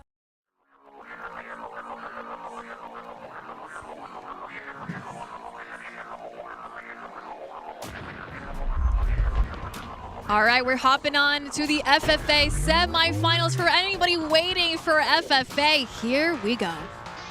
Ladies and gentlemen, the semifinals, so many incredible players to witness in here. I saw a little bit of Gunplexion. I saw Command Station from Lumion, I think Luminon Gaming, and Nuclear Blaze also Luminon Green. Am I saying that name correctly, Jules? It's FFA. I'm just no team to worry about. You know what I'm saying? You are your own team. All individuals here today. So, folks, I know that right now you can't tell who's who. That'll get fixed in due time. We just got to take a second. We'll get all those names up there for you, and you'll be able to see. But you can also see bottom left. It should update now with the players as they fill in. Well, there you go, ladies and gentlemen. Some good shots out of HCS 363. I'm changing my gamer tag to HCS 363. Love it. Let's just run down who's in this lobby real fast. We got Gunplexion, Nuclear Blaze, Maddie, switch it up, Johan, Saves, Command Station, and Suspector making up our 8 here today. That is a stacked lobby. Goodness me. Oh, the thrust. There it is. Switch it up. Gets the kill there. Of course, he's going to stay alive with that thrust, and I like this play. Always go inside a base. You can kind of decide where you want to go from there. Excuse me. He'll just do that. Perfect timing on one. Use the thrust, not going to get the other. Already we're seeing whoever's on 359 has been starting to separate themselves, but Suspector might just be able to equalize. He does get to 8. A massive double kill. Suspector going to be in that 365 spot, second to the top of the left leaderboard. Saves, ends up going down as well. Right now, it's Gunplexion who is in this lobby as well. Didn't have the best open bracket side. You know, ended up, Lies Infantry ended up losing to a couple of really solid teams, actually. Ascending Baseline and BH3, I believe it was. Yeah. But he's got his chance. It's free-for-all, and Maddie's stopping that chance. Maddie, you got a kill that was crazy. The player went flying into the wall, but Saves able to take them down eventually. And I believe it's Command Station right now in that 359 spot that's taking the lead. You love to see it. She's smart too. She has her monitor like curved this way so that no one can see her. No screen looking. Like she went to she studied this in school. I was expecting. I like that though. I like that. Yeah, we gotta stop the screen watchers, man. No cheating. Here's no peeking. I've seen that a lot this event. Yeah, you back up. Not even the backup, just like players punching and not like gauging the distance. Okay, yeah, I think there's more of a little meta to it now though. Players do little footsies. We call it in Street Fighter. I know it sounds weird to call it that, but that's just really what it is. You back up at the perfect time and you avoid that. It doesn't look like they're doing it because it just looks like a miss, but they're actually backing up to avoid that. And on LAN, it's much easier to do because it's LAN. So that might be why. I could be faded. Who knows? Got to hit some filthy shots. Nice. And a couple of those kills, and there we go, folks. You can see who is who now, and it is Command Station who has the lead at the moment. 15 kills for her. Tie with Maddie, yeah. Maddie's on your screen right now, and they're going to be fighting for that #1 spot. But you have to understand, ladies and gentlemen, still 11 minutes to play here. Anything could happen. It's a game of free-for-all is about catching fire, getting to that flow state, and trying to find your kills as quick as possible and getting multi-kills before you die. Someone we don't see in this lobby is who, Tools? Deputy Goober. Crazy, huh? Yeah, this side, the FFA GOAT of Halo Infinite not here. He lost a brutal matchup with a lot of the players that you see here in this lobby. There was Maddie, Gunplexion, Suspector, and Saves that was in that last lobby, and they were just able to inch them out. I think we're going to see a similar story where the scores are going to be very close throughout this game. I 100% agree with you. Based off from what we've seen, Save's going to hit some decent shots here. He goes down. Trades on the top of P. That's a clean kill by Command Station. 20 kills now for her. All right, it's really a battle of attrition. You have to be able to keep playing at a high level for a very long time. This is what my biggest struggle in FFA was, is I'd play well for the first 5 to 7 minutes, and then once I hit that halfway point, I really started to feel the game catch up to me. I couldn't keep performing at that same level. Camo in the hands of Nuclear Blaze. That's not off the table, and I don't think anything is off the table here for these guys. Oh, and Lady. Sorry. Oh, Sticky! Oh, I like the drop down too from Nuclear Blaze, but Maddie, 20 kills. Command Station still leading with 21. So far, Command Station has been keeping good pace. Oh, those deaths, they can add up. Remember, deaths have big implications. If you die in a spot where you're not supposed to, it's another 8 seconds. Like, you're not in a gunfight. Like, you're not able to increase your score. So sometimes it's more important not necessarily even to get the kill, but just not to die, not to get traded out. You either stay alive or you make sure to at least get 2 kills before you go down. You can't die untraded. Right, that is so big. It's so big. There you go. Oh, that's a great use of the ledge there. My goodness gracious. Still a double, though. That's about to be a triple for Command Station. Clean. 24 now for Command Station. Trailing is Maddie, and then Complexion next. That's going to be our top 3, and it's going to be Suspector sitting in that 4th spot. Remember, folks, this is our semi-finals. It's going to be the top 4 that'll advance from this point on. Very important game here for all of these players. It's one thing to go down in terms of, open bracket or whatever, but, you have a second chance now. You want to try and lead with something. That's exactly what these players are looking for, and it's all on you. That's why I've always loved free-for-all. It's all about you as a player individually. You can't blame anyone else. Command Station almost gets the 3rd, but clean kills either way. She's doing a great job of just finding these one-shots, getting those fast cleanups, and then trying to parlay it into even more. I mean, a few times where we've seen a double potentially turn into a triple, and that's just fast, effective work. She's finding the right spots. She's getting to those angles that are going to help her continue to lead this lobby. Complexion's been at 22 for a little while here, looking for him to catch fire shortly. It's very rare for him to slow down. Yeah. I feel like he's one of those consistent players that keeps that score up. There we go. And we said something, and he woke up. Double kill out of him. Almost get, oh, goodness me. Turns away, wants to get the sticky there, but not going to land it. That's unfortunate. Nuclear Blaze gonna try to find his way towards a gunfight, and finally you see all the players lining up ahead of him. There, that is 3 quick players down, and Nuclear Blaze is like, I thought there was engagements happening here, but everyone's down. That's what it is. It's just timing in free-for-all. A lot of people think free-for-all is random, but it really isn't. I will say I'm not a big fan of Aquarius free-for-all. I know these guys all love it, but I'm still partial to midship. Call me a boomer if you need to. I feel like it's just perfect. It's a perfect map for that type of game. Anything we're gonna have a midship when we make it the next game? I really hope so. I really, really, really hope so. It is the best map in Halo, and I think that is not necessarily an opinion, but a fact. 32 for Command Station. He's still leading here. Johan's catching up, though. No, Johan's at 22. Suspector is catching up, yep. Player, and Maddie just hit 32 as well. So all these players within 1 of each other, and it's about that point in time. We're hitting the halfway point. I'd be interested to see who can keep their pace, right? This is where you usually start to see some separation. She's so good. Goodness me. Beautiful shots once again.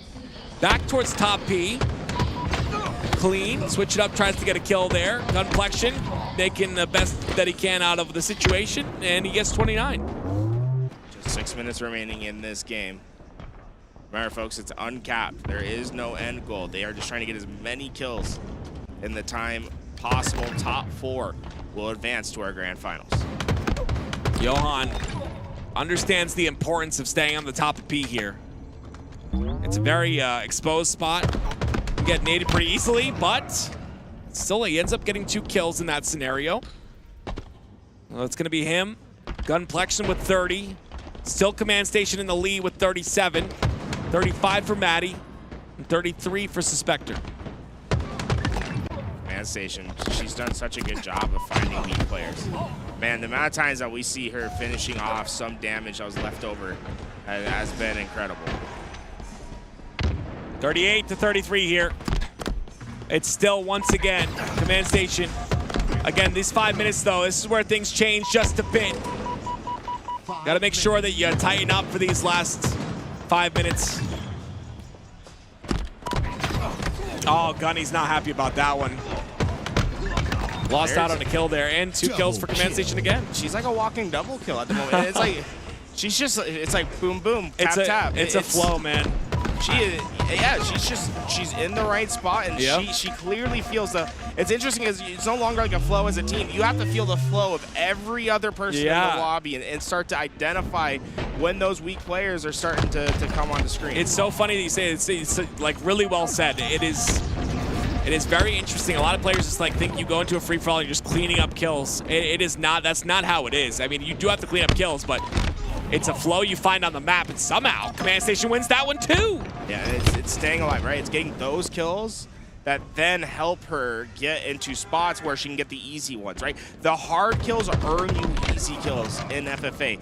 That's why you start to see separation at the end of the game. Who's been winning their one-on-one gunfights? Command Station? It's been hurt by quite a margin. 43, we're seeing separation. Yeah, 44 for Command Station. Gunplexion and Maddie with 38-37. Suspector with 37. So this fourth place is tight right now. 37 is the bubble right now, right? So really between Suspector, Gunplexion, they're gatekeeping. Who can strike? I mean, so far we're seeing, right, so the top 4 are all safe at the time. I mean, the next closest is 33, so like Nuclear Blaze could potentially catch some fire. See Johan at 32, switch it up at 33. Yep. We're gonna need to see some quick successive kills for those players to try to get into that bubble situation. Anything is possible with 3 minutes left. I learned that in free for all myself. Really just come back. Again, catching fire is the exact word. Nice clean kill by Command Station again. 46 now. Crazy thing is, 19 assists as well. That's a lot of assists in the lobby. Spectre really slowed down. He's been stuck at 38 while everyone else has been advancing into the 40s. Got that camouflage, but oh no. Oh, that's not good. Oh, not only goes down, but a kill left behind. Oh, he's so and it's right. earning Maddie some extra kills, who is starting to find his way into that first place conversation. That rut is so annoying to be in. That's exactly what Suspector's in right now. Still at 38, by the way. Johan is catching up. Switch it up is catching up. Wow, this is a brutal drought. It is. It's. Saw a ninja there for a second. I don't know who got it. Command Station, once again, hasn't missed a shot all game long. My goodness gracious. Get her on a 4 squad, ASAP. And it's beautiful, beautiful shots, individual talent. Reflection with 43, so it's 48, 43, 43, and then 39? Tied at 39. 39. Switch it up in Johan, the tied players right now. Suspector got passed up. I don't think Suspector's gotten a kill in 3 minutes, it feels like. Blaze just got 4th just now. Suspector just lost another fight. This has been one of the most brutal droughts I've ever seen in FFA. It's not fun. It was a 7-kill difference between 4th and 5th. And now he's down by multiple kills. I feel for him. It's definitely rough. 46 for Maddie here. So it's, of course, 51, 48, 46, 44, and 40. Really what we got to focus on is those 3 players on the top left of your screen. Switch it up. Suspector, Johan. Yep. They are in a race. That is the bubble. And Blaze as well, 40. He's 1 kill off them. Man, it got real tight at the end of this game. We're 65 seconds left in this game. It's going to come down to probably just 1 kill. Johan goes down. Switch it up. There it is, the kill. A little trade. He's got 43. Suspector's got 43. Where'd he come from? Dude, how? When? He was down by multiple. He came to life at the right moment. The big kill here. I don't know who that was. 46 for Gunny. So right now it's 53, 47, 47, 45.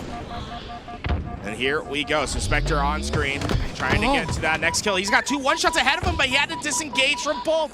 Has to value the life. Are they able to get their shields back? Yes, Suspector back into that fight. Every second counts. Yep, switch it up as the 1 and 4th right now. He's got to do something here to keep that. Because right now, Suspector is right behind him. Suspector gets another assist. This is not what you like to see. Cleans up 1, though. Big stick there. He got it. This stick is huge. 46 with 12 minutes left. Another stick. That's how you secure top 4. Does he do it? 53, 48, 48, and 47. For Suspector with 1 second left. He will secure it. That will be the top 4. Woo, he made us sweat. But we got through it. My. Suspector, talk about cutting it close. This is insane. Those sticks were just mad. You know how hard it is to stick in high pressure situations like that? It's hard for me. I can't do Oh it. my gosh, that is so insane. And he was down, and all of a sudden, I don't know what happened. Did he get an overkill on the map that we missed? Wait. No, we have it right? 40, 53. 365. He was 365. Okay. Well, okay. I just want to make sure we did our math right. You know, that would have been really bad, right? Yeah, right. It's like, woo, okay. 48. I would have blamed me. It's okay. 26 assists, though, for Command Station. She was all over the place. Like, that's insane. 20.7 KDA. Hopefully she can keep that up into the next game. That was really impressive. Really well said. The next game is what matters the most. Yeah, I mean, that's the reality of FFA. Is like, it doesn't matter where you finish in these lobbies. It's just the top 4 that go on. So, so Spectre, although it was cutting it close and he had to clutch up in this way, he has a chance to still get first. And, man, what a stick. There's 15 seconds left in the game. This is the stick with no shields. This is the one right here. You're peeking out right side. Boom. You're left-handed, by the way, on that stick. You're left-handed. He gets info. Left-handed while he's crossing the wall. That is not easy. No, it's about frame perfect, and then he gets back in time. He could have almost kept moving back and potentially stayed alive, too. That's what's even more insane about it. And think about what that was, because it was quick successive kills at low time. So there's 15 seconds left in the game. He gets 3 kills. That's 3 less players. When he goes down, that's 4 less players on the map for the next player to try to take down. That's why we saw the scoreboard immediately stagnate. There was no opportunity for anyone to find enough kills to catch up. 76% accuracy, by the way, for Command Station. 76. In a lobby like that, you've got some really solid shooters. Everyone, their movement insane. That's crazy to me. Yeah, this was impressive. I'm like, it's interesting. So we had a player on the outside switch it up, I believe, that did 12K damage. That's unfortunate. Always, you know? That's always very annoying. always one of those players out 28 there. assists. 28 assists. Yeah, man. it's great. That's the annoying thing is when you get 28 assists in a game, and the second place and the third place are 15 and 9 assists. You're like, are you kidding me? Like 9 assists is crazy. You've got to be kidding me, right? Yeah. I still have the offer of it. You get top 4 in a lobby, and you have 0 assists at the end. I think you should automatically win. Doesn't matter. Boom. I don't think anyone's ever gotten 0 assists in a free That's throw what I say. lobby. If someone does it, boom. They deserve first. Because that's the thing. People always be like, well, how do you do the tiebreaker? To me, it's always least deaths. You can never do assists. Because to me, it's like getting assists is bad. Like, why are you giving rewards? Yeah, you shouldn't be getting assists. Essentially, if you're getting assists, you're losing your 1v1s. My hot take, we should have the tiebreaker be who has the least assists. That is a very hot take. Yeah, I don't think anyone would like that one. That is extremely hot take. But regardless of that, there's Command Station right there. And goodness me, it's insane. You know, just a great job overall. And it's great. It's great to see talented women in the game of Halo just consistently dominating. You love to see it. She's so happy. Look at that. Reporter Aliek on the scene. Yeah, I don't know if you guys caught that, but she just put down her controller about, I don't know, less than 10 seconds away from the game ending. She just comfortably just took off her headset, put down her controller, and yeah. I asked her how she was feeling. She was happy and feeling super confident in going into the finals. She's been a finalist already for the FFA twice already, so she's looking at getting closer at winning this time around. Oh, that means, we got one more FFA semifinals. We have the finals to come. Pool play. It's getting exciting here today. Yeah, absolutely. I'm still thinking about Command Station. Sorry. I'm still thinking about her. I was just there, and I just can't wait to see a woman back in the finals again. Yeah, I'd love for her to finally win one. She's had multiple finals appearances, but never quite been able to get that first place trophy. It would be a huge accomplishment for her. I mean, she's established herself as one of the best female Halo players in the world, and it's great to see her continue to compete and come out. Yeah, absolutely. Yeah. I was going to say she does a lot too. She serves, correct, as well? She what? The military, she serves as well. Yep. So yeah, and that's awesome. There was a tournament that they did as well that she, I think it was like the Army versus the Space, the Force Con. Yeah, and she won that alongside her team, so that was pretty cool. So excited to see where she lands in this FFA Finals, which should be starting very shortly. I also overhear the main stage, and I believe we have a bracket, championship bracket here. We have Shopify, Rebellion, and OpTic on the winners quarters early because of Nemesis. Oh yeah, that's shocking. It's crazy that like the 1 seed and the 2 seed, like the 1 and 2, like that is like built for them to play in winners quarterfinals if they go down. It always blows my mind. I mean, that's going to be an absolute banger. Absolutely. Our next game also, next series on this winners quarters is Space Station Gaming versus Zero Tenacity. Then we have FaZe Clan and Complexity, and then Nemesis and Cloud9. How do you think this bracket is shaping up? I'm excited about it. You know what I'm excited about? I really like SSG. Of course, everyone knows this. But Nemesis, where do they go? How far do they go? Does Wootem make history again? And does he have 2 keyboards this time to hold up? Nemesis has a great side of the bracket. You know, that's awesome to see. They have like a true path to like a top 3. It's the hardest competition they're going to have is FaZe Clan, and a lot of people had them about even in their power rankings.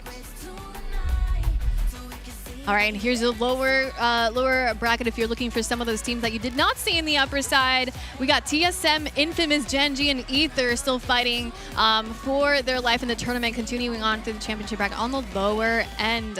We're going to go ahead and take a quick break as we get ready to pick our first match for the championship bracket.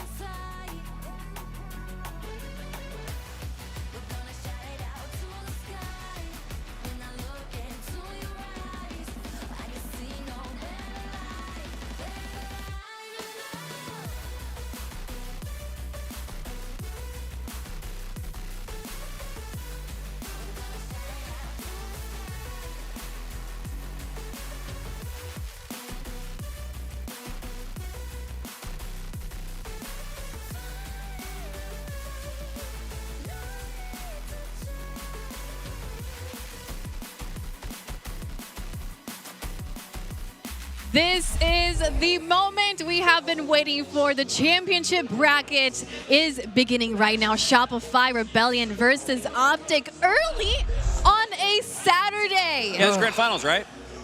Yeah, I mean, yeah, of did we course. get in a time portal? We're on Sunday night, right? This is like 5 p.m. on Sunday? Unbelievable. Someone is going to have to go through Dante's Inferno in the lower bracket. Whoever ends up losing this series, they're going to make a run. It's going to be a bloodbath in the lower bracket. Here we go, kicking things off between OpTic and Rebellion, the 2 teams that have most often found themselves in the final 2. There's still 12 teams left.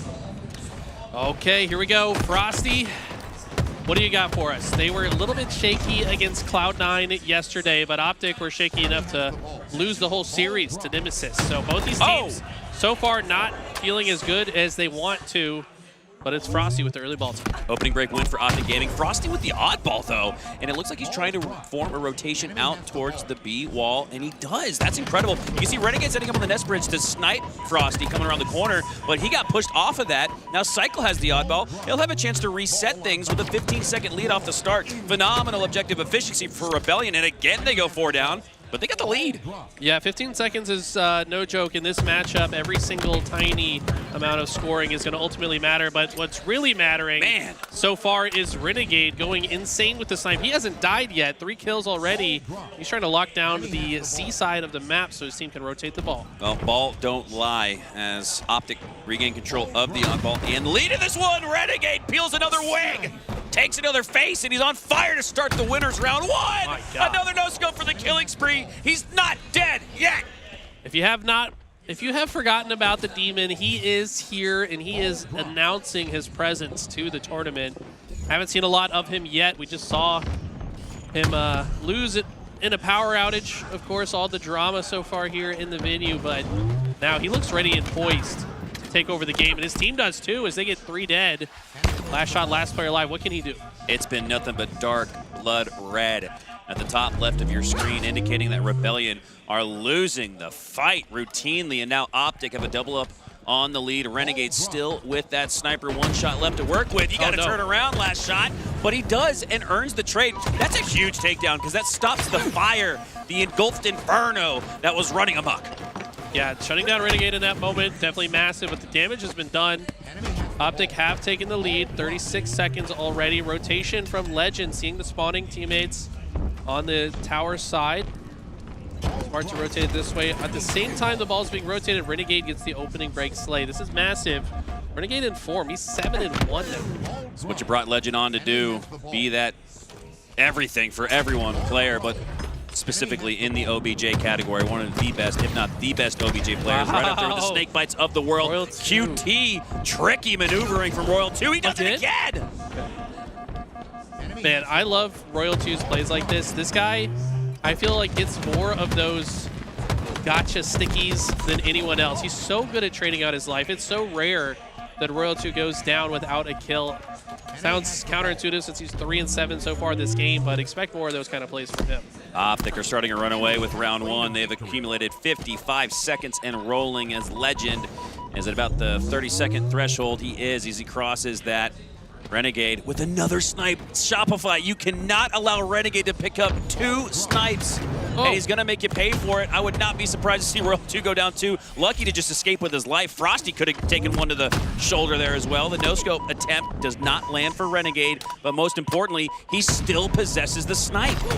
Now, anyone that paid attention to the FaZe Kason showdown, one of the things that really separated these teams was Shopify seemingly got every camo, every sniper, everything on the map. So it feels like OpTic have taken notice of that and done a better job to pick up the items. But now, tables have turned. It's now back in Frosty's possession. This was the man at Kason that took over and how they won the tournament. Could be witnessing a sea change here as Renegade's sniper now falls into the hands of Frosty, and we know what he can do with it. Protecting his oddball player with that possession on the Nest Bridge. Working his way down towards the dummy door spots. Legend trying to push through to the cuts. Legend doubles back. I don't think Frosty expected that. Nonetheless, they were able to handle it with the teamwork, and an attempted reset occurs. It looked like Frosty was trying to reach out with one hand. The fingertips, not enough to prevent that reset from occurring. Like a wide receiver on the field, barely misses it. It's an incomplete pass. Ball gets reset. Frosty now trying to G-slide his way to the opposite side of the map to relink up with Cycle. 40 in the garage side. Clean movement to shut down Formal. And that's a big shutdown. They might be able to grab this ball, move it towards A, and get some more ball time. They need to here as they're trailing by 30 seconds. Yeah, what a response, though, from Rebellion. It really felt like OpTic were playing in a Team Slayer lobby. Just so happens to be an oddball on the map. But now it's the oddball in the hands of Shopify Rebellion, Royal 2 specifically, who's got 30 seconds of his own.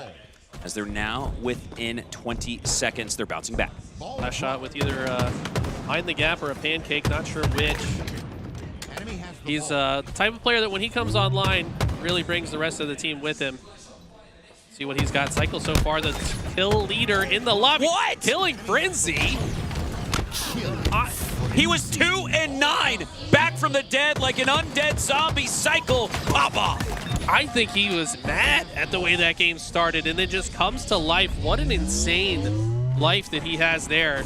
That's the reason that we've seen Shopify come back and they now have the lead. They've stolen the lead. They've stolen the lead. On the back of Cycle's killing Frenzy. Now he's looking for a cluster luck double kill. Does enough damage to potentially allow his teammates to clean up on the damage. And here comes the cavalry. They've arrived. And last shot is the last member standing in that location. Trade out with Bound. No, he stays alive. And if he won that one against Royal Renegade, that would have been nuts. But he does enough damage again, like we saw with Cycle before he went down, to allow his teammates the opportunity to clean it up. And now Rebellion are about to clean up round 1. Last shot might be the most efficient player we've ever seen. Not a second loss between sticking the player in front of him and then switching targets. to fight the next player. Cycle! Oh! The no-scope headshot on the bound. These guys are playing insane right now. Cycle! He's a psychopath, and he's nuts with the snipe. Now, Frosty with it in his hands and plenty of shots to work with, but the pressure is on. Legend pushing forward, grenades ticking around his left and right here, but the sniper didn't fall off the map. It falls on the goal line, on the lip, but it's still in play. It's a bit of RNG mechanic there. When you die, don't know exactly how that sniper is going to fall, so a little bit unlucky for Frosty there, but so far hasn't mattered. Not sure if a member of OpTic knows that sniper's on the ground. It's a bit mixy here in the garage, and time's winding down. We're in the last minute of regulation. 3 go down for Rebellion. It's going to allow OpTic Gaming, I assume, to regain the lead in a tight slugfest. Less than 60 seconds left, and both teams with 77 seconds to their name. Bound still with the oddball in his hands. Formal trying to identify the next player for Rebellion to take shots at, but the pressure's not on yet. Shopify must be cooking a push, and it's coming through the garage in the rat tunnel. Wow. Here they come. Last shot goes down. Formal looking for the double kill on Frosty, but he goes down as well, and it looks like OpTic have a chance to ice up round 1. That was such a well-timed flank from Renegade here that completely ruins the push from Shopify. That might be what they needed to win round 1. Formal with the ball in his hands, but now anticipating a push through the top mid or bottom mid. Drops it and plays for Slays, but Royal 2 plays him instead. Last shot now. Looking to support his teammates. He's got a 1v1 with Legend in the rat tunnel. He's got the camo, so he's going to disengage, allow the camo to reactivate. Legend's down to 1 HP, and he's going to send him running with his tail tucked. Look at this. Last shot totally content to just follow up on the play, outputting so much damage. Teammates are in right positions to clean up the damage. Last shot changes targets, try to shut down Renegade, pushes him back down to the screens, gets 2 players to 1 shot. 3 dead! I don't know if anyone's here. Frosty is here, though. Frosty, he can get B-spawns here. Instead, they spawn on the mud, and that difference of 10 meters with 10 seconds left could be the difference. OpTic with the oddball in their hands. They're going to drop it with a 1-second lead. They're playing this one for the Slays, for the win. Last shot, the last chance, but he goes down, and OpTic take round 1. Renegade, 20 kills. This guy was on fire until Cycle took over right after, but these opening snipes really set the tone for the way OpTic want to play this series. Legend, off the start, making his way towards camo. Cycle has the high ground positioning at the snipe tower. Frosty on the nest bridge. Shopify have the positioning to combat this push. Legend, though, trades out with Frosty, so both players probably take that. Just 2 go down on each side. Snipe once again in the hands of Renegade. You can't let that happen. That's been the difference maker so far. I think that's really going to be the difference between these 2 teams. These teams are so close in skill and understanding and timing. It's going to be whoever has the sniper to hit shots like that. You get to visit the optometrist, or you could get your eyes checked by Renegade instead, because he's taking faces routinely. And he might just land up a no-scope here on the body instead. He goes down, and that's massive, Eli, because in round 1, Renegade ran amok with the snipe. Now it's not in his hands as often, and there's 3 down for OpTic, so last shot going to grab the oddball. Camo going to go to Rebellion as well. Cycle in this case, and they have the snipe somewhere below in the midfield location, but there's too much pressure to even worry about the snipe right now. This is nuts. Not only the grenades of them, but also repulsing his own grenades right back at him. Renegade sees the opening to not only grab the oddball, but also the sniper rifle. Let's see what he can do with it. Cavalry all here. I like the positioning from Legend across the map. He's going to be able to slow down any of the pushes that Shopify try to make. The intensity is palpable in winners round 1. God damn. Between Shopify and OpTic Gaming, as OpTic take another early round lead, crossing the 30-second threshold to just 3 for Shopify, and they've got more down than OpTic does, so they're going to continue with that. My mistake, it was bound across the map, but now that his teammates are dying and in the fight, knows his time is now to push, but he gets shut down by some team shots from Royal 2 and Cycle, but ultimately it's OpTic to come out on top. They win the numbers game. Should get some more numbers on the clock for that OpTic. Renegade with a 1.5 KD in pool play, and he's carrying that level of play into the championship bracket as OpTic hold on to a 30-second lead here. Formal in a 1v1 with the other bat on the other side, Royal 2, but he gets help. He goes down. Formal now helping his teammate, and a bodyguard medal comes out. The help, if that medal signifies anything to you, Eli, is that OpTic have each other's back. Especially Formal. I mean, this guy's outputting damage, doesn't matter where he is. In any part of the play, he's going to be outputting max damage for his teammates. And you know these guys can finish those kills. Last shot with a great repulse there. But Legend with the fade away headshot will shut him down. And I feel like Last Shot's that guy that Rebellion kind of needs to come online and really start doing those last shot things that he's come to be known for. So far, it's been all OpTic. Enemy has the ball. Legend now on the cuts. Auctioneer comms I can hear over my right shoulder from Formal, but that's all he's left to do is talk. After 3 go down for OpTic, Rebellion should have a chance to grab onto this oddball. They finally do. Renegade wins 1 in the cuts, looking for 2 with the perpendicular spike. Grenade on that location. Not enough to clean up his opponent, Royal 2, but patience is a virtue, and it pays off as Renegade has the snipe once again. This is deja vu gone bad. Oh man, he is feeling it right now, Hunter, and that's a scary sight for anyone in this tournament. Renegade with the sniper playing his best. Ball dropped. Literally the best player in the world at times. Starting to look like it right now. He's locked the fuck in, and he's not missing shots. Renegade absolutely popping off. I said 1.5 KD in pool play. He was maintaining that in champ bracket, but he's about to hit 2.0 efficiency in the kill death counter. Renegade is leading the way for the green wall. Renegade looks pissed off right now, I'm just going to say it. He looks like he is tired of the conversations. He's tired of losing to Shopify. Wants to change the story right now. Got 29 kills. Towering over the lobby when the kill department finally does get shut down. Might be too little too late for Shopify. Formal will concede. Content to take the trade as 3 go down on each side. It's Legend versus Royal 2 in a 1v1. Royal 2 has the squad spawn, the high ground, but it's Legend making it away with the oddball. Can he stay alive against last shot? No, he goes down, but Renegade should be able to clean that up, and he does. Okay, Renegade. Look at the way he plays his life around these pillars. Knows exactly how Cycle wants to play the situation. It's just doing a little dance. Finally, Cycle comes out on top. But little mind games in the micro that these two teams play against each other. OpTic, 25 seconds away from winning game 1. 25 seconds to the name of Shopify Rebellion as they'll take control of it. Cycle now, 1v1. Another assist comes through. The help has been there, arguably for both teams, Eli. This is starting to feel like a Shopify comeback situation. They're not really making mistakes right now. New camo's coming up that's going to draw their attention in this direction. Legend trying to open space for his teammates behind him to pick it up. Renegade found somehow an avenue into the back of garage all the while. It's Royal 2 in a 1v1. Down to no shields, gets bound here, but now gets the better of him. Ball still in hand of Shopify throughout. Royal 2 had the snipe out like he could utilize it, but Renegade's been using all of it. So even when the snipe does change possessions to the hands of Rebellion, Renegade's already popped off with it. You only got 2 or 3 shots left, if that. It's bound, pushes up on the sandbags, try to prevent the reset here from Frosty. I imagine he'll take that oddball off the map, and he does. 4 dead for Shopify, should be a free oddball grab. Just 25 seconds to go. This is feeling like Shopify needs to figure out how to make this push very quickly off spawn. Renegade 33 kills, has a camo in the suit, tosses the oddball to his teammate and should set up to stop this push. Renegade is pacing for 50 slays if we were to go to round 3, but he's playing so well we might not even see that. He's bound, has possession of the oddball.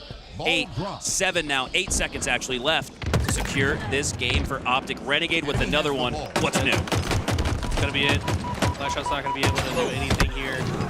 Does trade, he but still trades. Game number 1 to OpTic Gaming, who look to bounce back in their home court. OpTic Gaming, they had their chance at proving that they were number 1 at the Kson event. They got their chance stolen there, you know, due to maybe the format. They weren't able to have that rematch against Shopify Rebellion, but it starts now here in the winners quarterfinals. Their chance to prove that they are meant to be number 1, and whoever loses this series gets to make the longest run in the lower bracket. We'll have a longer day today.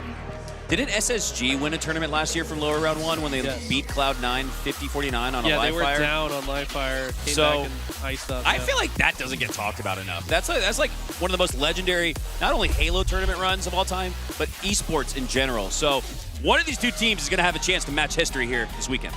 I have a feeling they will, to be honest. I mean, like, whoever goes to lower bracket between these two teams, yeah, it doesn't even matter which one. Well, I think they probably still find their way to the grand final. And then let's talk about the advantage. This does have the air of a winner final, because if these two teams are to reach the grand final, a reset is now needed for the team that loses this series. I have never seen more consequence on the line this early in championship bracket. Well, we have to talk about whoever started it all, too. Like, whoever gets dropped down to the lower bracket will face off a Nemesis, a team Nemesis that is absolutely on fire. They've already beat OpTic, so OpTic don't want to lose this. That's true. If anything goes wrong, they end early. But let's focus up on the current matchup. We're seeing a replay of the first match. Live fire, how did you see both teams? I mean, it really felt like a power item control difference, to be honest, as we see some stats here comparing Renegade to Frosty. But I think Shopify will be able to shake that one off and just be like, man, we just let him get the snipers. That is what it is. That was if we it. had the snipers, we would have won. That was it. So, You know Frosty's telling his teammates that. yeah, I mean, I think they're going to shrug that loss off quickly. They've lost a lot of games to OpTic and iced up in the end, so we'll see how they take it. Well, the next one is a Slayer, and in the OpTic podcast, Formal did mention that one of the game modes that they have to improve on is the Slayers, and they said that they've spent the first month, you know, just winging it. And in that podcast, he mentioned that they had just started to work on watching VODs and talking about strategies, and that was what, 3 weeks ago? Something Just it's about only 2, I think. Only 2 weeks ago. So this could unleash the monster that OpTic can be, but is that enough time to get that edge over Shopify Rebellion? And let's look at some stats here on the OpTic side. Legend with a 1.18, that would be the top Slayer on just about every other team outside of OpTic, but he's the bottom on the totem pole. It's the power weapon percentage that really speaks to me. You'd think it's Renegade after what we just saw from the snipe, Eli, but it's Formal instead, which makes also sense. I think of him as with the shock rifle, but the shock rifle actually doesn't count towards that percentage. What's most interesting to me about those stats, that was just their pool play spots. Keep in mind, they lost to Nemesis, so for them to be that positive means they absolutely slaughtered the other teams that they played because they were either even or slightly negative against Nemesis, right? So OpTic, I think, maybe in form to take off. Here on the other side, Shopify go undefeated in pools, but have lower KDs, so maybe winning a bit by slimmer margins here. These stats are interesting. I think this is pretty on pace with what we expect as far as the power weapon percentage. Most of the snipers and rockets still going to Frosty. Interesting that Cycle has literally 0. Did not pick up a single rocket or fits sniper. his playstyle, though. Yeah, he's just going to be around the map. He's the Tasmanian Devil cycling and spinning around the map with the use of the Bandit and the BR. So a little shocking at first glance to see 0.00, but then you think about who Cycle is and what fits his personality best, and it actually makes sense.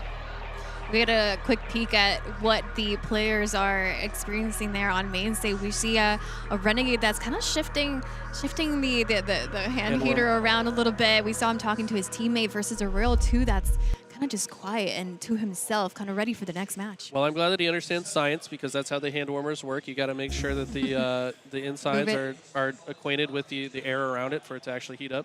So he's keeping his hands warm and seems very locked in. I mean, that man did not stop staring at his screen. He's just probably listening to the comms of his teammates. I feel like Frosty is usually the one that's quite vocal in situations like this where he's just, well, sorry, not Frosty.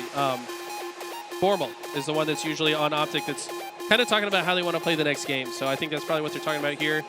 Despite winning that, they got to stay locked in for this one. Well, this is one of those game modes that OpTic has said that they need to work on, that they've been trailing behind on, and if they started talking strategies just 2 weeks ago, we will get to see that work on this game mode. Let's see if that was enough time for them to get that edge over Shopify Rebellion.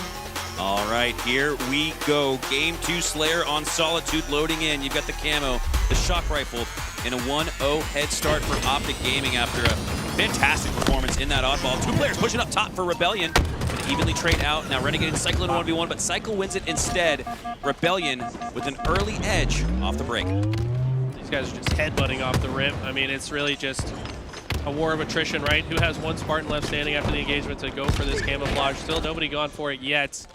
Often considered a bit of bait, but it's last shot that gets the first sniper. He's already got 2 kills with it. See if he can do more. Wow, Cycle somehow comes up behind Renegade for the assassination. Oh, he's got the camo. Baited. That That's makes what sense. that was. All eyes on last shot. Cycle says, I'm gonna take your back for it. But he does go down shortly after with the camo. So not as much optimal value that we would have thought after we saw the backsmack. 3 go down for each team. It's Renegade and Frosty, the only 2 players up. For a moment, Bound had 5 kills. All 3 of his teammates had 0. Renegade, the next teammate to get on the board. But somebody else on the team has to pick it up here. Can't be all Bound. They also only got 1 assist, interestingly enough, for all 6 of these kills. So you need to start working together. On the other side, Shopify have assisted a majority of their kills. Well, Bound so far with the most kills and the most deaths for OpTic Gaming, but that's his MO. He's the tip of the spear. He's the entry fragger, kicking down the door for now. He's going to go back to the respawn screen as Frosty slides through on the backside of trucks. He'll stay alive momentarily, but Formal has him called out. It's Renegade actually instead cross map. Now cross map with the battle rifle. Good shots onto Royal 2. Formal elects to instead rotate inside the hotel towards the cafe. And it looks like Cycle's going to disengage now, so everybody's really feeling each other out, despite us being into the double digits. 12-12. I was really disciplined by Cycle to not reach out in that moment. Like, yes, he was up in the fight, but recognize his positioning was very important for his team's overall position on the map. So really like to see that kind of discipline from Cycle. They understand this is going to be a long game, and every little edge they can get is going to be important. Ammo up now, and Formal wants it before he gets it. He needs to take down Frosty. Frosty with a clean win. Imagine he'll get his shields back and then start working his way back up towards top mid, but Legend occupies that space. Frosty's got to worry about Renegade, and it looks like OpTic might have just stolen the camo. No, it's still up, and Legend goes down. Frosty still has a chance at it. I think someone did just steal it. It was Formal, the sneaky beaver. Formal able to somehow sneak through while Frosty was distracted. And now let's see what he can do with it. Team currently trailing by just 1 kill. They're starting to heat up a bit. I fear that Shopify could potentially fall into the Blender spawn trap that can happen on Solitude. We've got to right the ship. Still here with Formal, shocked that he has 0 slays when it feels like he's made an impact in this Slayer. Probably pick up his first one here, but no, instead, the help is there. Last shot needed it from Frosty, and he delivered. Now doing a little ring around the rosy, around the bottom middle of the map, has the repulsor to get back up top. Now works his way to the sneaky crevice, working his way out towards the shock rifle now. Legend, this would be tough, but he still scores it with the last shot. Last shot, Killjoy, reversal, double kill. Give him some more medals. This man is going to have a lot of medals by the end of his career, I can tell you that. Legend, the Frenchman, taking over. OpTic, Formal Matt on the other side. 0 kills, 5 assists. He's been helping the team, but he needs to finish some kills of his own as well. A little bit of shades of season 1 for Formal, where he was one of the top routine for top assists as Renegade with the Renegade. We coined that last year during the offseason when he routinely found sneaky repulsor combinations. This is a power weapon for John. They've taken the lead by 1 so far. Pretty big right now. Shopify certainly not out of it at all. I actually kind of favor positioning of Shopify right now as they're able to sneak through on this snipe side. Huge grenade kill, perfectly placed from Royal 2. He doesn't get talked about enough for his grenade skills, but one of the best to ever do it. See if Shopify can take advantage of their map positioning. It's been one of those old lessons my parents taught me as a kid. 1 for you, 1 for your sister. 1 for you, 1 for your sister. And that's the way this Slayer's gone. 1 kill for you, 1 kill for you. I mean, it's been back and forth. Nobody able to separate by more than 1 kill as we're locked in at 27-26. Interestingly, though, as Shopify push to get these kills, they give up the positioning that they had that success from. That's why these kills are going back and forth. It's like a ebb and flow, a song and dance between these players that hold the snipe side and give it up to apply pressure, hold the snipe side, give it up to apply pressure, and we're going to see that cycle repeat itself once again as OpTic now claim that spot. Bound in the high ground as well, but he's going to be forced off his position. Heading into the 30s, it's still too close to call.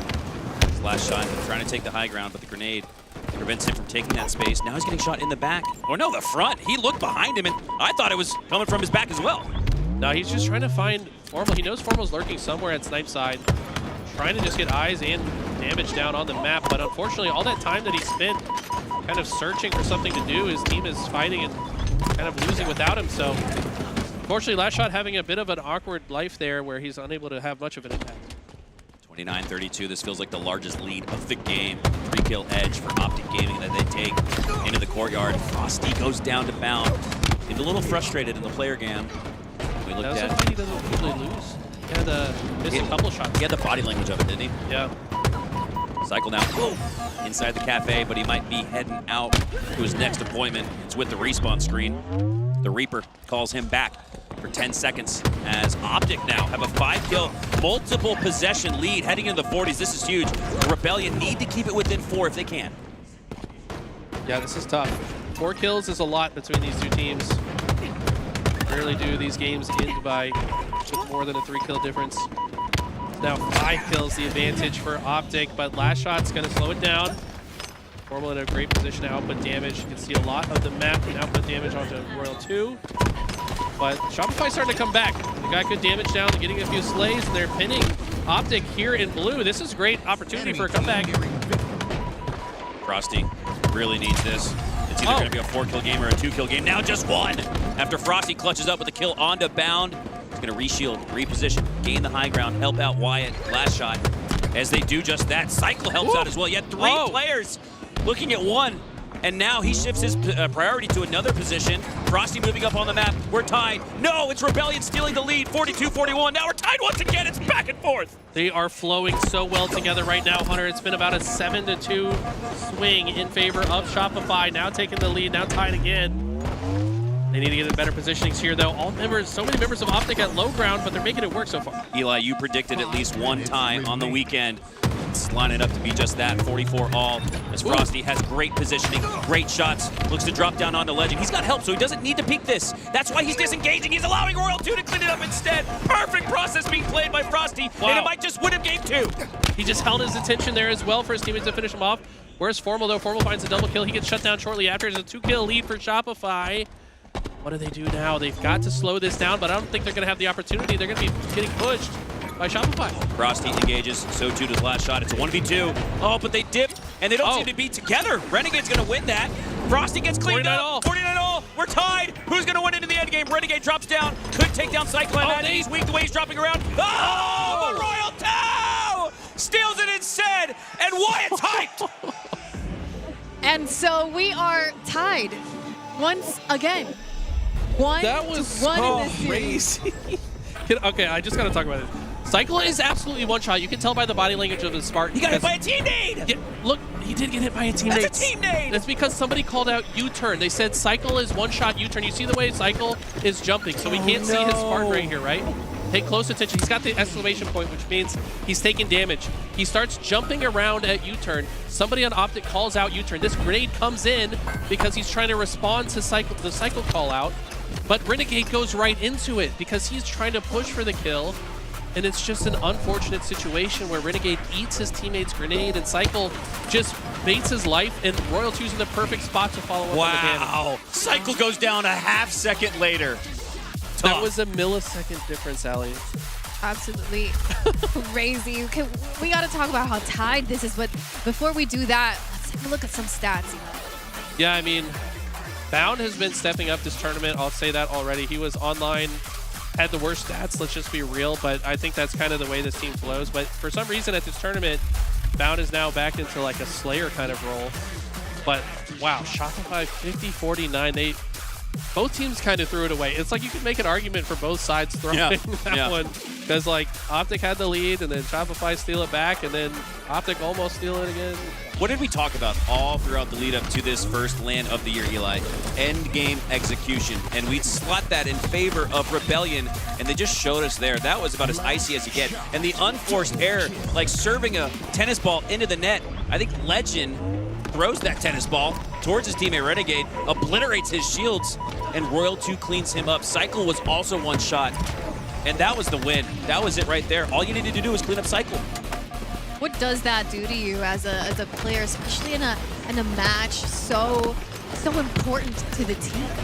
I mean, it's really how they react in the moment to the situation. Like, I want to say, if you're the guy that threw the nade, I think you're right, it probably was Legend here. If you're that guy, you've got to just own up to the mistake and just be like, my bad. Like, I thought the grenade was going to finish him off. Like, just own it. Just be like, look, that's my bad. Yeah. And then if you're the guy that got grenaded, you can't hold any ill will towards your teammate. Like, you've got to understand that they didn't mean for that to happen. Like, they're trying their best just like you are. So I think these guys have enough emotional intelligence to move on. There's two ways Legend can play this right now, and this is the game within the game. You can kind of side-eye and look down like, did anybody see that? You know? Or you can raise your left or right hand high in the air and say, guys, pound the chest. That's on me, but I got you next. And what's next is a CTF Aquarius. Oh, boy. Eli, he took a look at his stats. How you feeling about that? Both these teams are dominant on this game mode. Like, the only time these two teams lose Aquarius CTF is against each other. And I don't think either team has a clear edge over the other. I mean, I would not be surprised if this was a 5-4 finish. or a 2-1 finish. I just feel like these teams are, you might as well flip a coin. But we're going to see these guys show you the playbook on how to play Perfect Aquarius CTF. I think it's probably the most solved game mode. Look at Royal 2, by the way. Oh, that side. The exhale leaf. He starts laughing, bro. God, man. I love the I love vibes it, dude. from the Shopify Rebellion. I think that's something that a lot of people talk about is the chemistry that this team has developed in such a short amount of time. They just started playing together in December, and they look like they're having a good time. You know what, Adam Bound, when we talked to him yesterday, Eli, he said, I'm a completely different man than last year. You know what else is different about him this year, Allie? His haircut. He ain't got the flip flow on the forehead. He's got the bangs running this year. So not only has his persona changed with that ring on his ring finger, his hairstyle has too. It's kind of interesting. Do you think that has something to do with the the lights on main stage? So you gotta have like extra Well, wouldn't it, shade if it flipped up, wouldn't that kind of like provide like a hat like cover, you know? Like Whenever I looked at his haircut, I tried to imagine how he made that effect happen. So I was pretty sure he would wear a baseball cap and then like blow dry it into the bill of the cap or something. It's the only way you get that shape. That's like blow dried into the bill of the cap. That's pretty creative. We're gonna. I didn't think I'd hear that this We're gonna weekend. have to go ask. We'll We're have to gonna ask him. Yeah. Let's see how creative OpTic can be here in this Aquarius CTF. Eli, you called it the most solved game mode here. It's the easiest map for sure to like predict spawns. Like you stand on car side, they spawn fridge side. You stand fridge side, they spawn car side. It's like you pretty much always know where all players are on the map. There's no hiding on this map. I mean, sometimes you can sit in the corner in the generator, get a cheeky back smack, but otherwise, the other team knows where you are. So you've got to just hit your shots and have good teamwork. Well, game number 3 is underway. Shopify Rebellion versus OpTic Gaming. So much on the line. Tied 1-all, and someone's got to take the lead after this crucial Aquarius Game 3 that feels like we're destined for a 4-4 overtime thriller after what we saw in that Game 2 50-49 finish. Is Frosty already into the OpTic base. Formal, he can stay alive, but he is weak. Frosty with full shields. He's going to utilize the melee. The front, but Formal pushes a melee into Frosty, so he goes down to low shields. Reshields with perfect timing, pushes out towards Legend, but Bound has his back. Kind of a strange sequence of movements from Frosty. Doesn't end up playing out, but man's so Giga Brain, I'm sure he had a plan. Looks like the flag is already out, by the way. Probably a Legend pull. I don't know how he got that far across the map so quickly. Maybe Bounds, but Orville's going to be the one to run it in. No questions about whether that one's going in. That was clean and executed by OpTic. My God. Talk about a bounce back, and we've been talking about that all weekend, all lifespan of Halo Infinite, to bounce back and lose that previous heartbreaker 50-49. You get on the board here early, and you get your mojo back. Renegade back in the base of Rebellion, but with 3 down for OpTic, he's not going to have much of a chance to extend that flag. Instead, he's going to have to play his life, but he goes down, drops the plasma pistol in the process, and OpTic will be forced to reset. Cycle, I like the way he's moving around the map right now. He seems very in tune and locked in with what he wants to accomplish, how he can best support his teammates, how he can follow up on damage.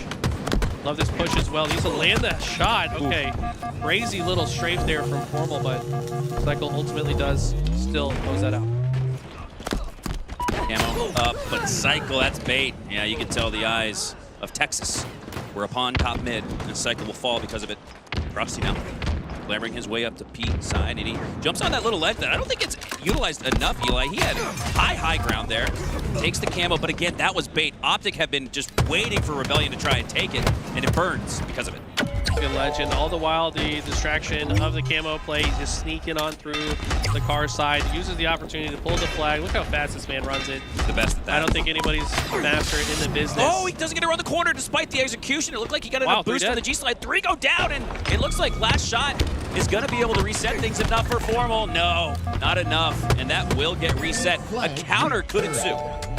Michael's going to get this one into the util. They got to get some slays here, though, if they want this flag to continue on.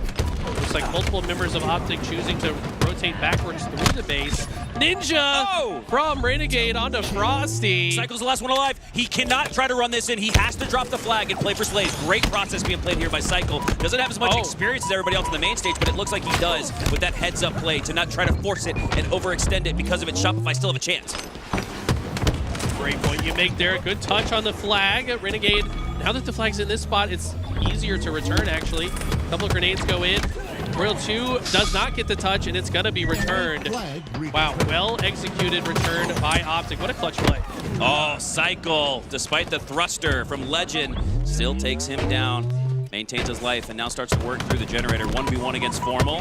Formal had a tricky strafe, but Cycle seems to have figured it out after that previous encounter. Now gonna just reset, reshield, reposition. You said something about Cycle earlier, that he's the youngest, has the least experience on the main stage.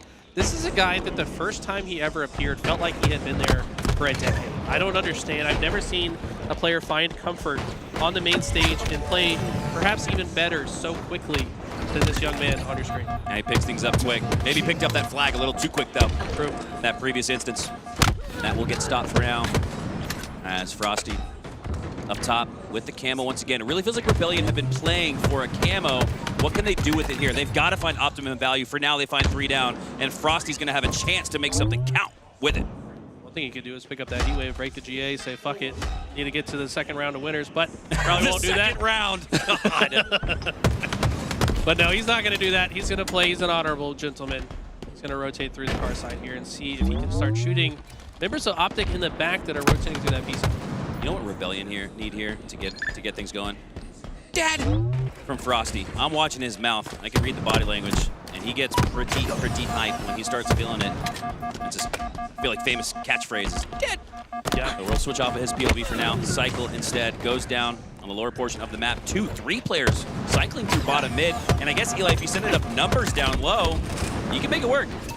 You can, and you make a good point about the energy of this team, right? Like, typically you want to conserve your energy for the later parts of the tournament, but this isn't one of those situations. This might as well be your grand final. Whoever wins this has a significantly likely, a more likely chance to win the whole tournament, so they've got to start putting all that energy into this series. Halfway through a Game 3 in a tied series. We're tied now on Aqua CTF as both teams have secured a score. It's Frosty now. Works his way to the top side of Carbine. Now pushing into the util. Has teammate support, so he's actually going to go left. His teammate's going to push straight through. Formal picks it up, reads it like a book. That's a huge slay for Matt, but he goes down. Don't know, though, if Rebellion took down enough members of OpTic to feel like they can get a run going. They can't. Camo is up. Renegade has coverage from his team. Never mind. Wow. Last shot. Where was he? Bottom mid. We've been seeing so much bottom mid play here in this match, Eli. Renegade does not expect to be beat down as he drops with the camo, but great team effort there to make that happen from Shopify. Tied Endeavor here. About 5.5 minutes left on the clock. Thought a 2-1 might be in the cards for this series. Let's see if that pans out. Starting to look like it. Royal 2 is really dealing a lot of damage. Considerable amount of slays. 10 assists, the most in the lobby. Works his way through into the OpTic base, but Renegade, the demon at the gates of hell, stops him. Picks up another assist there as Frosty follows up with the beat down.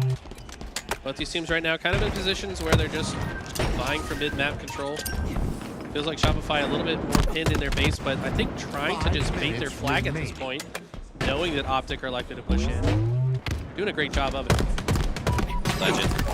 Wow. Works his way into the base, takes down Royal 2, but he's got 2 teammates there supporting the finish. As last shot now makes his way out towards the utility into Carbine. He's got a teammate supporting him over his left shoulder. I imagine they went up high.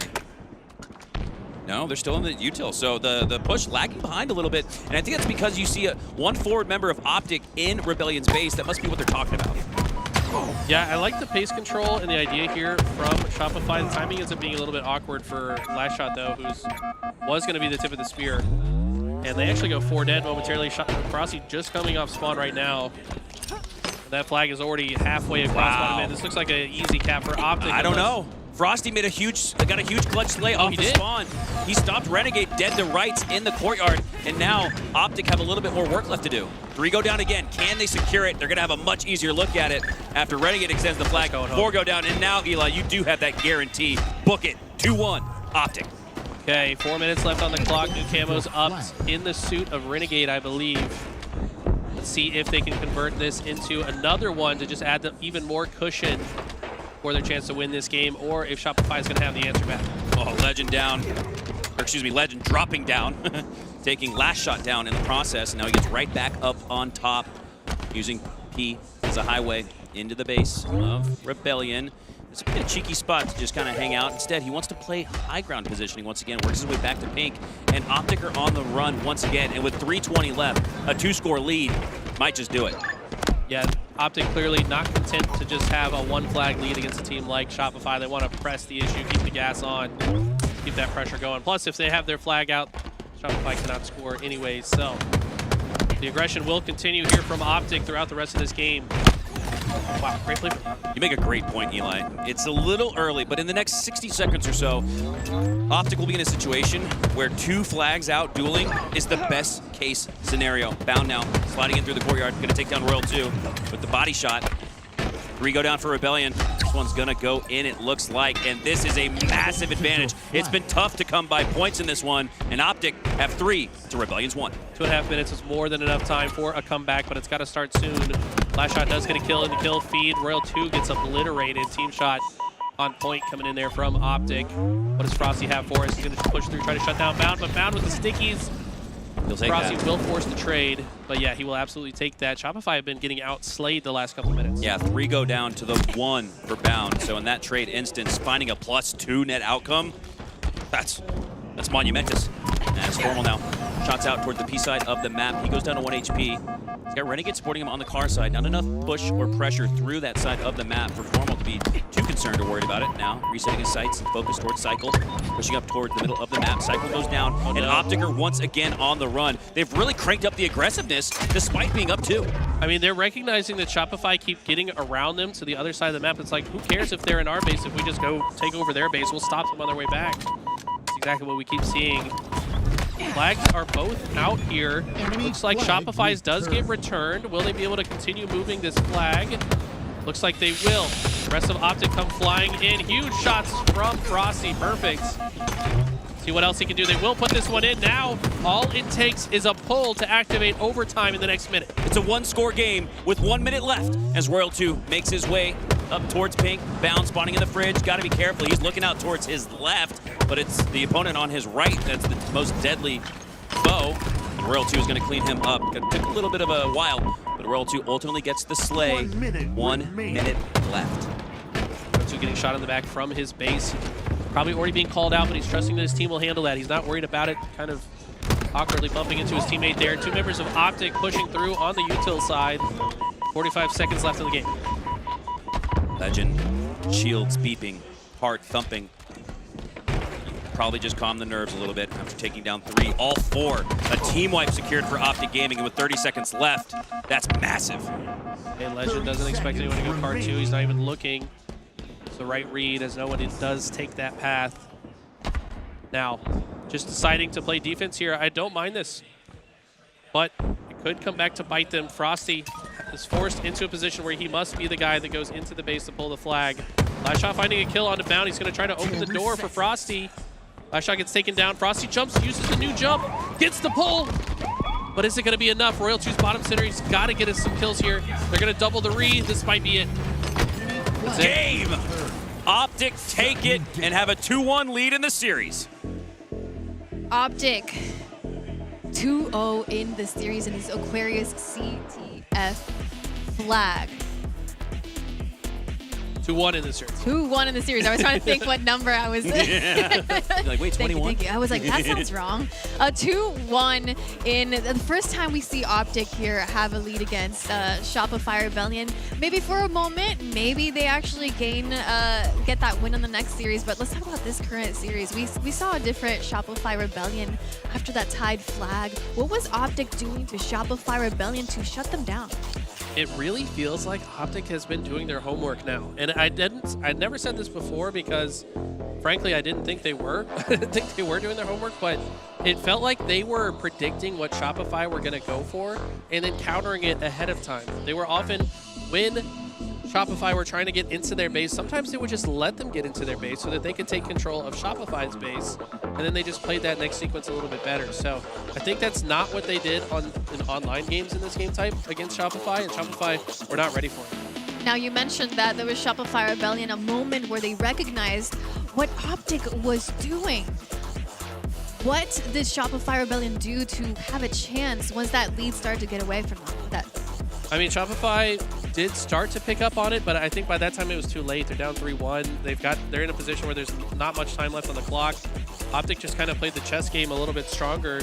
And even if you do recognize it, you're still playing against OpTic, right? Like, you're not going to just win every gunfight and figure it out. You know what's interesting is I think these players were so focused on the task at hand in the matchup in front of them. Some of them forgot to change their player tags. Matt, Formal, usually plays under his first name, Matt, but he's V27, and I think I saw Bound. No, Bound is God, I think. So he changed his. But there's half the squad for OpTic hasn't changed their player sign, so I don't know if that's because they don't have them visible in-game, but one of the other players for OpTic was V106. So interesting note, usually you see those player tags changed, but I think OpTic were so wrapped up in the strategy, they forgot to go into the menu. Yeah, it's curious to know their state of mind right now. I don't think they expected to run into each other this early in the bracket. And it's like, both of them cannot be happy about this situation. Like, I didn't think I was going to have to play you until Sunday. Now I got to play you in literally the first round of the tournament. Neither team can be happy about this situation, but they got to step up to the plate regardless. Well, there's only one team to blame here, and that's OpTic. Yeah. Losing to Nemesis. They brought this on themselves. Did they sandbag it? Did they do it on want purpose? this? Oh, that's devious. That would be interesting if that were the case. No, that they were trying. Nemesis earned their win. Yes, I absolutely believe that. I think it was definitely most likely a surprise, and they want nothing but to win the major in front of their home crowd. This is the HCS OpTic major, and they have yet to win a major in their arena, so this is their chance to do so. The next game type, I believe, is Recharge. Even the coach is getting turned on Red Bull. Let's go. It's a King of the Hill. King of the Hill. So that's going to slow down the frenetic and almost feverish pace that we've seen so far in this one. It's going to be much more setup-oriented, Eli. How's that going to affect the next game? Man, I think that historically, Shopify have been better at King of the Hill just because they seem a little bit more process-oriented, a little bit more setup-focused. But that doesn't mean OpTic don't know exactly how to do the same thing, right? But I don't know. I think this maybe slightly favors Shopify into this next game. I think they're a bit more meticulous with their positioning, and that's so important in King of the Hill. Well, we'll see who takes this next game. King of the Hill Recharge up next. OpTic Gaming, Shopify Rebellion, the main stage lit up in neon green, but it's going to be blood red dripping after this series conclusion, which could come in Game 4. If OpTic are to take advantage of their advantage, this series will be done and dusted. They'll take that winner bracket token on to the rest of the tournament, and they'll send Shopify to lower round 1. Tell you what, though, I think between these two teams, it's more likely that they end up in a Game 5 than any other permutation of the game. Like, these two teams rarely do not go to Game 5. So that means that this is Shopify's time to shine. They need to close it out. But you're right. If you're on the side of OpTic, you said, no. Let's just do it the easy way. Let's not flip that Game 5 coin. And especially early on in the day, winners round 1, we talked about energy exertion. This is a chance to kind of put more of that gas in the tank and not utilize it, right? On a long road trip, the ones we used to take to travel to tournaments back in the day, as Rebellion have the early advantage off the start. Pretty even in the Slays department. Give or take, it's actually only Renegade with a Slay off the start. So Rebellion take this one rather handily. They're going to cross the 50% threshold before OpTic even get a look at a Slay, much less the Hill. Man, round 2 literally had nowhere to go when he had that camo. He thought he was playing sneaky, but apparently camo is fool's gold at this point. But they've already secured about half of this hill. So great opening start to Shopify, but they've got to earn a bit more map positioning, a couple slays before they can feel more comfortable. It's Frosty in the kill feed with the double kill. Does get taken down by Renegade. That shock rifle might be in the hands of Renegade now. Formal trying to determine where he needs to break through. Does take down Cycle, but goes down shortly after. Last shot cleans up on that. 2 players for OpTic Gaming now pushing in through the red pipes. Grenade toss goes out, expecting the push from Last Shot, but he's going to elect to rotate instead towards the bat ledge, take the high ground, now working back to the red pipes. A squad spawn occurs over here on Needles, and Last Shot does not want none of a 1v3. Instead, he takes a 1v1, and he wins it with a perfect shot. So almost takes down Renegade 2. Does enough damage to make it easy for Royal 2 to clean him up with a nade. Beautifully played situation here. I think what Shopify are going to try to do now is quickly rotate to C at the same time they captured this. Next hill does move on that C side of the map, and wow, that's exactly what they're going to try to do. They actually cap it before moving in that direction, but I don't think they had the choice as OpTic had secured a couple slays. And before, Legends even secured his first slay. Granted, he's got 3 assists, but 4 deaths on the docket. Not the start you want for the European sensation, as Rebellion take a 1-0 lead in this one, but after 3 go down, that's going to allow Formal to grab the camo, and the next point's on Hill. Curious to see how Shopify play this. They're likely to spawn Elevator. I think that the best play here is to make a long push through gold pipes, as we see Frosty already making his way towards the glass side. We see Royal 2 and Cycle, tip of the spear on the other side. I think maybe could have waited a little bit longer before making this push, and now that they die, it's going to be a lot more difficult for Last Shot and Frosty to clean up the pieces. You see how their timing is off. The first duo shows up too early, they get taken down. Next duo is going to be a lot easier to finish off. Now that this push has failed, I think Shopify are going to probably play for next. OpTic come roaring back with a vengeance, as it looks like they will take a flawless Hill #2, and you're right, Eli. Shopify already probably setting up for next, but 3 to go down. And if they take down Legend, hold the line, they might just try to make this a little bit more mixy. Royal 2 spawning in the elevator. Going to try to make a quick route through the tower. Frosty also spawning elevator. He's going to take a slightly different approach. Maybe try to take some lateral space on the other side. Knows that these angles are oh so important, but Legend predicting it. He's going to actually backtrack and kill him, but maybe if he just hung out near the hill, could have had more of an impact on that. But either way, it's going to be trades on both sides. Shopify maintain better map positioning for now. Bound. Oh. Windmill. Oh, no. Frosty! Takes him down. I thought Bound realized I'm missing my shots here. I need to play for the trade, get the melee, and he didn't even get that. Oh. Renegade, though, with the elbow. Here's one. And this still isn't a score for OpTic. It probably is now. All 4 go down. Here we go. And now do OpTic get out of the hill right here? No, they're going to take it. I think it's a little bit risky to play the quote-unquote Ryan Noob strat. Too early, too. Yeah, because, and by the way, I feel like Boo Boo did that before Ryan Noob, so I feel like we should call it the Boo Boo strat. But anyways, looks like they're going to go ahead and take it. You know, sometimes you get a little too cocky and make a play like that, you might not secure it, so I like the process from OpTic. They go 4 dead, though. OpTic, Formal Matt, first player on spawn, and Shopify look good. That's your reward for playing the process right, playing for next. Team wipe secured for Shopify in the first hill points. Hill 3. As Formal works his way through Hidden Needle, scoring points and slays all the while, looking for the double. Grenade goes out, but it's the headshot from the last shot that takes him out. 3 go down again for OpTic Gaming, and they got them in a little bit of a blender right now, Eli. They kind of do, but they did get a couple slays there. Now last shot forced to play this situation a little bit slower, but great position to gatekeep this hill. Looks like we've got sneaky ledge. Renegade loves to jump up and down on that. This is becoming more popular now with a couple slays. Last shot feeling safe enough to sit in the hill, spinning in circles, looking for this next target. And Frosty's going to hunt down Bound. This is looking great for Shopify.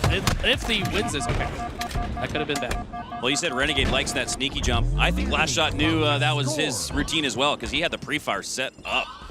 He had the comms. Yep. All right. That's why you're my duo. 3 go down. Make it 4 for OpTic Gaming. Rebellion will take the 2-1 lead. Bounce back after bounce back after bounce back for each of these 2 teams. It's still close. I mean, it's literally back and forth in the games. It's back and forth inside the games, back and forth in the hills. So these 2 teams be any closer. Actually, unbelievable Halo that we witness week in, week out between these 2. And looks like Shopify are looking good, though. This is the first time that Formal and the rest of OpTic were not prepared as much for the rotation. Frosty, though, actually completely reroutes. Formal's not prepared for it, and that pick might be exactly what they need to regain control. I think Frosty's in a really good spot with his kit. He's got the Bandit for short range, Battle Rifle for long range. He can really choose his spot here. He can work around the long haul and take cross-map shots instead. It's going to be a close-range battle against Renegade. Renegade takes him down. His former teammate, a lot of chemistry and familiarity between the 2. And Cycle now. It's a tough one to win against Bound. Despite him being low shields, he had the camo, and I think that afforded him 1 extra shot. Okay, here we go. This is finally a good push from OpTic. They were able to seize control of the C side of the map. Legend staying alive, bottom tower as well. They haven't set foot in the hill because this hill is a bit precarious to stand in for a long period of time. We're going to see them going in and out as they fight here. Until a couple more members of Shopify are dead. Speaking of dead, Frosty's down. The only player down for now. Now Formal as well. Cycle takes a trip back to the respawn screen. Wow, zipline action with the grapple hook. Ultimately results in a trade, but 3 go down to the 2 for OpTic Gaming. That's why they're in the hill. Curious to see how Shopify play this. They probably play through gold. They want to have a pitch type setup here. Renegade's going to be the gatekeeper at top glass. Keep that from happening. Frosty, recognizing as an isolated player, wants to kind of reposition so he can have some help in the team shot, and they've played it beautifully. They get 2 dead. Frosty now going to go back into the tower. Enemy team And I think going to be able to shut down Bound here. 1:20 left in regulation. But it's OpTic who seem closer to scoring and tying things up. The score here for Rebellion, Eli, but about all but ended because less than 60 seconds, down 2. I don't think there's enough time to come back. So this is a must-win scenario for OpTic, but they seem primed to take it a little bit more time because it's Cycle and Rebellion with the position on the back wall. They're baiting. They're the ones playing for time. They're the ones strategically milking the clock. They might actually step in the hill. They're going to play for Slays. I actually love this. I think this is so smart. This is one of the most exposed hills. Very difficult to survive while. And look at the bait and switch here as well. Legend, last player on the map. They're actually, okay, they're not getting in the hill. They're running past it, or are they going to? Okay. So Legend's the only one up, and he pushes so far forward, it might be a split spawn scenario. One might even spawn at gold for OpTic. Legend, the tip of the spear, the front line, but Frosty striking them down. Cross range, cross map, long range, big game. Frosty with the triple. They've got to hold off another push, though. They got 30 seconds. OpTic have plenty of time to make this happen. If they just get a couple picks, that's the difference. There's the pick. Okay, let's trade it out, though. It's 3v3 situation on the map. Last Shot needs to hold strong here in the hill. He's going to contest it. So smart from Last Shot to do that. They get 2 down, and I think that's going to probably do it. Last push. This is it. And OpTic are going to be in overextension mode where they need to grab that grapple. Rebellion are going to have the reticles lined up, expecting the extended push. Frosty. Feet just outside of the hill. Renegade getting close to it. Renegade gets the jump on the Frosty. He gets the first shot. But my God, the help is there again. Oh, the grenade goes off and Legend goes down. Rebellion forcing game 5.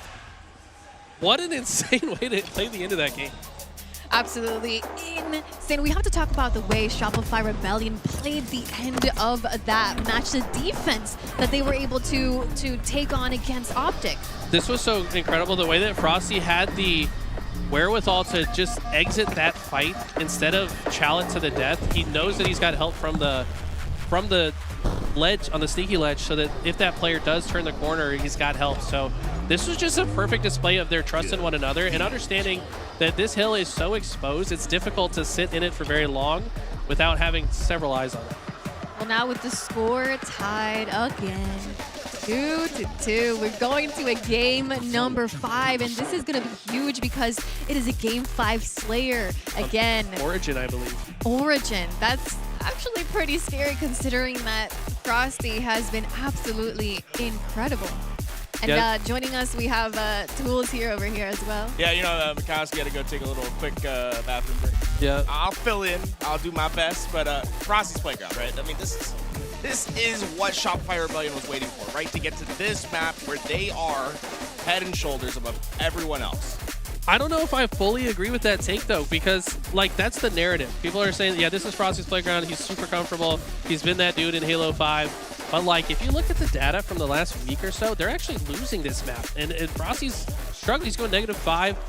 When they lost earlier to Cloud9, he had not a great game on Origin Slayer. Cloud9 beat them. So, I don't know. I need to be reconvinced as a believer that this is truly Frosty's map because he hasn't been shown it in the last few engagements.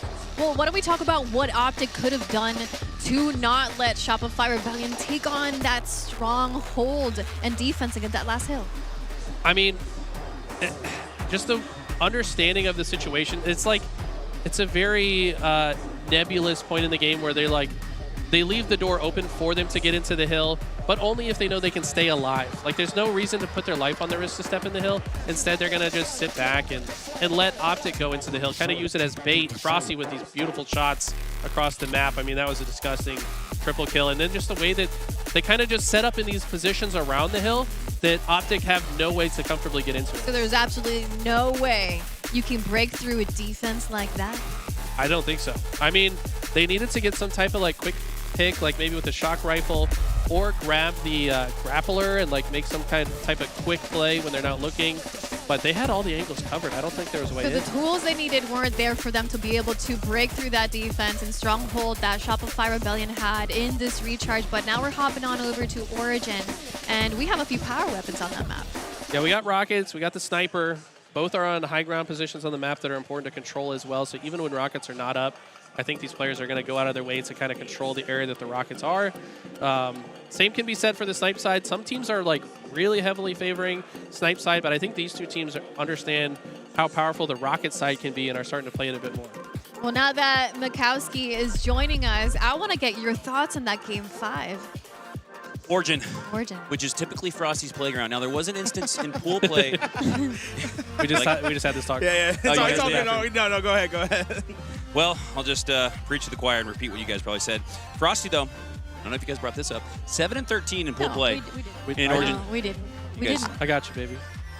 What Eli said. Aliak, Mikowski, please wanna provide us with your hear high-level breakdown. What did this cutie say? I mean, I Whatever, would just say, take well, his they were. word. I mean, the narrative is, oh, it's Frosty's playground, this and that. But I'm like, I don't know, Did bro. you use I those need to exact be- words? Yeah, that's what he said. Maybe Tools and I are. You guys are connected, and then you were basically the me. I in that want video. to hear though. Yeah, you Mikowski. say your Say what you wanted to say. Game 5! That's all he wants to say. Game 5 Origin. Will this be Frosty's playground? Will he be unleashed? Or will Eli have his way here? Will OpTic take game number 5? Off the rip, it's Frosty dealing the What snipe. is he This doing? Exactly What what is he doing? No scope with the flick. Too bad for Rebellion. He can't Oh my continue God. on that hot streak. It's OpTic actually in the lead despite the nice shot. Okay, there's a historic play from Frosty on this map in Halo 5 where in the comms they did a listen in before. He said, I'm just going to pick up the sniper and no-scope him in the face. That's his play on this map. That's his strategy. He got it back. He's got it back They somehow. didn't pick it up. They spawned close to it, probably said, yo, it's right here, dog. It's all you. Unfortunately, the rest of his team died. He needs to play his life here. See if he can find a headshot. Oh! What a Renegade! Once friend, now foe. Frosty rips another skull. Oh, he doesn't get the last shot off, but only leaves one shot to work with. Can Bound do something with it? Yes. Bound like he's drinking the secret stuff in Space Jam. That ball gets passed around the locker room. Now Bound has it in his hands. 5-8 though. It's OpTic in the lead, up 3. Despite, again, some incredible shots from multiple players. Okay. Bound here has a positioning on this snipe side. Doing a tricky little jump here. I didn't actually know about that ledge. Maybe I should start playing the game again. Now, facing a lot of heavy pressure, but as long as he lives here, this is like a pressure of its own for Shopify. They can't really traverse comfortably around the map. And look at this, they double hit through the top side, and Cycle finds a double kill. Frosty with a 1.8 KDA in this series. He's gonna need to be the guy to step up here for Rebellion. Carry these young guns to the finish line in Cycle and last shot. Royal 2, he's been there, done that. They're on board with Oh, they're all weak. Legend down to 1 HP. Just a body shot needed, but he cleans it up with the headshot instead. 2 gun up for OpTic, just 1 for Rebellion. And now they're the ones up 3. Oh. Yeah, I mean, they're starting to feel it. I think I heard a shout from the stage. We haven't really heard them get loud, but now's the time to do it. Put it all into this. This will be highly consequential for the rest of this tournament. Renegade leading the way for OpTic in this series with a 1.24 KD. Everybody else, Eli, below 1.0. As we hop on board here with Royal 2, we're going to take down the Cave Dweller. And Renegade, they're going to send 2 for him and take him down cleanly. No trade there from last shot. He does that so well. I love the way the team is working together right now. Cycle somehow finds a perfect timing. They're working so well together.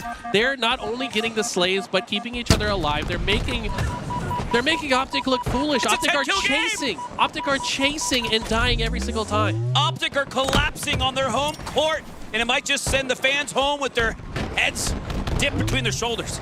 It's Frosty now, 6-3-3 with the Rockets in his possession. Sniper up 2. He could use the test to take the test. In this case, use the Rockets to take the snipe. But again, he's the last Spartan standing, so he's going to back off. Good process here. He knows that they're going to be going for this sniper. I don't know if they know he has a rocket. It feels like they do, the way that they're positioning themselves. Frosty can't do much with it yet. Wants to find a close range kill. Royal 2 with the pick on Renegade is massive right now. Frosty's able to stay alive and preserve this rocket launcher as his team is kind of picking up the pieces around him. Frosty's play is clear. What a huge heads-up decision! Rather than shakily, nervously fire off that rocket, I like that. He cleans it up with the bandit instead, and then down the line, cleans up for the double kill. Double. We might be in and out. Everything has been so clean and calculated so far from Shopify. When they're in these moments, we talk about how close these two teams are. They are neck and neck in games played and wins against each other. But what's the difference? When it comes down to these games that matter, they ascend and they play, they predict. They're playing the chess game so fluidly. And in Game 5, Shopify are making OpTic look like a team that Shopify was supposed to play in Winners Round 1. 32-18. This one's getting out of hand. Maybe it is Frosty's playground. He said, Eli, shut the hell up. I know what I'm doing here. Against Nemesis, that was a fluke. Or, sorry, Cloud9. And now, Royal 2 pushing in with the rest of the team. They're just moving so well and staying alive so well together. Legend picks that up, but how long does he survive? His location's been called out. Frosty's gonna hunt him down. 36-21. I am astonished by what we are witnessing here. The endgame execution is just far better for Rebellion. And with 7 minutes left in the game, Eli's calling GG no re. It's already over, man. There's no chance.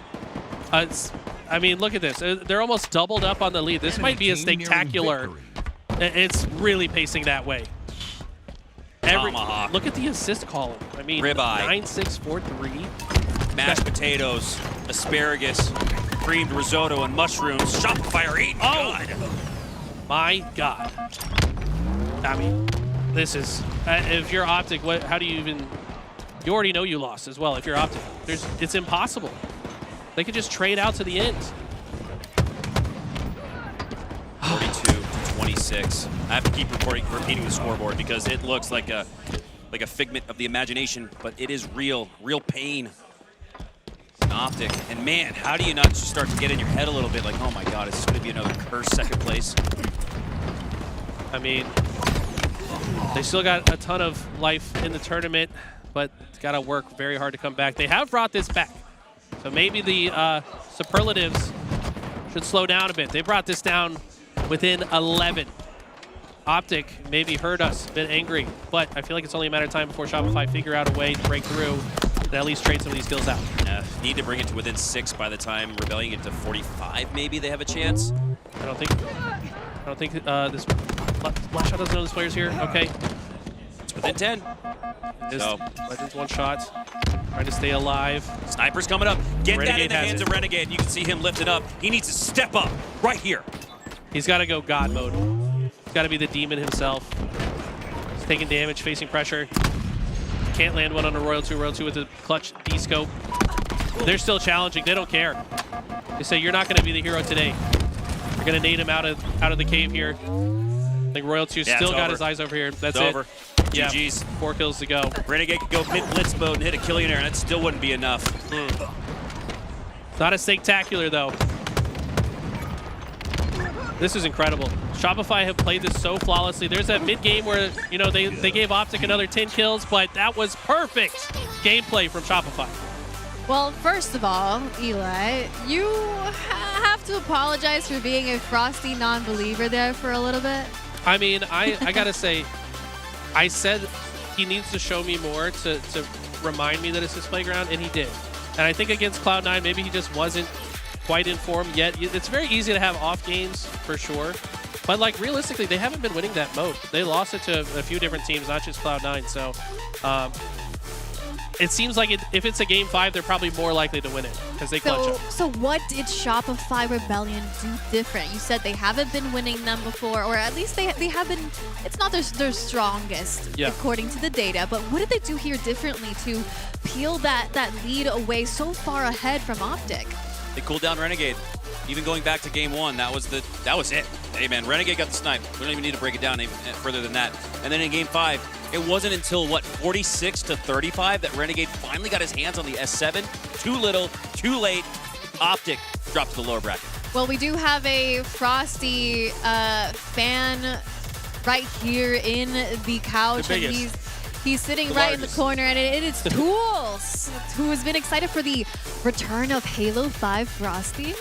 That's a series where Frosty guaranteed for his team, and I want to put a lot of emphasis, guaranteed, right? The crucial moments, he stepped up big, and he set the tone right away. I mean, this, right? Grab sniper. This is vintage Frosty. We call it Frosty in the snipe. It became the term because of his ability to go pick up that weapon and create impact. He has the highest power weapon percentage kills in all of the HCSs for a reason. They trust him to make the plays when he has those weapons in his hands. I mean, this play was really highlighted his discipline as well. Could have just burned the rocket on the one-shot player, but no, switches to his bandit, gets that kill, preserves the rocket for the next play. He trades out his life with it for that killing spree. At the end of this game, finds a double kill perfectly while facing multiple players. See Last Shot pumped up. He stands up as well. I absolutely love seeing both Cycle and Lasha, but specifically here we got to see Lasha just stand up, what it could mean for him as a player who, one of the two on this team that have never held an HCS trophy before, and it's getting, the chances of this happening are getting closer. Look at the margin of error. OpTic win game 2, and they're already in the back of house having a sandwich. That's how close it was. This could have been in a matter of one team wipe, one cycle of spawns. It could have been OpTic with a 3-0 advantage, 3-0 sweep, all the confidence in the world heading to the rest of the bracket. But now they drop to the lower bracket after Shopify win 2 in a row, down 2-1 in the series, might I add, to take it, to steal it from the hometown team. We have a chance here to look at some stats from the previous game. Eli, what stands out to you? I mean, Last Shot, most kills, basically least deaths, only beat by Frosty by 1, and the most assists. His damage output, non-stop, incredible. What really impressed me about the way this team played this game, though, was just keeping each other alive. Like, they would get a player weak, they would do the max amount of damage they could, and then they exit the fight. Teammate swings into their rescue, finishes the person they were fighting, and then that person gets into a fight, does damage. The first player swings back out after their shields have recharged, and they save their life. It was non-stop. That's how they built that 10-kill lead. It was just a cycle of saving each other and saving each other. And this team they just work together as a team, and it's like, it seems effortless. Yeah, they have that chemistry, not just in-game, but also outside, which is incredibly important. We talked about Shopify Rebellion, but I would love to talk about the repercussions of OpTic now moving on to the lower bracket, where they're going to have the longest possible run they could have in this tournament. They're starting a long day. I don't know which side of the bracket do they fall. I need to see. Do we know which team they run into on the loser side? Because it would be crazy if it was Nemesis. I think if it is Nemesis, they might actually win the run back, because this team back against the wall might turn into a different animal. But I mean, I just feel for any of the teams that run into OpTic on the lower side. Eventually, OpTic Gaming's pool play woes, we're going to catch up to them. All last year, they were able to lose games, lose matches in pool play on Friday, and still make it to the grand finals. That wasn't the case today. Or it may still be, right? I can't get too ahead of myself. But the path, like you guys limited, has become a lot more murky, a lot more razor blades and sharp rocks on the path. And OpTic are walking it with no shoes on. Absolutely. I think this is a scary place, but I mean, it still is OpTic Gaming, you know, and this is a game mode that they have acknowledged that they have to work on. This was the Slayer, exactly what they needed to start winning. So hopefully they have a lower bracket to get it together and win that game number 5. We're shifting gears over here to watch the winners quarterfinals, Zero Tenacity versus Space Station Gaming. All right, here we go. SSG versus Zero Tenacity. They're tied up at 1, actually, in this series. So. Yeah, Zero Tenacity won game 1. Space Station answered back in the Slayer, and Zero, much better. Yeah, it's been a historical weekend for EU in international competition. I would imagine, Tools, this is the most international representation we've ever seen in the championship bracket.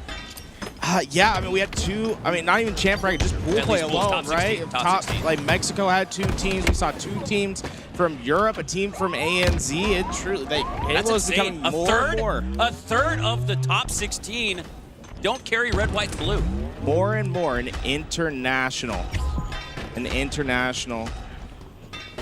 display. And look at this, Snakebite able to pull this flag through, ties it up for Space Station Gaming, as they've been able to put one up on. Hello, Tools. I am here now, and I know you missed me. Always. I got to catch a little bit of the last series out in the front, and that was an experience and a half. Very excited to see if that's the case for the rest of the season, because if it is, this is going to be an incredible Season 4, and I am here for it. I am absolutely here for it. And so far, I mean, this is Zero Tenacity roster. This feels like something special for them, because I think a lot of people had written off this as just the redheaded stepchild of Europe. You know, that they weren't going to be anywhere near the level of Nemesis, and I think they've come out and shown that, no, it's like a 1A, 1B situation. They certainly make upsets happen. Yeah, they're looking, that first game that they played against SSG, I watched a little bit of it. They were very strong, and then, of course, in that game, too, SSG come out. Can you do me a favor and catch me up? How close was that game, too? The game 2, I mean, I didn't see it. Okay. I'm sorry, Tim. Yeah, well, I think we were all watching. We were all doing. Everyone was glued to the main stage. That's just how it is. But we get ourselves back in, and oh, there it is. No, I'm sure there's some SSG diehards that will let us know how things went. Well, there it is, 2-1 Space Station lead now. They were starting to catch stride on the main stage earlier. I think they're going to continue to have these struggles here and there. You heard Lucid in the interview talk about how there's still a lot to improve on, and that kind of mentality is so very important for a player like Stellar, who is at the top echelon, right? If you still have more to improve on, it's so respectable to hear that coming out of his mouth. And that's what I really enjoyed whenever I hear the Space Station team talk about each other. They're not concerned about what their performances have been. Instead, they're focused on what the future can be. And right now, we're seeing Stellar hit his apex, man. The way that he takes these gunfights, he's 14-8. He is enforcing his will upon Zero Tenacity. I said it, don't peak too early. And, you know, online, I think he played fine. But on land is when we really see Stellar coming to life. And we see him catch fire. And it's still 2-1. Space Station doing a great job of maintaining this lead. Snakebite just kind of playing that back roll at the moment, looking for an opportunity to push forward. That flag is pretty far up on the map, and they have a potential of pulling that in, but not expecting the chow there. He's gonna get one. Lucid goes down, which means his flag return could come through. The nade is out though. Snakebite goes in, slides in, gets the touch, but down in those shields, he has to play his life for just a moment, and he'll put the third one in. It's super heady, right? He doesn't have to force anything there. He plays his process, stays alive, and then eventually is able to punch in what's an easy flag cap. What's more impressive is the slays that are on the follow-up of that flag capture. They're winning their gunfights despite having to focus on their side of the base. They immediately get themselves. I mean, look at Snakebite. He's already in their frame. Yeah, this is just beautiful. And honestly, the slays are a big factor. You talked about it just now. They're all double digits on the side of SSG. 12, 13, 19, and 11. And on the other end, you've got, you know, Mighties with 7, Seiko with 7. So definitely a difference in disparity in slays. Nico doing his best to get up into those front lines. Oh, no! Not able to get that kill, but Zero Tenacity needing just something to bring them to life, and Chick might have just provided it. 3 kills that go into the favor of Zero Tenacity, but the follow-ups needed it. Jimbo, that's a tough, tough loss. Those are the kills that she just can't afford to give up at this stage. Strafe is too strong. Stellar's in the zone, that's why he's 20-12. So a little bit more movement in his strafe at this point in time. When you're locked in, that's just kind of what happens. And he reads the play perfectly right there, too. Gets the damage in. 3 down for Zero Tenacity once again. The util spawns will be blocked. All the spawns will come out in the back of base. Stellar works his way into that back rank. Is able to get players down to 1 shot, but it's really just a knocking on the door, waiting until his teammates are there, and then death has come. Double for Space Station, and I love this process. They're still working on those slays. They want as much freedom to move as possible, and well, it's a little bit of a Congo line situation, yeah. But the third player takes the flag. Let's see if the fourth can pick it up. Yes, they can. Stellar gets to the flag point, but Zero Tenacity might have a chance for the return. Yeah, I didn't really like that staggered play. I don't know why we just saw SSG do something like that. That's not an SSG type play. That's not a top tier team type play. Maybe they just thought they had the timing on the spawns, but regardless, the counter cap was a bit scary. It is stopped finally, but it still was a potential thing that could have happened. It doesn't, so the lead's still there, so maybe that's why the risk is taken. Jimbo, another one shot that just gets away from him. Yeah. Tough situation at bottom mid. Even with that camouflage, you know that player is going to be ready for you, and fortunately not able to make the most of that situation. Oh, we see Chick now. Again, it's great to see all these international teams just performing so well at this event. It's so different than so many years ago. I absolutely love it. It still blows my mind to this day. See so much talent. So many people staying committed to the game. Stellar, very aggressive in terms of playing defense. I know it sounds weird, but making sure that these players are out of his util to make him feel a bit free, and that's a beautiful cleanup onto Jimbo. And he'll put damage into another as well. Stellar looking for anything. Put his reticle on, but Zero Tenacity, there's just no players alive. There's always a few down, and you can see Stellar is just like, hey, I don't see anything, I just move forward. Yeah, holding their fridge here is so strong. You just stay there on the fridge. You're in a scenario where you just play your life, and look at him just constantly doing damage, being a nuisance, and there is 2 players from Zero Tenacity across the map, but I mean, this is beautiful out of him. Stellar getting up to that flag, able to get damage. Sika, though, able to find that challenge, but they just, so many times we've seen Space Station come away with the kill while one shot. They are winning their kills by a thin margin, but that margin's been the difference in this game. Oh, I love that nade. That nade just blocked the door, and he continues to run the flag. That was beautiful. That's Lucid. He's always heads up, man. That's the thing about this Space Station. They are going to be aware of every situation, what's the most optimal play, and they'll try to hit it every time. Unfortunately, that flag is returned, but again, it's just pressure continuously being added, right? 1 minute and 44 seconds left. The pressure continues, and it's still 2 caps to get in 1 minute and 40. Can Tenacity do it? Go in that back, trying to get those shots, and oh my, that's a big one. 4 go down. There's nothing to stop this flag carrier as Eco slowly moves it up to the P side. It'll have to be a desperate attempt off spawn.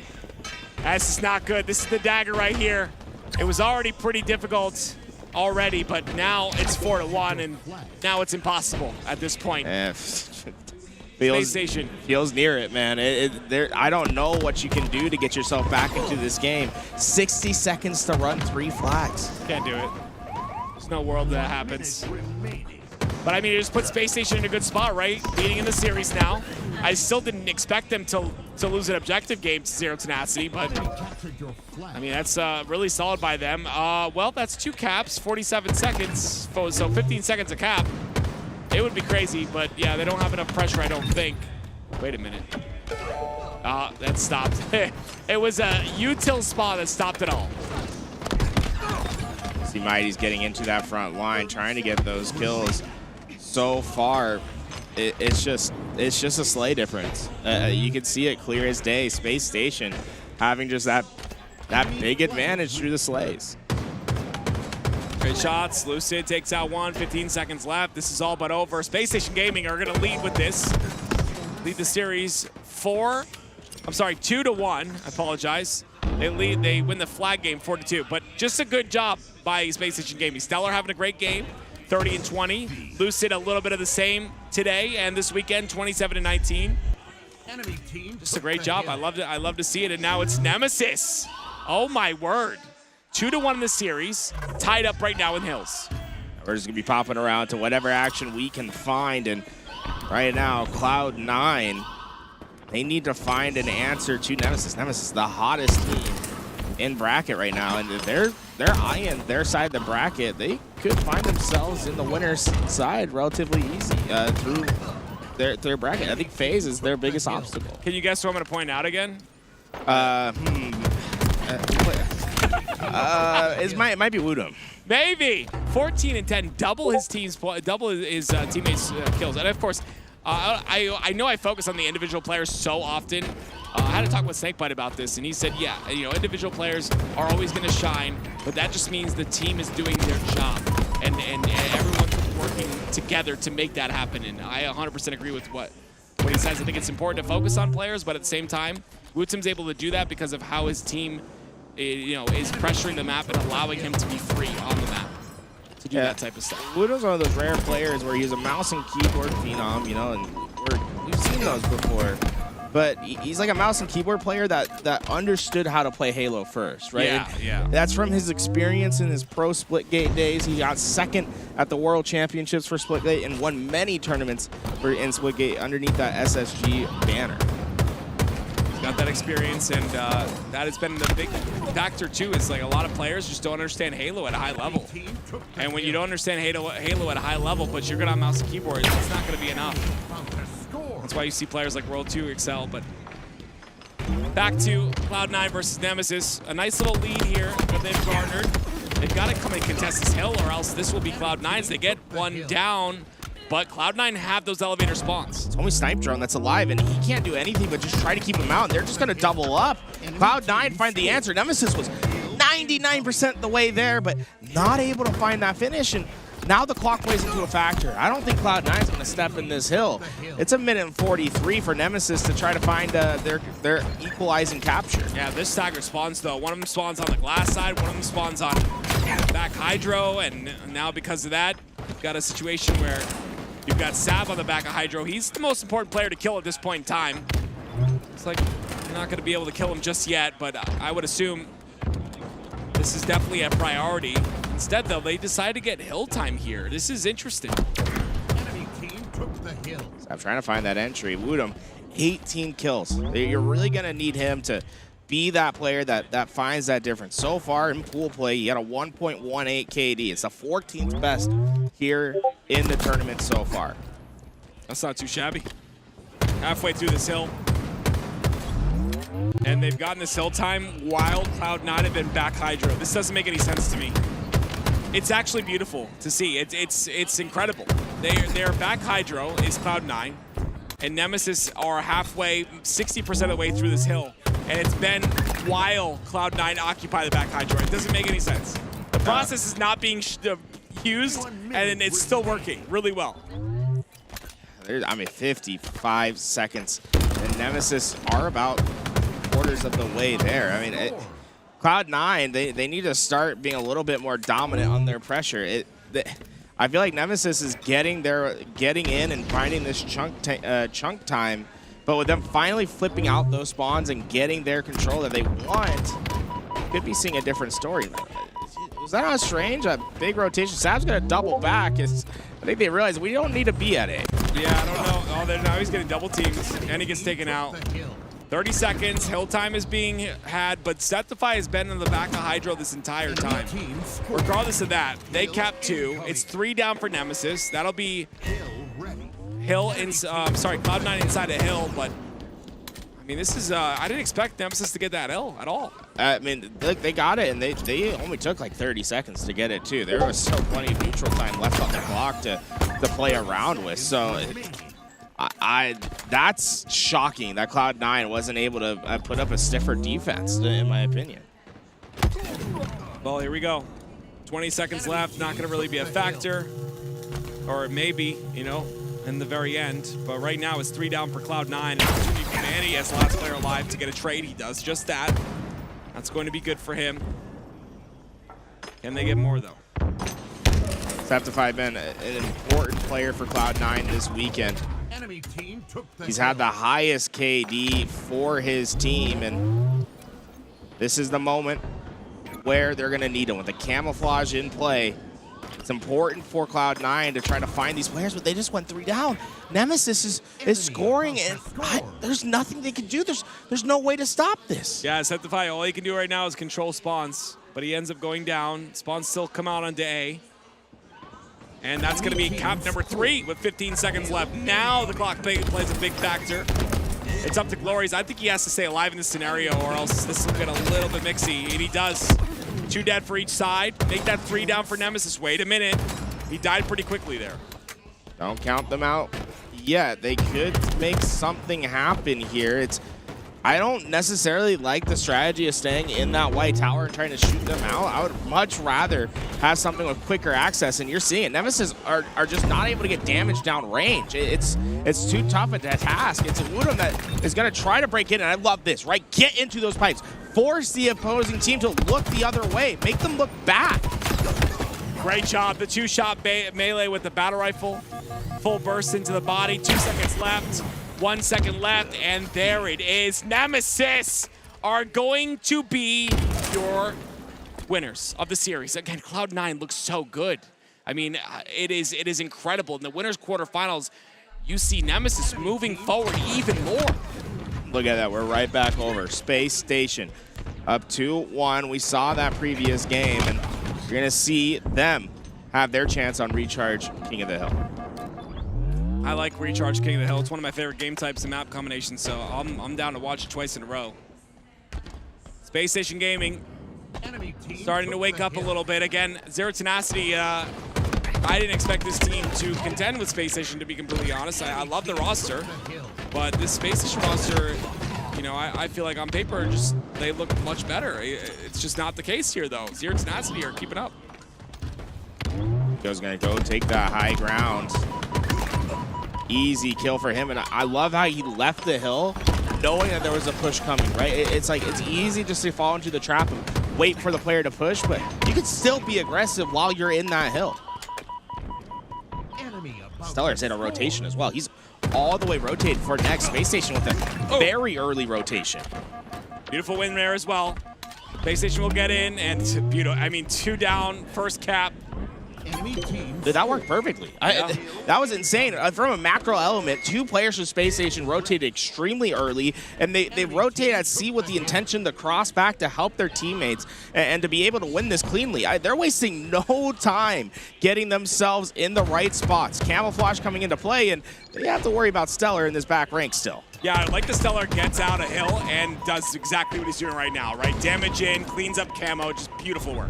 Yeah, they're not concerned necessarily with getting the camouflage. They're more concerned about the control, the slays, the things that actually matter. You know, you're using that camo as a way to facilitate slays.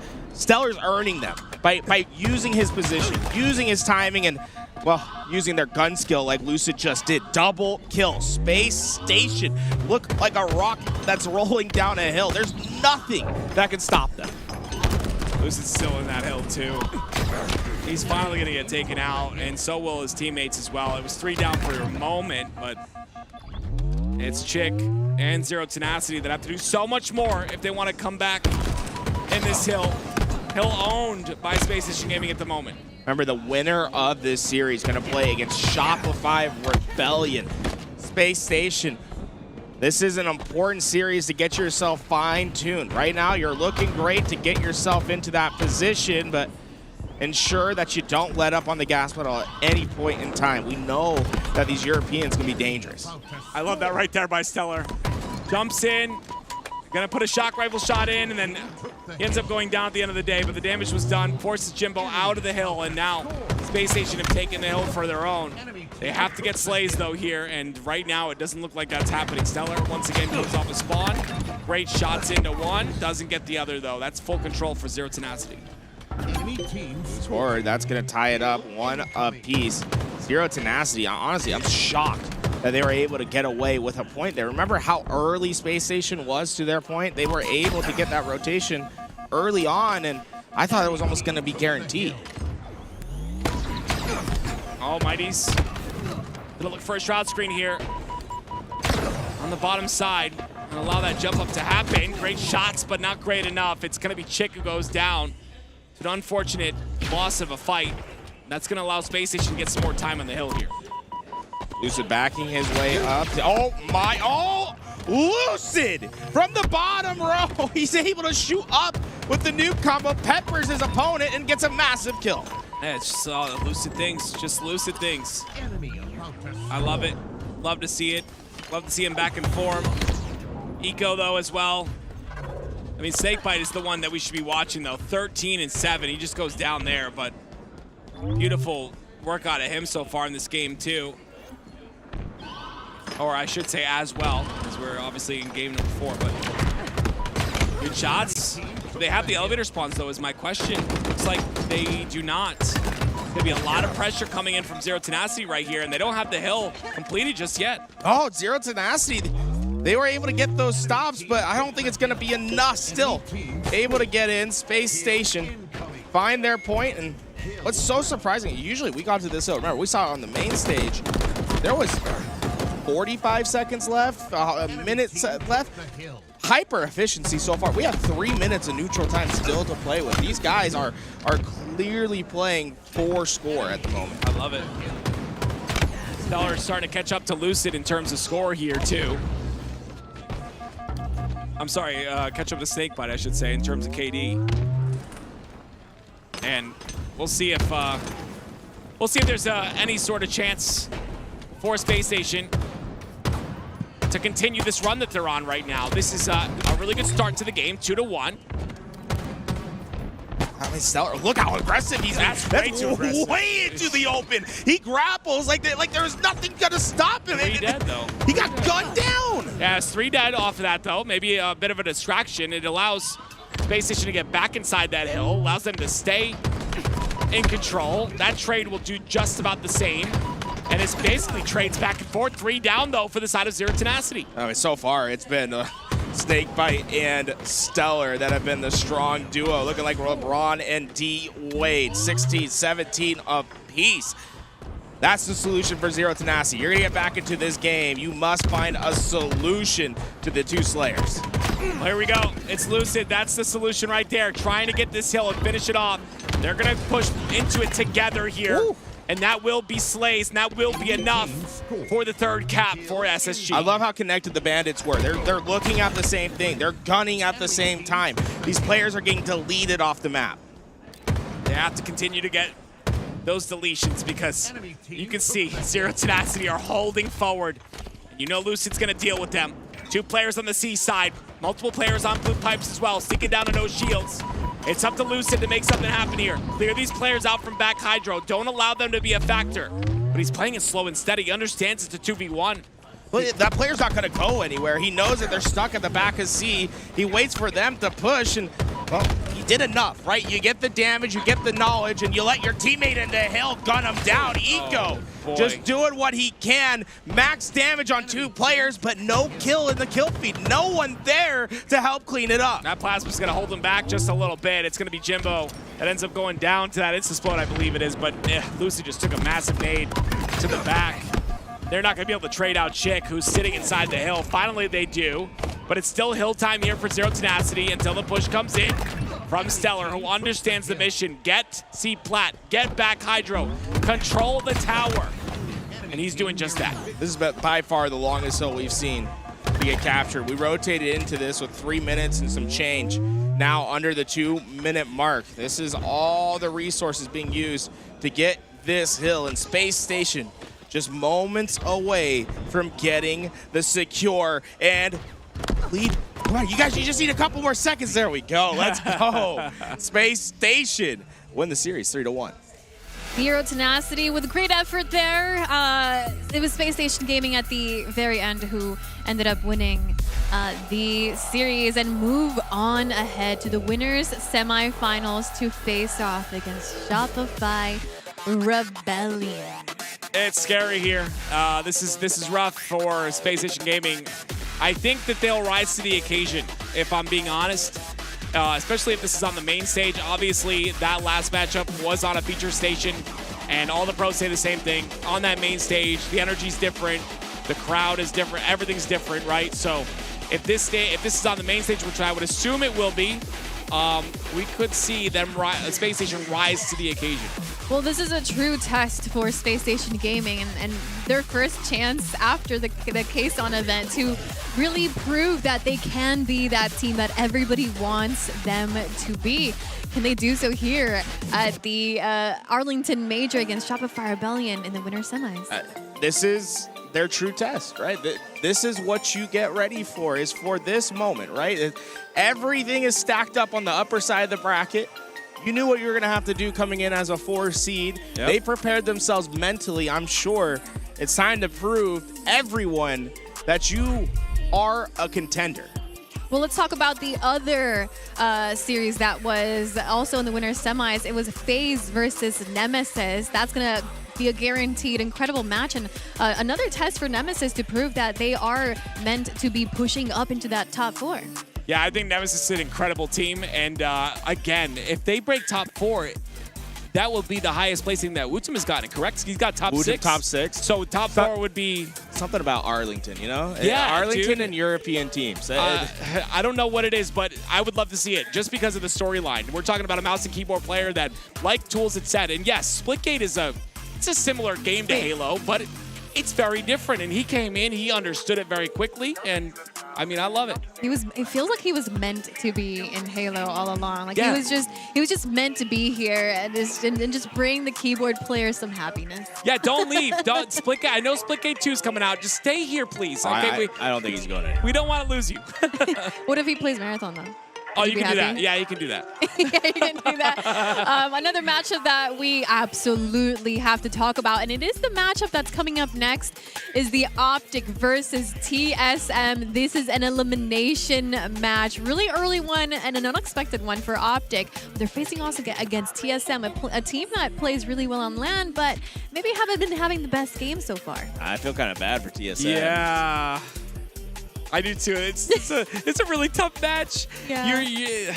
Unless you make the biggest upset of the tournament right now, Eliak, you're going home. And that's kind of a lot of pressure. And TSM, like Tools has said, like this isn't fun. Like OpTic are angry that they're in the lower bracket this early. All it took was an upset against OpTic Gaming to drop them down here so early. TSM. Well, let's talk about TSM and the good things that they have done before on LAN. I mean, hey, they're the team. So it's hard when we talk about TSM because it's always like this core, but the core kind of shifts and moves so often. So last year, 3/4 of them, they had last shot instead of soul snipe. They were able to find themselves high placings. It was first at Atlanta where they were able to get a top 4 placing after defeating that FaZe roster 3-0 to get to that point. But then their success on Championship Sunday was mixy at best. Top 4 at Atlanta and then top 3 at the World Championship. Never quite able to get past that final hump. And we've also seen this from them pretty often where they find themselves in pretty dire straits early on in tournaments. Well, if we were to try to dissect what could be happening to TSM before they even match up against OpTic Gaming, because I feel like that's not their fault right now here, but what could be happening to TSM or what All right, yeah. You might think I'm reading into this too much, but I have to say it, all right? Soul Snipe left the team to go to greener pastures, okay? Maybe there's something mentally there that is a blocker. And I don't know for sure, but maybe there is. Maybe there's something there that the teammate, obviously they're really good friends, but he did go to Shopify at one point. Obviously he was on that roster for a while. Now he's back with the boys.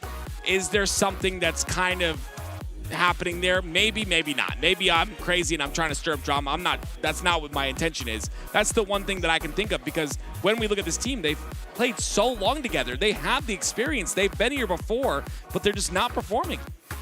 Cool. I'd love to hear your thoughts on TSM, especially since we have some stats here for them as well. What stands out to you?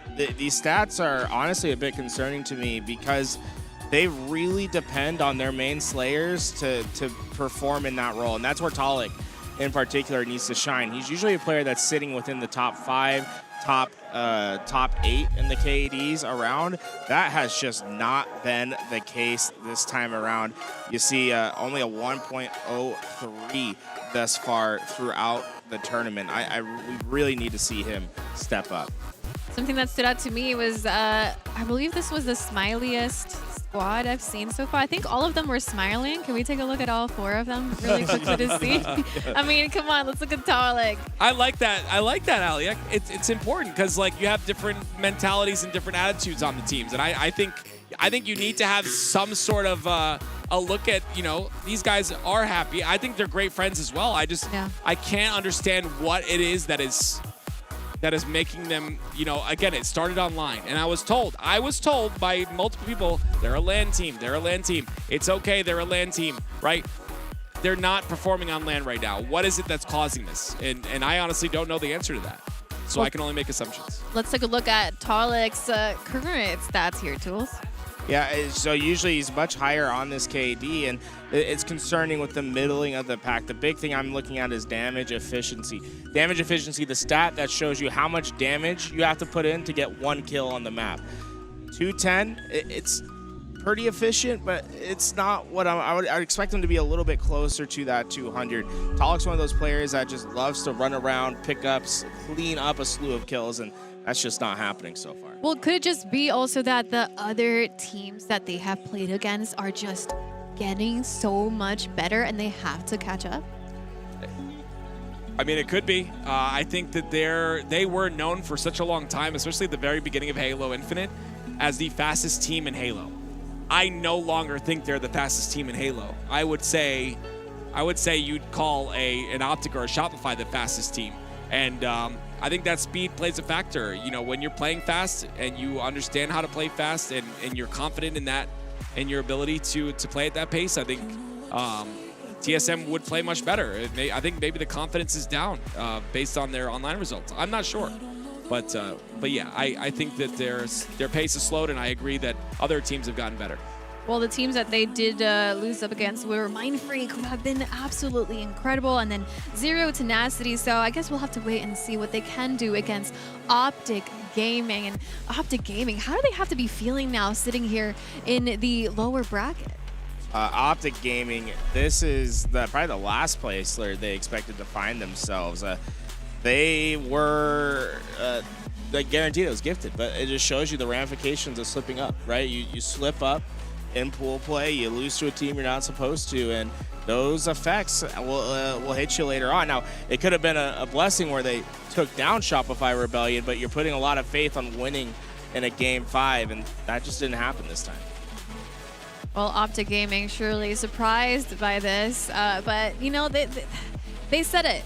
They have to get better at the Slayers actor. They have to get better at the Slayers at those Game 5s at the very end of the game, and it looks like Shopify Rebellion is still better at that, closing those games. Yeah, they talked about that a little bit, and the thing is, a lot of these teams, we talked about this earlier, teams do not scrim Slayers. That's the big thing, right? They don't find value in scrimming Slayers because, first of all, Slayers, they're a little bit of a coin toss.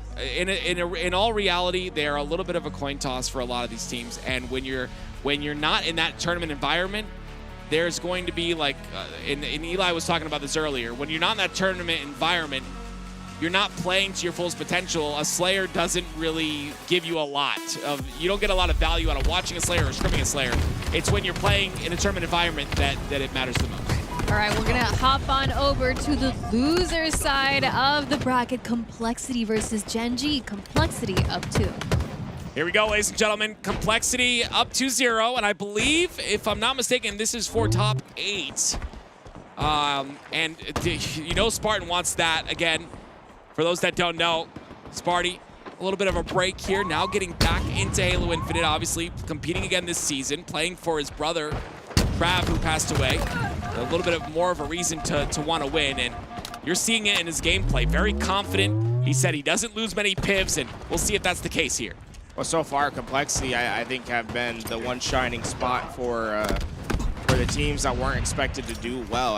They have really proven themselves to be a LAN team, playing much better here at this LAN than what we had seen in the online competitions leading up. Breaking shot from Genji. Beautiful shot. Oh man, I love this. I love breaking shot. I think he's so good. And right there, for instance, you know, you saw a little bit of that wiggle. He gets into those movements. Flagger's return though. 3 down for Genji in this scenario, and Mental, he's gonna have the snipe side control, has to kill Ryan. He does, but the spawners take him out quickly. With that, just 2 players going down either side, equal numbers, but you feel the pressure coming in as Huss is able to actually deal with it fairly well. He is just able to map out and get in those front lines and just cause chaos for Genji. That's one of those players you watch so often, and you understand that he's got all those titles under his belt from other games. Really gives him that experience. Can he clutch up when it matters the most here, though? Precision and Sparty both go down on the side of Complexity. Lots of damage coming out from Ryu, but see if he's able to do anything with it. Ryu going under through the middle, and this is tough for Genji. They're having their flag pulled out while they're stuck in the mid-map. If they go down, this is almost a guaranteed flag capture, but able to stay resilient, breaking shot, working that middle map really well. Double kill for him, and Ryanoop just gunned. That's 4 down. Ryanoop's gonna turn what was a... Nope. No, he's not. Oh. Yeah. That's unfortunate. You can't miss those. That's a timing that's missed, and you can't miss those timings. We'll get back to your game here very, very shortly. This is a nice...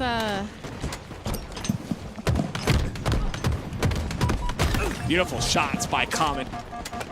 And again, it's just beautiful shots by Common, and the sniper in the hands of Ryanoop. Listen, he's not too old to be sniping like this, okay? Ryanoop might be a dad, and I gotta talk about Ryanoop's age because it's important, man. Everyone thinks this guy doesn't have, you know, he doesn't have the talent, but you've got to watch this weekend. Look at the damage that's been done here by him.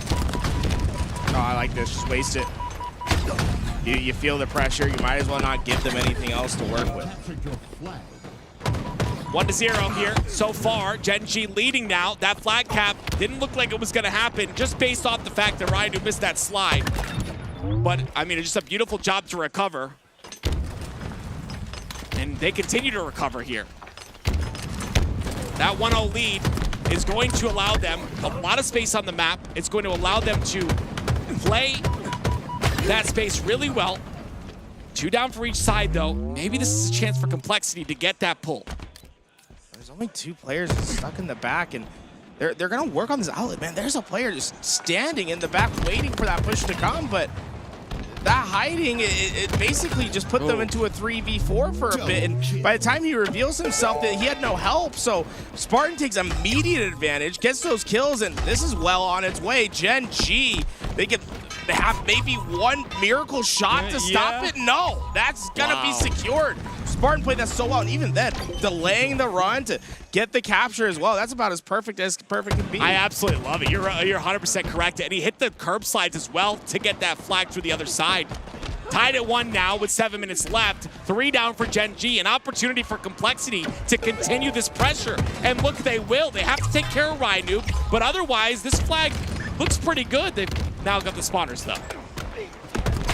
Spartan came back, and look at that, underneath the base. Common able to, Oh no. Moment of silence, Tools. Wow, that's unfortunate. They end up going down here, but King Nick, he recovers a little bit. It's 3 down for Complexity. King Nick trying to make something happen on the other side. It's going to be a lot of aggression from him. And he's got 2 players to deal with, though. Again, this is one of those 2v1 situations. They were a little bit disjointed there. King's able to get a free kill, and he ends up going down at the end of it. But regardless, it's so disjointed by this Complexity roster. So much chaos going down in that middle of the map. You see a lot of that focus so far happening over in that snipe side. I'd like to see someone start to expand more through that rocket lane. That's how Ryanoop got to this position into that flank, and you can see just the damage is just a little bit more hard hitting when you're able to do it from the back base. And this might not result in anything for Ryanoop and the team, or That's insane. But you see how this play started? It's because they overextended through the rock side of the map. They hadn't been doing that at all throughout this game. They start it, boom, instant flag capture. And this is something you talked about earlier. You said it so well, right? The top players, they don't need 4 dead. They can do that with 1 dead. They can do that with damage. It's all about timing it correctly, being in the right position, the right time. Now it's 3 dead for Gen G once again, and Complexity pushed forward on the map. Spartan's gonna be that first player in. Mental will be responsible for following up. Gen G, they've been really fast to overextend out of their base, and I think it's almost catching Complexity off guard. They expect to almost feel more pressure, but there's been nothing to stop them from moving forward. Is that a collateral in terms of body shot? Might have got 2 body shots? I think he only got 1, but another player weak that came up. Oh my goodness. So much damage. 3 down though for the side of Gen G. There is 3 down. Or there was 3 down for Complexity as well.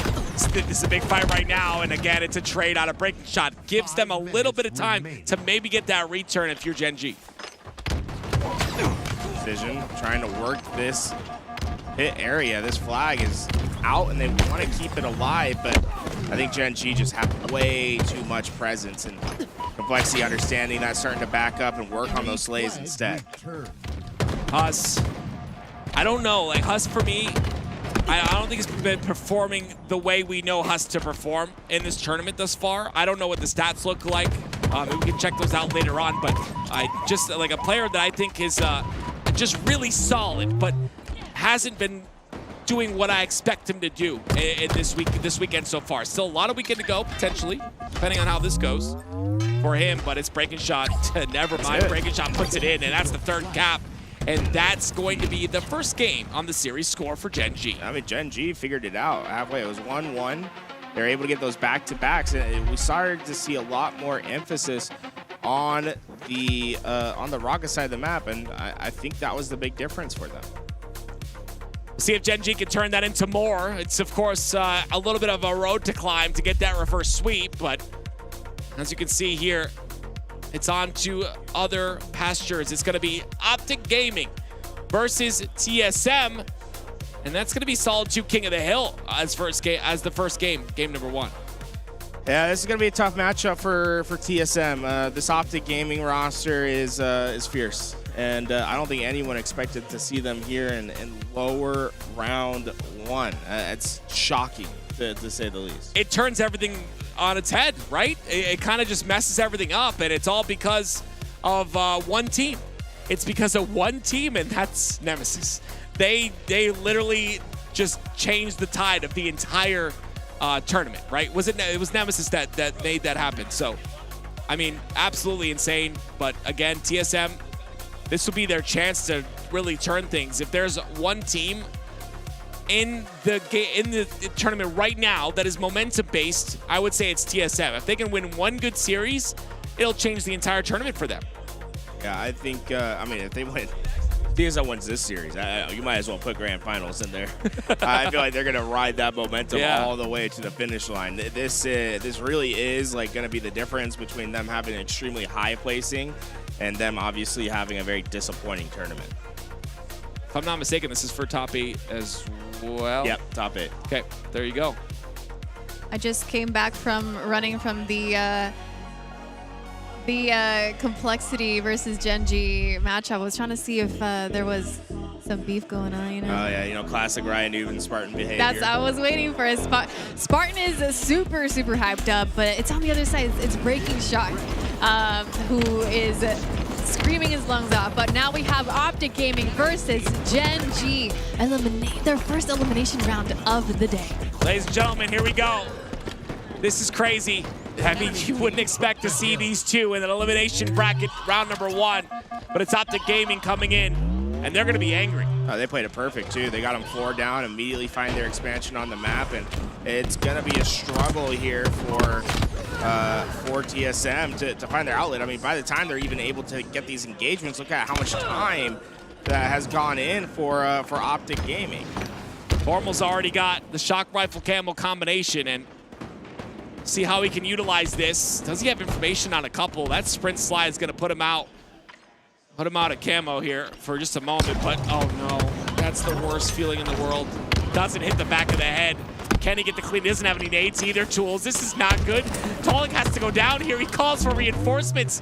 He still doesn't have the assist. Tolic finally goes down to bound, but again, this shock rifle and camo could have been used a little bit better, I would say. I would agree with that. I think probably a little more inefficient than they wish, but I mean, right now they have that level of advantage where you could be forgiven for having those small misses. Like, you could throw away another 2 rounds of slays, and OpTic Gaming would still have a chance at this hill. Oh, only a couple more ticks left for OpTic Gaming for hill number 1. Renegade's gonna go down though. It'll be 2 dead for the side of OpTic, and it'll be another one down for OpTic as well, because Legend loses that fight. This will be now TSM getting some time. They got it. It's gonna be tough to hold this off, but you see Druck trying to put that pressure on Bound. If they can start to split off these kills and put them on rotation, they have a chance, but Bound, he didn't die. He did not die. He got a double. Yeah, you know, it's really funny, man. When you talk about Renegade and Bound, you consistently say the same thing.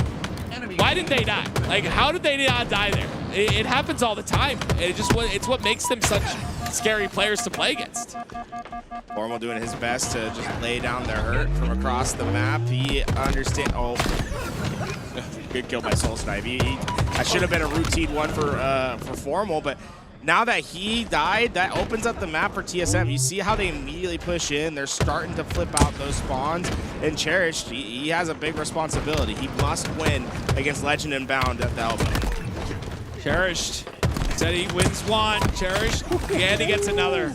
Well, he's feeling himself. He's in his bag. The way he thrusted into that gunfight, that was a great engagement from him. He's leading his team in kills, 7 to his name, but there hasn't been much objective to come out of TSM, which is kind of a rare sight. Yeah, it's rough. I think OpTic can just keep coming off a spawn and holding forward. It just makes it a little tough. Look at this. That Formal was in that corner for a very long time, and they had no idea. Putting damage after damage.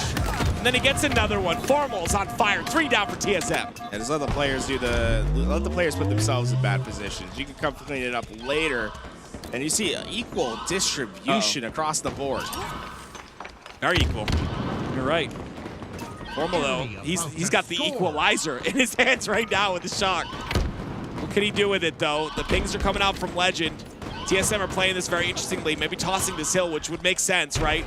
Yeah, for sure. They're not going to even try it. Instead, they can try to wrap around, get a better position for that camouflage, or at least try to play denial for that camouflage. But I think maybe a bit too focused on that hill. I don't think he needed to win that rotation. I think this camouflage was much more important. Let's see what the damage Renegade can do with a shock rifle camo. Yeah. Oh, wait, what? Not gonna hit that shot. Cherish though goes down. That's clean right there, by the way. He reads the slide, hits the shot. Once more. Oh my goodness gracious, that's a perfect. Somehow doesn't get the perfect on the hard shot. It gets the perfect. I mean, it gets the perfect on. It gets the perfect on the hard shot. It doesn't make sense. It doesn't make any sense, honestly. It's crazy what he's able to do. Now he's watching for that loop side push.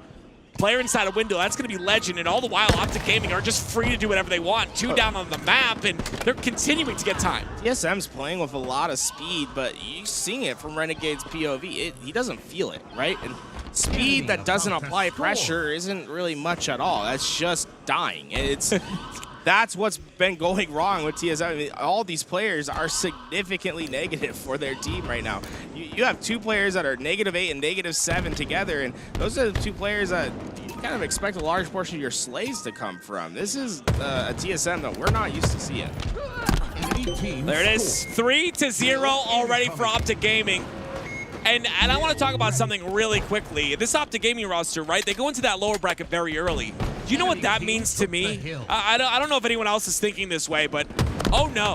This is going to be a very scary OpTic Gaming after they're done with this lower bracket run. You know, assuming they make the lower bracket run, obviously, right? But with those reps, I mean, goodness me. Everyone can send your, you can pen your complaints out to Nemesis. Just tell them that, hey, I don't like what you did here, because the result is that an OpTic Gaming is going to just bulldoze the tournament for so many teams if they keep playing this way. I mean, TSM, they have been inefficient at best. Unable to do anything on this map. I mean, look at Renegade. Renegade's lasering him off He didn't hit a shot. Talik didn't hit a shot on him.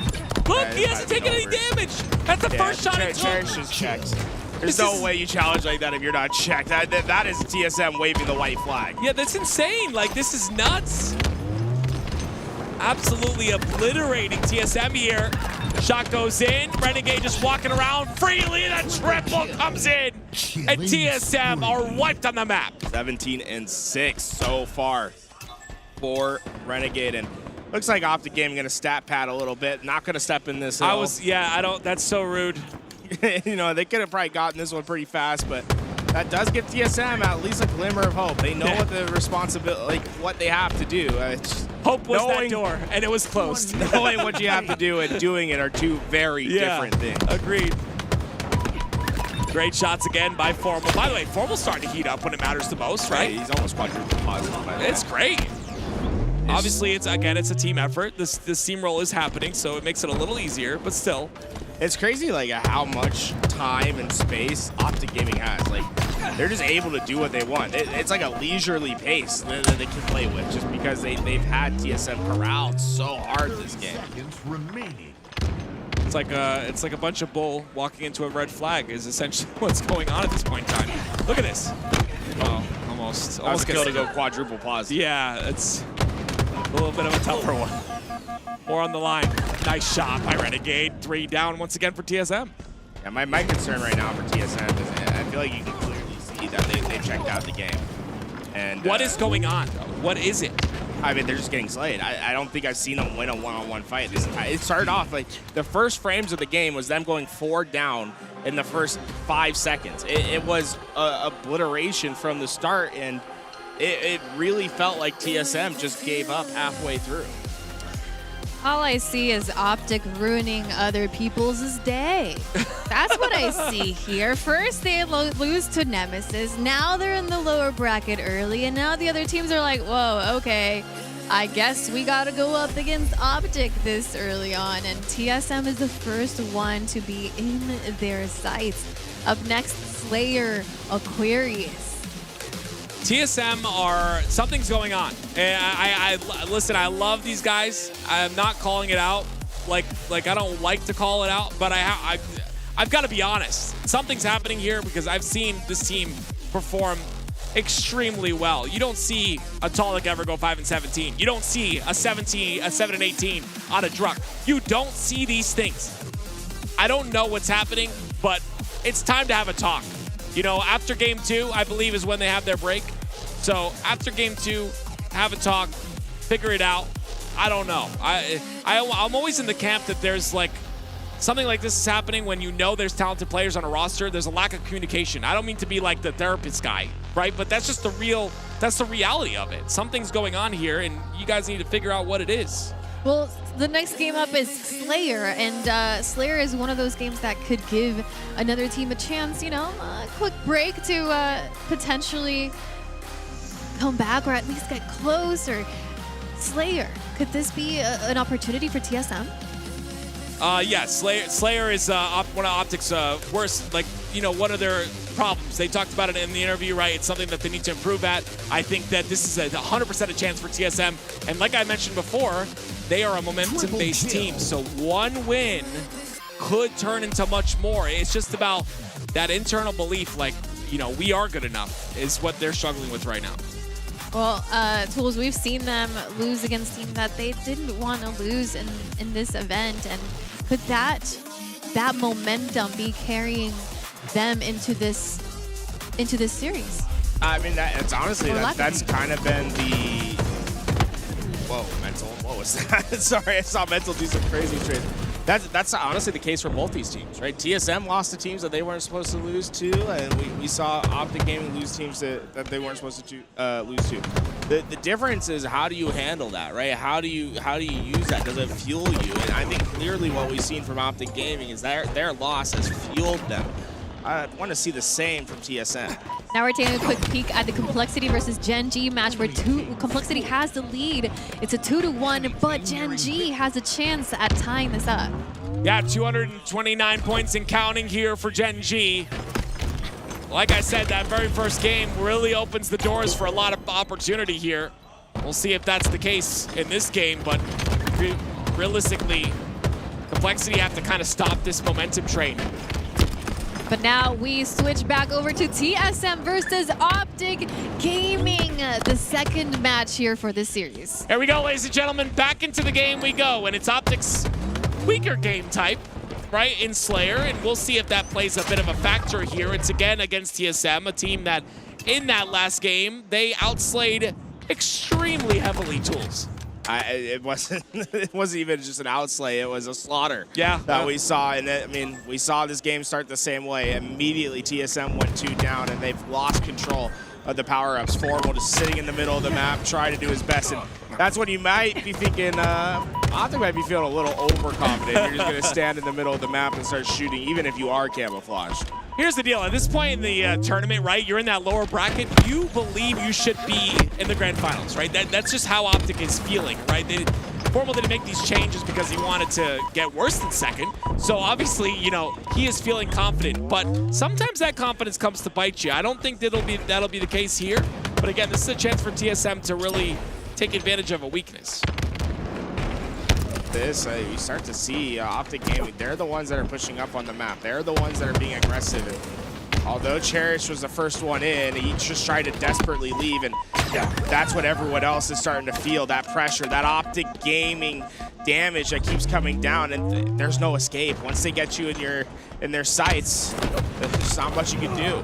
Legend a bit aggressive there, not checking the corners, and that's going to be 3 down for OpTic Gaming. A nice little turnaround here for TSM. Yeah, that might have been a bit of an FOB error. If he would have gotten that damage on that player to his right, he would have probably been fine, and it could have been a wipe. Instead, TSM's kind of gifted an opportunity to have a chance to at least fight for this camouflage, a big piece of the equation that can make a difference. Nice shots for Cherish. Gets that clean up. 5 kills now the difference here. Make that 6. OpTic Gaming continuing to run. And now they get a camo on top of it all. With Talik trapped inside the util. 1 and 6 for Talik so far. I mean, this is definitely a rough performance out of all the players out of TSM. But Cherish and Druck holding their own here. And again, this is not done yet. 1 game from them. 1 win. And it could change everything. Drops down, Renegade able to just immediately get to his spots, and oh, he's not missing. Camouflage is making a difference as OpTic Gaming keep finding players of TSM unsuspecting as they get kill after kill. The lead balloons to 5. Balloons, I hope that balloon doesn't explode is what I'm kind of concerned about. The overheat, 22-15. OpTic Gaming don't show signs of overheating anytime soon. They've got that water cooling system, right? There's none of that happening. The shots are out. 2 dead for TSM and 2 down for OpTic Gaming. Still a lead for them. I feel like TSM's too often in this situation where they lose 2 players at once. Even if they are equal trades, I'd like to see that start to change. This might be the first sign. 3 down for OpTic Gaming. TSM trying to stay alive, and oh my, Druck just re-challenged from bottom mid without any second of hesitation, and that puts TSM back to 2 down. TSM, what can they do here with 2 dead? It's OpTic Gaming. They're going to take advantage of that 2 down completely, right? You can see the push and aggression by Renegade already. He wants to push into the base. Just a bit of a jab step there that didn't work out, but at the end of the day, it's still Bound that comes in to clean it up. Bound trying to find his next target. It's going to be Cherish. And remember, folks, Camouflage coming up in just a few seconds. And all the players on the map are on the bottom. And Cherish and Soul Snipe racing their way up to the top. And OpTic, although they had great kills, they weren't able to get to their positions in time. TSM have finally gotten themselves their first camouflage, but it might just be in the most crucial moment. This is such a huge camo. What else can he do with it, though? Cherish trying to reroute here. Goes back. What a good timing on that reroute from Cherish, but he's not able to get too much. The damage is good, but it can't be capitalized on. No one's in position to do so. Bound, look at Legend in the corner. Legend just waited until Formal gave him the go-ahead. Formal said, yeah, I'll take this long-range fight. I'm never going to challenge you to the death. I'm just going to get you weak enough for my teammate to do it, and we have a crash. Unfortunately, TSM will take stock of the score, 35-29. It might be a little bit different because you have to do it like when the crash actually happened, but we'll get ourselves reset. Oh, there you go. Well, the reset will come out. We're going to go back to Ether versus Cloud9. Elimination round number 1. It's going to be, of course, Lior on your screen. And everyone, you know what I love about this, Tools? I like to see that everyone is so warmed up at this point in the day, right? What are we at now?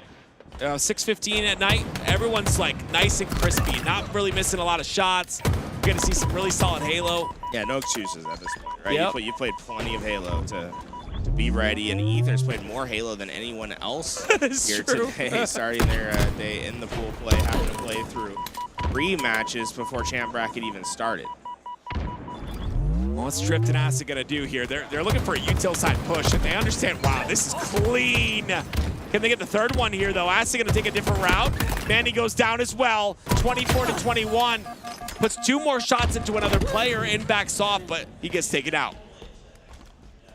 Now Tapping is going to try to work his way into a quick flank. He has 2 players that have no idea where he's at, and it's going to be the easiest kills you'll see here today.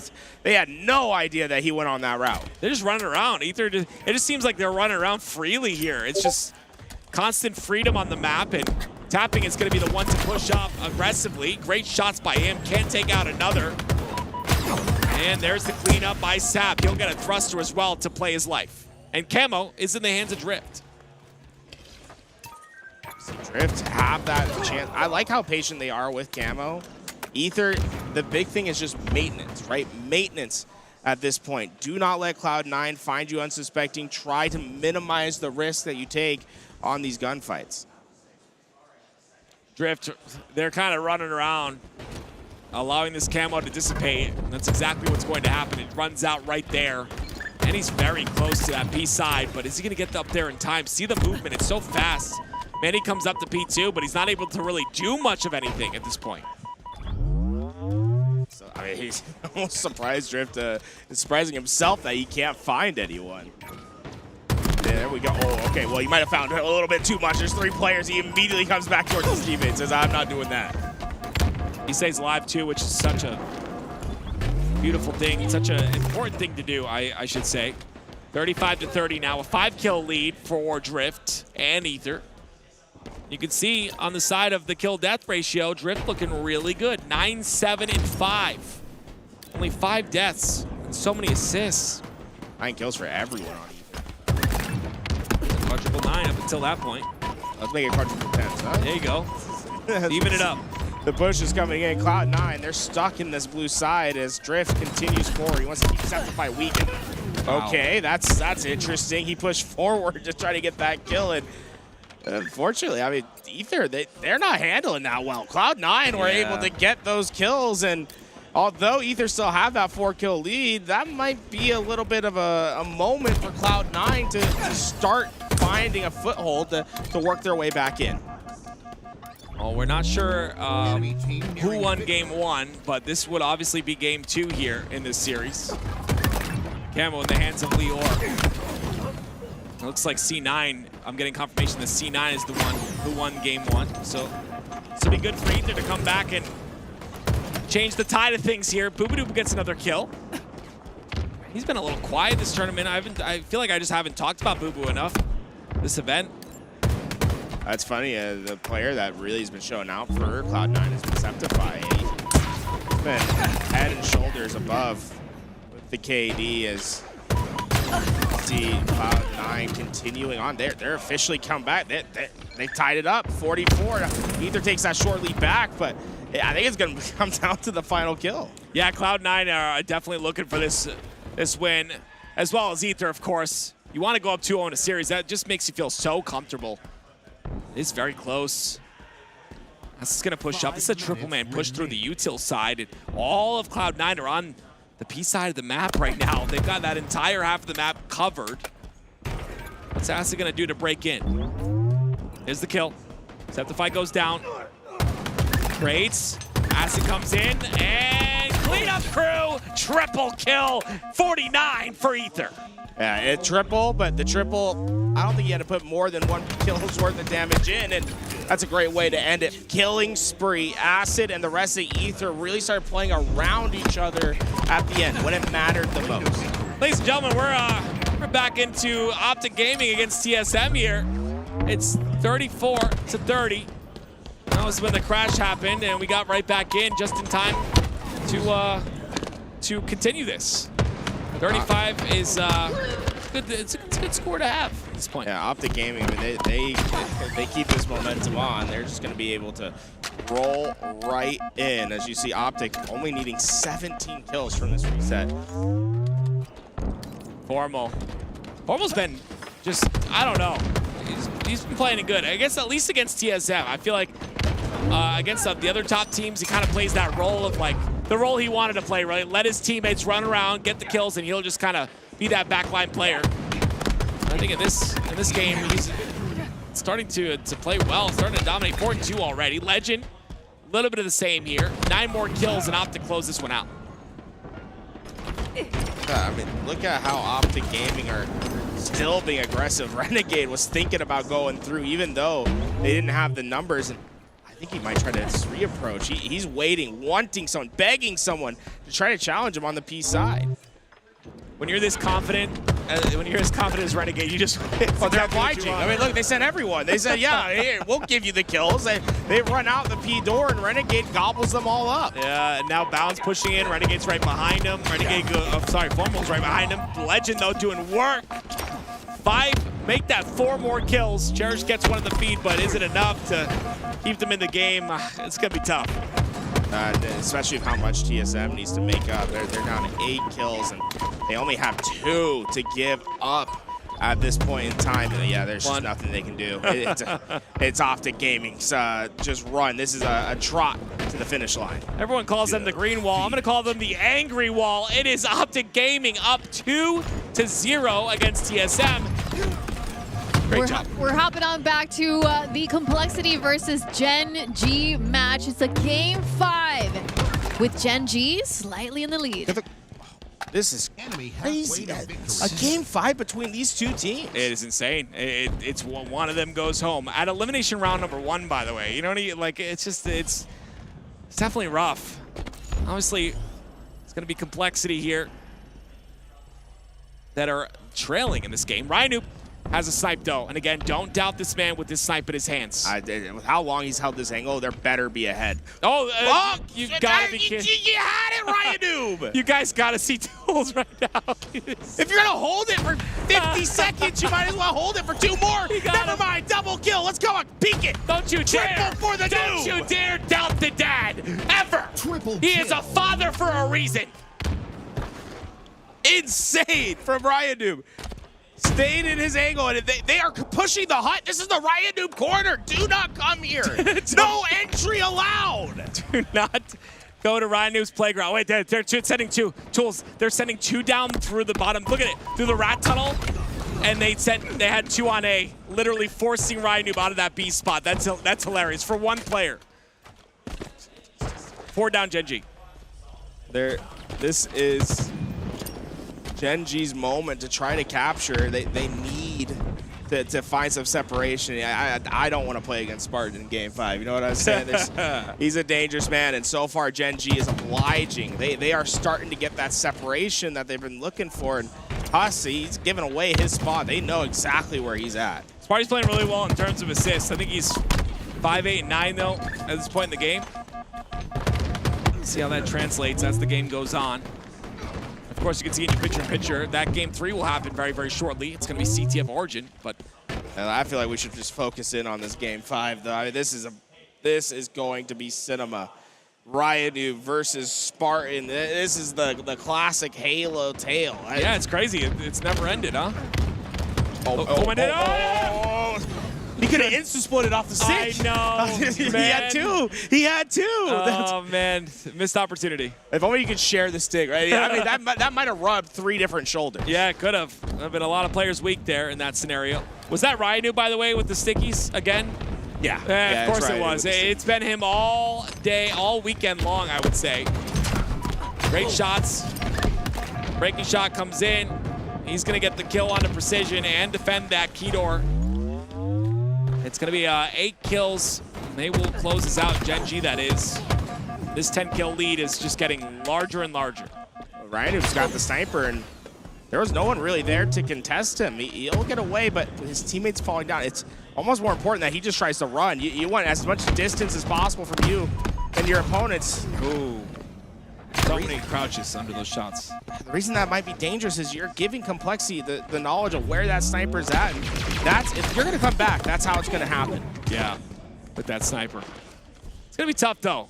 Still 9 kills, though. It went from 11 to 9. This is a good opportunity, maybe. But Common gets that sniper in his hands, and he puts it to work. Common, once again, 4 more, and he will close this out. It'll be Huss, though, and the rest of Complexity. Do they know he's here? No, they're What is screaming. going on? They know this one's won. They know that they've done it. There's only 1 more to go. Complexity fall as Gen G round the corner for the final efforts. It's only 1 more kill. Ryan Noob's looking for it here. There's no way that Oh, dude, you would have done it with the Instant Blood. A nade comes out, and there it is. It's closed out by breaking shot. We hear the screams from Genji as they celebrate their victory staying alive, but now we swap over to TSM versus OpTic Gaming, the first elimination round. Ladies and gentlemen, constant action, back and forward we go. They're capturing a flag. There's nothing to stop them. This is already back home. We're 30 seconds into the game. That's OpTic Gaming. I mean, apparently they like Origin, and so do we, ladies and gentlemen. 1-0 the lead. There was 5 kills total on the map. 1 flag capture. We're less than a minute into the game. They're running their second one. TSM, wake up. Ladies and gentlemen, I'm so sad this game's gonna be so quick because I love seeing Tools just glow when this map's on the screen. He loves his Halo 5 maps. Horrible. Oh, that's unfortunate, but it's still a trade, and it's still a 1-0 lead here for OpTic Gaming. Oh, but there's no one stopping this flag run. They're way too overextended. They are putting all of their eggs in this basket. They must win these gunfights, and they haven't taken down balance. 2 kills, 2 go down for each side. The flag still being run here through the bottom of the base. No one in position whatsoever. Legend's trying to get this run, and he's got it all the way to his side, and that will be in. It goes in. 2-0. OpTic Gaming. TSM were overextended on that sniper side, and we're playing that presence as the flag was being run on rockets, but they didn't move off it until the flag was too far gone. It was basically a concession at that point. Counter cap going to be their only opportunity, but laying at the bottom depths of the map is the demon.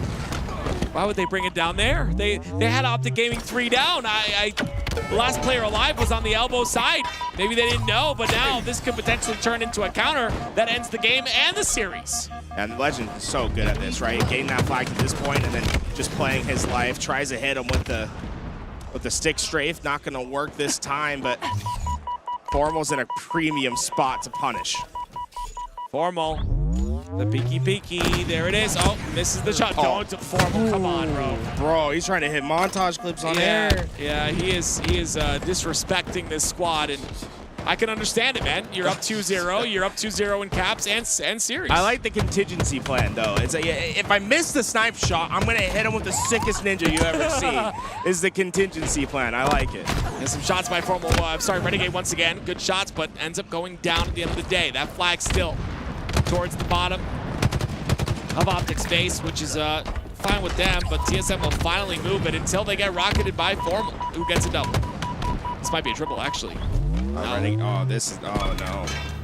They're gonna get this return pretty quickly, but what's dangerous is how much pressure they have on that rocket side, especially with Legend being able to fill in on snipe. He's gonna pick this up and create chaos as Bound and Renegade just start to infiltrate through that back rank. This is disastrous for TSM if Renegade's able to stay alive. Legend's trying to stay alive himself. That sniper is up, so that's going to be in the Soul Snipe's hands. Big wins. TSM finally won some critical fights, winning just straight up one-on-ones, and they're going to be rewarded for it. Sniper in their possession and an opportunity to push forward. It was a very dangerous situation that they've worked out of. Oh my gosh, you didn't care for his teammate's life there whatsoever. Bottom side push. Soul Snipe going to hit some shots. You'd love to see this out of this guy. Great shots by him. He's got 5 bullets to work with as well, and he'll look for more heads. Renegade is on the opposing elbow. Look at TSM. They're flying into this base.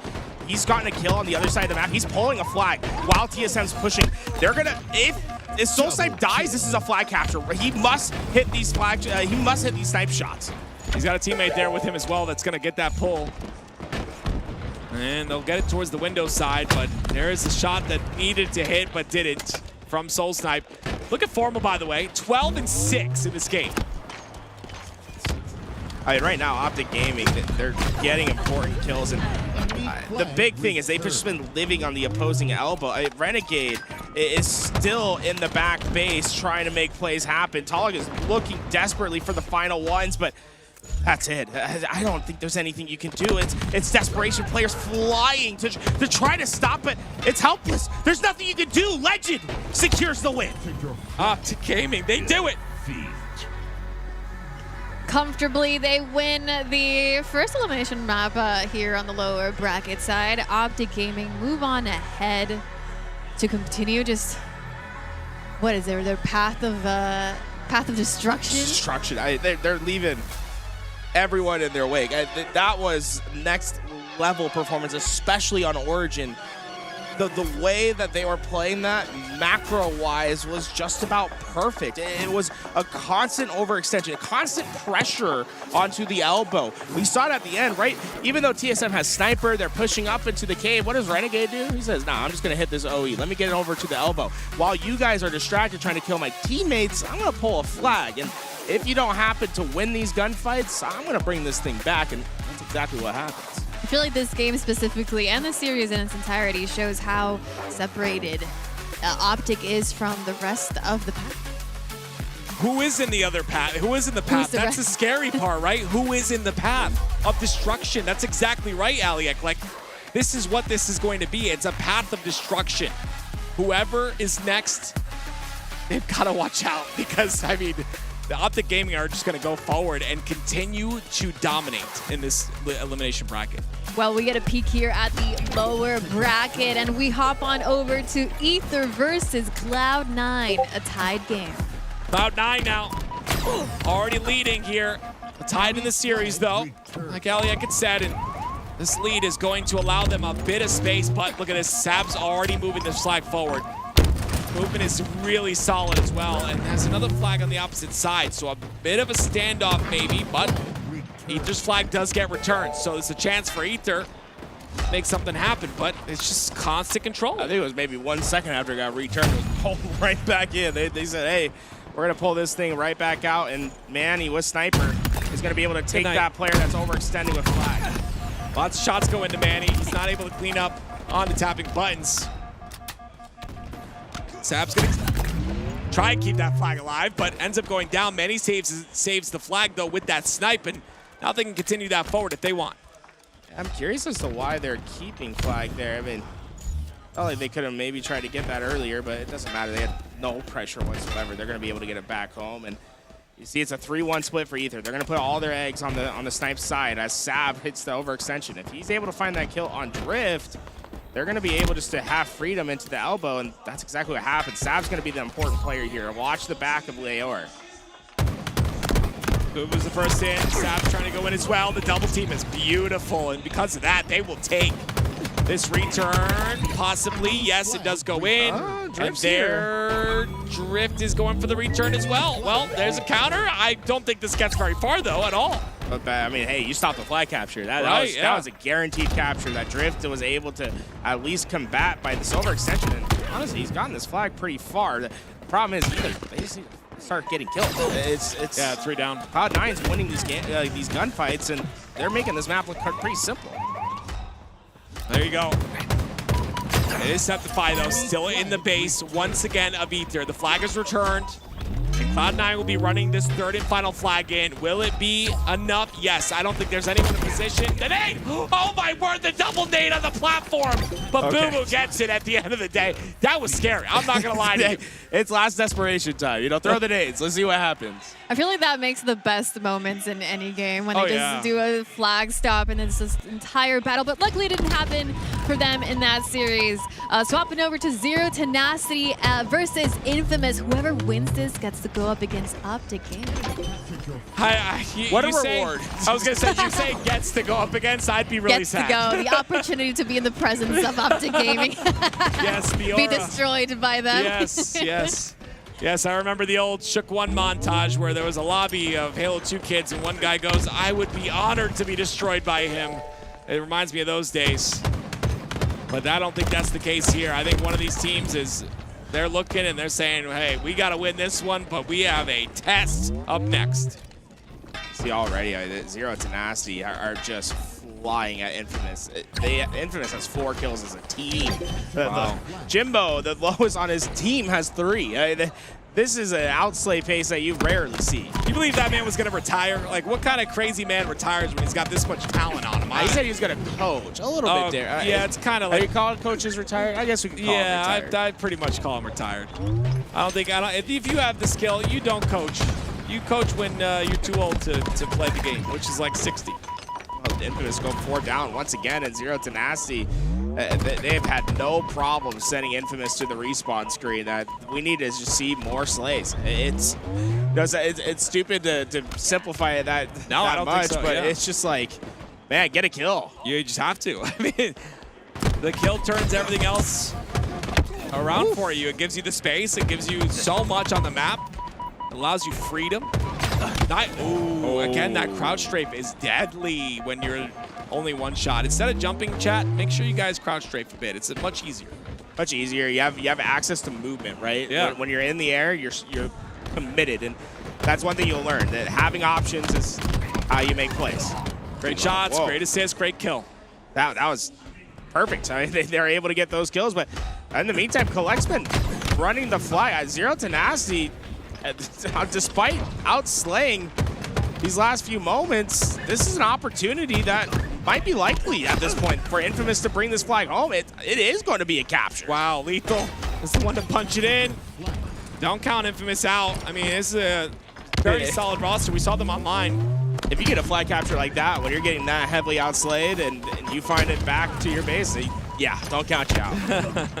It was 3 down momentarily. Last player was Collect, but the back flag spawns do happen, so a bit of a save here for Infamous, because you can see Zero Tenacity are very quick to aggress. 3 down again. Lethal and Ezo just stuck in this back base, and Zero Tenacity is going to have no problem cleaning it up. Now, did Ezo buy enough time by sitting in that corner? That's the question. Is Descendant the only player alive from Infamous to hold the line? And Infamous is doing it. They're holding the line. That's just great shots by Descendant right there. Ezo staying alive for a long time. Both those things together allowed for that to be the defensive hold to be strong.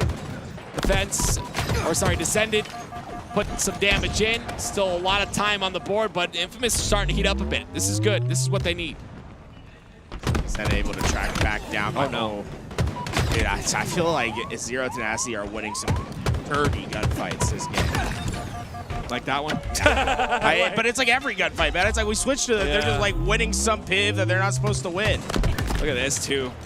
The idea and the understanding to turn and burn right there instead of just continuing to run the flag is so smart. Yeah, the only mistake was he didn't get that flag out the window. He thought he did, but was turning his reticle a bit too early, and that might give Infamous an opportunity here, because that return now becomes much easier for them, and if Lethal gets around this corner and there's no one to stop him, whoa!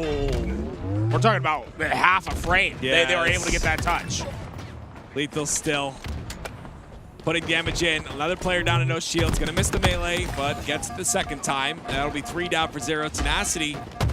That flag return goes in, and they will tie it up at 2.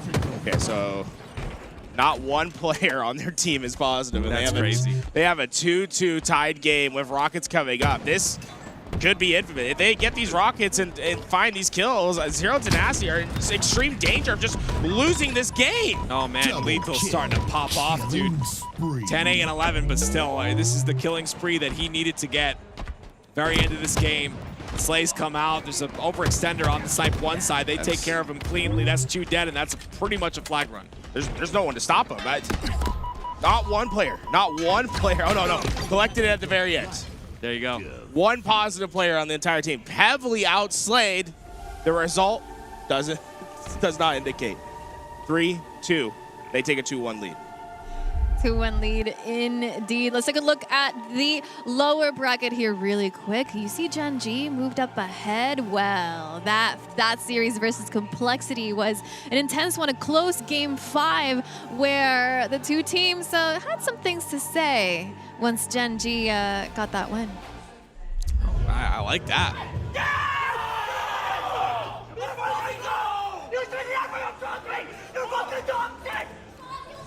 I like a player. Ooh, he's angry. I feel like he was going to fight for a second there. He was ready to fight. The rest of the squad just... It's always good when you get revenge on the team that dropped you, right? That's breaking shot. He's been on so many good rosters that eventually drop him, and he's had that chip on his shoulder. I'm glad that he's been able to show it on land. I mean, what a big win for that man. Absolutely. I think Gen G has been, there it is again, breaking shot. Just the passion from this team. I mean, how exciting it is to continue moving on through the lower bracket. And it was Complexity, who was having a better time in their pool, and Genji just barely lived in that pool, and now get to move on through the lower bracket. I'm curious, who's on the right side, all the way to the right there? Is Ryan Noob at that I very think end? Ryan was second to the right. I think it's King Nick. No, all the way to the right on the Oh. complexity On side. the complexity side? Precision? I think it's Sparty. He was talking to Sparty, maybe. I'm not sure. Sparty looks a little sad there. You can see that too, which is unfortunate. But, I mean, that's every tournament, right? It's There's only land. 4 people that get to go home not sad. So. yeah, that's you're absolutely right. Well, Ether versus Cloud9, the 4th game in this series has begun. Well, here we go, ladies and gentlemen. Ether, a team that is definitely surprised me, and they start this game off with a nice little triple cap. It is stopped pretty quickly with the cap from Cloud9 on A, and it's a bit aggressive there on the tower side. Has to play his life now. That's not gonna happen. Nah, I mean, try desperately to stay alive in a tough situation, but with that, it's gonna be a lot of. So far, we're seeing a pretty consistent trickle of pressure from Ether to try to get themselves into a trip cap, but I feel like it might be a bit too forcing at the moment. Like they don't actually have the numbers to facilitate some of these pushes that they're going for. Gotta get those numbers first. Ether, there's one. That's a little bit of what they're looking for. He'll hold the tower side. Shock rifle is up as well, so definitely a little bit of a point of contact. For those that don't know, that shock rifle did change, right? It's not on a rack anymore. Now it's on a pad, which means you see it when it's picked up immediately. That gives you some information about where players could be. Whereas before, you could kind of sneak away a shock rifle. Once you pick it up now, everyone kind of knows what's going on. The timer changed from 1 minute to 2 minutes, I believe it is, being on that pad as well. So you're looking at a little bit of a lead here for Ether so far. Can they keep this, though? You're talking about the slays. Now, they're starting to get those on the Cloud9, at least. Cloud9, 3 players with 7 kills, and Septify with 3. That's such an interesting fight for Drift, and that's an unfortunate way that'll have to end. I mean, he basically traversed the entire map. He started at the bottom of a C and rotated all the way through to each lane before he went down, and that was the problem for Cloud9. Is they just weren't facilitating the slays at the right moment. Double cap here for Cloud9, and they'll be able to hold that for just a moment, but it's immediately countered. Once again, that B hold. And the slays is what makes that happen, right? 2 dead on the side of Cloud9. They're able to get B, and now they can continue to score. Zab's going to take his options. He's looking forward and found himself in a pretty decent spot. All these players around him, but nothing that can connect. The punch just goes astray. And Boo Boo Dubu, this is such an aggressive play from Boo Boo Dubu to get into that hill. And he jumps up from hill to take that challenge instead of hitting that more traditional back red stairs flank. Challenges are good, but you got to make sure that you mix it up a bit. If you're going to chow, mix up the angles. There's Leor once again, living on the top of A. B, not being touched whatsoever. It was kind of capped, but 3 go down for Cloud9 again. This is Cloud9 have just been taking fights at points in the map where it doesn't facilitate much, right?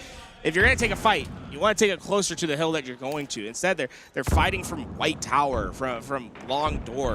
You want to get inside the pipes. You want to get through the A door and start to minimize that distance that you have to fight at. I mean, look how often we're seeing players get up to that White Tower just to try to cross map.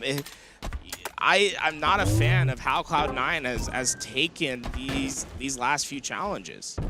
Well, now they're spawning on A, and that's going to be shock rifle for Acid. But for Ether, that's a simple change, right? You just change your setup to be on the other side. It's totally fine to play from the opposite angle. Yeah, exactly, it is. Manny, a little overextended there. Manny's going to live with the camo now, and that's the damage that he's doing. That's where it gets a bit scary. Double cap goes in, but again, they'll just get B off this. That's it. Yeah, it's just shocking, right? Because you had a player towards A. It was a critical one-on-one that just didn't go Cloud9's way, and it had to take a while, but they finally find themselves in scoring position. Oh, no. Good night. A little back smack. It's an opportunity for the trip cap. With 3 down here, they know that those spawns are going to happen over towards pipes. quick aggression is towards A is Ether's solution, but man, he's clearly ready for this, and I imagine the help of Cloud9 will soon be here. No, I don't think anyone's there. A lot of damage was done. No, I guess it is. It is there. The shock rifle. Boom was there. This is good for Cloud9. I love this position. Okay. They started to have that expansion. They're starting gunfights on one end of the map, leaving that gunfight and letting their teammates that are closer finish them, right? So they're just weakening up everyone. It's starting to be more team cohesive, and what I love is the aggression, the constant rotation that we're seeing from Cloud9. If they can win a clean 4 down while doing this, that's how you get devastating trip caps into effect. Oh, they're looking for the chip cap right now, but they got to get C first, and it's going to be Acid that jumps into it, puts his toe in, and resets it. Honestly, that's big energy. That's big energy from Acid. He doesn't get a kill, but that's impactful. It slows Cloud9 down quite a bit. Now, Cloud9's still in a scoring position, but you at least want to stunt what they've been able to do. But it was only a temporary stop. It's a trip cap that's in, and Cloud9, 2 points a second is what they'll score in these next few moments. What that's going to do is that's going to put them back into this game and give them a chance as well to close out this series. It's going to be Sab now looking for the spawn onto C, or the player onto C plat, but it's going to get flanked there from the A side. It's going to be a player pushing through A now. See if anything can happen off that. Great damage to the commando, but that's good cause. Manny turned around knowing that a player was coming out A door and was definitely ready for it. If he was a little bit more to the right, he would have just lasered him out of the sky. Still a 2 cap here for Cloud9. They're continuing to score points. They're continuing to do exactly what you want them to do, right? It's that quick rotation. A is being taken here. He shot the grenade off the ground. That did so much damage to Sab. They're both weak, but Sab, what a reapproach. Oh, he's the only one alive. Just 1-on-1 at the A. Oh, look at this. Oh, I mean, he got the beat down, which is really all you want at this point because you get the spawns on the pipe side. Got to stand in the hill, though. He can't get into the hill because there's too many players there. He at least pulled them off B, but with Septify's death. Oh, no. I think that's going to be it. 2 dead. There's a player that they got to kill. That's 3 dead. That's it. Reset and Ether. We're going to game 5. Tied series here between Ether and Cloud9. Now, Cloud9 had a chance to come back there. It was a hill to climb. What went wrong? I mean, they went down way too early. It was 220 to 73 at one point when they started that comeback, and they got a good chunk. I think it was 100 points that went unanswered, but it's hard to sustain points for that long of a period of time. Like, eventually a spawn's gonna catch you off guard. You're gonna lose a gunfight that you weren't supposed to. Like, it's hard to play ideal Halo for prolonged periods of time. Now, we wish we could all do it, but the reality is we're humans. We make mistakes, and Cloud9 just one too many mistakes at the end. Cloud9 now move on to a Slayer game against the other team, Active. Who's the better Slayer team? Cloud9. Yeah, but I mean, what I think is that they're known as the better Slayer team, but losing that previous game, I think, again, momentum is on the side of Ether here, and they'll take advantage of it. I think Ether is still surprising me, which is crazy. I'm getting more and more respect for this team as this tournament goes on.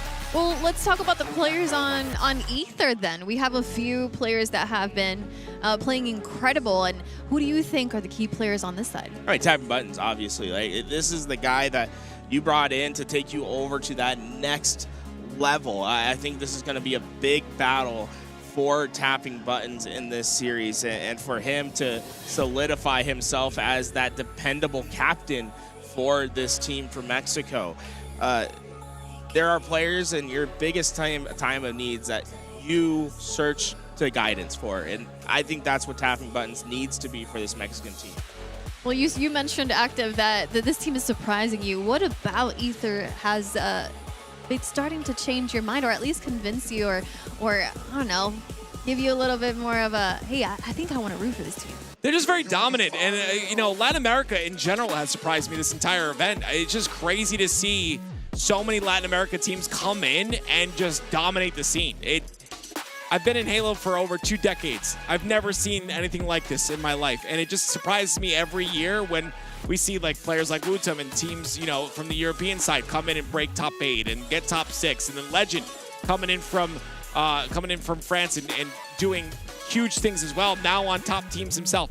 It's just, I'm surprised. Every single tournament, these guys are showcasing that they're here, and you need to stop ignoring them. So I'm just listening. That's all. I'm just listening to what they're telling me. Well, we talked about Ether. Let's talk about Cloud9 and some of the players on that team. Tools, who has your eye? Septify, right? We're talking about Slayers. Septify's been one of those players that comes out and performs extremely well in Slayers in particular. This tournament, he's been unbelievable for his roster. Coming into today, he has a 1.27 right now for his team. He has filled in that top slaying role. We're used to seeing him be that do-it-all player in the objectives and then shines in the Slayers. But today, he's just been shining above the rest. Well, Cloud9 has been known for something recently, and that's consistency. They've been playing incredibly well and also having decent placements as well. Yeah, Cloud9 are a team that, again, in the game 5, I give them the edge here. I think that even though they're the better Slayer team and even though the momentum is on the side of Ether, I think that they've been in this situation multiple times where even, I mean, last year, they brought SSG to game 5 and it was this close against a team that is insane. Septify has always been that Slayer guy for me. When it comes to Slayers, obviously he's always performing really well, so I think Cloud9 are going to bring that consistency here today in the game 5, and I expect that they take this whole thing. Tools, anything else you want to add on Septify's end? Septify, I really don't want to overstate, but I feel like I can't overstate like how much of a difference he makes in Slayers. Like, it is his playground. When you go deep dive into the stats and what they were, especially last year on LAN, when Septify was on screen, he like was playing 30 to 40% better on the Slayers. In my mind, the two premium Slayer teams in the HCS are Cloud9 and FaZe. This is a big reason why, is this man on screen. Get ready to watch some cinema, in my opinion. Septify really takes over in these moments. Well, then if we have Cloud9 on the winning game 5 prediction, what does Ether have to do to put a stop to Cloud9? Let tapping buttons loose. Just let him do his thing. I mean, well, like Tools said earlier, when he pops off, that kid is just disgusting. And I don't think I've seen him really pop off this weekend yet. Like, I mean, like, what tapping buttons is capable of. We haven't really seen that yet, personally, in my opinion. So I think if he hits that stride, gets into that flow state, that's what they need. They need him to do what he can. Well, while we wait for this game 5 to be ready, why don't we take a chance to talk to our audience really quick and thank them for being here with us, for supporting us, for everything. We're a community-funded production. Hi, everybody. We're here thanks to you. So let me go ahead and pull up the chat just so I feel like I'm... It's right there. Yeah, we got a chat this time. Hi, everybody. Thank you so much for everything. Thank you for the subs, for the follows, for everything you do and your support. We've also have event exclusive merch that you guys popped up through and picked up for yourself. So thank you so much for everything, and we can't wait to see what we do next. Thanks to you. I heard there's some secrets apparently that none of us know about for LVT, like surprises, announcements, announcements. There is a big one. I can't talk about it. You know it. Wait, you know? Yeah. But it'll be cool. I promise you. Yeah, be ready. It's pretty badass. Be ready. Okay, how ready? Very ready. Very ready. I'm scared. Very, very ready. Please. I'm not even joking. I'm not overhyping this. It's gonna be the coolest. It's one of the coolest, if not the coolest thing that we've done at LVT. I'm very excited. Whoa. Okay, chat. Can I come? Yeah, for sure. Oh, cool. Okay, can I? Is it? Maybe. Oh, okay. We'll see. I can go. Yeah. Well, you know what? I'm actually.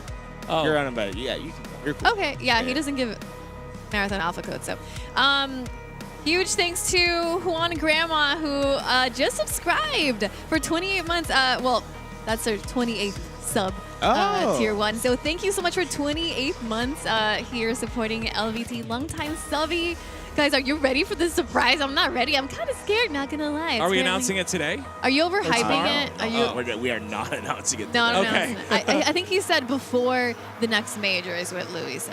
Gotcha. Okay. But it looks like you didn't know about that. No, I knew. You knew about that. Okay. I'm just checking. Everyone knows everything. I don't know anything. Yeah, Here we are. same. Here we are. Same. No, It's gonna be so cool. I wish I could talk about it. So sorry.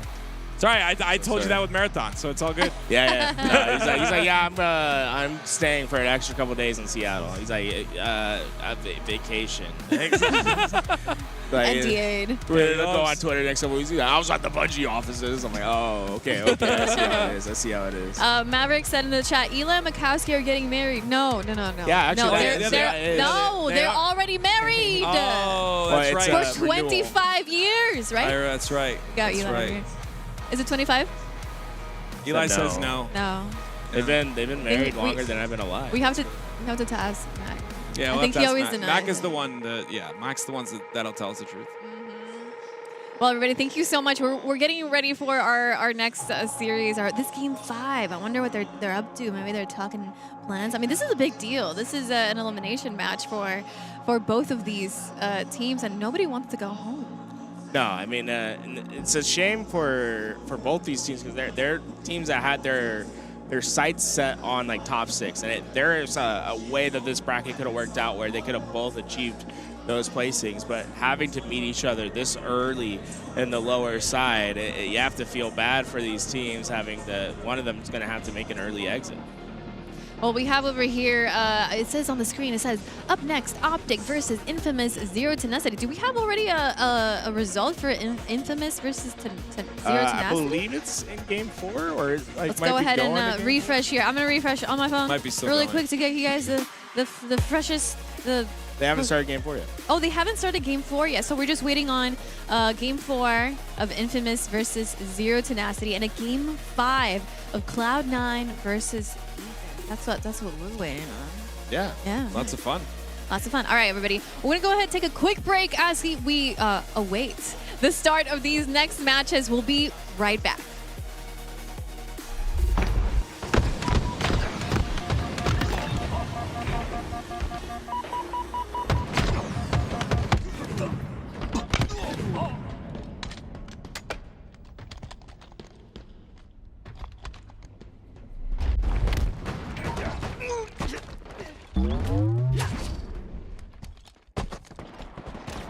Bomb taken.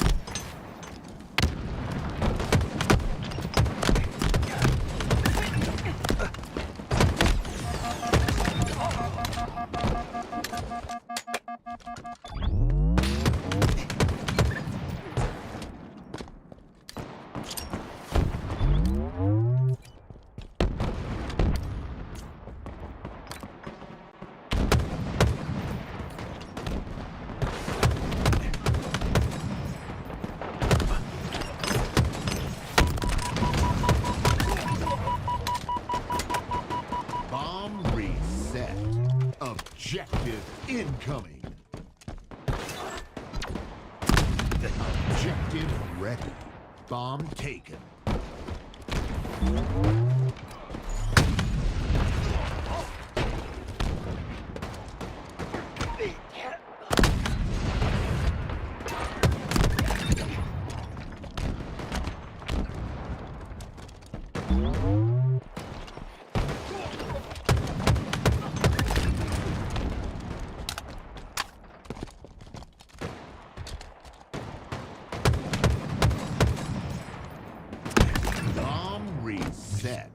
Objective incoming.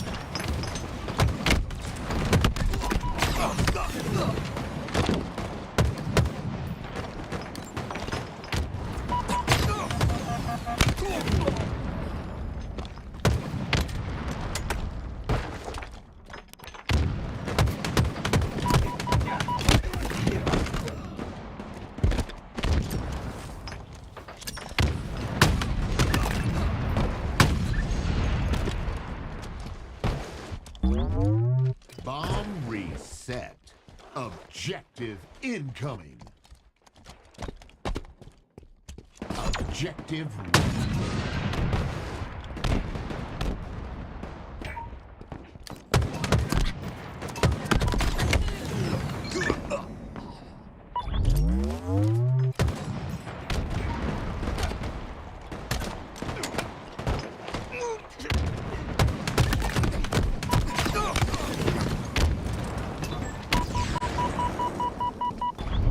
bomb taken.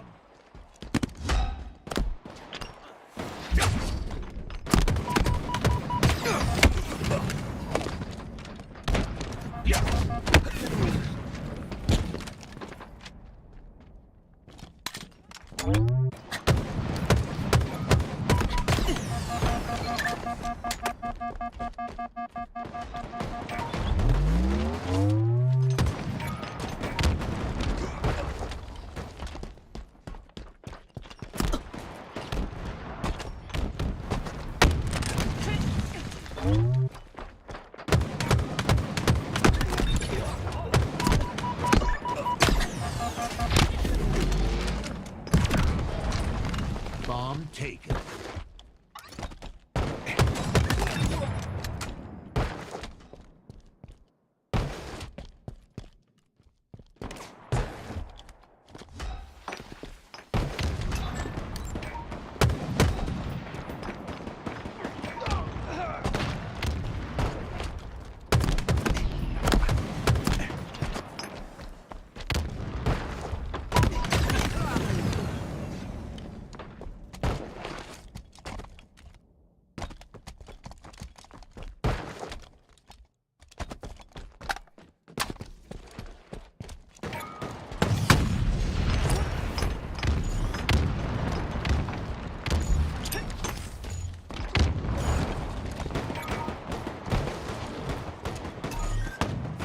Minutes remaining.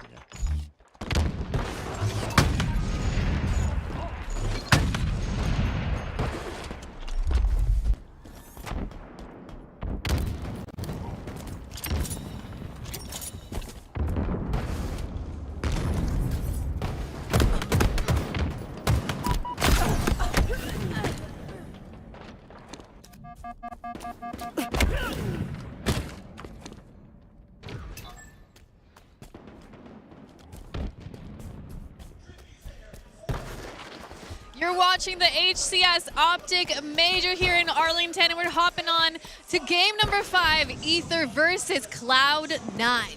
Do or die, ladies and gentlemen, and it's Cloud9 in the lead immediately off the rip. They'll continue that lead. Look at them walking in a wolf pack here. The double kill comes out. That's going to be a snipe up for grabs. Look at Septify. We're not even halfway. He's got 9 kills to his name already, making his presence known in this Slayer, and he's going to be the captain, the leader for Cloud9 in these Slayers. And they really, a lot of their offensive action is going to flow through him. Oh, my. Oh, wow. Yeah, that was frame perfect. That's a headshot, by the way. That was not a body. That was a headshot. 5 bullets left for Tapping Buttons. Oh, you got to be careful, Septify. Watch your face. Having Buttons looking to take it off. See, they rotate, though. Septify was very heavy on that nest side tools, and he rotates towards top center, completely just throwing Tapping Buttons for a loop here. With this sniper, I mean, this is the man that we were really depending on for him to hit the big shots, to live up to the moment, to pull Ether across that line. Within 2, he's been isolated on an island with that sniper. Cloud9's just, they're not giving him a chance to make a difference. Tapping Buttons once again with that snipe in his hands. There's the body shot. Great shot by him. He's now able to stay alive on the beat. And he'll have that QT to work with. It'll be, of course, a couple more bullets to work. Booba takes a body here.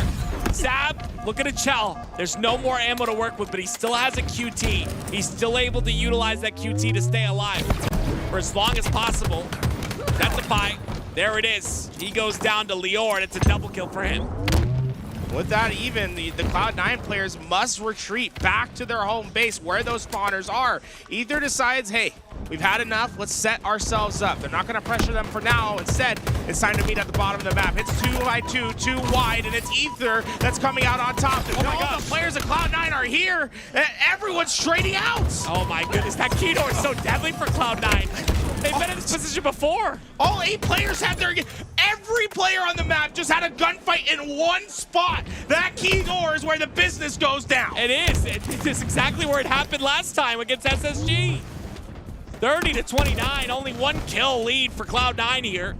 And they'll continue on and Septify, the man you talked about, 12-6. He's leading the charge. He's as the top KD for Cloud9, and he is a phenomenal Slayer player. Last year, he had one of the highest KDs in Slayer as the game type. It's where he dominates, and Cloud9 need that from him. Everything's flowing through him. He's been able to keep up this pace, but Ether just won't go away. Ether will not go away. There's too much on the line here. You don't want to go home this early. Lior goes down. Septify again. Someone's got to shut him down on the side of Ether. I mean, they are within arm's reach. The X factor, the difference maker so far has been Septify. Manny, though, has that sniper in his hands. Septify, he's going to drop it for him, isn't he? No, I thought dude, he was. That's how you know someone's heating up. It's like you're like expecting the drop. Oh, he's wasting a lot of ammo here. I'd be upset. It's still 5 bullets, though. Tapping buttons. Great shots from Manny onto him. 37-34 now. It's starting to heat up a bit for Cloud9, but this sniper out of Manny's hands really needs to make an impact, and so far it hasn't. The big thing is they have the lead, right? So you're not too upset as long as the sniper isn't being used against you, but you certainly were expecting a bit more value. Sab able to get that nade, and Manny will team up with him to control that left side. Ether, though, they were able to win their gunfights on the other end, so Cloud9 lose the complete right side of the map. Yeah, how did he miss that? Well, he gets the kill. Yeah, it did. 1 more bullet, and he goes down to a nade. Wait, that nade was a team nade? Maybe, I guess. It was a spike? Either way, that sniper went into the stratosphere. It's gone. I think it's by the space station at this point. Only 1 more bullet left. I love space. Sorry, that was random. 42-39. Game 5, ladies and gentlemen. Lock game, as I attempt to do so as well. Septify's at 15. He is running through Ether. He is enforcing his will at every step of the way. This is the biggest lead we've seen since we started watching the series. It's not slowing down, too. Like, usually you see players overheat at this point. It's incredible that he's able to keep this pace the entire time. He goes down once again, though. They found an answer for now. 47, 3 more kills, and Boo Boo has the camera. Boo Boo, what else? How do you want to finish a game? Put the camouflage in his hands. He made a name for himself at the World Championships in 2016 with this piece of utility, the camouflage to cloak his movements. So far, not much value coming out of it. Great shots there, and the cleanup. It's 48. 2 more, and they'll close it out. Cloud9 3 dead, though. Sab needs to get out. You don't even try to take these challenges. It's more important for him to get back towards his team. Great route. Smart use of the repulse. Minimize the damage you can take. Get together with your roster. Yes, you only need 2 kills, but those aren't guaranteed. Not at this stage of a tournament. Tapping buttons, this, of course, on your screen really can change things here. It is 49 now, though, and there it is, the last kill. Wait. Oh, there it is. Cloud9 winning game 5, 50-46. We'll move on to the next round. Ether going home. I will say Ether did give an incredible fight throughout the entire tournament, but it was Cloud9 who had a little bit of an edge here on this last series. Zero Tenacity versus Infamous. That game 4 we were waiting for has just begun. Let's go, Tools. Wake up, old men. It's time to continue on here. Zero Tenacity, 3 dead in this moment, though. It's an opportunity now for Infamous to push on through and maybe get A and stop A from being capped, but it looks like they're just going for B and C for now. Infamous able to survive the opening onslaught of pushes from Zero Tenacity, but it feels like Tenacity are so quick on their rotations, trying to get that damage in. And right now, they're winning some crucial gunfights. Descendant was able to reset B, but that's just a reprieve. This is Zero Tenacity that has been just so aggressive. Infamous Enemy team score. Stock on that A side. No aggression out of Zero Tenacity just yet. It's Jimbo on the top of the tower. Now he pushes in. He finds the opening. Lethal goes down, and so do two of his friends. It's 3 dead. And Ezo just forces his gunfight. He decides he wants to see the respawn, and that's going to stagger the rest of Infamous. They're not going to have 4 up for quite a while. I think it's better that he dies earlier than later, right? Maybe that's what he was thinking. I'm not sure, but regardless, it's an unfortunate scenario because now you got to fight your way out of C once again, and a little bit tough to do so, but they get the kills necessary. 3 down, Zero Tenacity. They're getting all those kills. It was just to get C. They're home back. Descendant made a smart play to hit a route. He left his teammates. He had ultimate trust that they'd win those gunfights, and they rewarded him for it. They're back to scoring. Oh, that jiggle's so good. Jimbo and Mighty's with the 2-man push towards the tower side. Collecto does get that camo with all of that chaos ensuing. He scoops up the camo and goes towards A. Great clean up there. Make sure to capitalize on the 100% kill. He'll get it. That's secure. I like how he's taking this middle route. You might as well use camo to cut through and find unsuspecting angles. And no one from Zero Tenacity is going to expect him. And he finds Jimbo back completely turned. Look how much the shock rifle is left on that platform. It's left so many times just because of the fact that it is on a pad now. Enemy That team camo's burned, score. but still more points scored here for Zero Tenacity. He's going to check his way through. He is the player responsible for his perimeter, and although he gets this kill, it wasn't before that hill changed hands. Wow, great use of the noob combo. That's Double Sandbox kill. coming in clutch there. Descendant didn't have any help on either of those gunfights, and he made it look simple. Basically 4 shots pulled out. Beautiful job, too, to get those 2 kills and then go for shock. You feel a bit more safe there. They don't want it to happen. Right, put 6 in there.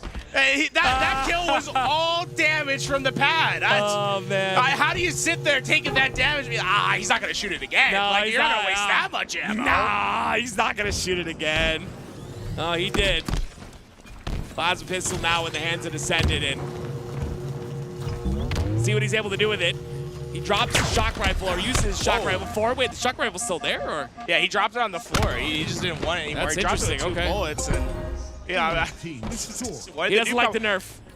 But it's like the noob combo is a little bit more useful in that situation, Yeah, technically, right? You're taking those close quarter battles. It's a little bit more forgiving in the sense that if you hit, it's just a 1-tap, right? Or it's a punch to guarantee. It's not always the same with the shock rifle. Agreed.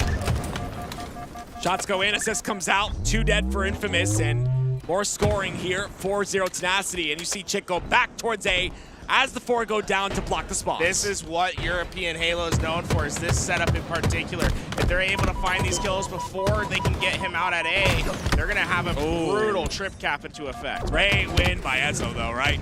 Well, but it might not be enough. Mighty's is still up there playing defense, and although they're working on B, it's not going to be able to get them scoring right away. Zero Tenacity is still able to put on the hurt. I don't understand. It's crazy. It feels like Infamous has done so much. Look at Mighty. He's 22 and 10 this game. That's Man, he has crazy. had some crucial kills. Love to see it. Great kill by Sika, though, and an assist. Out pushing aggressively onto A.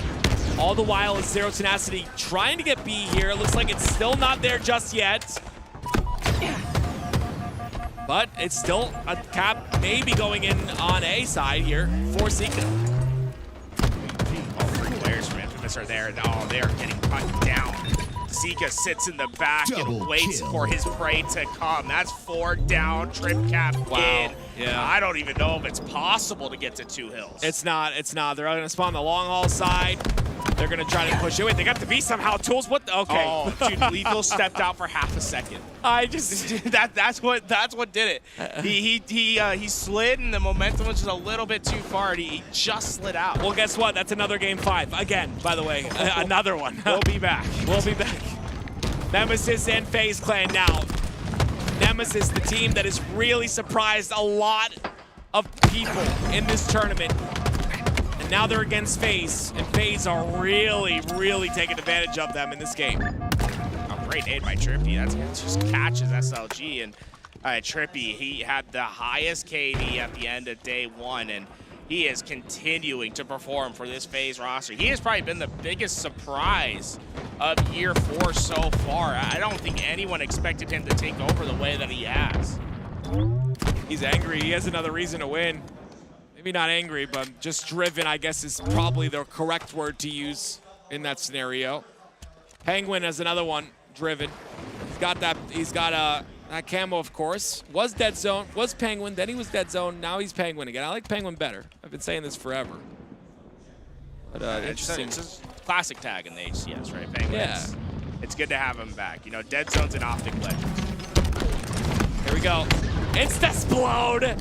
Goodbye, glories. As Penguin takes top of sandbags here.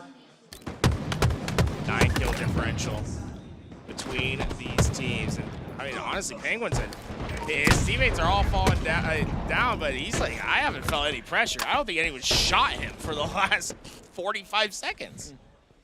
It's always the best feeling, right? Suppressed with that snipe top tower. All right, so this is important right here for FaZe Clan, right? You got the snipe top tower. You've got an opportunity to really spread this score and just continue to push them away from having any chance of winning. It's up to Suppress right now. Great shot, not gonna be enough. I thought Falcon almost repulsed into that shot. I'm not gonna lie, but it was 4 dead for a moment there, Tools. Yeah, I mean, oh no, spawn. It's Suppressed just a little bit low with that reticle, but they're gonna. Are they anticipating the splits? I think they are. Do they understand that there's 2 players at A? They do. Trippy was there, yeah. Unfortunately, Trippy just went down before the health could arrive. I mean, I look like a headshot to me there by Suppress, but I think you'd argue the same. I think he's had a few that he's like, oh man, I felt like I was on. Oh, there's a body in the cleanup. Wootum, careful. Wootum, I mean, he's had a great tournament all weekend long so far. If there's one match you need to see him really pop off, it's this one right here. He's guaranteed himself his highest finish that he's had yet. One more win, either the winner side or the lower, will put him at his highest placing of all time. That's crazy. See the keyboard go up again. 33 to 19 here.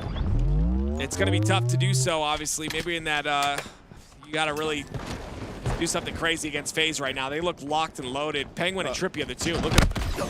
They are flying for it. And the thing that's been so impressive about FaZe is they really have minimized their deaths. They're not over-challenging anything.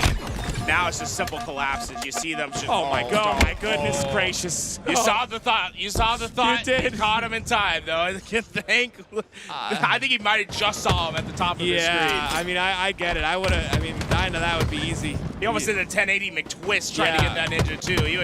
He's spinning all around. Look at this, though. They're picking him apart one by one. Glory's all by himself. He gets nothing actually. It's 41 to 22. I don't think I've seen Penguin sprint this game. It's just been steady forward movement. And the reality is Nemesis isn't getting kills. They're not trading. They're not able to find pressure. FaZe is catching them off guard, getting untraded kills, and then just moving on to the next step. Yeah, see, look how low Wootum's deaths are, though. It's kind of impressive, 7 and 8, even with the domination that's happening on the map.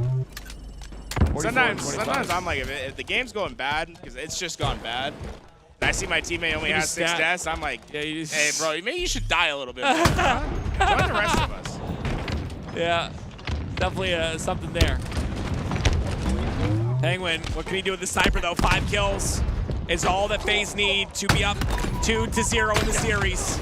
Penguin's looking for it, but he ends up going down. Regardless, there's only 1 player left alive, and it's SLG. He's on the tower side. I mean, it's just a matter of what the score is, not what the result is going to be. FaZe has clearly secured themselves a win here, and it's just who will have the honor of putting in the final blow. So let's head over to something that's a little bit more competitive, and the stakes are massive. A game 5 between Zero, Tenacity, and Infamous.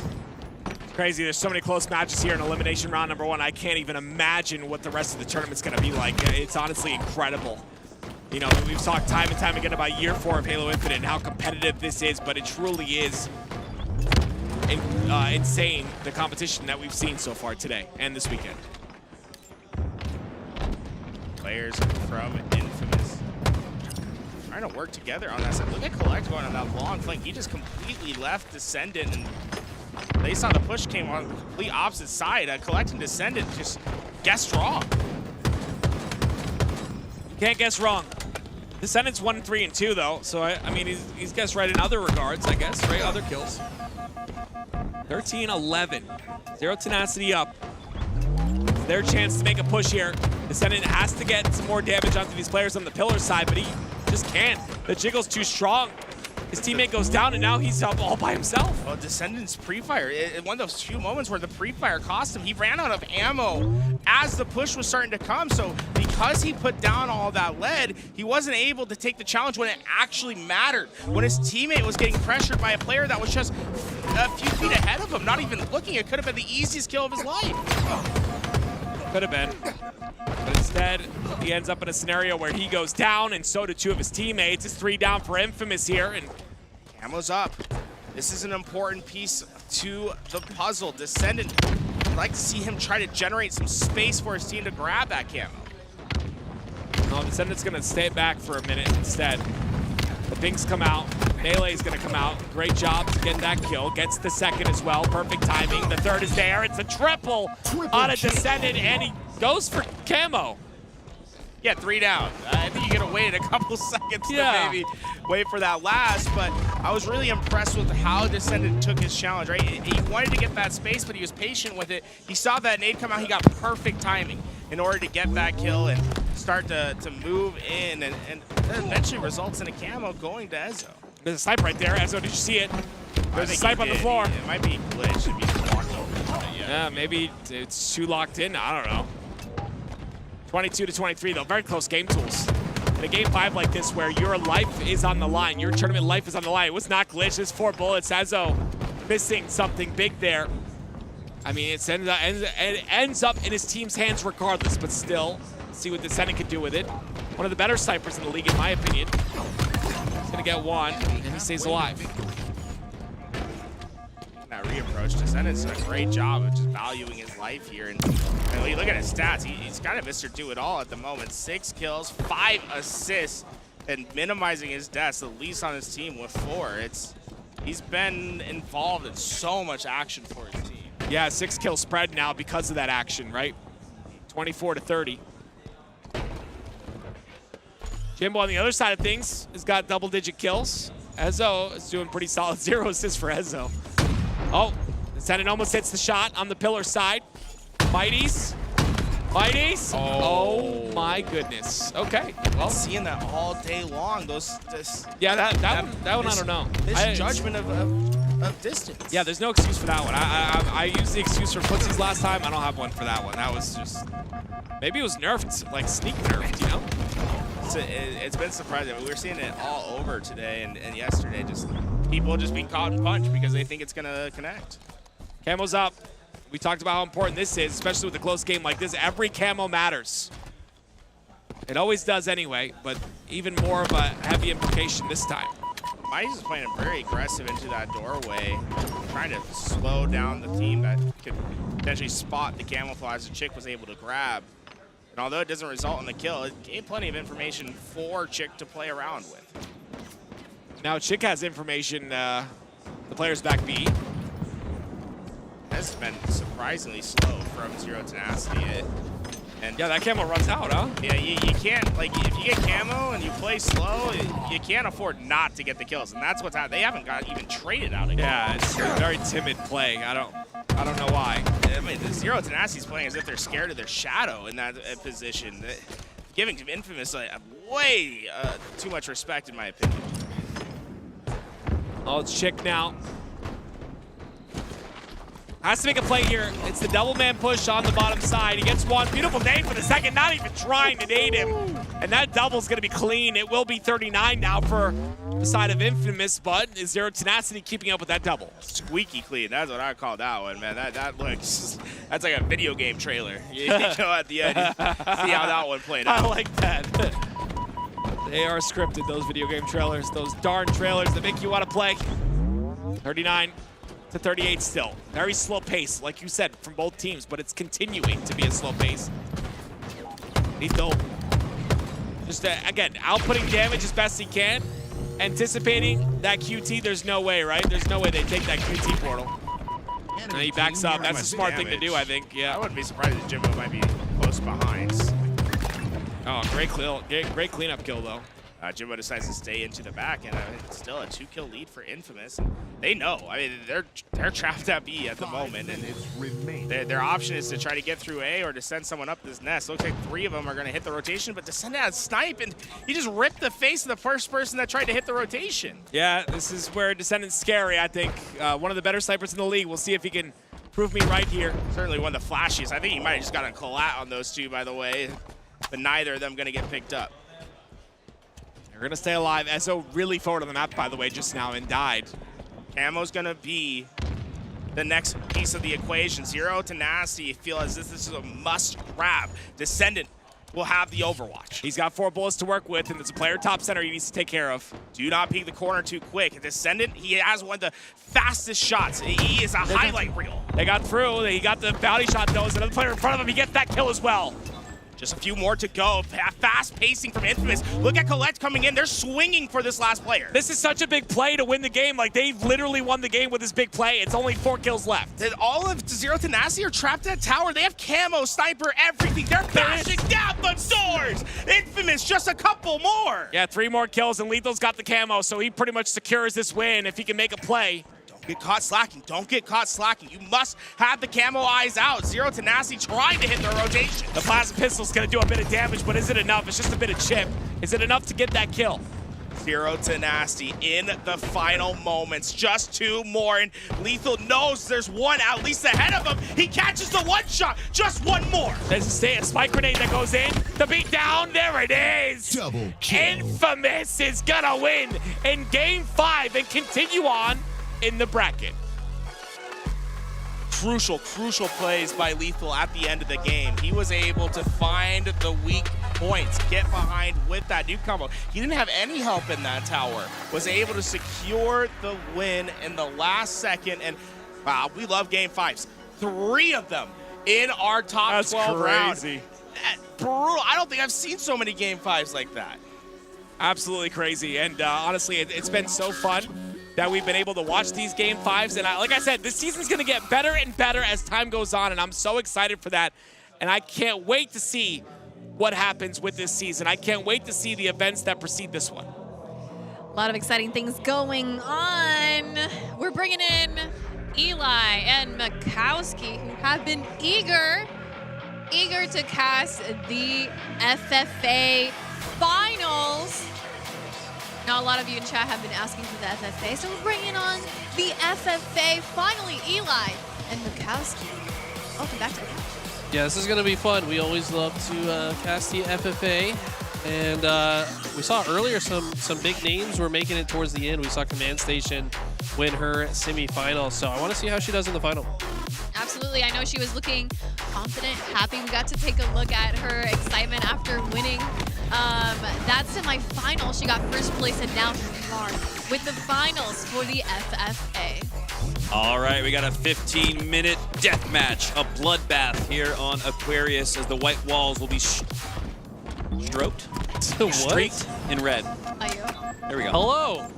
Hello, everyone. And welcome to Mikowski's Faded Comments. Free-for-all finals. Episode number 420.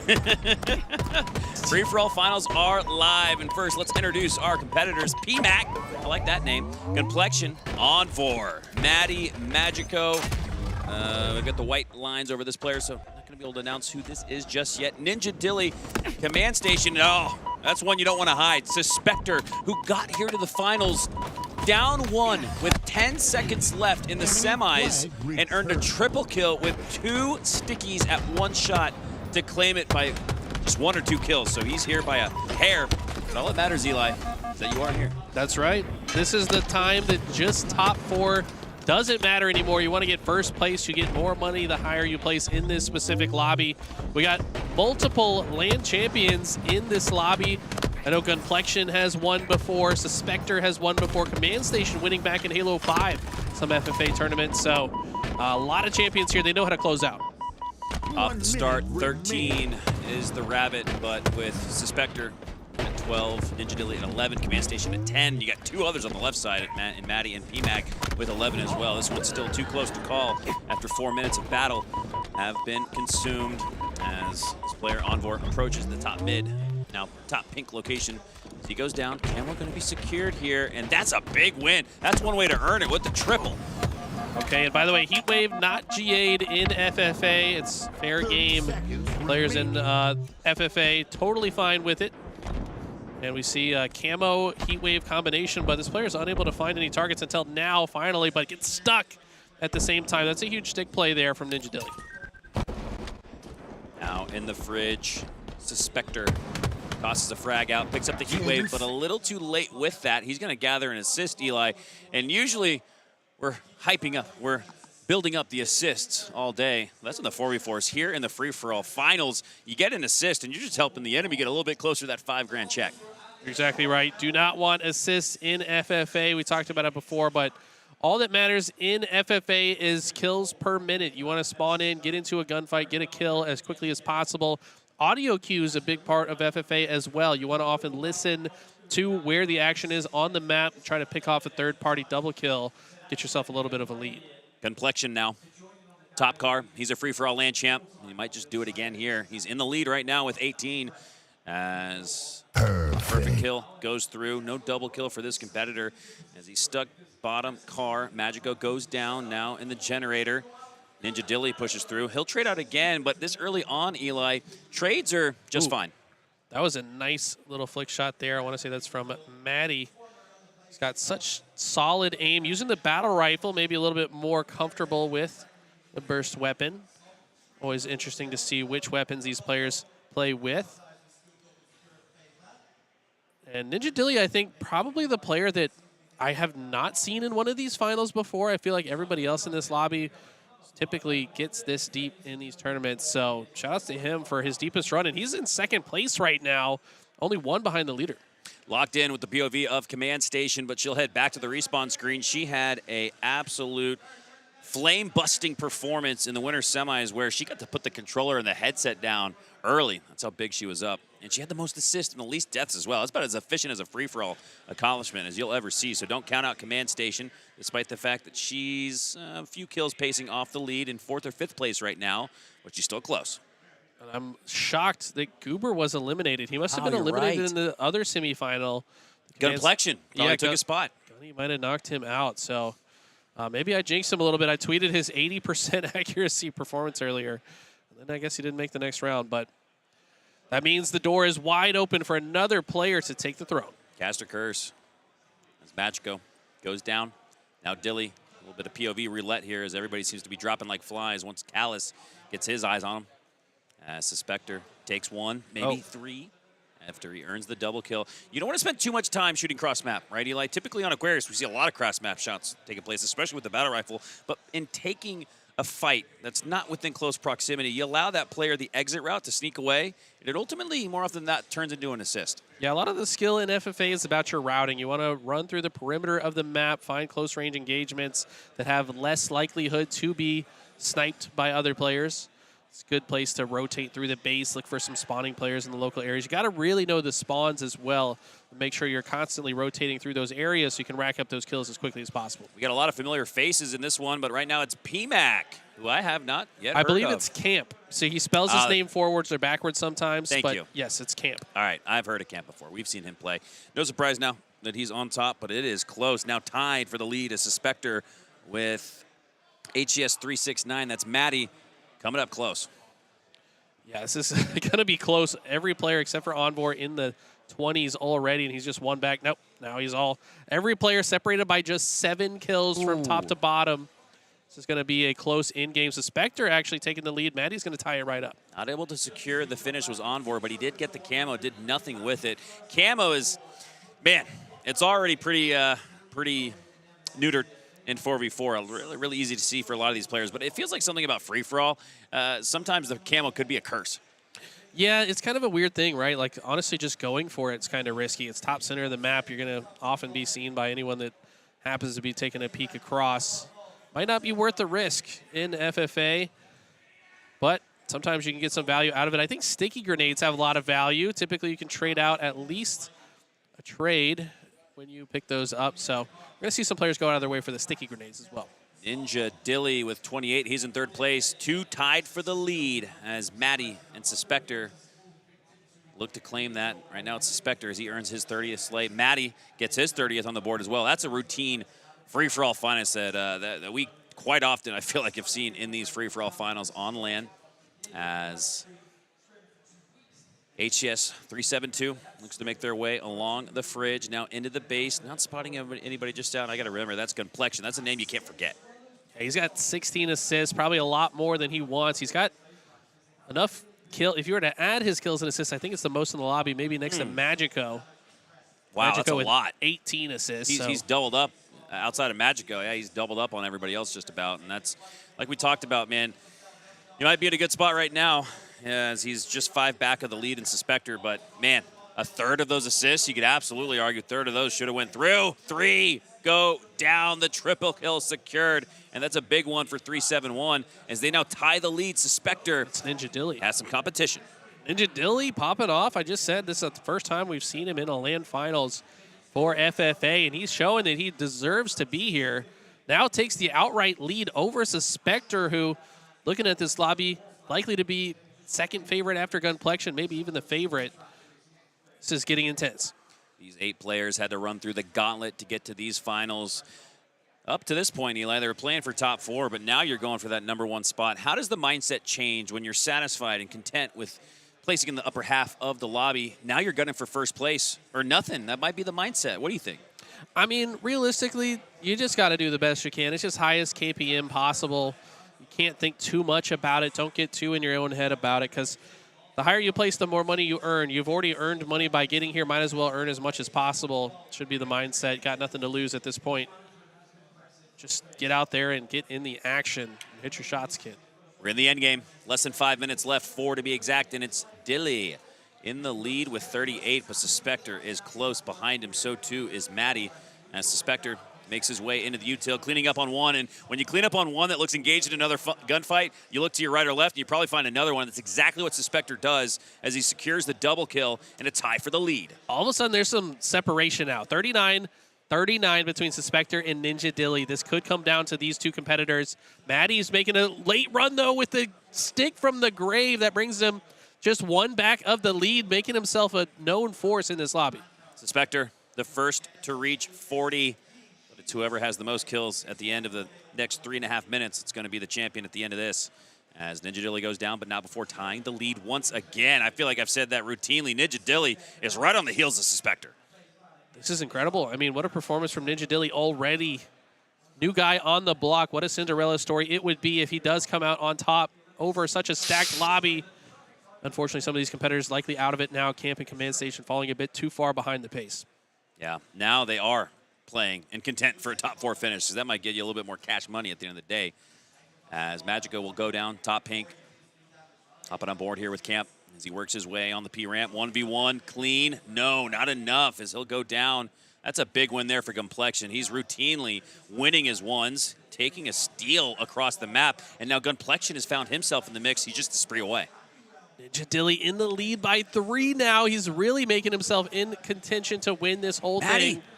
Maddie's coming up behind, though, with 41. Suspector and Magico tied at 40, falling behind the pace a little bit. 5 out of 8 players are into the 40s. First place has 44, so more than half the lobby is in it, alive and well with 2 minutes left. Who's going to take it? Suspector engaging in a 1v1, going to play for the trade, but he's going to get it cleanly with the fisticuffs instead. Chucking the knucks, taking down one, earning the assist, but he'll take that because he stays alive. You can see him slow creeping towards his next fight. As soon as their shields start to restart, he makes his move, and the process could have netted him a double kill there, but he'll take one instead. He's only down 3. Down 3 to Ninja Dilly. Ninja Dilly needs to continue slaying out. He can't just stop slaying right now. He knows that all these sharks are swimming up behind him, ready to steal the first place spot from him. One of those is Suspector, now just 1 kill back, as is Maddie. This is going to be a tight one into the end. 90 seconds left. Ninja Dilly extends his lead to 2, but there are 2 with 44. Now Suspector gets to 45. He's 1 off the pace. 90 seconds left. Ninja Dilly still holding on to the lead for now. We've got a huge stick. Stickies again. Yeah, it's Suspector with the sticks once again. This guy's incredible with plasma grenades. He's tied it up. Now, on the other side, Gunplexion about to tie it up. No, he's still down by 2. Oh this is now maybe a 2-horse race. The top 4 are within 2 slays of each other with 60 seconds left as Ninja Dilly goes down, tied with Suspector at 47, with Gunplexion and Maddie at 44. Suspector now pushing up the P-ramp, looking to get into a gunfight immediately. There's no time to spare. Oh my God, Suspector needs a kill now. He knows that Ninja Dilly likely going to be lurking, trying to find a kill, but he's one shot. It's probably good that he dies right there because now he can spawn up faster and get back into the action. 48 is the lead. 47 second place, Maddie with 46 in third, Gunplexion with 45. It's anybody's race with 35 seconds left. Suspector needs to win this, gets the trade. You'll take that, still 1 off the lead, but with a 10-second respawn, he's only got 20 seconds left to come back. Will he do the same thing he did in the semifinals? Ninja Dilly comes off spawn, immediately gets a kill. He's up to 50, 2 ahead of the lead, 20 seconds ago. Suspector gets within 1, and I imagine these two might just face each other here on the Carbine side. Ninja Dilly just needs to secure 1, maybe 2 more slays, and that could do it. He goes up against another, gets another. Suspector down 2 with 10 seconds left, but he's the player on your screen. He gets 1, and with 5 seconds left, he's down 1. Perfect nade shot. Oh! He gets it! 51 all, and the tiebreaker would go to him as he's got only 38 deaths. Suspector in the last second advances from the semis and does the same in the finals to win it all.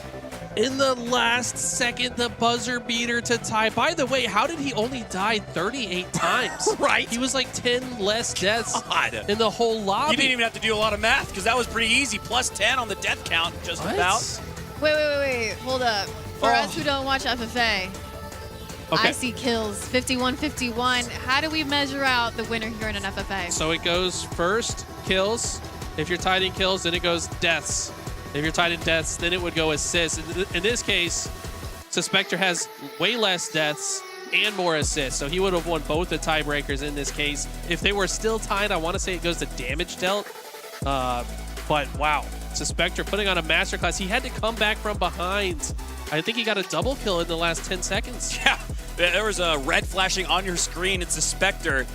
Man, that consummate professional. This is a guy that probably had no nerves, only adrenaline and focus flowing through his veins.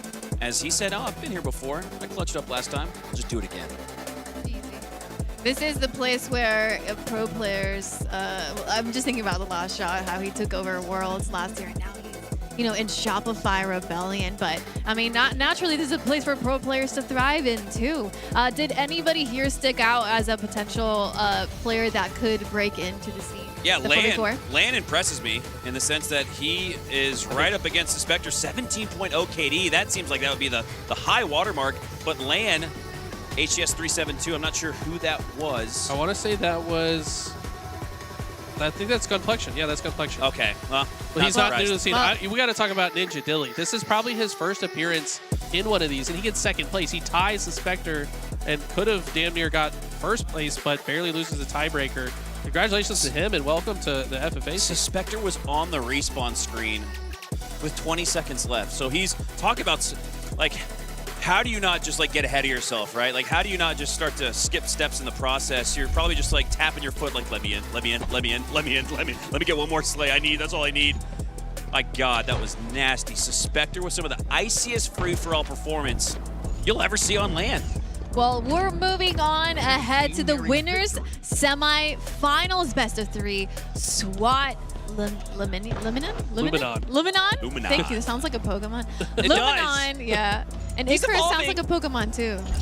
So it's the 2v2 winner semifinal. So 2v2 Halo Infinite coming down to the wire here. We've got LatAm guys who unfortunately finished top 16. I mean, I don't know if I can even say that's unfortunate because that's a great placement for them. I want to say this is Pelugod and Johan. Yes. Yep. They were both on that SWAT LatAm roster that made it to pools, but unfortunately fell in top 16. On the other side of Icarus, we got Professor, which is a mouse and keyboard player. Oh, yeah. And I'm curious to see who their teammate is. Maybe Spar. Probably switch to them at some point here. I'm curious to see who's going to win this game. 5:15 left on the clock in a 21-20 match where, man, the next couple of slays could decide the victor who's going on to the winner final. This frag toss there. Thought that was going to do a lot more damage than it did. If anything, it just alerted his opponents to his location on top of the snipe. Going for the X Games repulsor snipe. He's not able to, and you're right. It is Spar, Eli. Your intuition is so strong. What can I say? Anyways, Professor, this is a guy that I actually have coached as well. Who haven't you coached, Eli? That's all. That's like the base. Everyone's got their like active as flow state. Yours is I've actually coached this guy before. I mean, it's fun to call out people I've worked with and see their success. Professor, though, I don't think needed much of my coaching. I just had to remind him, like, hey, bro, you're kind of goated. Like he's. People talk about the best mouse and keyboard players in America. I think he's in the top 5 or 10 for sure. Well, it makes sense that Professor teaching his students like Eli has to grade and maybe in an Excel spreadsheet using that mouse and keyboard. That's what it's for. Grading papers, writing emails, doing spreadsheets. But for Professor's putting that mouse and keyboard to work here in the Halo Infinite 2v2 winner semifinals as Icarus take game 1. Yeah, very impressive win here. This is the best of 3, as it says at the top of your screen here. Would be curious to see the rest of the bracket and know who else is on the other side of the winner semifinals. But no shocker to see these two teams here in this position. Whew. I've routinely found myself having to catch my breath because the action has been absolutely insane. Okay. So it looked like the Zuzi twins on the other side. If we scroll back up. Yep. They've already stamped their ticket to the finals, so these guys are just playing for next up. It's single elim, and they beat the third place EU team, BH3, so that would have been like Bastos. And one of those, maybe Moe's. So, wow. Congrats to the Zuzi twins. That's exciting. I mean, twins in 2v2s are kind of overpowered, if you ask me. Should twins even be allowed to play 2s? That feels like unfair. It's unfair. It's unfair. They got telepathic powers, man. The hardest battle they probably had through this bracket is deciding what to name the team, right? Like Uzi's like, I got to hire KD in the in open bracket, so we're going to go by Team Uzi. You cool with that, Zuzi? And he's like, bro, I can't even argue with that. I mean, you right. I mean, you right. Let's see. I'm curious to see the 2v2 version of this map. I have a feeling it's not quite the same as the 4v4 version. Think of the GA Rockets, maybe? I don't think they even spawned. So the 2v2, shout out to Halo Studios. They've actually done a fantastic job. Oh, there are rockets. Okay. I'm curious if the sniper has full ammo or just 4 bullets. I think full ammo. Yeah, I think I saw full ammo. No, okay. 4 shots. Okay. So this is the 2v2 version of the map. Yeah, so there are variations to 2v2 and 4v4 as 2 get wiped clear from the map as Icarus flies too close to the sun. I mean, if you name yourself that, it's kind of asking for it. It's kind of good, right? Yeah, I mean, it's the obvious one. Low-hanging fruit. If so you don't think I'm smart? You don't think I'm I think you're well-educated. Thank you. Very handsome. Right. Same about you. No-scope body goes through for Johan as the lead is going to continue to grow here for SWAT Luminon. First kill is finally secured for Icarus, and they're going to do it in droves, taking down both. Oh, I think you're right. Rockets look like they're GA'd. Otherwise, Spar would have 100% gone for Rockets right there. Yeah, they're still up. They're GA'd. Okay. Ooh. Okay, nice body shots. Won't matter, though, if that kill doesn't get cleaned up. Professor on the swift mouse and keyboard movement, not swift enough to flick up for the headshot. And looks like pretty strong start here for the Latin Americans. Yeah, this is one way to bounce back. In a best of 3, you gotta have it. Backs are against the wall with the trip to the finals on the line. Perfect! From that deep. It's hard to do with the Bandit, not gonna lie. Making it look easy, though. I thought that was gonna be another one. Barely a 6 shot, but close enough. Pelu is not missing right now. Yeah, Pelu's ready for that May update where the perfect kill feed will occur again. He would have had a pretty one there. As he secures a couple of slays back-to-back. Both players were SWAT with just 1 death each. They're just flowing around the map together, trusting each other to follow up on each other's damage. 2s has such a different, unique meta. Like, of course, baiting and switching is important in 4v4, but way more important in 2v2. I mean, it's literally just you and them. If you get separated from one another, you're going to have a lot worse time in the fights. It's also a lot different from 4v4 Eli in the sense that a 3-kill lead is like a 5-kill lead. In the sense that you've extended it to 2 possessions, 2 team wipes needed to get yourself either back in the lead or at least tied with your opponent. But my God, Icarus, they just got to start worrying about hitting their shots. 11-2 off the start. This is not the same crew that we saw in game 1. Yeah, it feels like Pelu and Johan probably maybe have more experience playing 2s on this map specifically. Livefire, everyone's probably played 2s on Livefire at some point in time. They're looking so comfortable, and this is only to 25. They're already more than halfway to the finish line. Icarus are trying to just get to the God. 10% line. At what point do you see the white flag waved above the heads of Icarus, as it would take 6 team wipes in flawless fashion? Nobody can go down. Now that's going to extend even further out. Excuse me, it's actually going to get dwindled down by Icarus as they finally get their 3rd play of game number 2. They're going to have to really turn things on here, and with the Rockets out of play, only 4 shots left in Sniper, they're going to have to do it with pure bandit play, especially, like you said, Eli, bait and switch. Absolutely here. Nice play from Professor, getting into the perfect position. That's how exactly what they started need. Got to do that a couple more times, get back into it. Don't have any power weapons to work with. Got a couple of grenades and probably some good intel on where likely next set of spawns are. But wow, look at the grenades. I think they must have had a death cam on that rotation. They seem to really predict exactly where he was going there. 15-5. So what was once a 12-kill advantage is now down to 10. So Icarus not out just yet.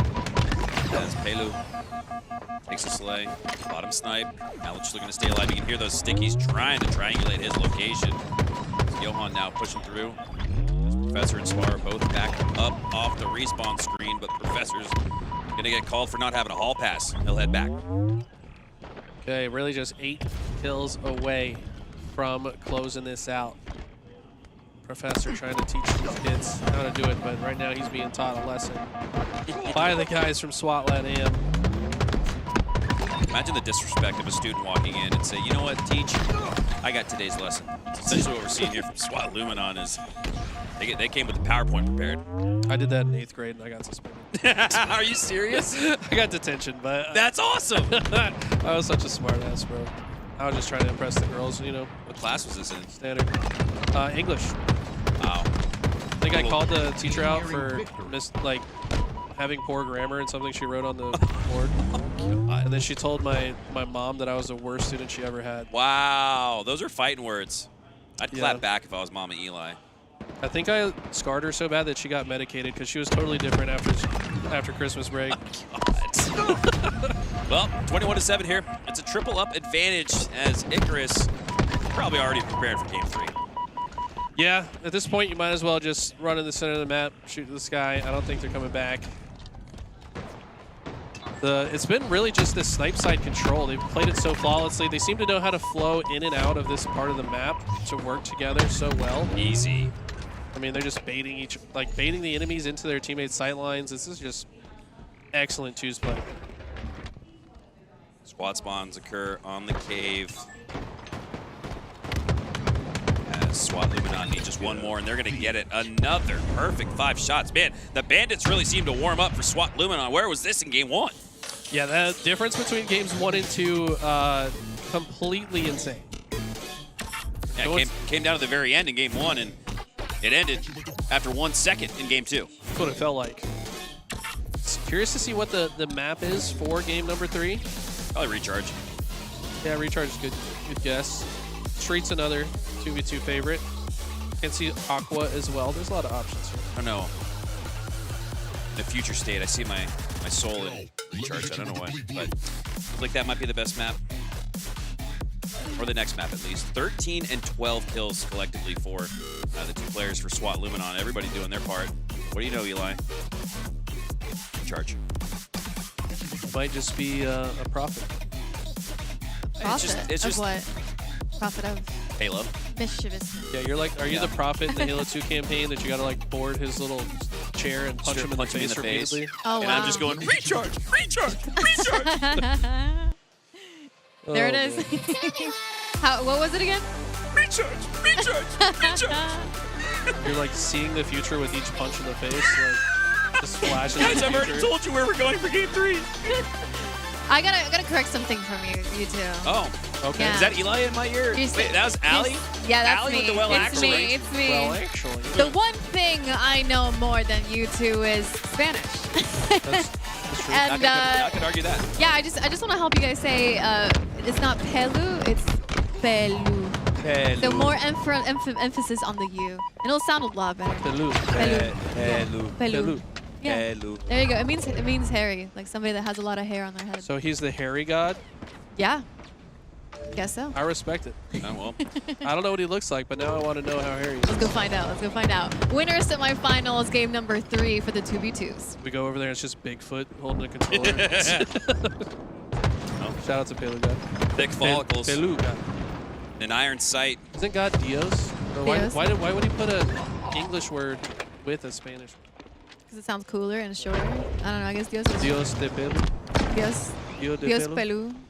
Oh, okay. I don't know. I'm trying. Dios Pelu. I'll go get a picture of them, okay? Yeah, get a photo. Where are they? I'll be right back, guys. I'm going to go reporting. Well, for now, it's Dia de la Pelu. Pelu. Now I'm just going to be trying to get his name right the whole time. The day of the hairy god? Something like that. 4-1 here. SWAT Luminon continue their reverse sweep route for the finals here. Professor and Spar, they seem a little shell-shocked.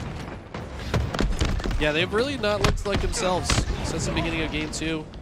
Got a fastball kill. That's kind of rare. Love to see that. That's where the frag itself kills an opponent, right? Yeah, just like the frag just hitting you. Like, you know how you have your shield bar and then you have your health bar? If your health bar is like basically all the way down, just someone hitting you in the body with a grenade does Even like a a sticky, tiny amount of a sticky that yeah, blew it up. does a tiny amount of damage on impact. So before the sticky even exploded, he had already gotten stuck. Just from the impact of the grenade touching him. That's pathetic. So when you could like sneeze on someone and they would die. That's something pathetic right there if I've ever seen it. As Spar trying to stay alive here after his teammate Professor goes down. A 2v1 pinch could occur here, and SWAT Luminon, after taking down Professor, they're going to get camo rather easily. Do take a couple of contested shots, but Spar on the stacks, just looking to stay alive. The collapse comes through. Professor trying to get into the fight, but he's a little late to it. He's probably going to get taken down as well. He does. Man, SWAT Luminon look more and more likely to head to the finals to take on Uzi Zuzi. They're looking insane right now. Icarus looks like this player was just waiting. Yeah, Spar thought he could be sneaky in the elevator, but they just continually keep isolating these players one by one. Professor needs to stay alive. Yeah, look at this. There has not been a time that Spar and Professor have both been alive at the same time in the last several minutes. Well, we have such a balloon lead of 11-2 here. I want to break away to update you guys if you haven't been notified just yet. OpTic Gaming, your next lower bracket match is against Infamous. So, sorry, I thought that was Nemesis. My eyesight's bad, I need LASIK, but I was going somewhere with that. Let's head back to the action. 12-3 here. Killjoy secured, but that's not a good thing. That just means your other opponent's been on a spree. I think both were back-to-back Killjoys. Yeah. Double Killjoy. That's the worst. That's the worst thing you could ever hear from Jeff Steitzer. Yeah, I feel like getting a Killjoy medal just like brings up trauma. You're just like, yeah, I know he's been killing me. Thank you. Yeah, the only thing Remember worse, the comeback kill? Or the distraction medal in Halo 5. It's like, yeah, they were shooting at me, I'm good. No, the comeback kill had to be the worst one because you would only get it if you got a kill after dying like 3 times consecutively. You're like, thanks for reminding me I've been getting shit on. Yeah, I really need that unearthed Jeff Steitzer audio of, you suck. You see that pop up on your screen, 15-6 here. Alternate and despite SWAT Luminon both being down, probably just taking this time to take a break, take a couple sips of water.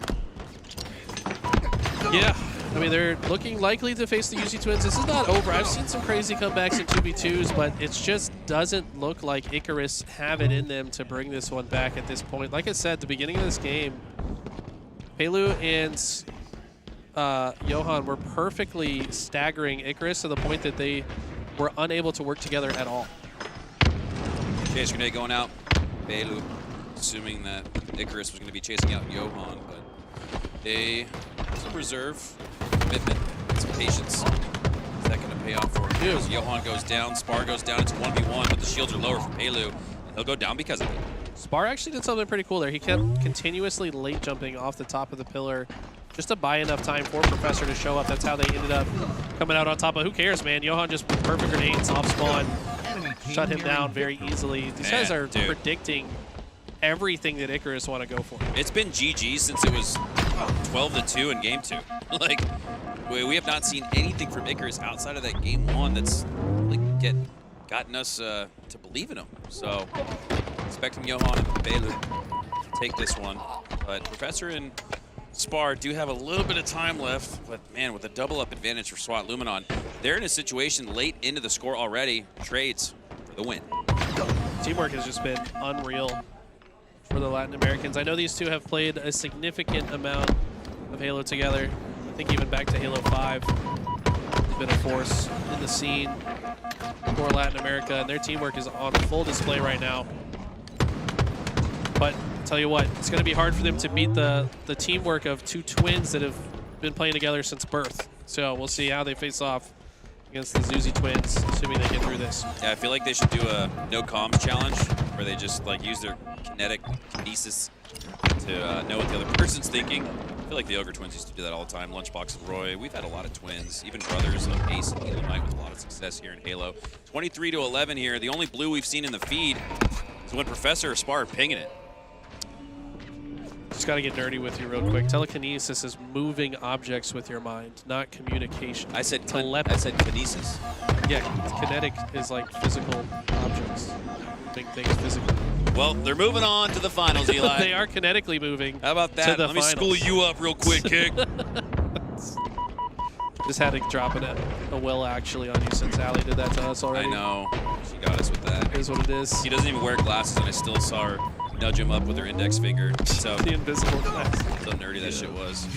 All right, guys. I just got here. Hello. I got the intel. Real estate.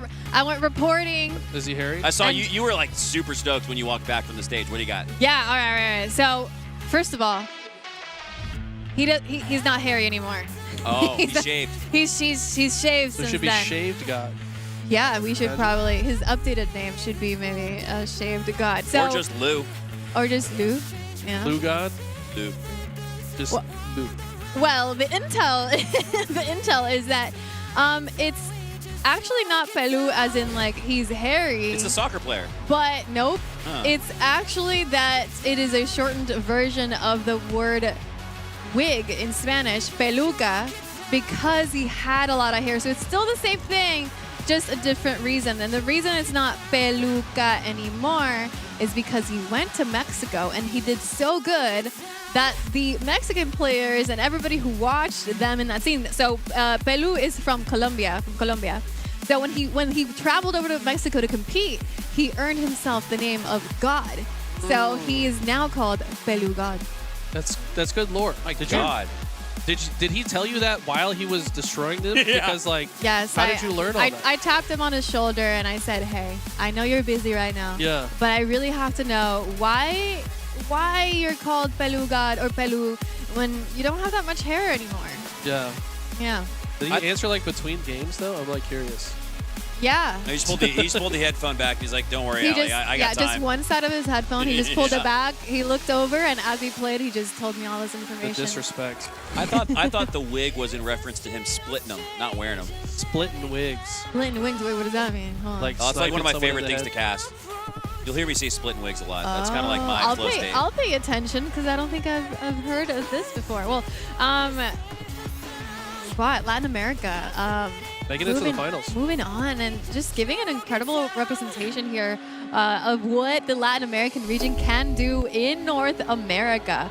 And they're just letting themselves be more known and making themselves, hey guys, you can't ignore us. Hello, we are here. Give us our spot back. They got top 16, top 12, and now make it to the finals in the 2v2. So, yeah, Latin America on the map this tournament. Took some free-for-all championships last year, right? That was fun to watch. Two of them, I think. Two free-for-alls. No, remember it was Arlington. It was top two. Yeah, Arlington. Yeah. It was. It began with an A. I can't think of it right now. Something. I don't know. Man, I feel bad now. But Strikey got second. Yeah. And I can't remember. Somebody in chat remember who won that? Yeah, somebody look that up real quick. It began Let with me an look A. at chat. Chat always knows. Chat always knows everything. Actually, right? Azerum. Thank you. Shout out to Mailman. Didn't he just... No, he's not here. Oh, okay. I was about to say. He couldn't make it. Can he just play too? How was everyone able to like chat? And You're mixing up the cast other and mouse and compete? keyboard player, Professor. Ah, yeah. All right, here we No go. more 2v2. We're swapping over to the 4v4s back in elimination bracket. Round number 2, Infamous versus OpTic Gaming. OpTic Gaming have had some time between that last series against TSM where they dog-walked them. Will they do the same here against Infamous as